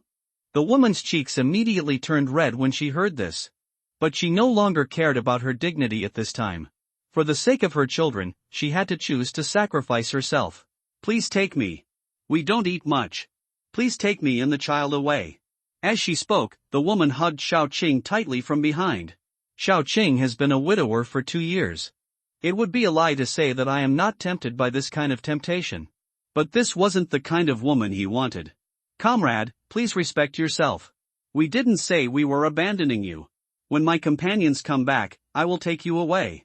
Xiao Cheng himself didn't have the confidence to say this. Because Yi Chen's principle is not to keep idle people. The woman seemed to be aware of this, so she resorted to this desperate measure. Please, I can cook for you and warm your bed. Just one bite to eat will be good. We don't eat much. The woman continued to beg, and Xiao Cheng's neck turned red with embarrassment. But just when he was about to refuse, he suddenly heard a child crying not far away. Upon hearing this, the woman quickly turned around, picked up her clothes, and ran over. Xiao Cheng stood there awkwardly for a moment before following. But when he ran into the room, he was stunned. The woman who was imprisoned somehow managed to get to the child's side. At this moment, she was holding a piece of broken glass against the child's neck. The child's mother collapsed on the ground and cried. When she saw Xiao Cheng coming in, the child's mother hugged Xiao Cheng's thighs and started crying. Save the child. Please save her. The woman saw Xiao Cheng getting nervous. She knew this guy could transform into a robot. So she cut the child's skin directly. In an instant, blood gushed out, and the child burst into tears in pain. The woman looked quite crazy at the moment. Her eyes bulged, and her face was extremely distorted. Don't come over here. No one is allowed to come over here. Let me go, or I'll kill her. Let me go. Get out of here. The child's mother cried even harder when she saw this. She quickly hugged Xiao Cheng's thighs with both hands and said, please let her go. Please save the child. Let her go. Let her go. Xiao Cheng felt very regretful at this time. At this moment, he really regretted not listening to Yi Chun. Now that I've gotten into this kind of trouble, I am really in a dilemma. When Xiao Cheng was hesitating whether to let the man go, a gunshot was suddenly heard. A bullet pierced the woman's forehead, and then she fell limply to the ground. Noob. Old shoe. Xiao Cheng looked around in surprise, thinking that a sniper had returned. But after looking around, he only found a spider robot. There is a gun barrel on the back of the robot, and the bullet should be fired from here. When the child's mother heard the gunshot, she was stunned for a second, then crawled over like crazy. But at this time, the child had already died due to excessive blood loss. It turned out that the woman was so excited that she accidentally injured an artery when she cut her skin. Although the woman was shot dead, the child could not be saved. Xiao Cheng frowned after seeing this scene. His bloodshot eyes were filled with regret. At this moment, a stupid mechanical voice sounded in the communicator. The threat has been resolved, mission accomplished. Xiao Cheng couldn't help but feel a pain in his heart when he heard this. Yes, this woman is a potential threat. If only I had been more ruthless at the beginning, then the girl's death would not have been in vain. In the last days, kindness must be used with caution. Xiao Cheng wanted to go over and comfort the mother who had lost her child. But the woman suddenly picked up the broken glass and stabbed herself in the neck. Xiao Cheng paused when he saw this, and then his frowned brows tightened even more. Before she had time to feel sad, the girl's body suddenly moved. Xiao Cheng knew that she had turned into a zombie at this time. In desperation, he can only draw his gun and shoot the corpse once in the head. Just after I finished doing all this, Yi Chen's voice suddenly came from the communicator. Brother Xiao, please leave the repair shop quickly. Since they've gone over there, then you can come over here. Let's take advantage of the opportunity. When Xiao Cheng heard this, he replied coldly, okay. Then turned around and walked quickly towards the minibus. In the small town shopping mall, Yi Chen had already eavesdropped on the other party's plan through the robot. So he asked Xiao Qing to come over to strengthen his own strength and create a perfect time difference with the enemy. Yi Chen finally groped his way to the third floor along the ventilation duct. The spider robot has also locked onto the woman's location. But strangely, the iron cage that had been locked was now open. The woman was lying on the bed wrapped in a quilt, her eyes full of emptiness. Yi Chen observed the ventilation duct for a long time and came down after making sure that there was no one around. After landing, he walked quickly to the bed. Without further ado, a cold gun was pointed at the woman's forehead. I'll give you one chance. Let my people go. The woman slowly raised her head when she heard this. Yi Chen had never seen such a desperate look. The originally black pupils turned gray for some reason. Seeing that the other party didn't say anything, Yi Chen immediately became anxious. Stop playing dumb. You know what I'm talking about. The woman actually managed to smile when she heard this. She looked straight at Yi Chen and spoke in a slightly weak voice. Okay. Then you have to kill them first. Yi Chen felt something was wrong when he heard this. But before he could react, a memory that did not belong to him suddenly flooded into his mind. The woman took advantage of his unpreparedness and secretly activated her psychic abilities. Then Yi Chen felt a sharp pain in his head and then he squatted on the ground in pain. A memory that I had never had before began to slowly emerge. Chapter 61, Tragic Fate. What emerged in Yi Chen's mind was the scene after the end of the world. It was a high-end restaurant and the warm dining atmosphere was broken by a scream. Then more and more people started to go crazy. Bloody biting and scratching were happening all around him and in panic he could only run away holding the girl. He took his child and hid in the restaurant's cold storage to escape the zombies. After 3 days of darkness, the door of the cold storage was suddenly pried open by a group of people. He thought he was saved but he didn't expect that it was the beginning of hell. He was rescued by a group of prisoners and on the same day he was assaulted by the group of people. Chen Guanwei discovered him and kept him as a pet. They were beaten and violated every day. His mind became increasingly confused and he even began to have thoughts of death. But his daughter is still alive, he can't just die like this. Otherwise, who knows what those demons will do. Later, he awakened his special powers and was able to communicate with people mentally and even have simple exchanges with zombies. After acquiring superpowers, he thought he could escape from torture and ascend to heaven. But he was wrong. Chen Guangwei's ability was even more powerful. Like Magneto on X-Men, he can control any metal substance. His fragile mental storm couldn't hurt the other party at all. Zombies can be your helpers. But the primary zombies were also pitifully weak in front of Chen Guangwei. What followed was endless humiliation and torture day after day until today. The woman laid on the bed and forced a wry smile. And there was a hint of brilliance in her eyes as she looked at Yi Chen. Help me kill him. Kill these beasts. Don't leave anyone behind. Don't leave anyone behind. Under the mental interference of the woman, Yi Chen's consciousness gradually became blurred. There was only endless killing in his heart, a killing that he could empathize with.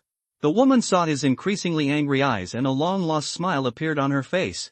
However, her mind control can only work on one person. When she decided to control Yi Chen, Zhao Xiufei's mental control was lifted. Inside the minibus, Niu was considerably wiping Zhao Xiufei's face with a towel. No, don't listen to her. Suddenly, Zhao Xiufei sat up from the bed, startling Niu who was standing beside the bed. Sister Xiufei, are you awake? My dad is driving. I'll go call him. When Zhao Xiufei heard this, she didn't bother to say anything more to Niu. She quickly got up and staggered towards the driver's seat. Brother Xiao, hurry. Go and save Yi Chen. That woman, she controlled Yi Chen. When Xiao Cheng heard this, he didn't turn around. He just said okay and silently stepped on the accelerator to the bottom. In the small town shopping mall, the woman continued to mobilize her mental energy to invade Yi Chen's brain. Kill them all. Leave no one behind. Everyone will die. All men must die. Kill them. The woman became more and more excited as she spoke, and the expression on her face even began to look ferocious. But just when the woman was extremely excited, Yi Chen suddenly responded with cold words. It's none of my business. When the woman heard this, she was stunned. She turned her head in disbelief and looked at Yi Chen beside the bed. What did you say? Upon hearing this, Yi Chen didn't say anything more and slapped her in the face. With a snap, a crisp slapping sound was heard. Then Yi Chen's cold voice sounded again. I said it's none of my business. The woman was stunned immediately. She slowly turned her head and looked at Yi Chen in disbelief. No. Impossible. You've got it under control. You can't be unaffected. Yi Chen stretched out his right hand and grabbed the woman's collar. He picked up the woman like a chicken. A look of fear began to appear on the woman's face. Yi Chen still had that cold mechanical face on. What you've been through is nothing. I've seen too many things that are 1,000 or 10,000 times more tragic than this. You are very pitiful, but there is no reason for others to pay for your hatred. I understand that you want revenge, but you're using the wrong method after saying this. Yi Chen threw the woman onto the bed. The woman's head hit the bed hard, and the pain made her even more excited. Asshole, damn it.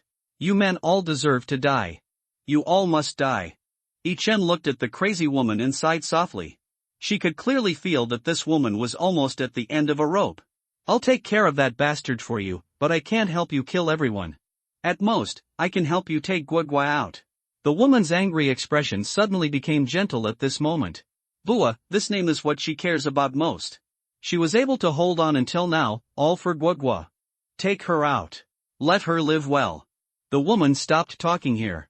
When Yi Chen turned around and looked again, her eyes had completely lost their color. Just now, she had burned up her own life before launching a mental control. Although she failed, at least her daughter had hope.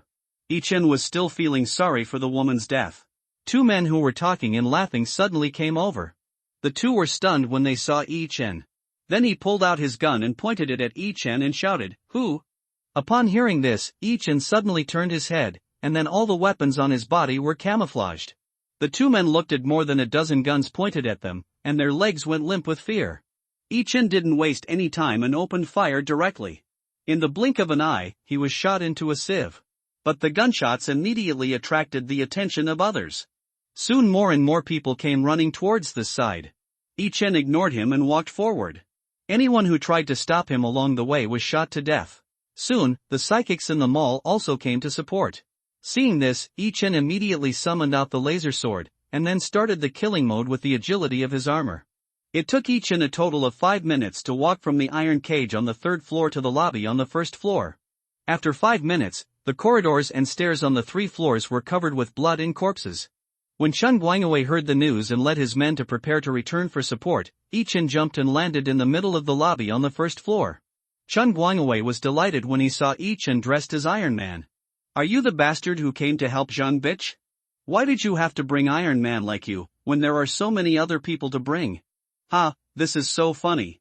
Here comes Iron Man. When everyone heard these words, they couldn't help but burst into laughter. Because everyone knows that Chen Guangwei's special ability is magnetic control.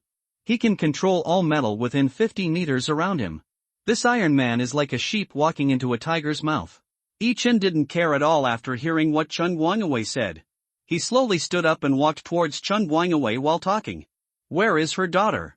Chen Guangwei saw that the other party was really coming for that bitch. I couldn't help but burst into laughter again. Where? Kneel down and beg me to try.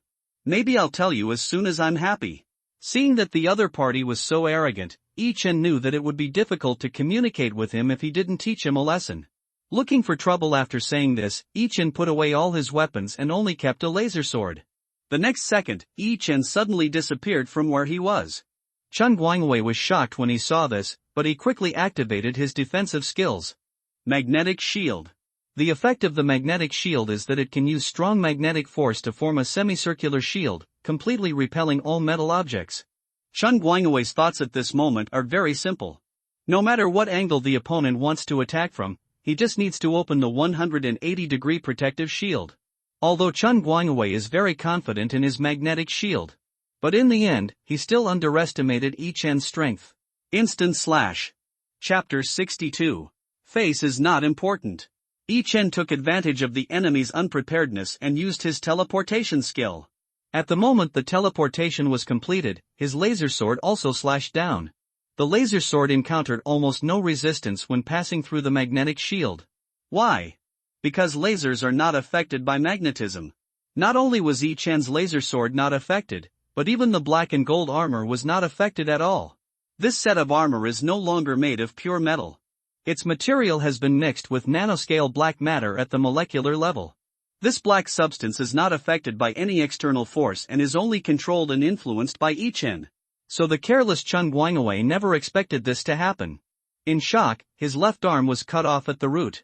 If he hadn't moved half a step at the critical moment, now Chen Guangwei was about to be split in half.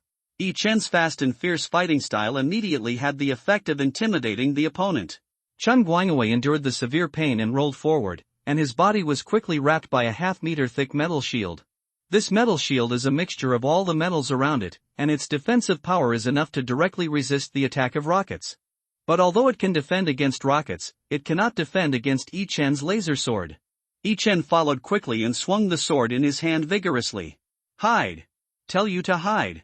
How dare you hide! Let you hide again! Yi Chen shouted and chopped, and the metal shield was cut smaller and smaller like paper. In the end, he chopped the 3-meter-high shield in a half a meter square. Chen Guangwei was stunned at that time, since the end of the world until now. He has never suffered such humiliation. The name of Magneto makes people in the surrounding area terrified. But why doesn't it work today? Your clothes are made of metal? Chen Guangwei was so surprised that he blurted out the questions in his mind. But Yi Chen didn't have the time to chat with him. He just wanted to finish what he had to do quickly. Let me ask you one last time. Where is Guangwei? At this time, Chen Guangwei was completely frightened by Yi Chen. He had no idea how powerful this Iron Man was. In short, he doesn't have the courage to face the enemy head-on now. He used to be a gangster, and the last thing gangsters care about is their face. You can earn back your face later if you lose it. But once you lose your life, it's really gone. Yes. Bring that girl here quickly. What are you all standing there for? Hurry up and bring the person over here. Chen Guangwei covered his burnt wound and screamed, while looking around furtively. But after he took a look around, he became even more angry. Because at this time, all the men around him were standing there stupidly like wood. He didn't notice at all that the fight between Yi Chen and him only lasted 3 seconds. In just 3 seconds, Chen Guangwei was beaten by Iron Man without any chance to fight back. At this moment, Magneto's mighty image completely collapsed in everyone's hearts. Seeing that no one moved, Chen Guangwei immediately roared again. Just go the fucking way. You want to die? Don't you? Get out of here now. Chen Guangwei roared and waved his hand vigorously. The heavy metal fragments smashed to the side. A minion who was standing there stupidly was smashed into a pulp. At this time, the others finally reacted and hurriedly pushed each other away. When Chen Guangwei saw that everyone around him had left, he immediately became furious again. Who told you all to leave? Someone come and help me. You bastards. As he said this, Chen Guangwei wanted to use his supernatural powers to attack others. But the next second the laser sword was hanging in front of him. If you bark one more time, I'll destroy you. Chen Guangwei immediately calmed down when he saw the laser so close to him. 2 minutes later, a minion came running over pushing a shopping cart. Poor little Gull will look around in horror. Seeing this, Yi Chen immediately kicked Chen Guangwei away. Then he rushed to the shopping cart in the blink of an eye like a shot arrow. The man pushing the cart immediately squatted with his head in his hands upon seeing this. Yi Chen tore the cart apart and gently picked up the girl. Gui Gua, don't be afraid. Mom asked me to pick you up. After hearing this, Gui Gua couldn't help crying and then slowly and tightly hugged Yi Chen's neck. But at this moment, a loud bang came from behind. It turned out to be an iron spear flying towards him fiercely. A ball of sparks flew from the back of the alloy armor, leaving a shallow scratch. Yi Chen's chest was churning due to the impact and he almost couldn't help spitting out blood. He suppressed the pain and slowly turned his head. His cold eyes instantly locked on a Chen Guangwei. At this moment, he was still throwing and his expression gradually became one of horror. No, impossible. There's no way my magnetic throw is ineffective. This force can even penetrate a tank. How could it not work on him? Yi Chen was holding the little girl in his arms and could not use extreme speed skills such as teleportation. Therefore, he could only simulate all the hot weapons to deal with the situation. After more than a dozen light and heavy machines and rockets appeared, even Chen Guangwei, who thought he was very powerful, was frightened and trembled all over. Even if he can use magnetism to control metal, but he couldn't withstand the bombing of rockets, he himself is not invincible. Calm, brother. You must stay calm. Chen Guangwei covered his wound and quickly retreated while shouting loudly. Seeing this, the other brothers also quickly retreated. However, Yi Chen did not leave them much time to evacuate. He turned around and strode out, firing all the weapons on his body. Bullets and rockets were fired at the same time. And for a moment, the mall was filled with flowers blooming and wailing. After Chen Guangwei dodged the first wave of attacks, he immediately picked up the walkie-talkie and gave the order to counterattack. So all the thugs in the mall came out and Yi Chen was surrounded by 3 layers of thugs. However, even facing so many people, Yi Chen still did not show the slightest sign of timidity. He created a metal leg in front of his chest and held the little girl firmly in front of him. Then he used all his weapons and fired at full power, starting a 1-on-300-man battle. Ordinary thugs are easier to deal with, and their best weapon is a pistol. There are very few ordinary people who can own a rifle. But Yi Chen's thermal weapons have much more powerful firepower. The bullets rained down like a torrential rain and never stopped. The really difficult ones are probably those guys who have awakened their special powers. Among them are those who can create fire, ice, and electricity. They have all kinds of superpowers. Although these abilities cannot cause fatal damage to the armor. But if there are too many ants biting you, it will hurt. Fortunately, the helpers who were lying in ambush outside came in handy at this time. Boom! After a loud bang, a big hole was opened in the wall of the mall. Boom! After the second loud bang, a mutant who was preparing for a sneak attack was shattered into pieces. This scene shocked everyone present. Chen Guangwei even widened his eyes and yelled. Shit, he really brought a tank. Boom! The third loud noise was heard, and the bullet flew directly towards Chen Guangwei's head. Chapter 63, He is back again. The speed of anti-material sniper bullets is extremely fast. By the time Chen Guangwei reacted, the bullet had already reached his front. At the critical moment, he activated the magnetic shield to protect himself. But the huge inertia immediately knocked him 6 or 7 meters away. He spat out a mouthful of blood and was almost knocked unconscious by the impact. Chen Guangwei ignored the blood on his mouth and started shouting loudly while covering his wound. You are all dead. All of them. Come to me. Everyone, come on. We must kill him. Due to Chen Guangwei's authority, everyone dared not resist and could only bite the bullet and attack Chen Guangwei. In order to protect the child in his arms, Yi Chen could only run while retreating with his hands and feet tied.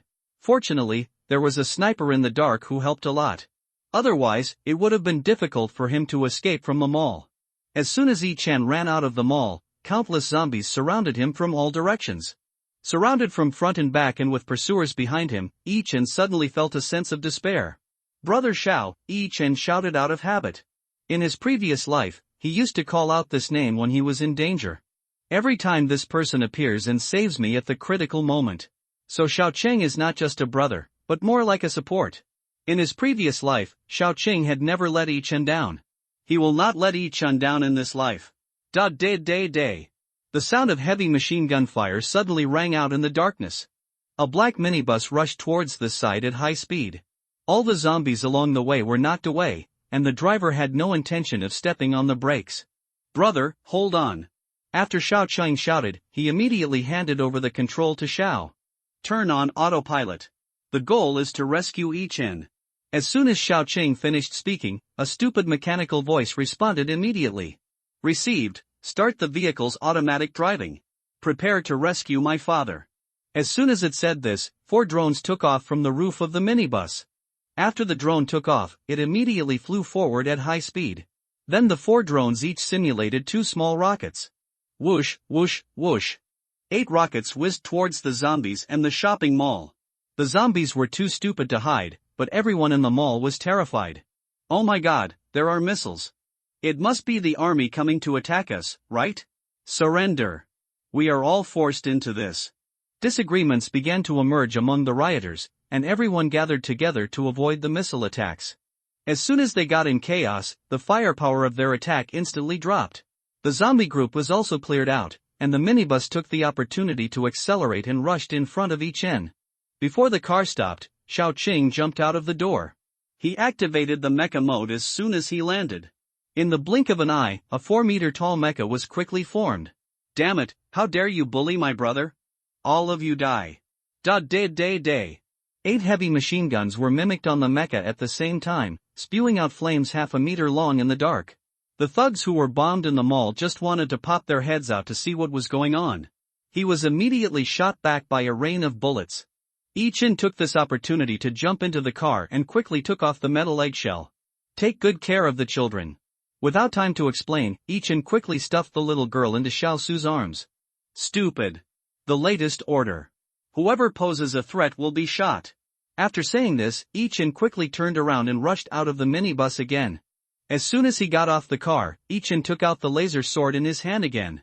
It's time to settle the accounts. After saying this, Ichin ran quickly towards the shopping mall. Upon seeing this, Xiao Qing immediately followed closely behind, firing machine guns and rockets as if they were free. The guards on the upper floors on both sides of the mall were all stunned when they saw this scene. Where did these two war machines come from? But they didn't have much time to think because the walkie-talkie was about to explode. Fire now. Are all the people outside dead? Fire. Fire quickly. After hearing Chen Guangwei's voice, the guards outside immediately raised their guns and prepared to shoot.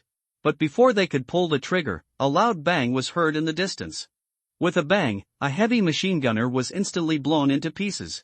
Everyone around was terrified. Soon, someone who knew the situation squatted on the ground with his head in his hands and started crying.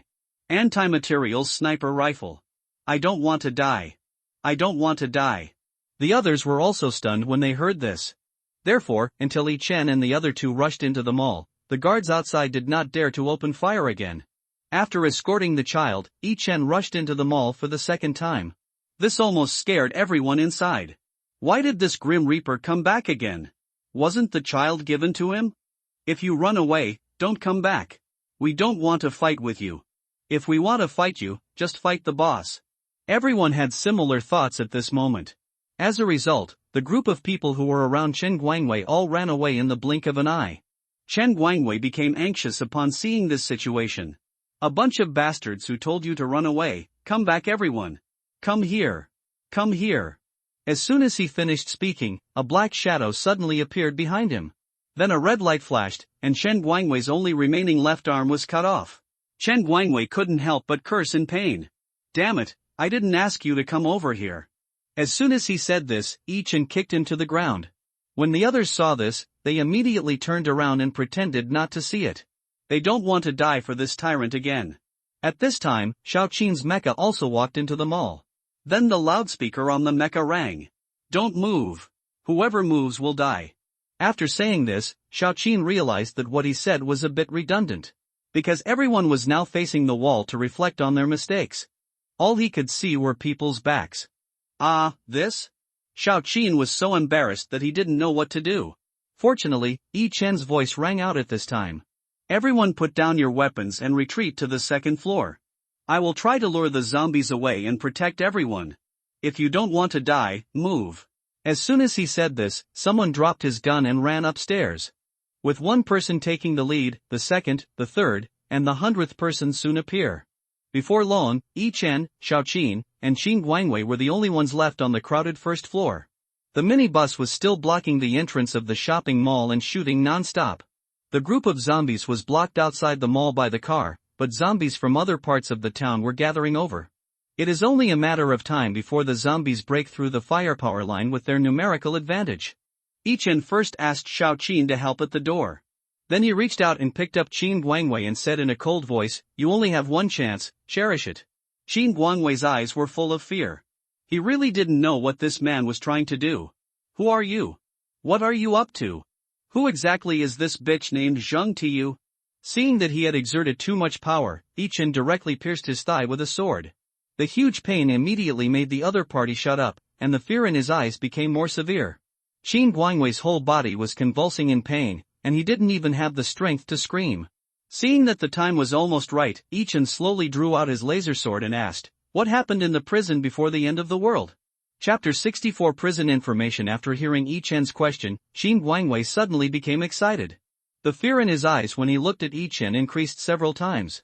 It seemed that the person standing in front of him was not a human, but a demon from hell. Are you one of theirs? You are the one who created the end of the world. Devils, you are all devils. Asshole, I'm going to kill you. Kill you. Yi Chen was also surprised to see Qin Guangwei suddenly become crazy. Who are the they he is talking about? It seems that there are really things worth studying in prison. But at this moment, it seems that this guy in front of him is not worth interrogating. Feeling frustrated, Yi Chen had no choice but to chop his head into two pieces with one sword. Then a moment later, a red crystal core the size of a fingernail appeared in sight. This guy's strength is indeed inferior to mine, but it's a pity that he met me. After taking out the crystal core, Yi Chen turned and walked towards the second floor. Brother Xiao, get in the car first, attract the zombies to other places. We'll meet at the repair shop in 2 hours. When Xiao Qin heard this, he didn't say much. He immediately turned around, put away his mecha, and jumped onto the minibus. Then the minibus slowly drove away, and most of the zombies were attracted away.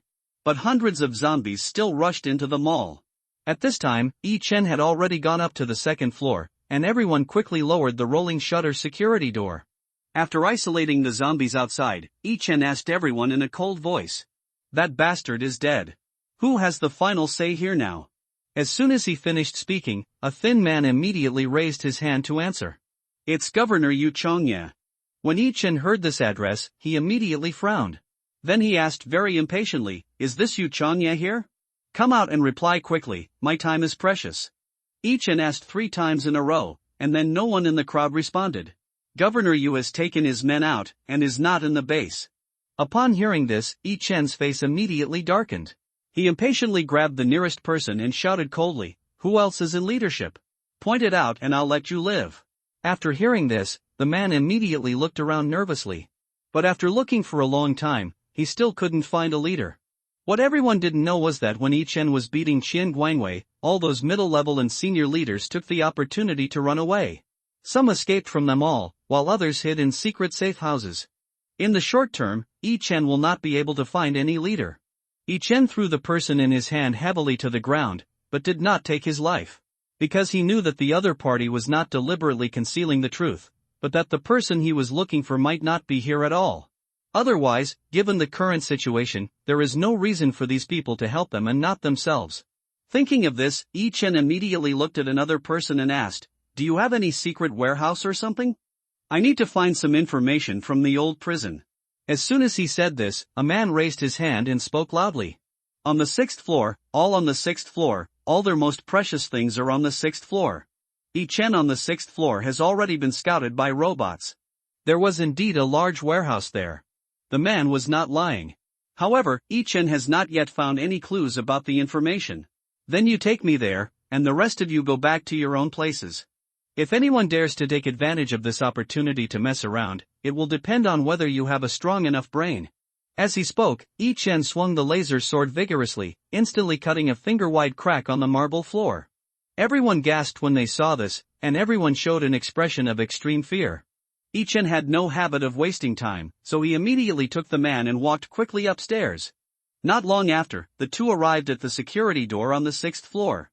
Yi Chen used a laser sword to cut the chain directly, and then the two of them walked in quickly.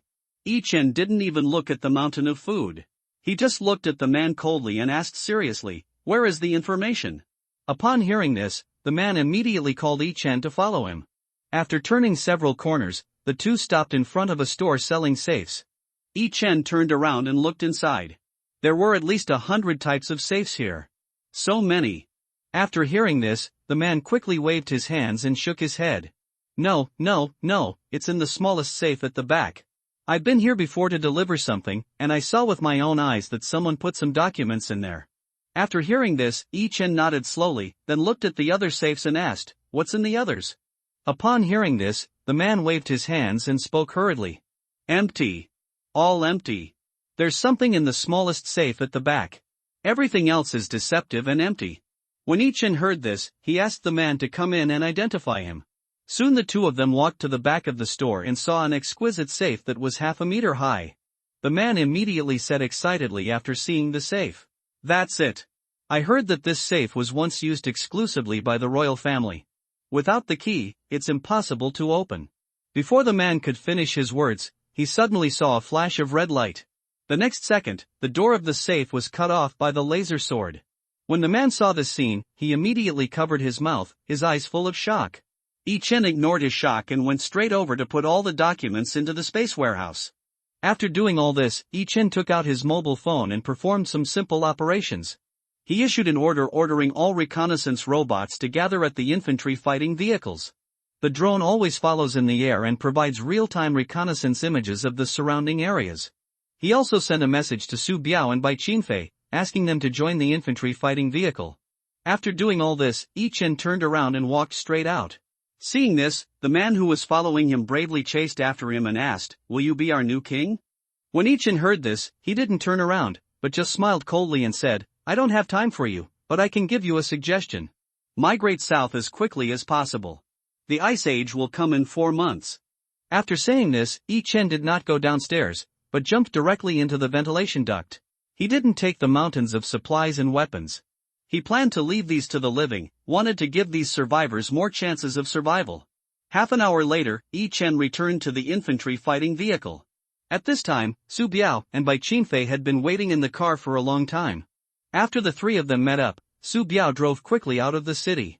On the way back, Yi Chen used the lights in the car to read the information he had obtained.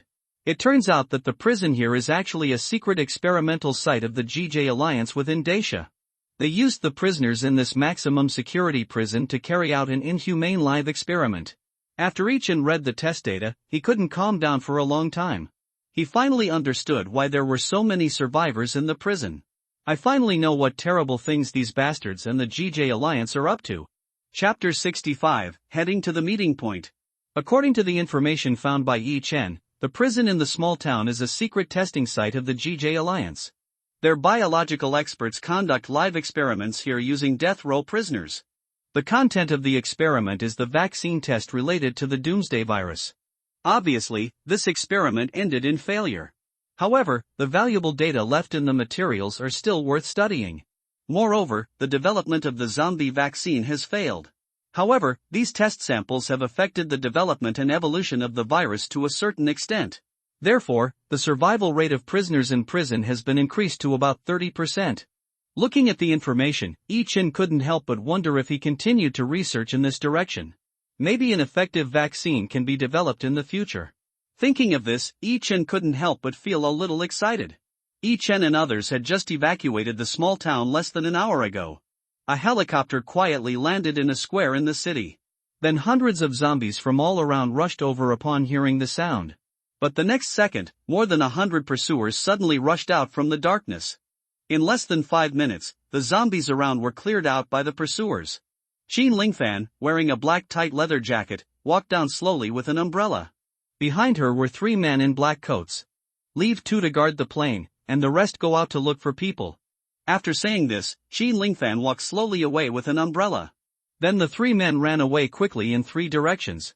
Of the more than 100 pursuers, only 2 were left near the square, and the others all fled in all directions.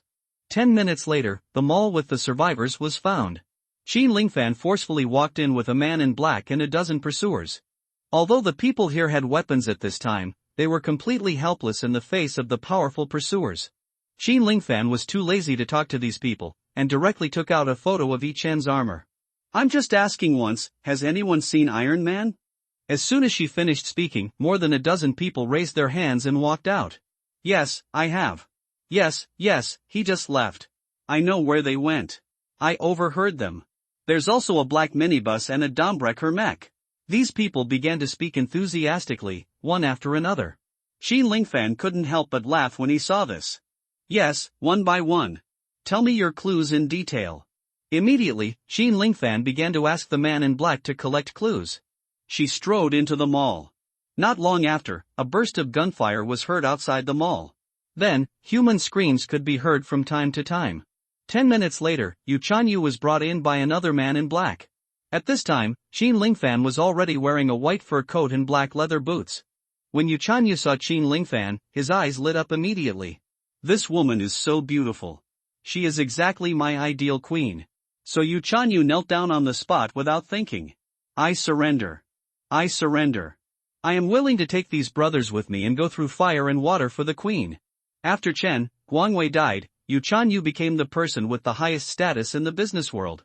When everyone heard him shouting like that, they were all frightened and slowly knelt down.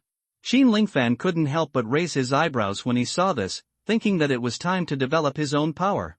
So, Qin Lingfan became the new queen of the Mole King. 5 minutes later, Yu Chanyu and others formed a team and set off again. Their target was the repair shop outside the town. It's just a pity that Yi Chen had already met up with Xiao Qin by then. The two cars had left the repair shop and were driving quickly towards Jinshan. There was another child in the minibus, which made Nyo Nyo feel less lonely. But new questions also emerged in Yi Chen's mind. If I continue to develop like this, my team will inevitably grow in number. In this case, he must make some systematic plans. First, he decided to modify a large vehicle. This car does not need strong attack power, but it must have super strong defense power. This type of vehicle will be used specifically to accommodate non-combat personnel in the future.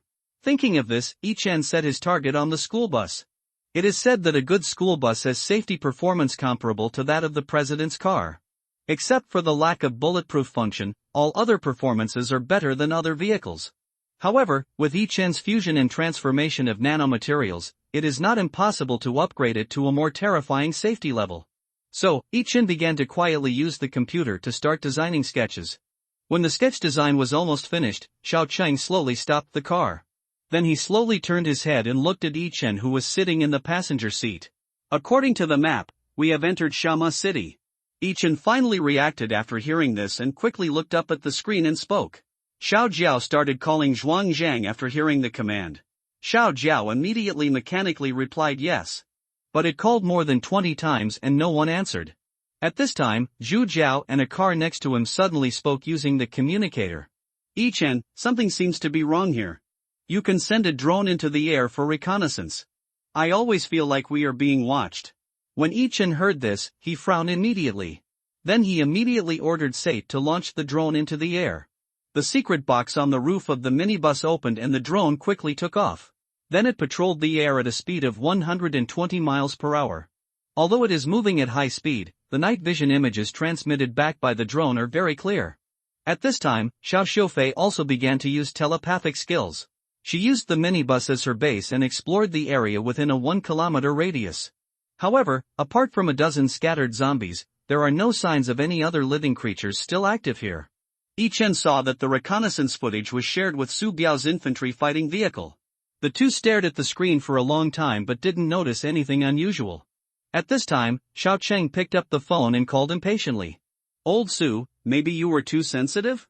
Su Biao replied while staring at the screen and using Bluetooth headphones. Old Xiao, you were also a soldier.